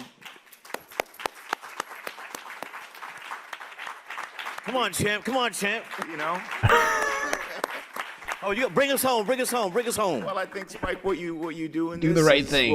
What we always need. We go back to the simplest things, and we go back to, you know, the celebration of love. Not everything's for sale. Not everything is a business decision. Not everything is We're going to church now. Is This is a Baptist church? Is transactional, you know?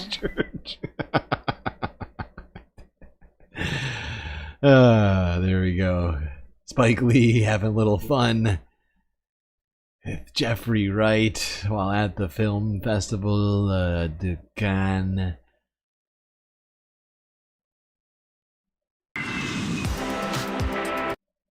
Let's go to more about this supposed film festival happening in France. France 24 English on the story.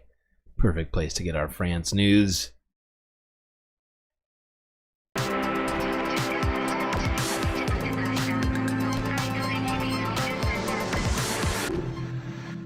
Hello and thanks for joining us for another special show from the Cannes Film Festival. And today, Jodie Foster returns to French language cinema in a film called A Private Life. It's a gripping new mystery by acclaimed director Rebecca Zlotowski.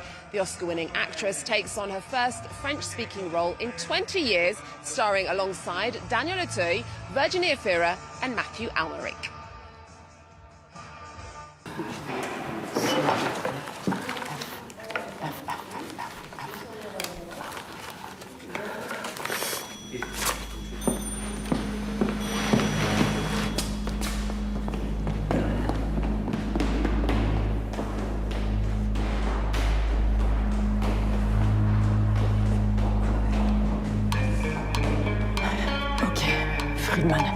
Nom de jeune fille, Kinder, Perle Kinder tot. La mort de Perle. Putain. Madame! Run, Jodie Foster, The run. director of A Private Life, Rebecca Zlotowski, is one of France's most celebrated filmmakers. She calls the role a lifelong dream written for the actress. Expect suspense, elegance and a powerful performance from Jodie Foster in this long-awaited return to the Croisette. Over the years, she's been here with films like Taxi Driver, Bugsy Malone and Money Monsters. Olivia Salazar-Winspear reports. She's no stranger to the French Riviera. In fact, Jodie Foster's first time at the Cannes Film Festival was at just 13 years old, with Martin Scorsese's Taxi Driver alongside Robert De Niro. Playing an underage prostitute, she made a big impression, and the film's success thrust her into the spotlight. C'est le meilleur rôle que j'ai fait dans ma vie. The best role I've ever played in my life. It was the first time I liked what I did. 5 decades later, she's back, starring in Rebecca Zlotowski's Vie Privée, and putting her French language skills to good use. There you go, Jodie Foster making an appearance at the Cannes Film Festival for her movie Vie Privée, or Life, Private Life.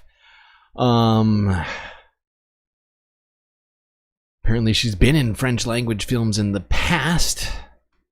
This is her return to French cinema. All very exciting for everyone, I'm sure, including France. See what else has been going on here at the festival.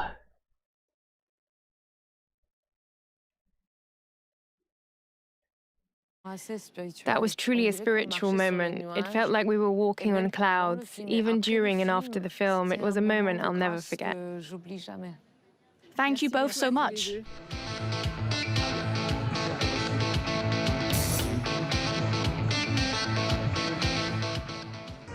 Wow, what amazing memories of the Cannes Film Festival. Next then, we've seen behind the scenes of the red carpet. Now let's explore the press junket. That's what journalists call the interview sessions with actors and actresses.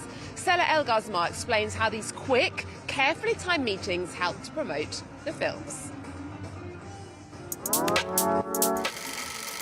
These are all the journalists who will be interviewing Taha Rahim and the rest of the cast all day long. Today I'm taking you behind the scenes of a press junket at the Alban Terrace, the perch atop the Marriott Hotel, one of Cannes' iconic spots, known both for its legendary parties and its star-studded press junkets. But what exactly is a press junket? So, press junkets are promotional events for films or TV shows. Journalists take turns interviewing the stars of a film one after the other. Except the timing is very, very tight. Each interview is scheduled and managed by publicists who can be quite strict about kicking journalists out if they run out of time. The actors stay seated and journalists from all over the world queue waiting to ask their questions in rapid succession. But why is everything so rushed then? Well, Cannes is one of the biggest media events in the world with around 4,000 to 5,000 accredited journalists. Usually the full cast and crew of a film stay in Cannes on average less than 24 hours. So everything needs to move incredibly fast. And you, what question would you like to ask to Taha Rahim?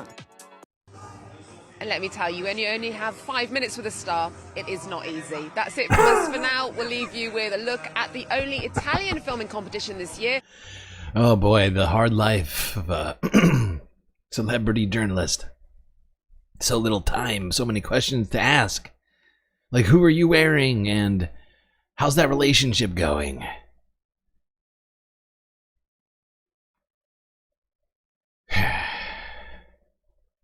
Asmongold is one of the most famous people on Earth? That can't be possible. That doesn't make sense to my brain. I'm sorry. Greasy cave dweller Asmongold is considered one of the most famous people on Earth. How's that even? That doesn't make no sense in my brain. What have you done? What have you done to me? How am I to move through the rest of this stream thinking about that? That's too much. That's too much, man! Now, while the stars and celebs and film directors and journalists and whoever else is at the film festival were trying to, get their party on, enjoy all of the festivities, one thing wound up causing people some problems. Cannes was temporarily running out of coffee and croissants on Saturday as a power outage hit southern France. I'm sorry, what? Electricity partially returned later. Or I should say, quoi? Lack of croissants is not possible. Cannes was temporarily running out of coffee and croissants on Saturday as a power outage hit southern France. How is... I'm sorry. How... I'm shocked that France still is standing and is not on fire right now. No coffee or croissants? Excusez-moi? This makes no sense. How can you have France without the coffee and croissants? It makes no sense. Electricity partially returned later in the day, but it caused disruption in the host city of the world-famous Cannes Film Festival. Ça a été catastrophique. One restaurant described the situation as, quote, catastrophic. Another said, it means a lot of money lost. During the power cut, restaurants said they could only cook with gas, serve cold dishes, and customers had to pay cash. Ugh, cash? It also meant there was no ice cream with to your sell hands? at this gelato shop, as the staff said fridges were switched off. Darren Vukasinovic is an Australian film producer. Cannes is in like a total slowdown, meltdown. There is no coffee anywhere, and I think the town has run out of croissants. I mean, this is like crisis territory. French police were investigating a possible I'm sorry, please hold. Attack as being... This guy is looking so much like, oh my god, I can't even think of his name right now. Oh my god.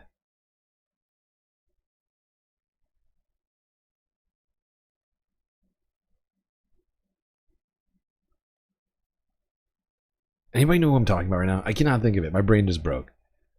Tommy Wiseau. Tommy Wiseau. There we go. I just remembered it. Tommy. This guy looks... Dude, I'm sorry. Just please hold for 2 seconds. I need to do something.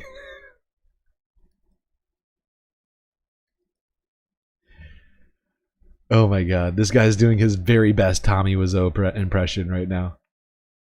Dude, come on. Are you not seeing what I'm seeing here? This dude.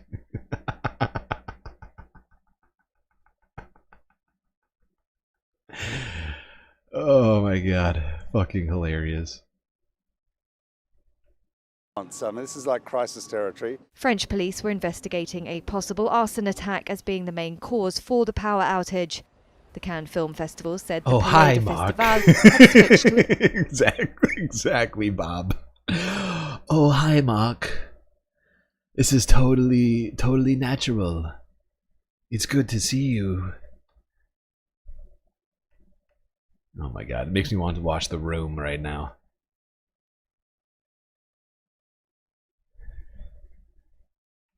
All right. Enough Tommy Wiseau impression. Let's go here to the last story on the Cannes Film Festival that we got for you. The winner of the illustrious Palme d'Or Prize. Who was it? Let's find out.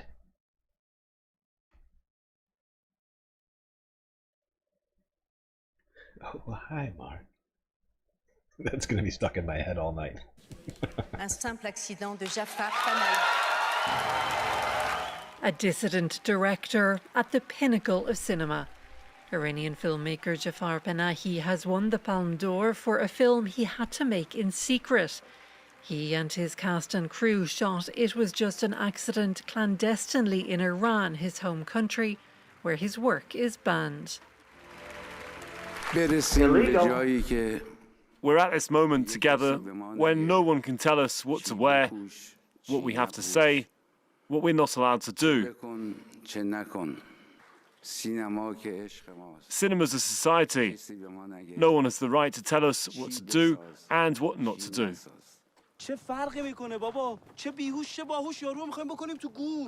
It Was Just an Accident follows a group of formerly jailed Iranians who seek revenge against the man they believe tortured them. It's partly inspired by the director's own experiences in prison and solitary confinement. Panahi has long been a thorn in the side of the Iranian powers that be.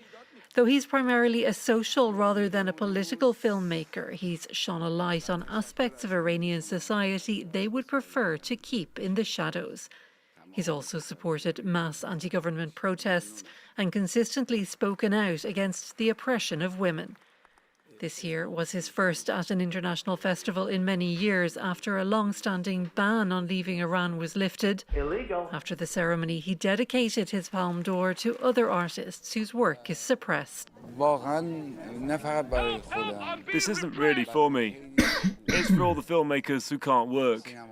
But we hope that after this awards, they'll be able to find a way to make films. There we go. Palme d'Or Prize going to Iranian director. Oh shit, I just forgot this guy's name. And I know they just said it 2 seconds ago. God damn it. My brain's turned to mush. But yeah, he, put together a film which the Cannes people thought could win that prize, and it did. All right. Let's see. It's enough of the Cannes Film Festival. Gotta get back to more serious news, unfortunately. Yeah, gonna get straight into more serious news in Ukraine, where they have been under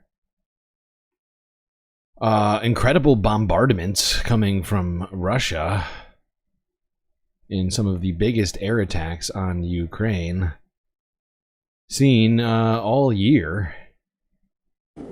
Late on Friday night, Ukraine's anti-aircraft defense systems lit up the sky to protect Kyiv from a massive Russian drone and missile attack. While much was intercepted, the strikes triggered fires and strewed debris throughout the city. Many of the damaged buildings were apartment complexes. The night was pretty bad because there were constant explosions. I was in the corridor and our forces were shooting things down. When I realized that the sounds were getting very bad, I just lay down in the corridor. There was this bright flash and that was it. I didn't realize what was happening. Everything was a blur. As firefighters tried to extinguish the blazes, the buzzing noises of Shahed engines could be heard as air defenses tried to intercept drones with machine gun fire and other weaponry.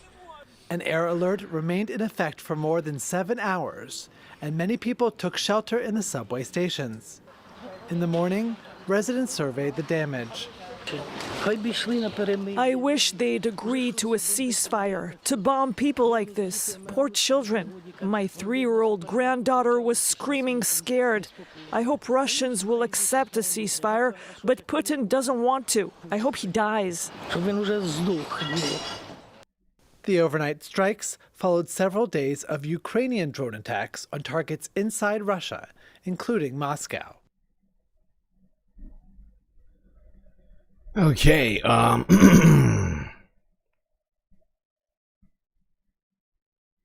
now apparently there's been 2 rounds of attacks from Russia in 2 days. This is more from the same one. Explosions rocked Kyiv as Russia attacked Ukraine's capital with missiles and drones. Russia launched 14 ballistic missiles and 250 drones, causing damage in 6 districts in the city. Air defenses managed to stop most of the drones before they reached Kyiv. Ukrainian authorities said the combined attack injured at least 15 people. The overnight strikes triggered fires and damaged residential buildings. This dude blithely drinking this coffee while looking out the broken window. Like, something about this image is just so illustrative like of our current dystopian nightmare which we are all living through. This guy's like, fuck it. Something about his sort of laissez-faire attitude while looking through there's something about this image that truly, I feel like it illustrates the world we're living in. People trying to live a normal life while in the midst of horrifying atrocities.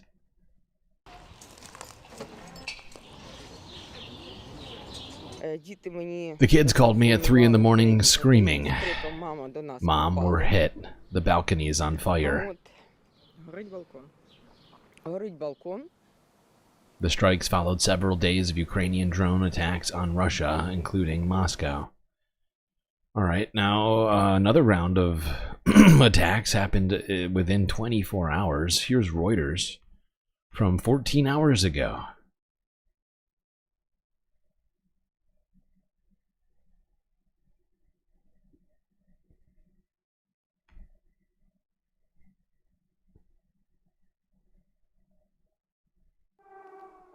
Explosions were heard in Ukraine's capital Kyiv overnight as Russia launched the war's largest aerial attack across the country, hours before the 2 sides completed their 3rd and final round of a major prisoner swap. Residents took shelter in an underground metro station in Kyiv during the assault, the 2nd in 2 days. State emergency services released footage said to show the aftermath of the attacks in other areas, with homes seen on fire in Kyiv region's MAHA. Reuters was able to verify the locations and date of the videos. Are residential buildings legitimate military targets? Anybody? Can anybody help me with that one? I don't want reality. According to Ukraine's Air Force, Russia had launched nearly 370 drones and missiles in its overnight assault. It said it was able to shoot down most of them. Children were among those killed, officials said. Mykolaiv in the south was among other regional centers also hit, as well as Chernobyl in the west and Ukraine's 2nd largest city, Kharkiv. Okay, okay. Let's move on from this one and see what Volodymyr Zelensky had to say in the wake of these strikes. Here's Forbes breaking news from 11 hours ago.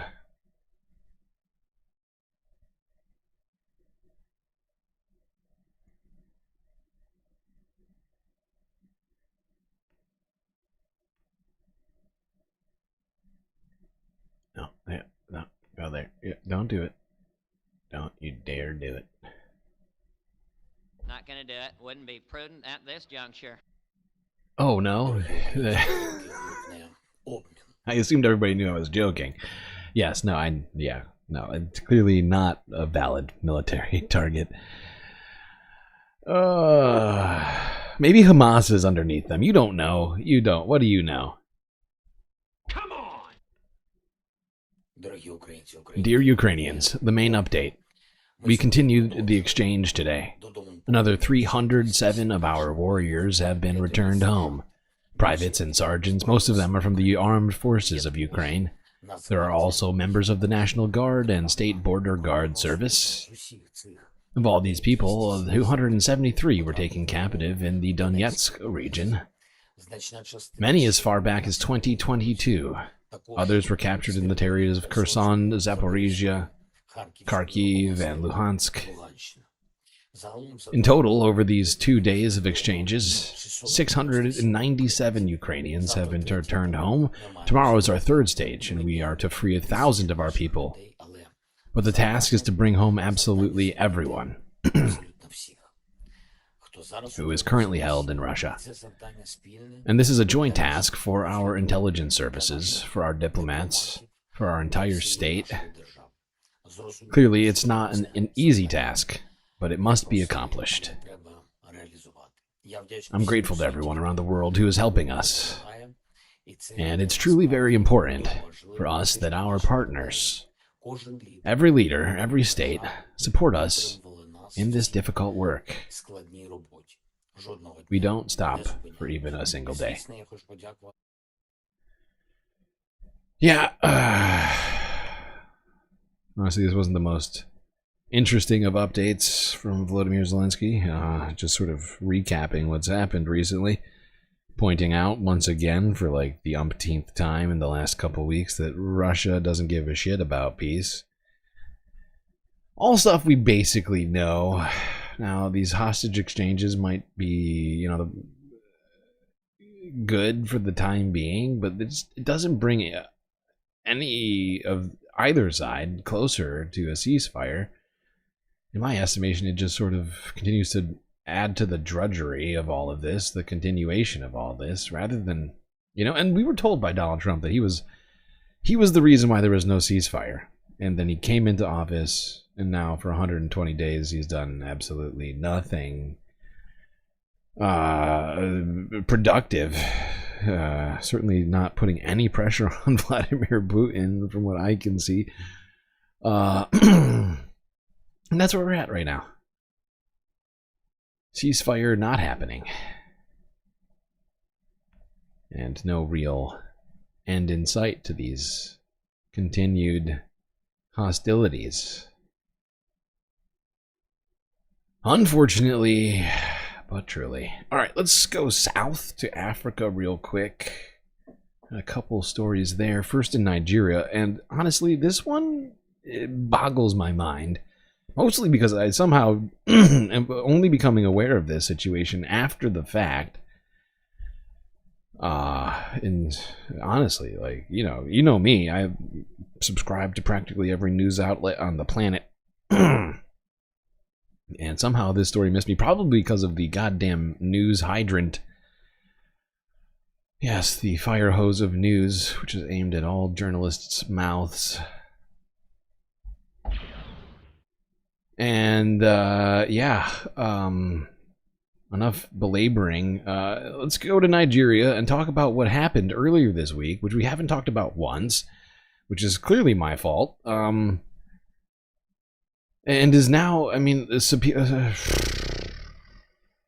supposedly over, at least for now.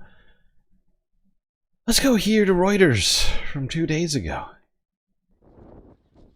Hundreds of families have begun returning to their villages in Nigeria's northeastern Borno state, having fled brutal militant attacks. Sorry, hold on. Let me go back. Didn't quite. The volume was low. There we go.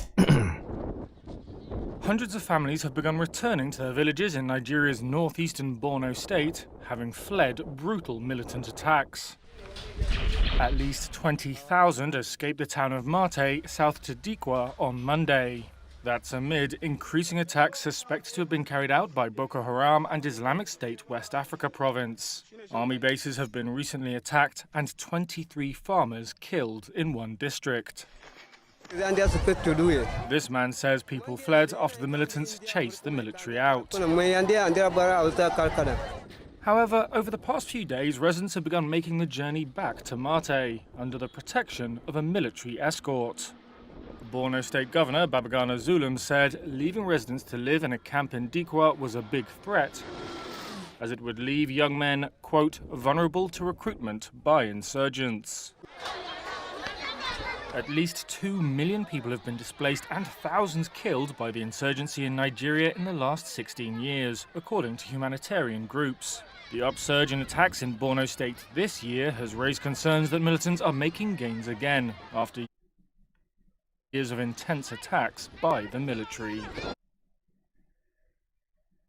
Yeah, so somehow we missed an entire partial ethnic cleansing.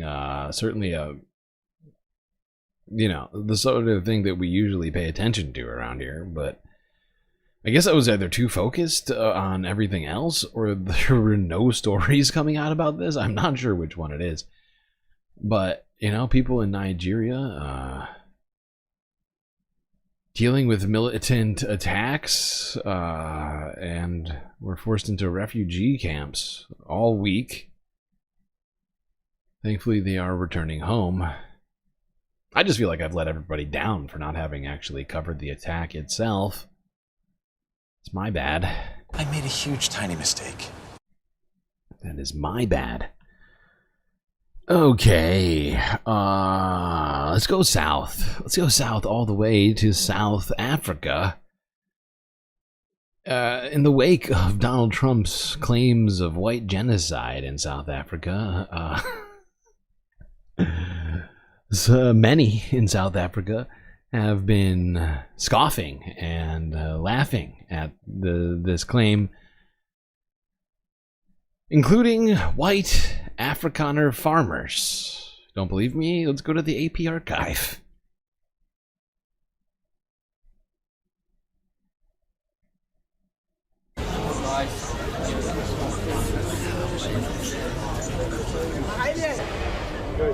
Wow. I mean, look at this genocide. Look at this genocide ongoing. I mean, you got white and black people all walking the same path. I'm not seeing anybody. Nobody seems concerned. This guy's just chilling. Not seeing a lot of genocide happening.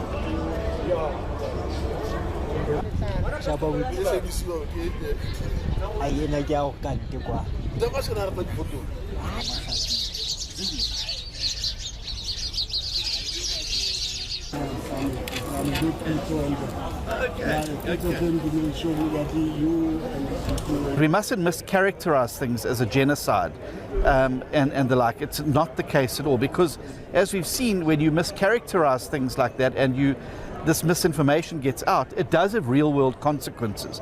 And we've seen with the United States what those real-world consequences are.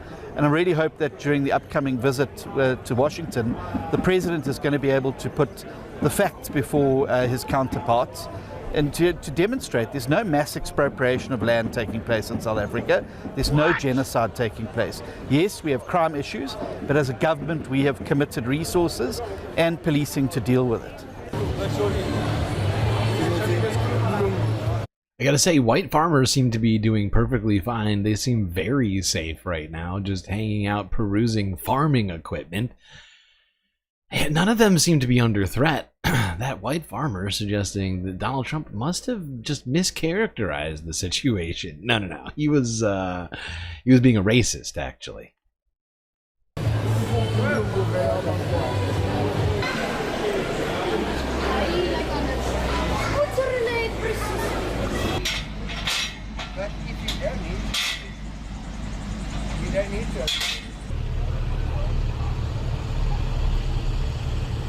Crime affects both black and white. I've been a victim of crime on the farm, and I'm not white, right? So wait, what? I don't even think along those lines. We certainly don't. We're not inclined to think along those lines. We're not basing it on color at all. It's an issue of a vulnerability, I believe, and as a result, farmers are easier targets. Well, there we go. Directly from the mouths of South Africans at an agricultural expo event. White and black farmers sort of reiterating each other's very clear statements about the lack of genocide that's happening in South Africa, and that Donald Trump is an idiot. He doesn't know what the fuck he's talking about. Shocking. Shocking. I am... Oh, wow. Who would have thought? Exactly, Bob. It's a genocide, but only 59 of them wanted to flee. Yep. Makes sense. That makes perfect sense. Right, they're the survivors. Yes, the survivors of the genocide. Speaking of genocide, let's go to Piers Morgan Uncensored, where the discussion of genocide was brought up. Not the South African one, the fake South African one, but the real one happening in fucking Gaza. Midweek, one Mehdi Hasan went on to the Piers Morgan Uncensored podcast.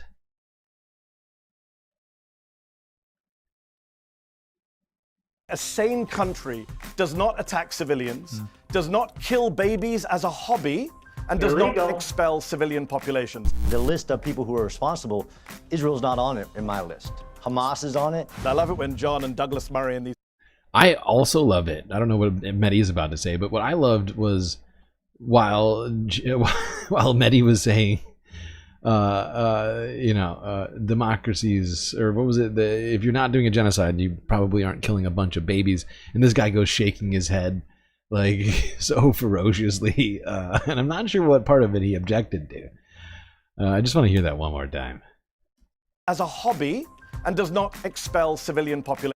Yeah, sort of begrudging smirk and head shaking here from this guy. It's not clear to me what part of that he objected to. I mean, Israel's demonstrably killing a shit ton of babies. It's just a fact. The list of people who are responsible, Israel's not on it in my list. Hamas is on it. I love it when John and Douglas Murray and these people say, we've been on the ground in Gaza. Yeah, as guests of the Israeli military that's doing the killing, starving, and maiming. Mehdi can probably go with Al Jazeera to the Hamas side. Let's not play this credentials game, because John will lose, just like Douglas did on the Rogan show. Mehdi, control yourself. You don't actually give a shit about the people of Yemen and Sudan. Show me how many things you've written about Yemen and Sudan versus what I've written. I actually don't give a shit about you. Oh, control yourself, John. Wow. How rude. The bombardment is wholly disproportionate. The civilian death toll and suffering is intolerable. The denial of aid is unacceptable. These are not the words of democratic leaders about Putin's war on Ukraine, but those of the UK, France, and Canada about Israel's ongoing offensive in Gaza. President Trump now says it's time for Netanyahu to wrap it up.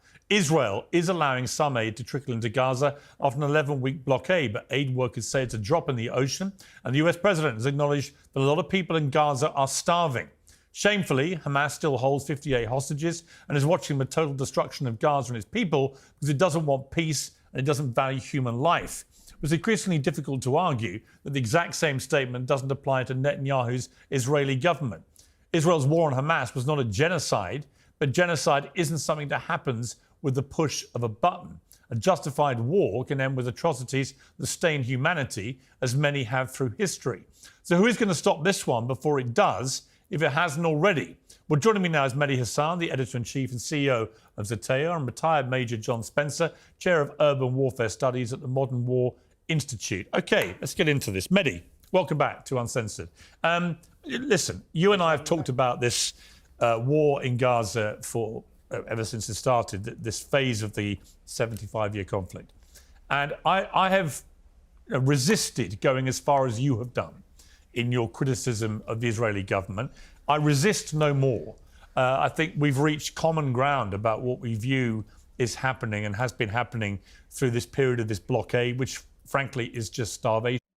Now, I just looked up who this guy is. I was completely unaware of this man.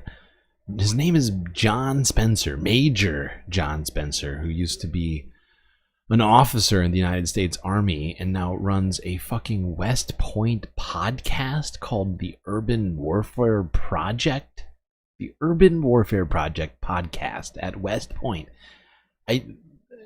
I struggle to understand why a military academy needs a podcast, but this guy does seem like that would be his lane. Very strange man. Of the people there, including so many innocent young a military school podcaster. So he's basically a military apologist for literal baby brains and children in school. It's fascinating.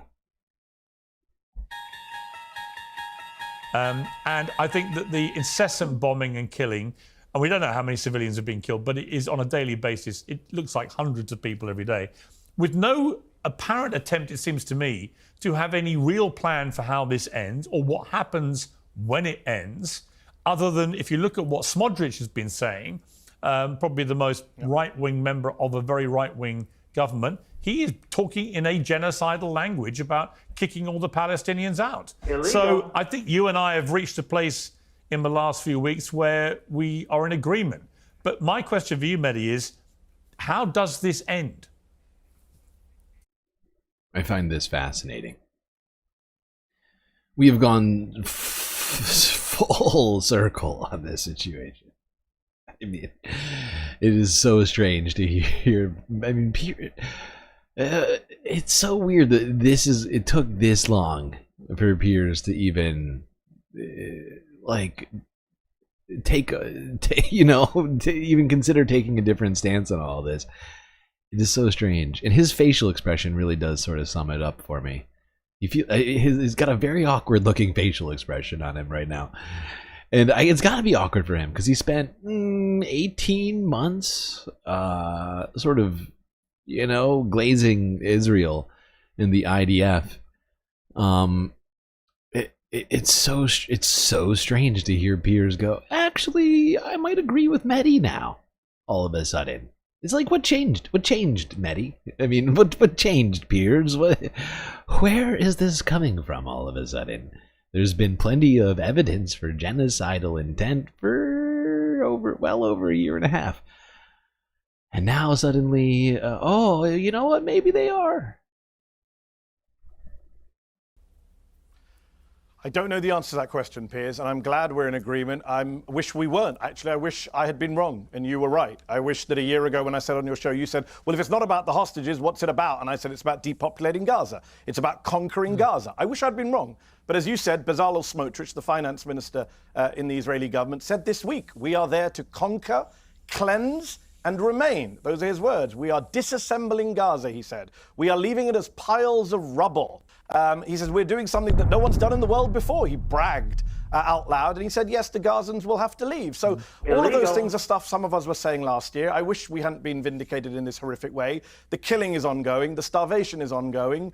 And look, I do hope that a dam is bursting. You mentioned the genocide word. Shmuel Lederman, who is an Israeli researcher of genocide, spent much of 2024 saying it's not a genocide, it's not a genocide. He was interviewed by a Dutch newspaper last week. He said, I've changed my position. It is a genocide. He said, in my field, there's a consensus among genocide scholars that it's a genocide. In fact, that Dutch newspaper interviewed 7 leading scholars of genocide. Every single one said, we think what's happening in Gaza is a genocide. In fact, this week, Piers, you have an Israeli former general, Yair Golan, saying a sane country does not attack civilians, does not kill babies as a hobby, and does not expel civilian populations. That is Yair Golan, the former deputy chief of the Israeli military, prominent Israeli politician. He was a hero on October the 7th, fought Hamas himself on October the 7th. This is what he said this week. Okay, John Spencer, you've been kind of pulling a lot of faces there. Yeah, so many weird faces from this guy. But given that so many allies of Israel are now raising massive alarm bells about what is happening, I would go so far as to say this guy is doing his best attempt at professional smirking. Seems to be his only rhetorical weapon. Are now raising massive alarm bells about what is happening. You can't be comfortable, surely, with what is going on in Gaza, are you? Absolutely not. I think it's horrible. I think there are people suffering. Oh. I just am not misinformed on who is the cause of that suffering. Oh. That it isn't Israel. Oh, that it's war not isn't Israel. A crime. War should be Oh. avoided at all costs, and Israel did that. And this war didn't start 35 years Israel ago. did everything to avoid it. I love that. He's like, yeah, there's a great deal of suffering, and you know whose fault it is? Hamas. It's all Hamas. Hamas is killing everyone in Gaza, taking all their food, bombing them, and shooting them with sniper rifles and drones and all. Wait, I take it back. That's actually Israel's doing all those things. Weird. I wonder what he counts as suffering then. I'm just confused. 7th, when Hamas invaded Israel and tried to destroy and actually did genocidal acts. I agree that there's a lot of suffering happening in Gaza, and it's the list of people who are responsible. Israel's not on it, in my opinion. Hamas is on it, and I actually have solutions. You asked Mehdi for a solution. I have solutions based on the history of war. So this guy has an official West Point funded podcast. This guy is teaching the young military minds of the future right now. This guy who thinks there's no evidence for Israel doing any sort of genocide stuff. Huh. Fascinating. You have solutions. You asked Mehdi for a solution. I have solutions based on the history of war. Number one solution is to encourage Egypt to open the gate that they control and create a humanitarian zone. Let every woman... This guy's solution to genocide is ethnic cleansing. The solution to the genocide is actually everyone in Gaza leaving. That way, Israel can't genocide them anymore. Or, I'm sorry, Hamas. Hamas can't genocide them anymore. Come on! This is some of the most baby brain politics I've ever heard. Child and elderly person out of Gaza, just like you and I have discussed in the past about Ukraine. 5 million women, children, elderly left Ukraine to escape Russia's evil and bombardments. That could be done today, and it's criminal that it hasn't happened today. Now, Mehdi uses experts, although I thought, credentialism and expert theory was a bad thing today. I've been on the ground, although I've heard that that's a bad thing as well. And what's missing here is, again, which is why I was shaking my head, is that you believe, based on statements of politicians that are not the actual government and the decision makers of the institution, that Israel is intentionally causing this harm. That's false as well. Point the finger at Hamas, as you've said in the past, Piers, and I'm sorry we've lost you. Maybe you and I can go to Gaza because it's not true. Well, actually, it's interesting. I mean, just on that, John, lost the fucking you plot. haven't lost me. I still think Hamas is a terrorist organization which committed one of the worst terrorist crimes of the last century. And they should absolutely no longer have any power in that region. They should absolutely be dismantled as a political force and the rest of it. I just see no evidence that Israel's mission statement to eradicate Hamas has worked. In fact, conversely, more and more reports are coming out. I mean, Piers can make this play. It's sort of the middle of the road bullshit that Piers loves. But let's not skip over Israel, because this guy just made the claim that, actually not this guy. Piers just suggested that, well, I'm sorry, my brain just broke. I need to hear that one more time. There's just too much stupid happening all at once.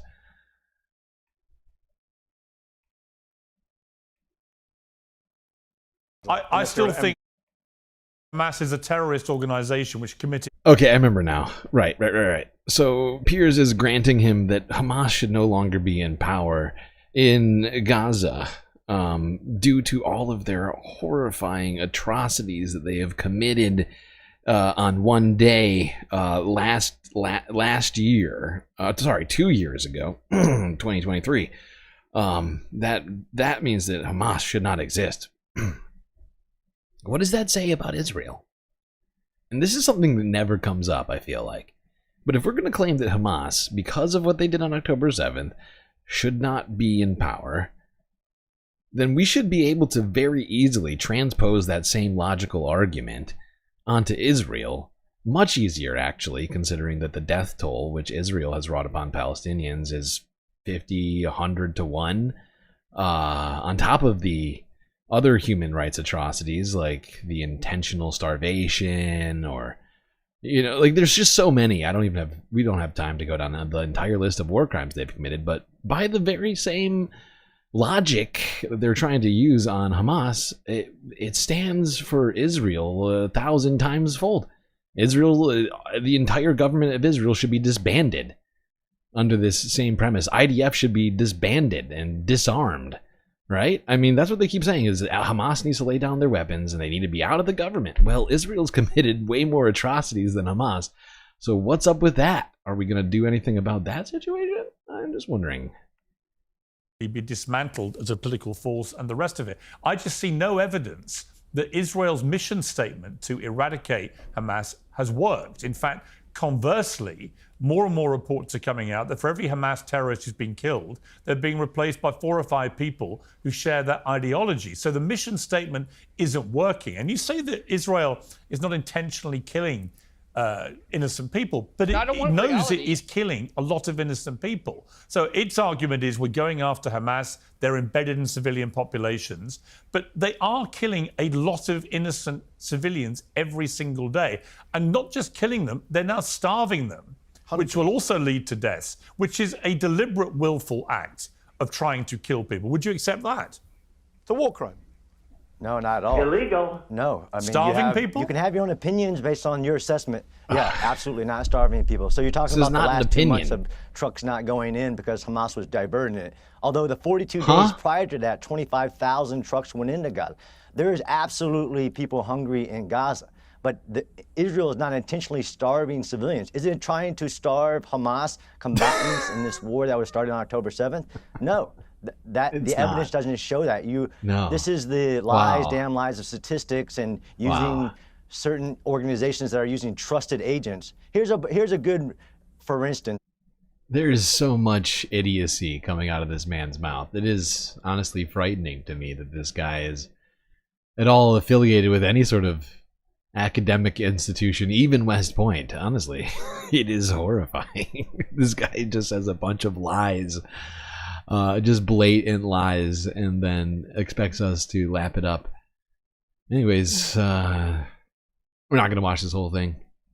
I don't have the energy for it, but I just found it fascinating that Piers has seemingly shifted over to accepting that there's genocide happening and stopped asking people to condemn Hamas.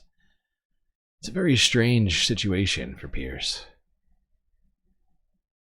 We could watch this whole thing and Medi sort of wipes the floor with this guy, but it's just not necessary. This guy is wiping the floor with himself right now by saying all these fucking lies over and over again. Let's go to the ground. Actually go to the ground in Gaza, or outside of Gaza, to start it off, at an UNRWA warehouse full of aid. It's not making it into Israel. Is it because Hamas isn't letting aid in? It's confusing. I'm in an UNRWA warehouse in Amman, Jordan, and everything around me is aid supplies that is supposed to be in the Gaza Strip weeks, if not months ago. And meanwhile, every warehouse we have now in the Gaza Strip is empty. These are food parcels made to support families. All of these boxes here are hygiene kits, toothpaste, soap, baby wipes, sanitary items, medical supplies, everything that people have been denied for the last 19 months, including the last 11 weeks of total Israeli siege of the Gaza Strip. We don't know when these supplies will be allowed by the Israeli authorities into Gaza. In the last few days, they have just started to allow very, very few supplies of aid back into the Gaza Strip. But the United Nations is calling for a meaningful amount of aid. I think it's safe to say that the amount that's gone in so far is completely meaningless. This aid crisis has been going on since the war began. Before the war, people were relying on 500 to 600 trucks of aid and supplies a day. We've never seen anything close to that number, and this is during a time where people have lost absolutely everything.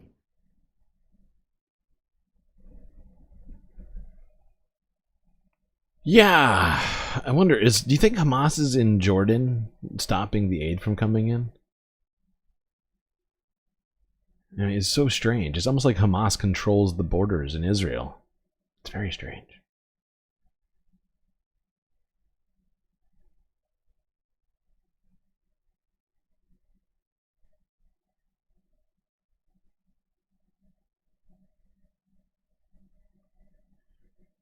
All right, this next one is pretty fucking horrifying. This could have also been in the environmental news section. You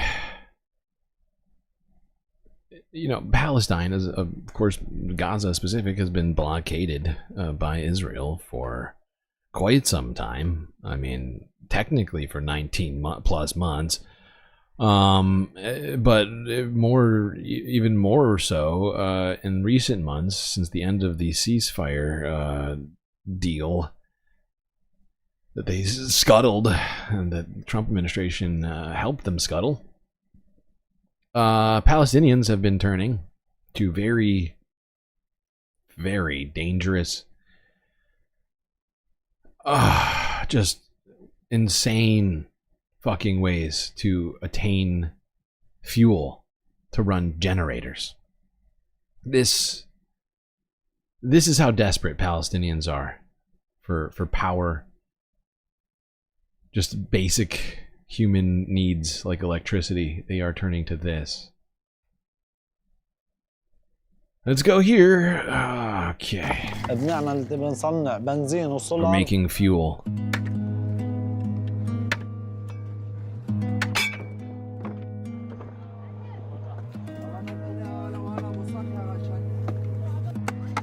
This is horrifying. There's no flower. There's no life.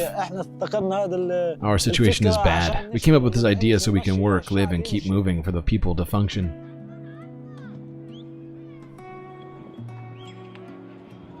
This is so fucked. Oh my god. This is dangerous and risky work, but we have no choice to do it. If they open the crossings, we don't need to do this. It's rough. We buy plastic. We buy plastic, which is expensive now. We want to provide for the people in the same way. We buy the plastic. We put it in the first barrel and melt it. It becomes solid.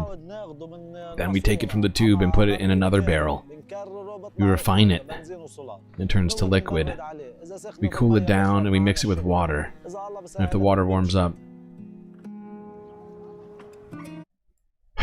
the water warms up, the process is ruined. If God makes it easy, we continue. This is fucking tragic. This is so bad for people's health. It's dangerous. The first attempt is risky. We all risk it. A small mistake could cost us our lives. Could cause a fire, like when one of our neighbors died. There are many risks. This requires a lot of space and precautions. But because we are besieged, we have nothing. We are risking our lives to help the people. We are also selling to people at lower prices to help them. This is fucking horrifying. We suffer with breathing. It's really hard. I buy milk every day, drink it day and night. It's a struggle. I feel it in my chest. But I have to work. How would I live? How would I eat? I'm one of the people who benefits from it. And all the people who benefit from it too. It's a puzzle. My nephews work with me. They're sick. One of them went to the hospital. Our hardest days are when the sun is burning from above and the fire from underneath. I have to work from morning to evening to get food to survive, to take care of my family. The cost of living is high, but I have no choice because of my chest. It's a hard job, tiring, and affects my health, but we're forced into it. We're all benefiting from this work. If we didn't do it, the blacksmiths, the carpenters, and others would suffer. The cars would stop. This isn't life. It's death. We're dying here. This is what keeps the country from moving. No matter how much we produce, it's still not enough.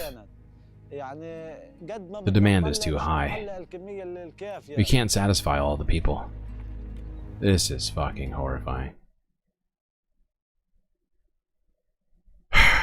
So Palestinians in Gaza, due to the blockade, are now melting plastic and doing backyard chemistry to turn it back into oil. That process is incredibly dangerous and bad for human health, especially if you don't have the proper protective equipment. You're basically just breathing in plastic fumes all day. Burning plastic fumes. Well, if the blockade doesn't kill him, this is gonna do it. I mean, I am at a loss for words on this one. This is the level of desperation that is going on here. People doing things that they know perfectly well are going to kill them, are going to cause them health problems, but they continue to do it because there's no other option.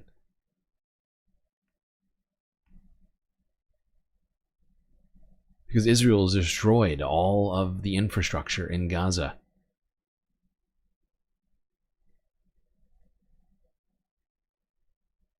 It's just so horrifying.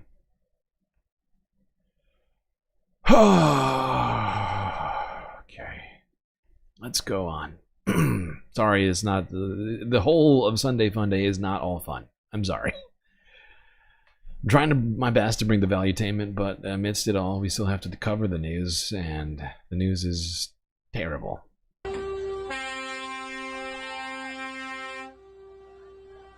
This is footage of Palestinians rushing aid trucks, hoping to get their hand on any amount of food. Hundreds, if not thousands, of people rushing this truck, praying to get their hands on any sustenance for themselves and their families and their neighbors. Thermodepolymerization. Yeah. Yes, I believe that is the process. Thank you, Mitty. Science. Oh my god, this is super late right now. We've been going for almost 10 hours. Oh boy, okay. I'm gonna keep going through these. Let's go here to Reuters from a day ago. Fuck. Here's from Reuters, the diary of a Gazan family's descent into starvation. Help! Help! I'm being repressed!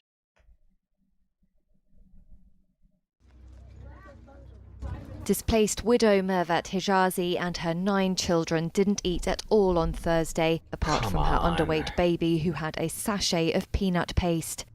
Her 6-year-old child Zaha can't sleep because of Israel's bombardment. We are exhausted. We are so tired that death would be more honorable. Life has become a tragedy. Dying would be more dignified. This is not a life. My children wake up wanting food. I can't sleep at night thinking how they'll eat, how they'll drink, how they'll get through their day.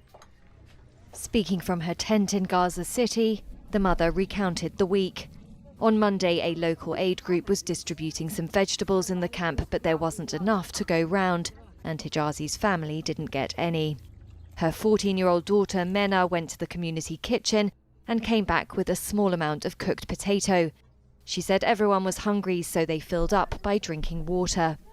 On Tuesday, the family received about ½ kilo of cooked pasta from the kitchen. One daughter was also given some falafel by an uncle who lives nearby. On Wednesday, a good day relatively, they received a bowl of rice with lentils at the community kitchen. God. It wasn't nearly enough, but she says Mena went back and pleaded with them, and they eventually gave her 2 other small dishes. On Thursday, the kitchen was closed. The family couldn't find out why. We are dying, the Palestinian people. We are dying here. This is not a life. My children ask me for things, and I can't give them what they want. They ask for the bare minimum, even just bread. The Hijazis' plight is a snapshot of the misery plaguing the Palestinian enclave of Gaza. You know, I don't know how anybody can see all this and continue to just blame Hamas, full stop. People like that fucking gross excuse for a human being, that John Major fuckbag, whatever his name is, John Spencer, suggesting that this is all the fault of Hamas. Israel's not doing it. They're not in control of all the borders. They can't ensure that aid gets into these starving people who have absolutely nothing. It's all Hamas's fault. It is just, I am so sick of hearing all these fucking lame-ass excuses from these people. This is a goddamn genocide. It is a Holocaust of Palestinians. Anybody not doing anything about this, not saying anything, not, at the very least, having genuine concern for these people rather than gaslighting everyone or allowing themselves to be gaslit, you know, just disgust me. Just fucking disgust me. I don't understand what is wrong with human beings right now. But there needs to be a mass awakening on multiple fronts, but it's just, oh god, these stories really hurt me. Let's talk about some more war crimes Israel's committing. Allegedly. Associated Press from yesterday has this fascinating story for us. According to them, Israel's use of human shields in Gaza is systemic. Systemic? Doesn't that mean that the government of Israel is green-lighting the use of human shields? Illegal. I thought that's only something that Hamas did. I'm so confused. So confused. Who is telling us these horrible lies? Soldiers, you say? IDF soldiers? No. What? Come on! Palestinians say that they are being used by Israeli soldiers as human shields. Palestinians say that... What the fuck? What the fuck is happening? Stop this nonsense. Palestinians say that they are being used by Israeli soldiers as human shields. Right here behind me in the Jenin refugee camp is a place where Palestinians have said that they have been used by Israeli soldiers. They have said that they have had to go ahead of the soldiers. Okay, my browser's decided to give up on life. The soldiers into apartments. One woman went into at least 6 different apartments carrying a drone that the soldiers gave her with a camera on it to make sure that it was all clear before the soldiers went in after her. Now, this is happening in the West Bank, but it's also happening in Gaza. Illegal. Soldiers we've spoken to who have engaged in the practice have said that they are sending humans in, sometimes instead of drones or dogs. Now, Israel's army denies that this happens. They said that this is not in accordance with practice with the army, but Palestinians we've spoken to, as well as... But you just got done saying that Israeli soldiers told you that they did it themselves. So who gives a fuck what the IDF is saying? I mean, they're just playing a goddamn PR game with all of us. Oh my god. Even the Associated Press is trying to play both sides still. But yeah, you know, I would take that last part of that with a big old grain of salt. But yeah, IDF soldiers saying first-hand accounts that they were sending in Palestinians rather than wasting a good dog or a drone. Might as well just use a Palestinian to check for danger or whatever it is. It's fucking gross. It's fucking gross. It's fucking gross. And what grosses me out most about it is probably the fact that we've known about Israel's use of human shields for many, many months now. Accusations were coming out well over a year ago on this.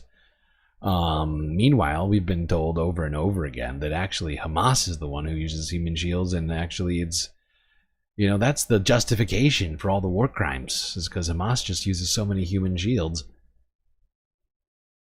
Oh, it makes me so mad. Okay.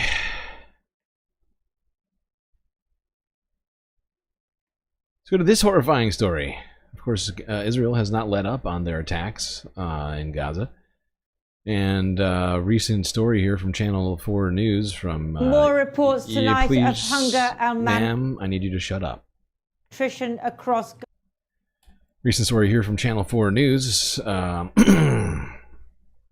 Well, according to them, a Gazan doctor told them that she's lost 9 of her 10 children in Israel's most recent strikes. 9 of 10. That's just totally fucked. That's too much, man! More reports tonight of hunger and malnutrition across Gaza. 83 trucks got in yesterday. Remember, they need 500 to 600 a day. Now, some sacks of grain did seem to get to Al-Mawasi today. Now, Al-Mawasi is an area on the coast where lots of Gazans have fled to. That's full of tents. And some people were seen carrying sacks of flour, which suggests that they were able to take them to their families. So that at least is good. But to the north in Gaza City, nothing has got through. And there you still see children with pots and pans going to soup kitchens. There's no soup in the soup kitchens. There is nothing for them there, and nothing yet has reached. And as far as we know, nothing is going to get there over the next couple of days either. And so that is an absolute disaster. And the UN is very worried now about widespread famine. And no let-up in airstrikes, in the bombardment. An unspeakable tragedy for one family today. Yes, as you said, Dr. Alar al-Najjar, just taken to her night shift at the hospital to look after other people's children. Her husband, also a doctor, went home to look after their own. And then their house was hit by an airstrike. Now, some of the pictures we're showing you, them trying to save the people. This is the Civil Defense Force trying to rescue the family. Some of those pictures are so horrible we can't possibly show them, because 9 of those 10 children were killed, were incinerated. Just the one and the husband survived and were operated on. I think the other thing which is really important to understand is that Israelis, where I am, are not seeing these images. Their television stations are not showing what we show every night: the hunger, the devastation, the families which have been decimated. And so it is perfectly possible for Israelis to choose not to know what is being done in their name, not to know about the suffering and the pain and the hunger in Gaza. And many Israelis choose that. They would rather not know. Lindsay, thanks very much. Well, in the last hour, I spoke to Dr. Ahmed Al-Farah, the head of paediatrics and maternity at the Nasser Medical Complex in Gaza, where Dr. Ala Al-Najjar works. I started by asking him what he knows about the airstrike that killed her children. This is such a fucking immense tragedy. It is hard to quantify any of it in any real sort of comparative analysis. But I mean, can you imagine? Can you imagine? You have 10 fucking children and 9 of them die in just an instant. Meanwhile, you're in a hospital that most likely has almost no functionality, but it continues to try and, take care of people however they can, taking care of children, other people's children, and then 9 of your children die while you're doing that. It is fucking insane. I feel like I'm taking crazy pills! Oh, Jesus. These stories really break me inside. Actually, I'm speechless. What happened with our colleagues is unbelievable. She was coming to the hospital accompanied by her husband. Her colleague, another doctor, Dr. Ashaza, told her that by internet information, there is Air Force strike by F-16 on Al-Qizan al-Najjar area, the area that Ala al-Najjar house located in. She felt in herself or by her heart that something happening for her kids. When she come back to the hospital, she was completely silent, completely shocked. She was unable to stand, unable to talk. The problem that her husband was injured. He has a severe critical situation. He's now in the ICU, adult ICU. It is unthinkable to lose 9 of your 10 children. I mean, it's little wonder that she can't speak, that she can't stand. How have her colleagues tried to support her in this moment? Up till now, we can't imagine that. Up till now, I'm still remembering them and crying. I am the head of the building. I am the director of the building. I still remember these kids, and I cry every time when I remember them. We have heard much stronger words of condemnation in recent days from Western leaders, like the British Prime Minister, like President Macron. Do you get any sense that that is changing anything? Yes. The Palestinian people is targeted, is murdered, is massacred. They have the right to live. They have the right to take food, to not to be targeted with their hunger and thirsty. So I think the change of the policy of the European countries is one step on the road, but it's not enough. And of course, we know children are dying, as with your colleagues' children, through the airstrikes, but we also know that there is an increasingly serious problem with malnutrition and children starving. Give me your assessment of what you are seeing. We are talking about one of the worst weapon that used against the Palestinian people in Gaza. Okay, I think we know starvation is being used illegally as a weapon of war in contravention of all human rights laws.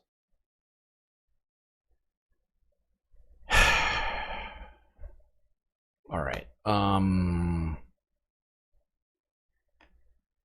Yeah, and this is probably a good place for us to segue into this other video discussing exactly that. As the United Nations warns once again of famine in Gaza, here's global news from 11 hours ago.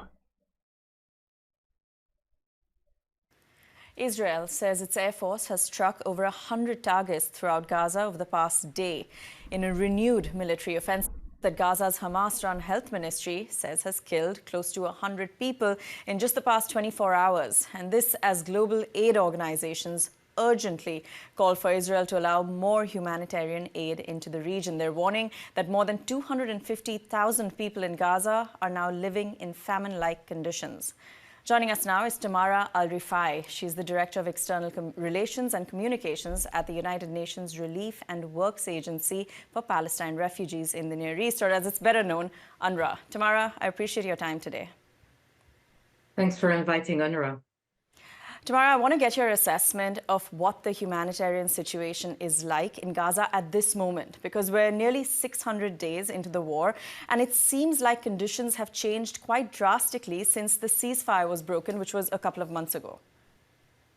I'm so glad you're framing it that way, because indeed it's been close to 600 days of a ruthless conflict where most of Gazans, 2.2 million people, 90% of them have been displaced, uprooted, many of them have been killed, children have been traumatized, and almost everyone is close to famine, according to the world leader on hunger, the IPC. So to quote the UN Secretary General, this seems to be the cruelest moment of this cruel conflict. In other terms, we are in the middle of a full-blown humanitarian emergency under the world's watch, where every Gazan now is hungry and where aid agencies, including the one I represent, UNRWA, have been prevented from going into Gaza, bringing in supplies, food, water, medical supplies, tents, blankets, hygiene kits, including hygiene kits for women. Everything has been forbidden for now almost 12 months, minus the last couple of days where there has been a trickle of aid going in. You know, to your point, most recently, Israel has eased its blockade, they've said, after nearly 2 months of essentially not letting those trucks What pass. does And ease I know the mean? UN has said it's a teaspoon when we need a flood in terms of aid. What does this mean for your teams on the ground? How do the logistics of providing aid actually work when those supplies are stuck at the border? It's impossible. To start with, I do not know how we can qualify the last couple of days as easing of aid Exactly. when less than the minimum required has gone in. So after 12 weeks of nothing going in, we've seen about 115 trucks loaded with wheat flour, baby formula, and some medical supplies going in. That's really very, very, very little. Having said that, the logistics are extremely complicated. The bringing in of trucks crossing into Gaza, loading off the trucks that came in, putting everything through screening scanners, and then loading everything back on other trucks and trying to take them to warehouses for distribution under the relentless bombing. Because we need to remember that conflict has not started.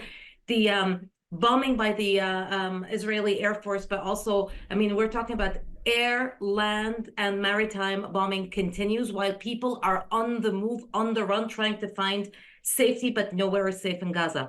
The roads are destroyed, there are unexploded ordinances, and then expectedly there's always a stampede by people who are hungry and desperate at distribution points. So it's really extremely, extremely difficult these days in Gaza, and it's been so for now over a year and a half.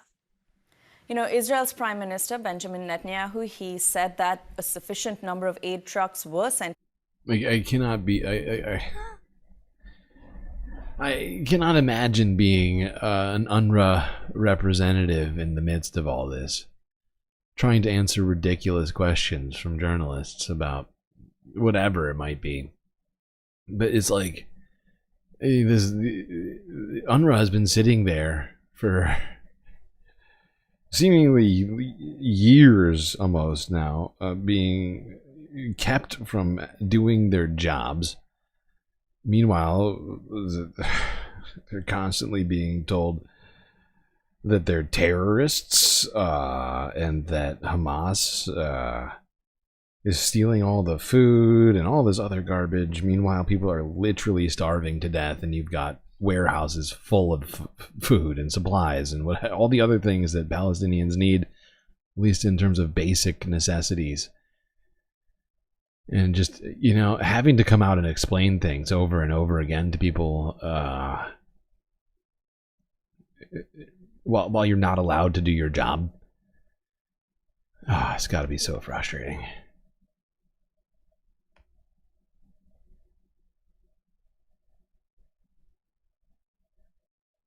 Yeah. All right. That's a good place for us to take a break. Yes, we've made it 10 hours, and yes, we still have more content to get through today. It's going to be quite a Sunday FUNDAY stream. Still got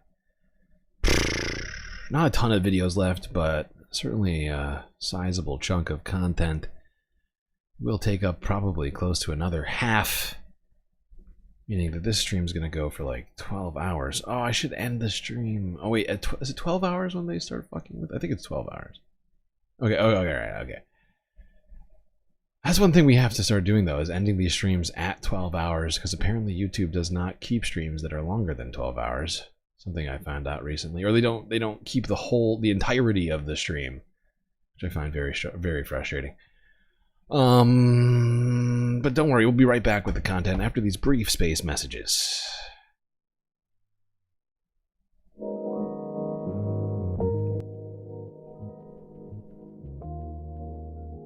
Okay. Well, I hope everybody's been enjoying this show so far. If you haven't already, like and subscribe, and hit that bell icon too, so you get the latest notifications, ensuring that you don't miss a single episode of this here Spacecast. While you're at it, do also consider contributing to the Galactic News Network, as we are completely funded by viewers like you, and unfortunately, as we approach the month of June, we are kinda screwed. By kinda screwed, I mean a lot screwed. We are multiple hundreds of dollars short. I don't have the exact number in front of me right now, but it's close to like $300 still. And that's gonna keep us from being able to stream if the internet gets shut off, or if I get kicked out onto the goddamn street. So do consider contributing with one of the myriad ways we have available to you. YouTube, Super Chat, Super Stickers, and memberships, Twitch, bits, and subscriptions. But what's gonna help us most are going to be donations on Cash App and PayPal, or people becoming Patreon members. All great ways to help us stay alive. Of course, being a Patreon member does get you a bunch of benefits that contributing on Cash App and PayPal won't get you. Things like an avatar on the stream, shoutouts at the end, and much, much more. You know what to do, chat. Keep us alive, please. Anyway, chat, it's enough messages for me. Enjoy the break. Grab yourselves a drink, maybe a snack, and yours truly will be right back.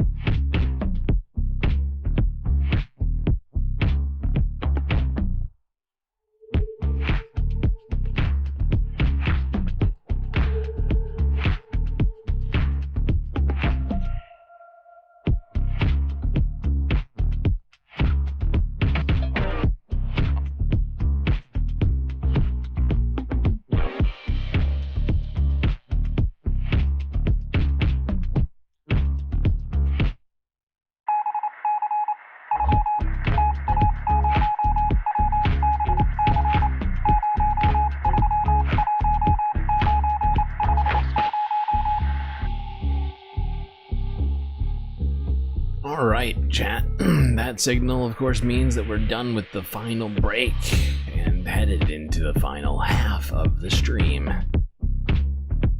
So prepare yourselves, space fans.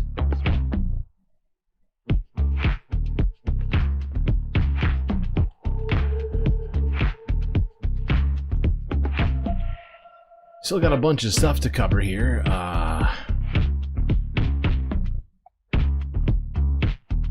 Let's play a little game with Hasan. A game called Zionist or Nazi.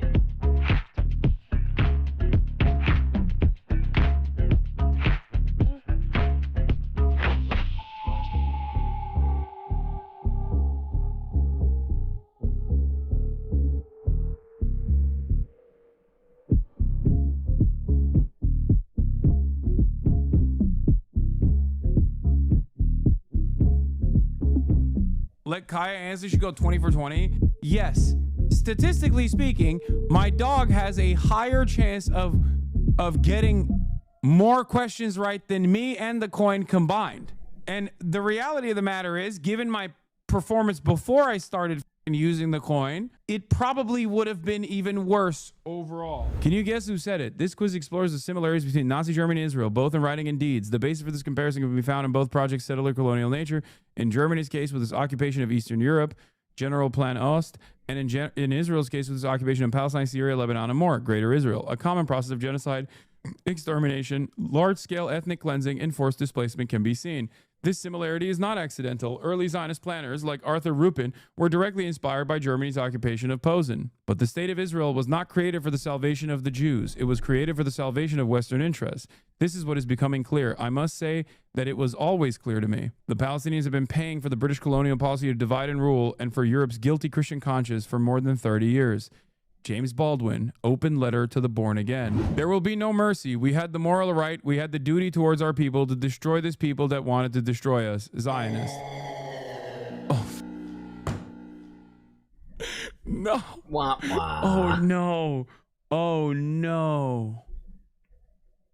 Oh, this is a... Now, some people might not be familiar with this one, and we don't really talk about it all that often. I've mentioned it a couple of times in the past, but you know, this, I just want to go back to the premise of all this thing. Where was it? Oh, right. This similarity is not accidental. Early Zionist planners like Arthur Rupin were directly inspired by Germany's occupation. Not only this, but the fact is that the Zionists collaborated in a way with the Nazis in the 30s. Look it up. It's called the Havara Agreement. It happened in the early 1930s, and it basically allowed, from my understanding, a certain group of German Jews with financial means to be, rather than, you know, going to the camps or whatever, got to go to Israel, essentially. right? At that time, Germany thought that it was in their best interest to just let as many Jewish people leave Germany, especially if it benefited them financially. Just look it up. It's the Havara Agreement. I think it was 1933.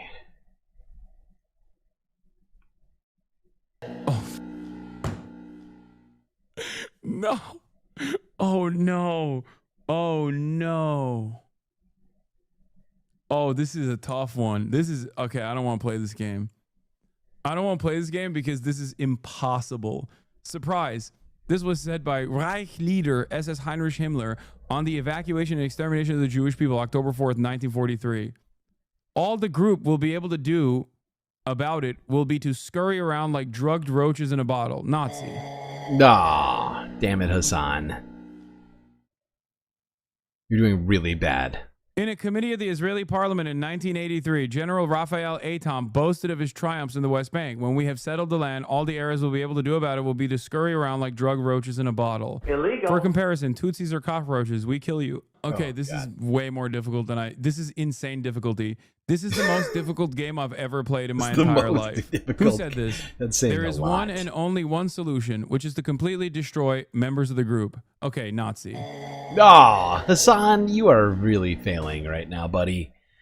Get it together, would you? Oh, brother. This is not. We did not come here to see you fail. 0-3. Yes, you're 0-3. It's not a good record. Look who said it. Our friend of the show, Moshe Feiglin, who a couple days ago said every baby in Gaza is an enemy. Illegal. That's who said it. Moshe Feiglin, Israeli politician and former Knesset member, said this in an interview with Al Jazeera. The terminology is reminiscent of Nazi propaganda, accurately describes Israel's actions today. There is one and only solution, which is to completely destroy Gaza before invading it. And when I talk about destruction, I mean destruction like it was in Dresden and Hiroshima without nuclear weapon. I don't recall that Biden or his predecessors, I don't recall that Americans provided safe humanitarian passageways to the residents of Nagasaki and Hiroshima. On the contrary, that's also a they looked massive to the war weakest crime. cities, and over there, they dropped their rockets to make it clear that they were serious. This is what brought an end to the war and saved the lives of 1 million American soldiers. Those are animals. They have no right to exist. I am not debating the way it will happen, but they need to be exterminated. Okay. You got this. At this point, it's got to be Nazi. Toss, At this point, it's got to be. We're only 4 questions in. Come on, and Hasan. I have no idea. You can do this. I genuinely don't know. I'm going to go Zionist. Yo, I would have been wrong. Damn. I was ready. I was like. Said by Yoav Kish, Minister of Education.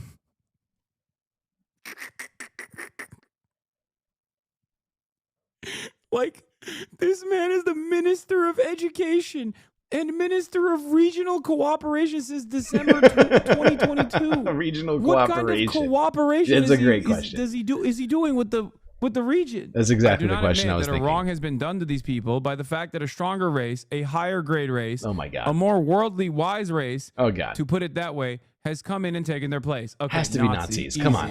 Oh, son of a bitch. Me and Hasan are both failing quite a lot. I have this same instincts that Hasan does. This one's crazy. Jesus Christ. I'm failing. I also have a failing grade right now. Oh boy. It's okay, Hasan. Buck up, buddy. This one's crazy because I know this full quote. They duped me. This one's crazy because it's Churchill.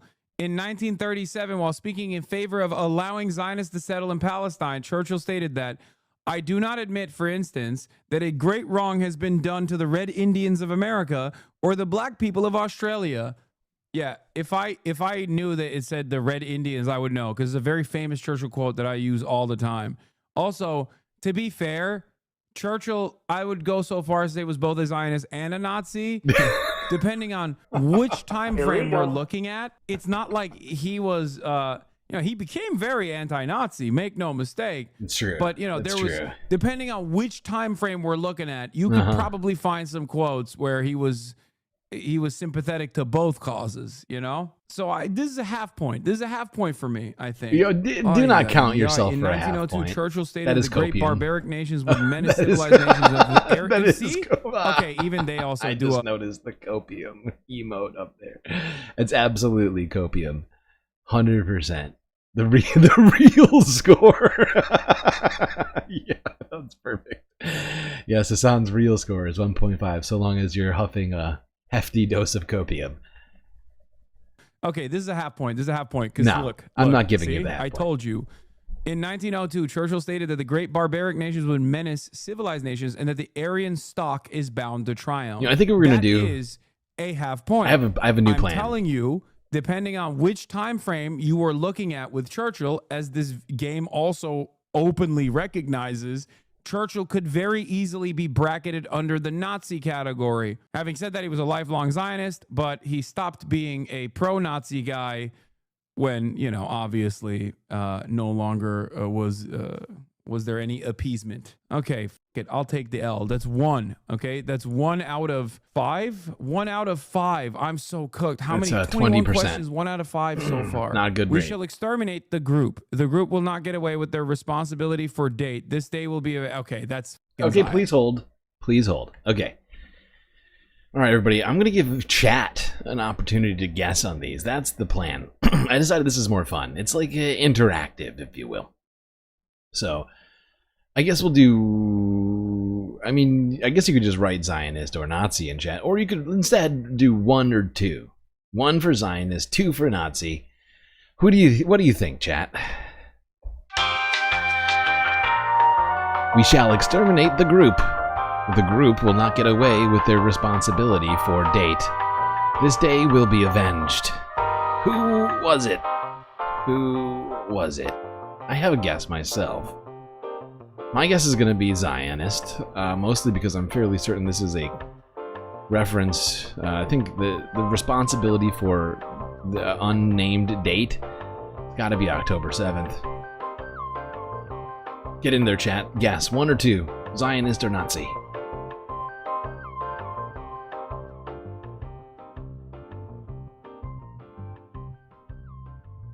All right, I'm seeing at least 1 guess. Icebreaker Gaming guessing Zionists. Scouts guessing a Zionist. Okay. Let's find out. Here we go. Here we go. The group will not get away with their responsibility for date. This day will be okay. That's Z or N is easier. You're right. No, come on. What? Son of a bitch. We all failed. We all just failed, including Hasan.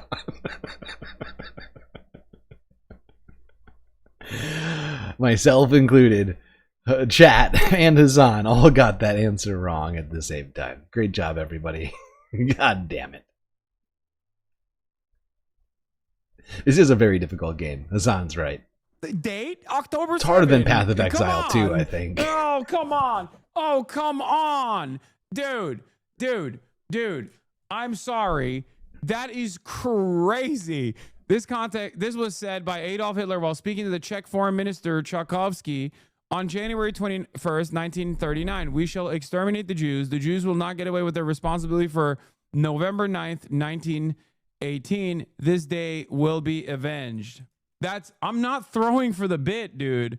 I'm not throwing for the bit. Also, November 9th, 1918 is the proclamation of the Republic. Faced with certain defeat of the German Reich in the First World War, the Social Democratic Philipp Scheidemann proclaimed the German Republic on this Saturday from a window of the Reichstag building, today the seat of the Bundestag. There were major food shortages and protests and rallies throughout the country. The population blamed Emperor Wilhelm II for the war and demanded his abdication. Most soldiers were tired of fighting as well and wanted the war to end. On the 9th of November, 1918, the emperor was forced to abdicate. Can someone explain why that's the Jews' fault? Because he's f***ing stupid. He's a stupid anti-Semite. It's ridiculous because you know who fought in World War I? Germans who were also Jews. Yeah, no kidding. Okay? No This kidding. is something that, weirdly enough, every single Holocaust revisionist or every single guy who's just simply talking about how Hitler arrived at the positions he arrived at failed to consider. It is such an interesting perspective that you hear from the likes of whatever the fuck his face is, the one that was on Joe Rogan Experience, the historian, the fake podcast historian, who basically tries to, no, not Douglas Murray, Daryl Cooper. Daryl Cooper will talk about how, like, well, of course these guys were like anti-Semitic because, like, think about it. They just came out of World War I. It's like, yeah, so did the fucking Jews in Germany, dumbass. They weren't doing Hitler. What do you mean? Like, the Jews in Germany were not like a separate entity. They were a part of German society. The idea that they were, you know, somehow not also victim to the same conditions is really stupid. 1 correct, 5 incorrect. That's f***ed up. Yeah, it's real bad. One of the soldiers, the 16-year-old girl, laughing. They gathered them in something like a cage and put iron wires around them. They gathered all the men, sat them in the ground, and one of the soldiers got the submachine gun and shot them. There were soldiers who took flamethrowers and ran after the villages and burned them. Nazi. Gotta be Nazi. Right, chat? It's gotta be the N. Flamethrowers? That's very much a World War II type weapon. Actually? Wait. No, yeah, there were flamethrowers in World War II, right? Oh god, my brain is breaking now. Oh god. I almost don't want to guess anymore. But feel free to guess on this one, chat. I want to say it's going to be 2. But I guess we're about to find out. Okay. Oh my god. Son of a bitch. This is way too difficult of a game. This is way harder than America. This is like playing a DLC for any From Software game, while also this is like playing Paths of Exile 2, while also attempting to solve, I don't know, Rubik's Cube at the same time, or pass a AP history test or something. This is fucked. This is fucked. only using your fists. I am referring here to the evacuation of the group, the extermination of the group people. This is one of the things that is easily said, but then they came all along, and each one has his one decent member of the group. Zionist. It's Brazil 1, Germany 7.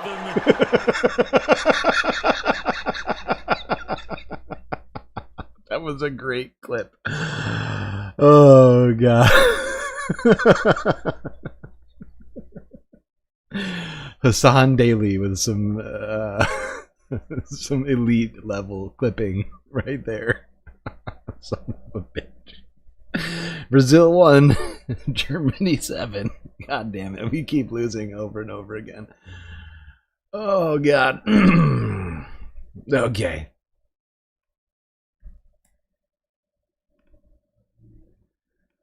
Each one has his one decent member of the group. Zionist.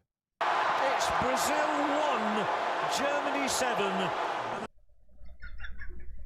Hasan looks so defeated right now. Okay, I'm going to start flipping a coin to see if the performance improves. I think that it might be easier for me to do it that way. Okay, or wow, here, we can wow, do that. this is Yeah, we can flip lazy, the coin Hasan. this This is way. lazy as Okay. fuck. Heads means Zionist, tails means Nazi. This is actually fucked up. These people must be destroyed. They are no longer human beings. They are animals. Okay, chat, gonna give you another opportunity to guess on this one. Boy, oh boy, we've been failing. Hasan has been failing epically as well. Oh boy, these people must be destroyed. They are no longer human beings, they are animals. I know that similar sentences have been spoken by Zionists, but there's been so few Nazis. Almost like I'm just trying to do statistical, like empirical analysis over here. I feel like it's gotta be Nazi. Well, actually, no, we just had a Nazi one, though. Oh, no. I'm gonna do my own version of flip a coin. We're gonna switch back to Zionist now. Okay. Here we go. Heads or tails, okay? Heads means Zionist, tails means Nazi. Heads. Heads means Zionist. Ah, damn it, son of a bitch. My strategy already failed.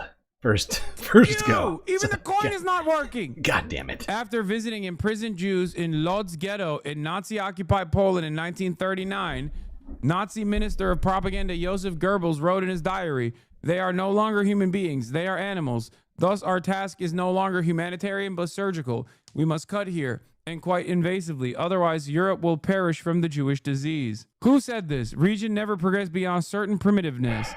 It has never even known anything but chaos because it lacked mankind, the valuable bearer of culture, the genius who systematically planned peaceful reconstruction, who ordered the well-designed exploitation of the immense treasures and the fertility of the soil. This country has only known the powers of unrestricted despoiling and brutal armament for war. Okay, heads means Zionist, tails means Nazi. I'm going to tell you what my opinion is as well. F it, why not? Yeah, get in there, I Hasan. think this is a Zionist. I think it's a Zionist, and chat seemingly is unified that it's a Zionist. Let's see what the coin says. The coin says Zionist as well. Feel free to get in here on this one too, chat. I mean, so far we have not been doing well, just as a group. Hasan and his chat included. Okay, preparing myself. Here we go. Heads Zionist. Oh, wow. Hasan, at this point, Hasan has none of us have any possibility of actually winning. Although winning in this seems sort of perverse, but I guess getting a passing grade. Currently, he's got 9 of 10 questions wrong, which means even if he were to get the next 11 correct, he'd still be at like 55% or something. That's an F.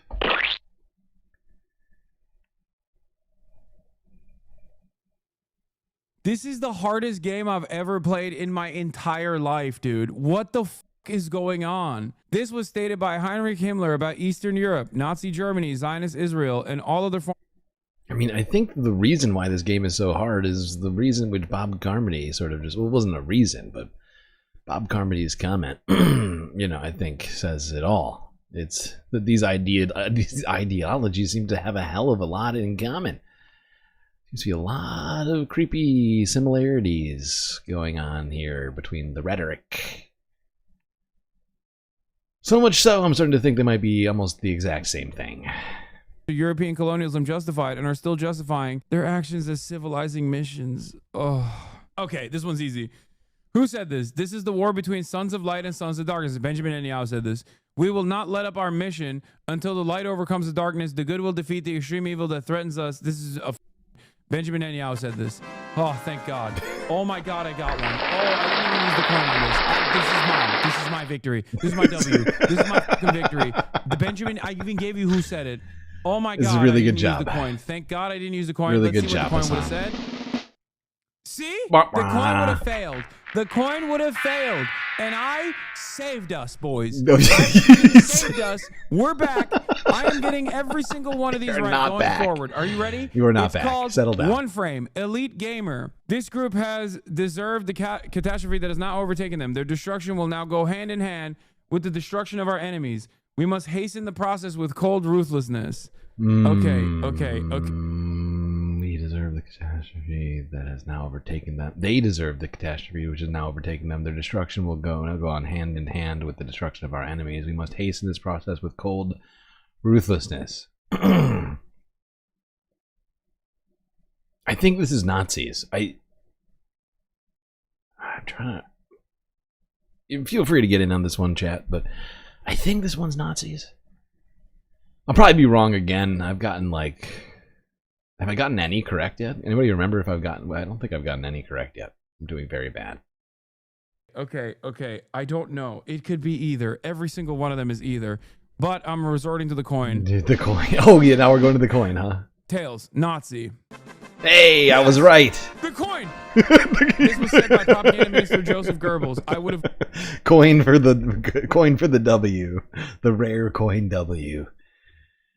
There we go. I did it. I too, rare StreamLord W on this horrifying quiz show that we find ourselves on.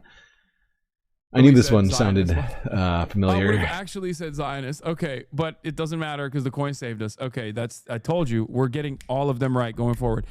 Something like a cage has to be built for them. I know it sounds terrible. It's really cruel, but there is no choice. There is a wild animal there that has to be locked up in one. Okay, that's a Nazi. But we're gonna resort to the coin. I agree. I agree on this one. I am fairly certain. Says heads. Coin says Zionist. Oh my! What? Wow! The coin beat me and Hasan. Son of a bitch. Come on! This is pathetic. I'm ready to give up on this game. I am doing so bad. The coin's beating us all. This was said by Israeli By historian Benny Morris? on January Oh my 7th, God. 2004. Oh He my was a professor God. of history in the Middle East Studies Department. It's Benny Morris. Oh my God. Disgusting. Your name, please? Honestly, I feel like the number one reference I have for Benny Morris was the Norm Finkelstein Destiny debacle. Mr. Morelli. Of Ben Gurion University in the Negev in the city of Beersheba, Israel. From 2015 to 2018, Morris served as the Goldman visiting Israeli professor in Georgetown University's Department of Government. Oh my God. Benny Boy also got owned by Norm Finkelstein alongside Sex Pestany, if you remember. Wow, what a situation. Hold that. on, I lost the... I do remember the that. coin saved me. The coin saved me. The coin saved me, boys. Great job, the coin. coin saved my ass. Okay, next. The right to exercise national self-determination in speaker's country is unique to the speaker's ethnic group of people. Okay, I think this is a Zionist. Let's see what the coin says, because the coin hasn't failed me yet. I think this is a Zionist, though. Okay? Honestly,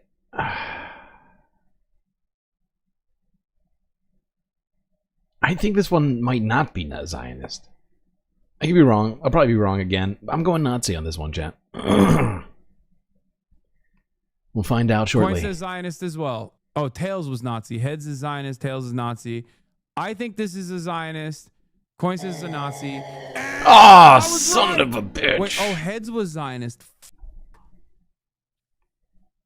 I love how Hasan just went through what the coin meant and then did the wrong thing. Great job. Great job, Hasan. Come on, buddy. I fucked it up. Heads meant Zionist. I fucked it up. I'm sorry. That doesn't count. That actually It does. Oh, it doesn't is one count. for us. That is one for us. Oh, it doesn't I count. said it was a Zionist, and so did the coin. I think it does count. I am fumbling. Oh my fucking God. Oh my God. Oh my God. This is an excerpt from the nation state bill passed in the Knesset on 19th of July 2018. The right to exercise national self-determination in the state of Israel is unique to the Jewish people. This law clearly exposes the Zionist lie that Palestinians have equal rights in Israel. Human Rights Watch described it as the explicit manifestation of apartheid. We saw the passage of the nation state law, which codified constitutional value, the idea of one group of people on the ground has rights denied to the other. When we put all those things together, it became impossible to say that there was not a clear intent to dominate. The weak crumble, are slaughtered, and are erased from history, while the strong, for good or for ill, survive. The strong are respected, and alliances are made with the strong, and in the end, peace is made with the strong. Okay, that's a Nazi. Easy. Let's see what the coin says, though. That's easy Nazi. Okay, coin says It's an heads. easy Nazi? Heads is Zionist. I think it's a Nazi, but the coin says Zionist. Let's take a look. Shut the fuck up! Seriously, I was gonna go Zionist, and I didn't pause soon enough. That's a failure on my part. I didn't put down a vote before finding out the answer, so I can't take the point on that one. But I was thinking Hasan was very wrong on this one. I had a strong suspicion for some reason. Everyone in the chat is throwing up N for Nazi. All of you were All wrong. of you were and the coin was right. Wow, Netanyahu made the remarks on Twitter. Hasan coming for his chat. You were all wrong, you pathetic group of Hasan lovers. Be better. August 29th, 2018, while threatening to use nuclear weapons to wipe out the country's enemies. For comparison, an excerpt from Hitler's speech in Munich. The whole of nature is a mighty struggle between strength and weakness, an eternal victory of the strong over the weak. Oh, the coin knows. Okay. Thank God the coin is saving my ass right now. National Speakers Group. Okay, I gotta pause it. I gotta pause it because he's doing it too quick.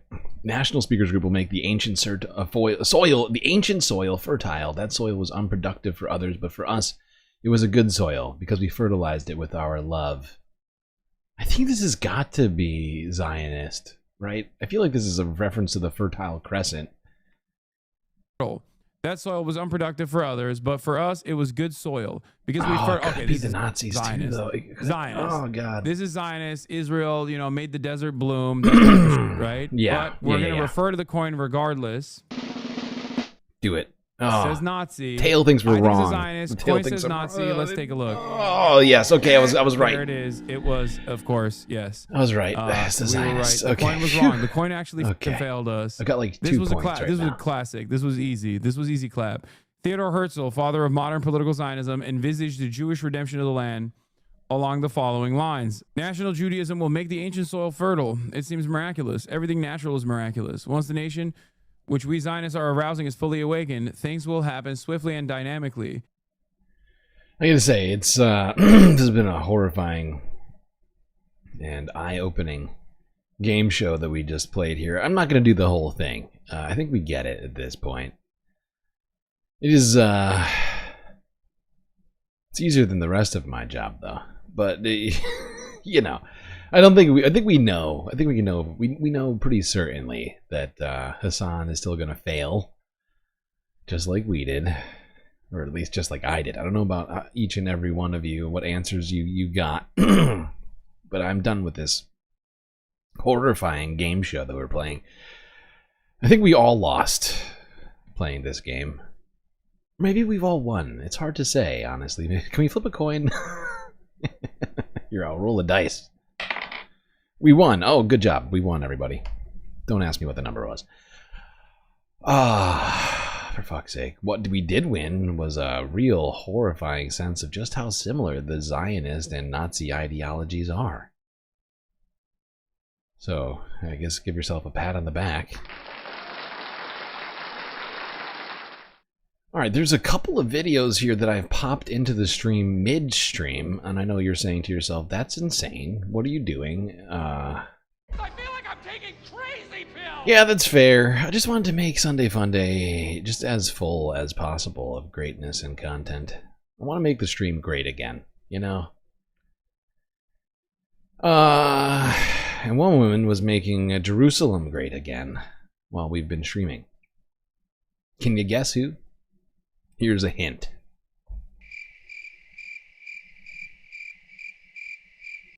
Well, if you just guessed Kristi Noem, great job for you. That's right, that was a puppy killing reference, R.I.P. Cricket. Kristi Noem, for some fucking reason, unknown to myself, she appeared in Jerusalem. That's right. The Department of Homeland Security is in a different country. I don't know. I don't know what to... I don't know. I can't explain why somebody who's supposed to be protecting the homeland is in Israel. But here she is at the Wailing Wall. Associated Press, 2 hours ago.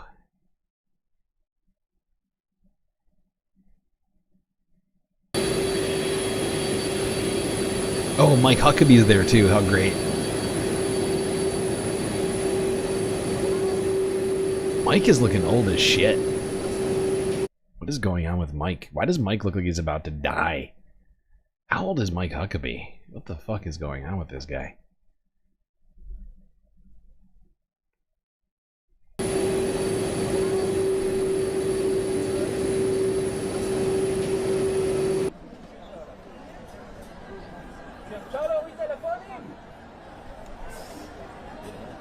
Can you look at us?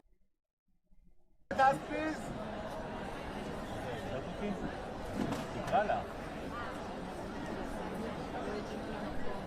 I wonder what the prayer that Kristi Noem is trying to get into the cracks in the wall is. I would love to know what Kristi is praying for. Just praying for brown people to stop existing? What do you think? Praying for puppy murder? I'm trying to think of what it is that Kristi wants God to hear. That is one of the traditions. You put a prayer into the Wailing Wall, and supposedly great way to get a message to God. Jesus, I say that. All right, settle down, Omarosa.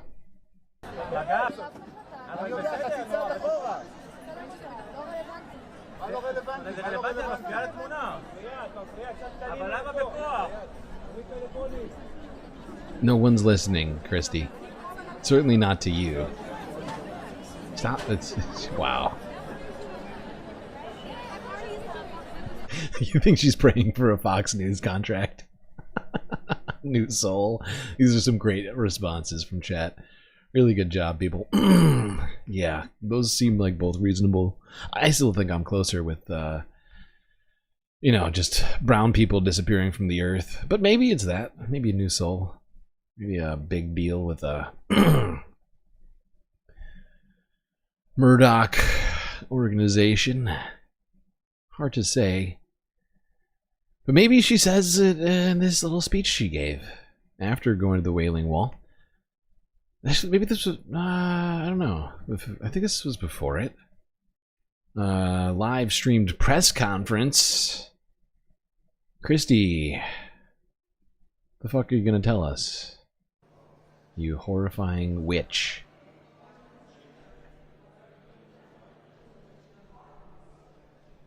Oh, Jesus Christ.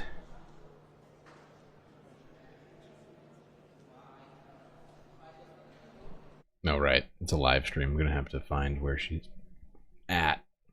Where's Christy? It's a horrifying garbage person. Where's Christy? For the love of God. Oh, there we go.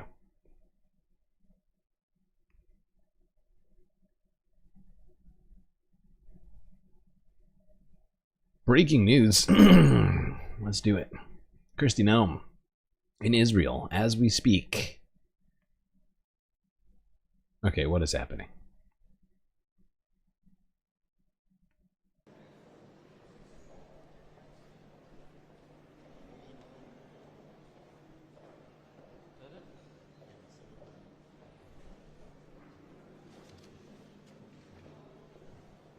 Good morning. I want to thank Secretary of Homeland Security, Kristi Noem, for her important visit to Israel. This visit, after the horrific murder of Yaron Lishinsky and Sarah Lynn Milgrim in Washington, shows solidarity and demonstrates the close relations between our people. Our hearts break for this loss of young, promising lives. I want to thank you personally, Secretary Noem, and all the branches of the administration involved. For what? For the intensive investigation underway. Okay. Secretary, I also thank you for your long-standing support for Israel. Why is she here, though? President Trump and his administration show great commitment to fighting terrorism and anti-Semitism. I believe your visit here is part of it. We truly appreciate that. Israel has no greater friend and ally than the United States. We thank you for your support. And the US also has no partner more effective than Israel.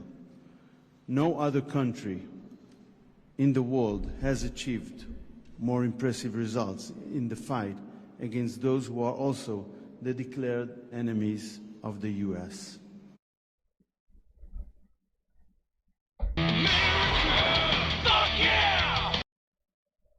All right, let's see what Secretary Puppy Killer has to say. Please, Secretary. Yes. Well, thank you. Good morning, and thank you, Minister. I appreciate your hospitality and your focus on recognizing those that we have lost. Following the horrific terrorist attacks in Washington, D.C. that took the lives of Sarah Milgrim and Yaron Lishinsky, President She Trump can't even asked say his me name. to come here to Israel to stand with all of you Linchinsky. and to honor Sarah. Mr. Linchinsky. To come here to Israel to stand with all of you and to honor Sarah and Yaron.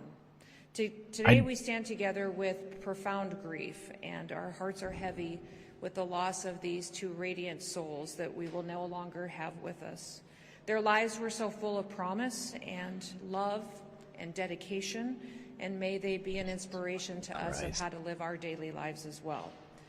They were people who recognized they were created to serve others, and they did that in a way to take straight on the face of other people that seek to divide us. And that Am I to understand that the reason for Kristi Noem's visit to fucking Israel is because an Israeli citizen died in the United States? How many Americans have died in Israel, and Israel didn't show up here to give us, you know, their condolences, or that they've killed? I mean, the United States didn't kill, you know, the United States government didn't kill Yaron Lashinsky or Sarah Milgram. A random person did. But Israel has killed multiple U.S. hostages in Gaza. Where were the Israeli visits to apologize for all of that? I am blown away. Is that why she's actually here? Yes. Yet in this moment of sorrow, we also ask that you would gather with us to honor their light and the unbreakable spirit of the Israeli and the American people. Yaron was known for his infectious smile and his unwavering commitment to peace. Quit acting like you know him. The vision of the Abraham Accords. But he believed in peace and goodness. Okay. Friends and family shared of Sarah that she glowed with warmth and compassion, dedicating her life to fostering peace and understanding. Her work for initiatives like Tech to Peace and her career in public diplomacy were incredibly important to her. I don't think you can work for Israel's embassy and be for peace, okay? You know, it's just sort of antithetical, sort of paradoxical, if you will. Their love for each other, a bond that was so strong that Yaron had already chosen a ring to propose to Sarah here in Jerusalem. It reminds us of the dreams that terrorism seeks to destroy every single day. But we will not let hatred have the final word. Yeah, you Sarah will. and Yaron's lives are a testament to the power We're not of going to let, the Trump administration is not going to let hatred have the last word. That is That's a fascinating take from the woman in charge of U.S. deportations. Wow. Yeah. Not going to let that. Wow. I feel like I'm taking crazy pills. They stood for something that was much larger than themselves, and their memory calls us to do the same.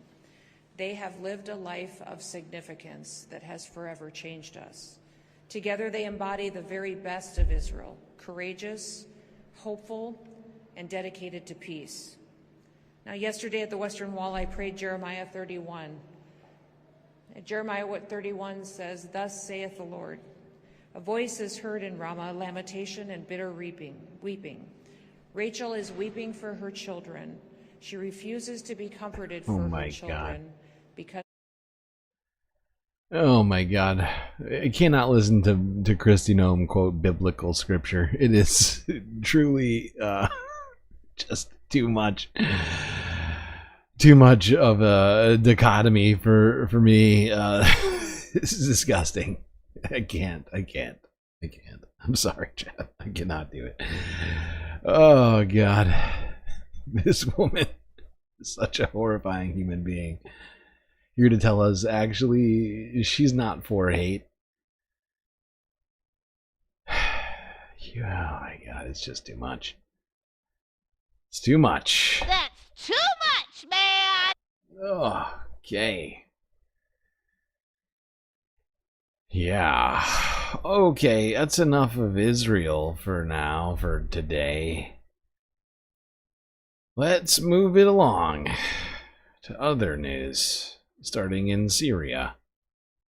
Or with Syria, specifically. Let's go to Turkey, where apparently President Erdogan and new interim President Shara of Syria met in Istanbul. Turkish President Tayyip Erdogan was reportedly holding talks with Syrian President Ahmed al-Shara in Istanbul on Saturday. News channels CNN Turk and state media broadcasted video of the two leaders greeting each other. The visit comes a day after Donald Trump's administration issued orders that it said would effectively lift sanctions on Syria. Trump had pledged to unwind the measures to help the country rebuild after its devastating civil war. Video footage on Turkish television showed Erdogan shaking hands with Shara at a palace on the shores of the Bosphorus Strait in Turkey's largest city. Turkey's state-owned Anadolu news agency said the two countries' foreign ministers also attended the talks, as well as Turkey's defense minister and the head of the Turkish MIT intelligence agency. Oh. A Turkish... For a split second, I thought mustache guy here was Bashar al-Assad or something. He's got a very similar face and mustache. And the head of the Turkish But he's much too MIT short. intelligence agency. A Turkish security source said previously that MIT chief Ibrahim Kalin and Sharar had this week held talks in Syria. They were on the Syrian Kurdish YPG militant group laying down its weapons and integrating into Syrian security forces. Yeah, well, there you go.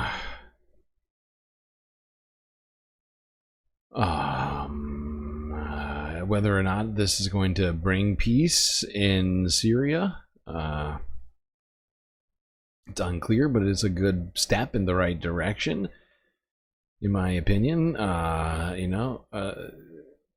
genuinely think it's going to be harder for Syria to bring about a supposed multicultural democratic state without the help of its neighbors like Turkey.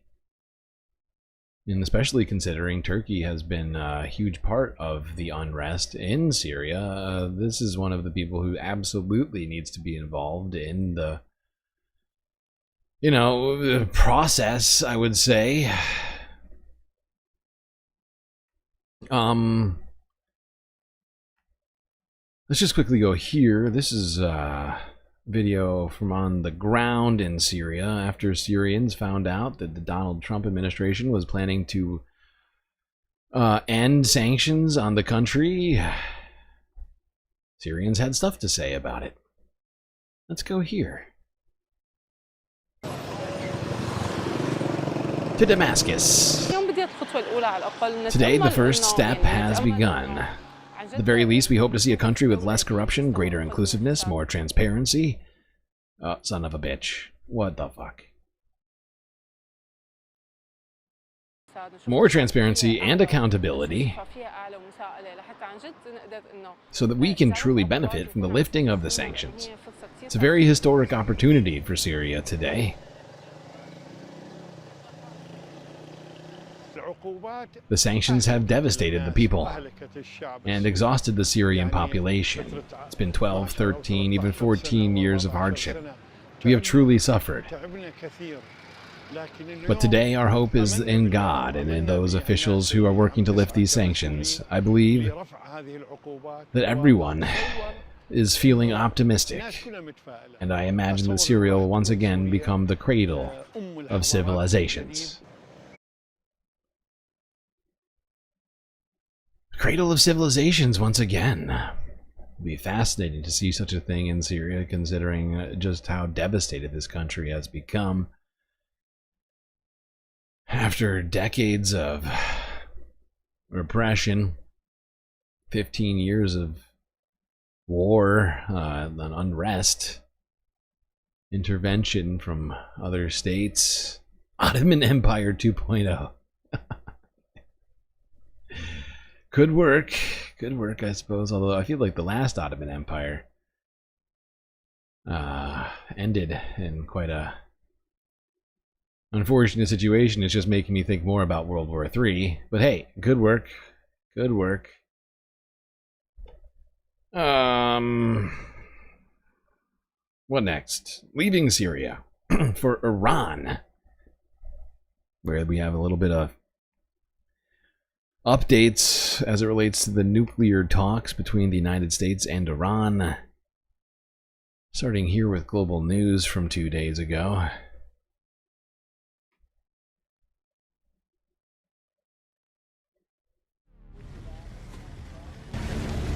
Delegations left after the 5th round of nuclear talks between Iran and the U.S. concluded.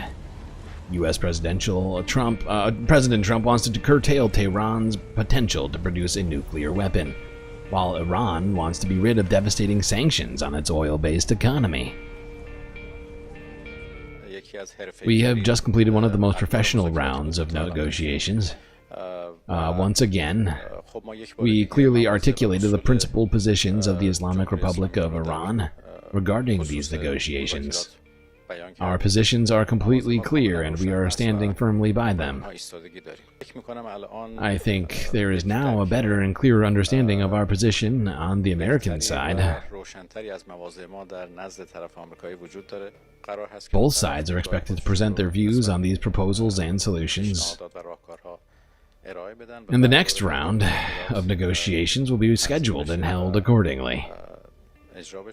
I hope that if these solutions receive serious consideration in the capitals, we will be able to move into more detailed discussions in the next round. The negotiations are more complex than something that can be resolved in just 2 or 3 meetings. The fact that we are now on a reasonable path, in my view, is itself a sign. I hope that in the next 1 or 2 sessions, given the improved understanding that now exists regarding the positions of the Islamic Republic, we can arrive at solutions that allow for progress in the negotiations. We are not at the point yet, but we are not without hope either.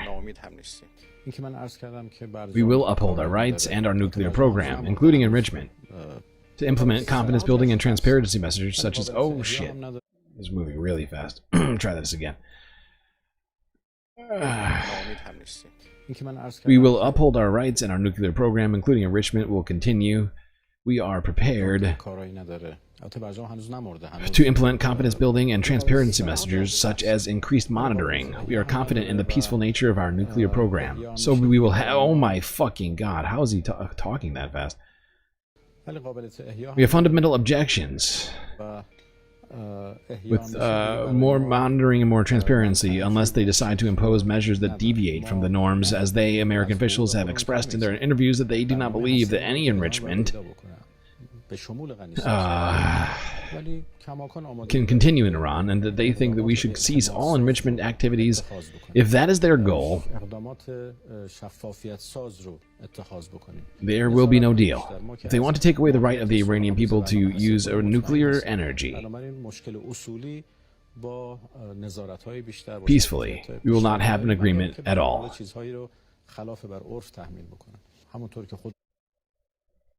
There we go. Alright, that's new, not quite new, but newish Iranian president. Oh god, what's that guy's name again? I can't even remember now. But reiterating what Iran has said in the past, that it's unwilling to end its enrichment program. And that if that is the stance of the United States, there's not going to be any progress on this supposed nuclear deal, which Donald Trump wants so bad. What I find most fascinating about all of this situation with Iran is that Donald Trump got us out of the already existing Iran nuclear agreement that Obama got us into a decade ago.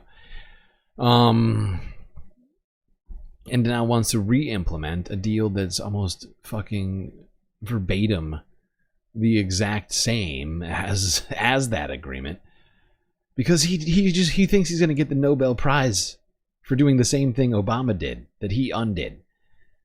And if maybe he had chosen to not get us out of that agreement, we wouldn't even be having to have these conversations. Wouldn't even be a question. But Donald Trump doesn't believe anything that you know, was done by Obama was worthy of, the Nobel Prize specifically, but more, just it's just so fucking stupid. It just, we live in a nonsense time, led by the world's dumbest people like Donald Trump. Speaking of the idiot in chief, Donald Trump made a comment here as he left his resort in New Jersey, assuming for the White House. Let's see what Trump had to say. I haven't even heard what he had to say, so I'm going to hear this for the first time along with you. This literally happened during the stream. This was a couple hours ago. Forbes breaking news. Actually, it was more than a couple hours ago, but it was posted a couple hours by Forbes. Thank you very much. I think we've done a lot of good work over the last couple of days. Being at West Point yesterday was incredible, what incredible people they are. And I think it was a very big success, and it was an honor to be there. Very importantly, we had some very good talks with Iran yesterday and today, and let's see what happens. But I think we could have some good news on the Iran front. Likewise with Hamas on the on Gaza. On Gaza. We want to see if we can stop that. And Israel, we've been talking to them, and we want to see if we can stop that whole situation as quickly as possible. But having to do with nuclear, we've had some very, very good talks with Iran, and I don't know if I'll be telling you anything good or bad over the next 2 days, but I have a feeling I might be telling you something good. We've had... Dude, this guy is such a fucking moron. We're gonna have very big news with Iran. Very big news with Iran. There could be good news, bad news, I don't know. Also Gaza and Hamas. Maybe good news there too. Or bad, I don't know. News is coming or not coming, I don't know, but a lot of very big progress is happening. Donald Trump, everything he says means nothing. Maybe there's going to be good or bad news coming out of Iran, and maybe he doesn't want to say whether or not he's going to tell us something good. It's so incoherent. I have no idea what to take from any of this. It's so fucking dumb. Okay, let's see. We are running out of content here, people. Let's go to Asia. Let's go to Asia.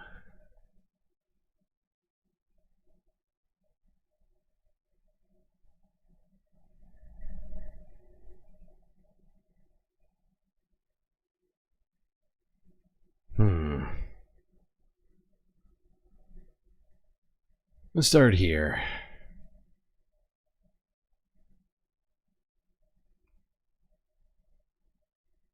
Oh, it just got super quiet in chat. Where has everybody gone? Gone. Alright. To China. China! South China Morning Post from 2 days ago. Let's see what's going on.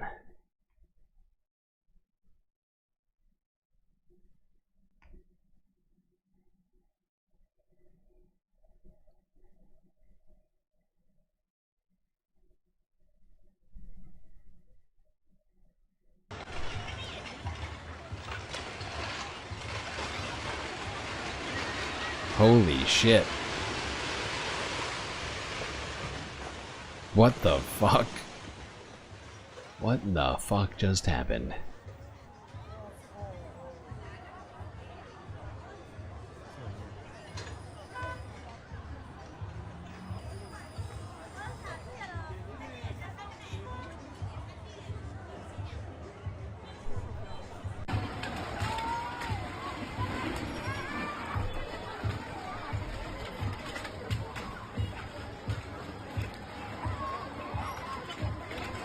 This is wild.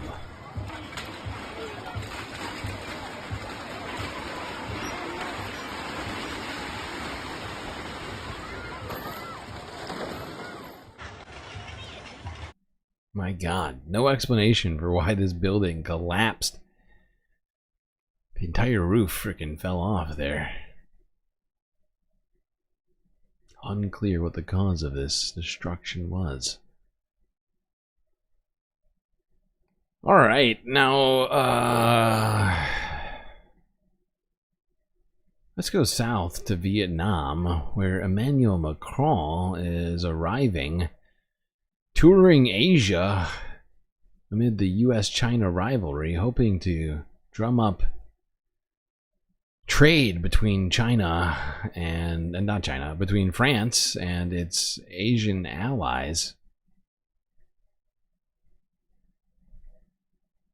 Let's go here to France 24 English from 17 hours ago.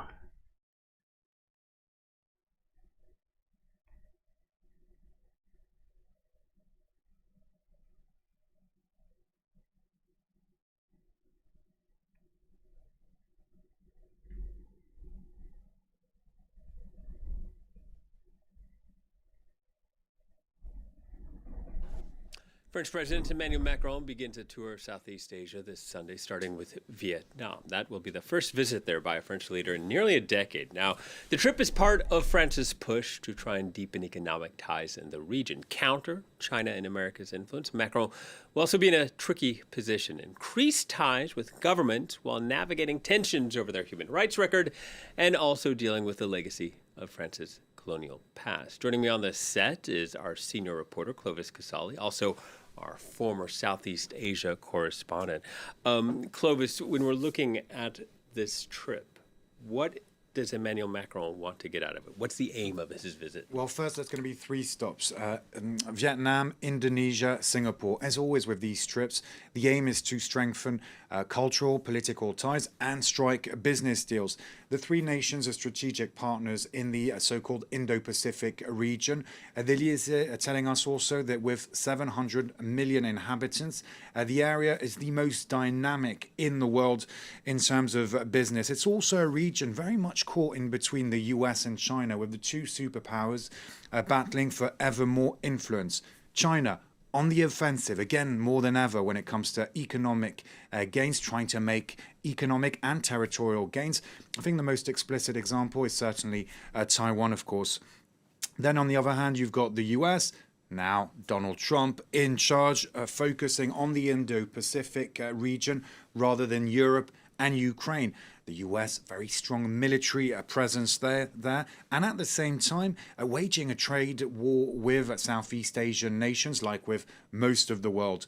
So now France and Europe seeking a third way. They want to show that they support the rule of law, they respect international trade rules and treaties without bullying partners. France particularly keen on that. France also a strong... That'll be a nice change for the region. Trade without bullying. Huh. Illegal. Certainly something the United States isn't doing. Perhaps France will be an alternative for countries in the Indo-Pacific region. I guess we'll see how fruitful this Macron trip will be in the near future. All right. Oh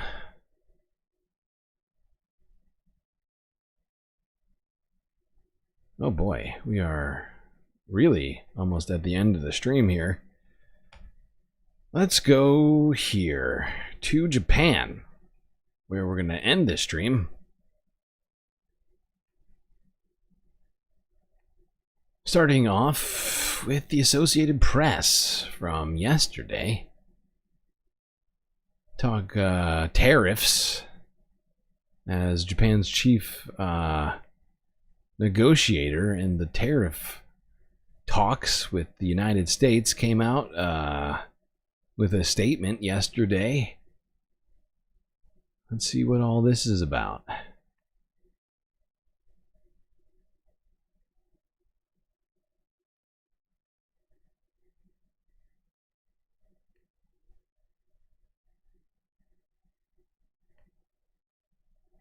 Please play. This is the 3rd time I am here in America for negotiations. We have been discussing the expansion of trade and non-tariff barriers and economic security with the 2 U.S. cabinet members. But I think we were able to hold more frank and in-depth conversations than in previous ones. It would be desirable if we could reach some kind of agreement. But as I have repeatedly been saying, make haste slowly. I presume it is the same with the other party, but we have national interests to protect. It is not a matter of the sooner, but the better. Now, there we go. Japan's chief negotiator on the tariffs between the United States saying, no rush. Sooner is not the deal that we want. We want better deal. Not just any deal. Which does bode badly for the future of the Liberation Day tariffs. Donald Trump has already exhibited his sort of erratic nature in all this, with the European Union not doing enough in his estimation, and then immediately came out and threatened new tariffs on the EU. You know, whether or not that happens with Japan, I guess we'll find out at some point here in the future. But yeah, jeez. Japan does not seem to be in a rush to get into an agreement with the United States on this tariffs. They want a good deal, not a fast one. All right, last story, also in Japan. This one's a Sunday Funday one, chat. This one's a Sunday Funday story. Reuters. Reuters has got the fun for us today. Here's a question for you. Have you ever seen a Japanese businessman fly? Well, let's find out.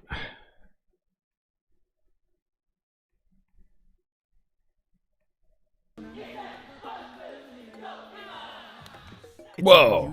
That Japanese businessman went flying. After a week of 9 to 5. But for these Tokyo businessmen, cheerleading is the weekend escape of choice. The all-male squad flips, shouts their cheers, and builds human pyramids. Like many of Japan's so-called salarymen, during the week they commute in the city's crowded trains, work late, and go out drinking with colleagues. But come Saturday, they call themselves the Cheery Mans. The Cheery Mans. Aw, shit. God damn it. I just realized the volume's super low. That's fucked up. That is fucked up. Take two. I can't end this. I can't end on this note. We have to do the whole thing. It's an unusual way to find work-life balance after a week of 9 to 5. But for these Tokyo businessmen, cheerleading is the weekend escape of choice. The all-male squad flips, shouts their cheers, and builds human pyramids. Like many of Japan's so-called salarymen, during the week they commute in the city's crowded trains, work late, and go out drinking with colleagues. But come Saturday, they call themselves the Cheery Mans, a mashup of cheerleader and salaryman. Satoi Mochizuki is co-founder of the group. We chose to wear suits for our performances because there's this common image in Japan and probably the whole world of the typical salaryman in his suit, working day after day as a cog in society. And we thought it would be a good contrast for us to express ourselves through our performances wearing suits and doing what we love with all our might. The Cheerymans volunteer to entertain crowds at shopping malls and other venues. They began in 2023, made up of alumni of the male cheer squad at Tokyo's Waseda University. My God. By day, they work in everything from real estate to marketing. How does he get so high On up the there? weekends, they borrow half of a gym from a conventional female cheer squad in exchange for cookies. Soichiro Kakimoto works at a software company where he says he wears the stretchy Uniqlo suit that doubles as his cheer outfit. On weekdays I use my brain, and on Saturdays and Sundays I use my body. Even if one isn't well, the other might be, and that's contributing to my overall mental health. We're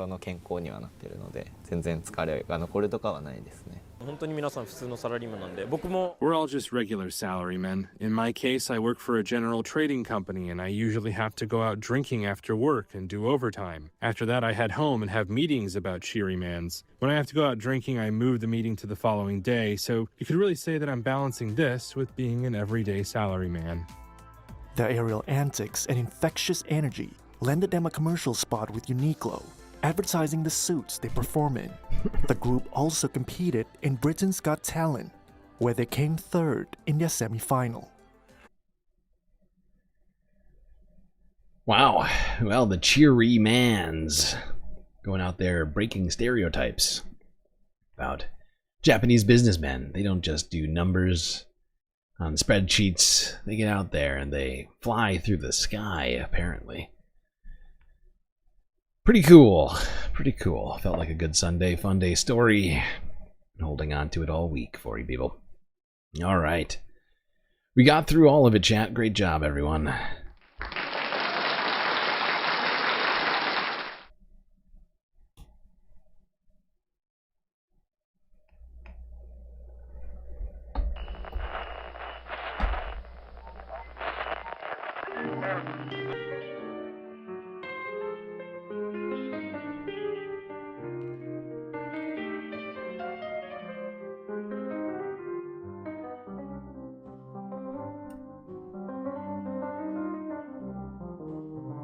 Well, we got through another stream, chat. It was quite long and also difficult, but thankfully we had each other. That's gonna be it for me tonight. Till I see you next, you stay classy, Galactic Stream Nation.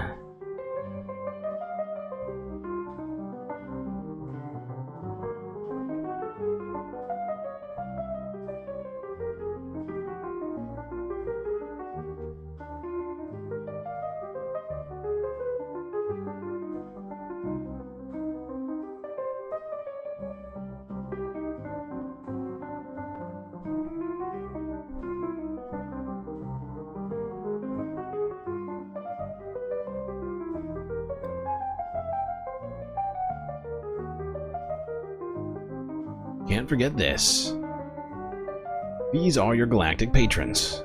Gabby, Goth Dogs, Aaron W, Schmegley, PB, excuse me, Midi, Afroponics, Gnarl by Nature, Interplanet Janet, Godcat, Robot Cat, Disco Wolf, Callie Braiding, Sammy, Geotrek, The Anticorporatist, Obsessive Audio, Moanoa, Nadia, Choki, Scouts, Tracy Eva, Selena, Mrs. Jen, Omegastar, Sasha G, Pitforks Dragon, Vincent Morales, Donald James X, Evan from Portland, Daredevil, McGoggles, Lovely Pariah, Mish, Becky, and D Cypher.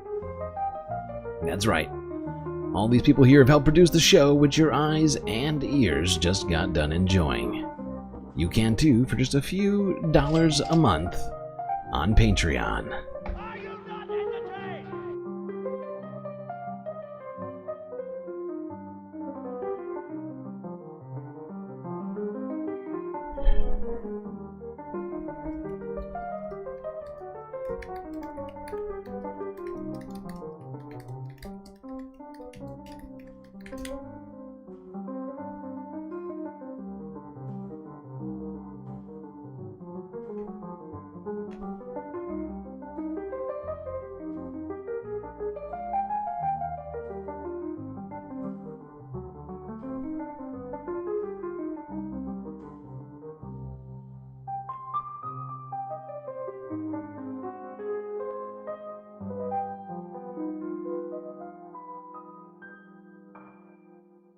Alright, we're going to do a super quick galactic after stream. Then we're going to raid somebody, whoever's still streaming when the stream is fully finished. Something I've been trying to remember to do more frequently. Alright.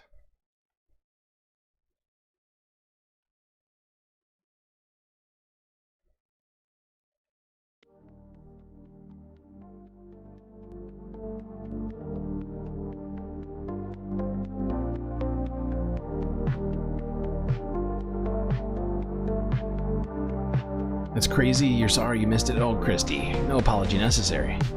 It's good to see you. And don't worry, today I'm planning on maybe just not sleeping and doing a all-day type of weird galactic event starting this afternoon. I think we might do like a galactic subathon type of deal here on this Memorial Day. That's the plan, at least, so long as I manage to stay conscious.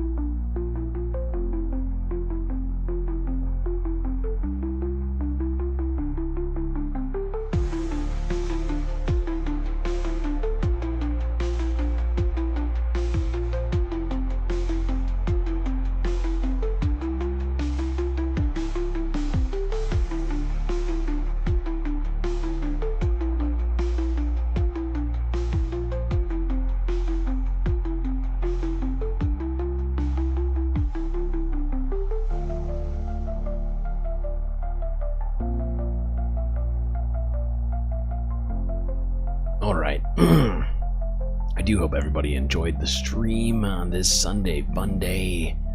I know I did. I appreciated having each and every one of you here for it. But that's going to be the end of it for all of us. Even the after stream is done. I already added a live redirect on YouTube. Take us over to Brandon Sutton at the Discourse, who is now streaming. So go spread the galactic love over there. Tell everybody where you came from and where to go for great galactic news content. Maybe help us get up in the subscriber numbers. Still haven't gotten to 1,000, which is blowing my mind. Alright, chat. See you all soon.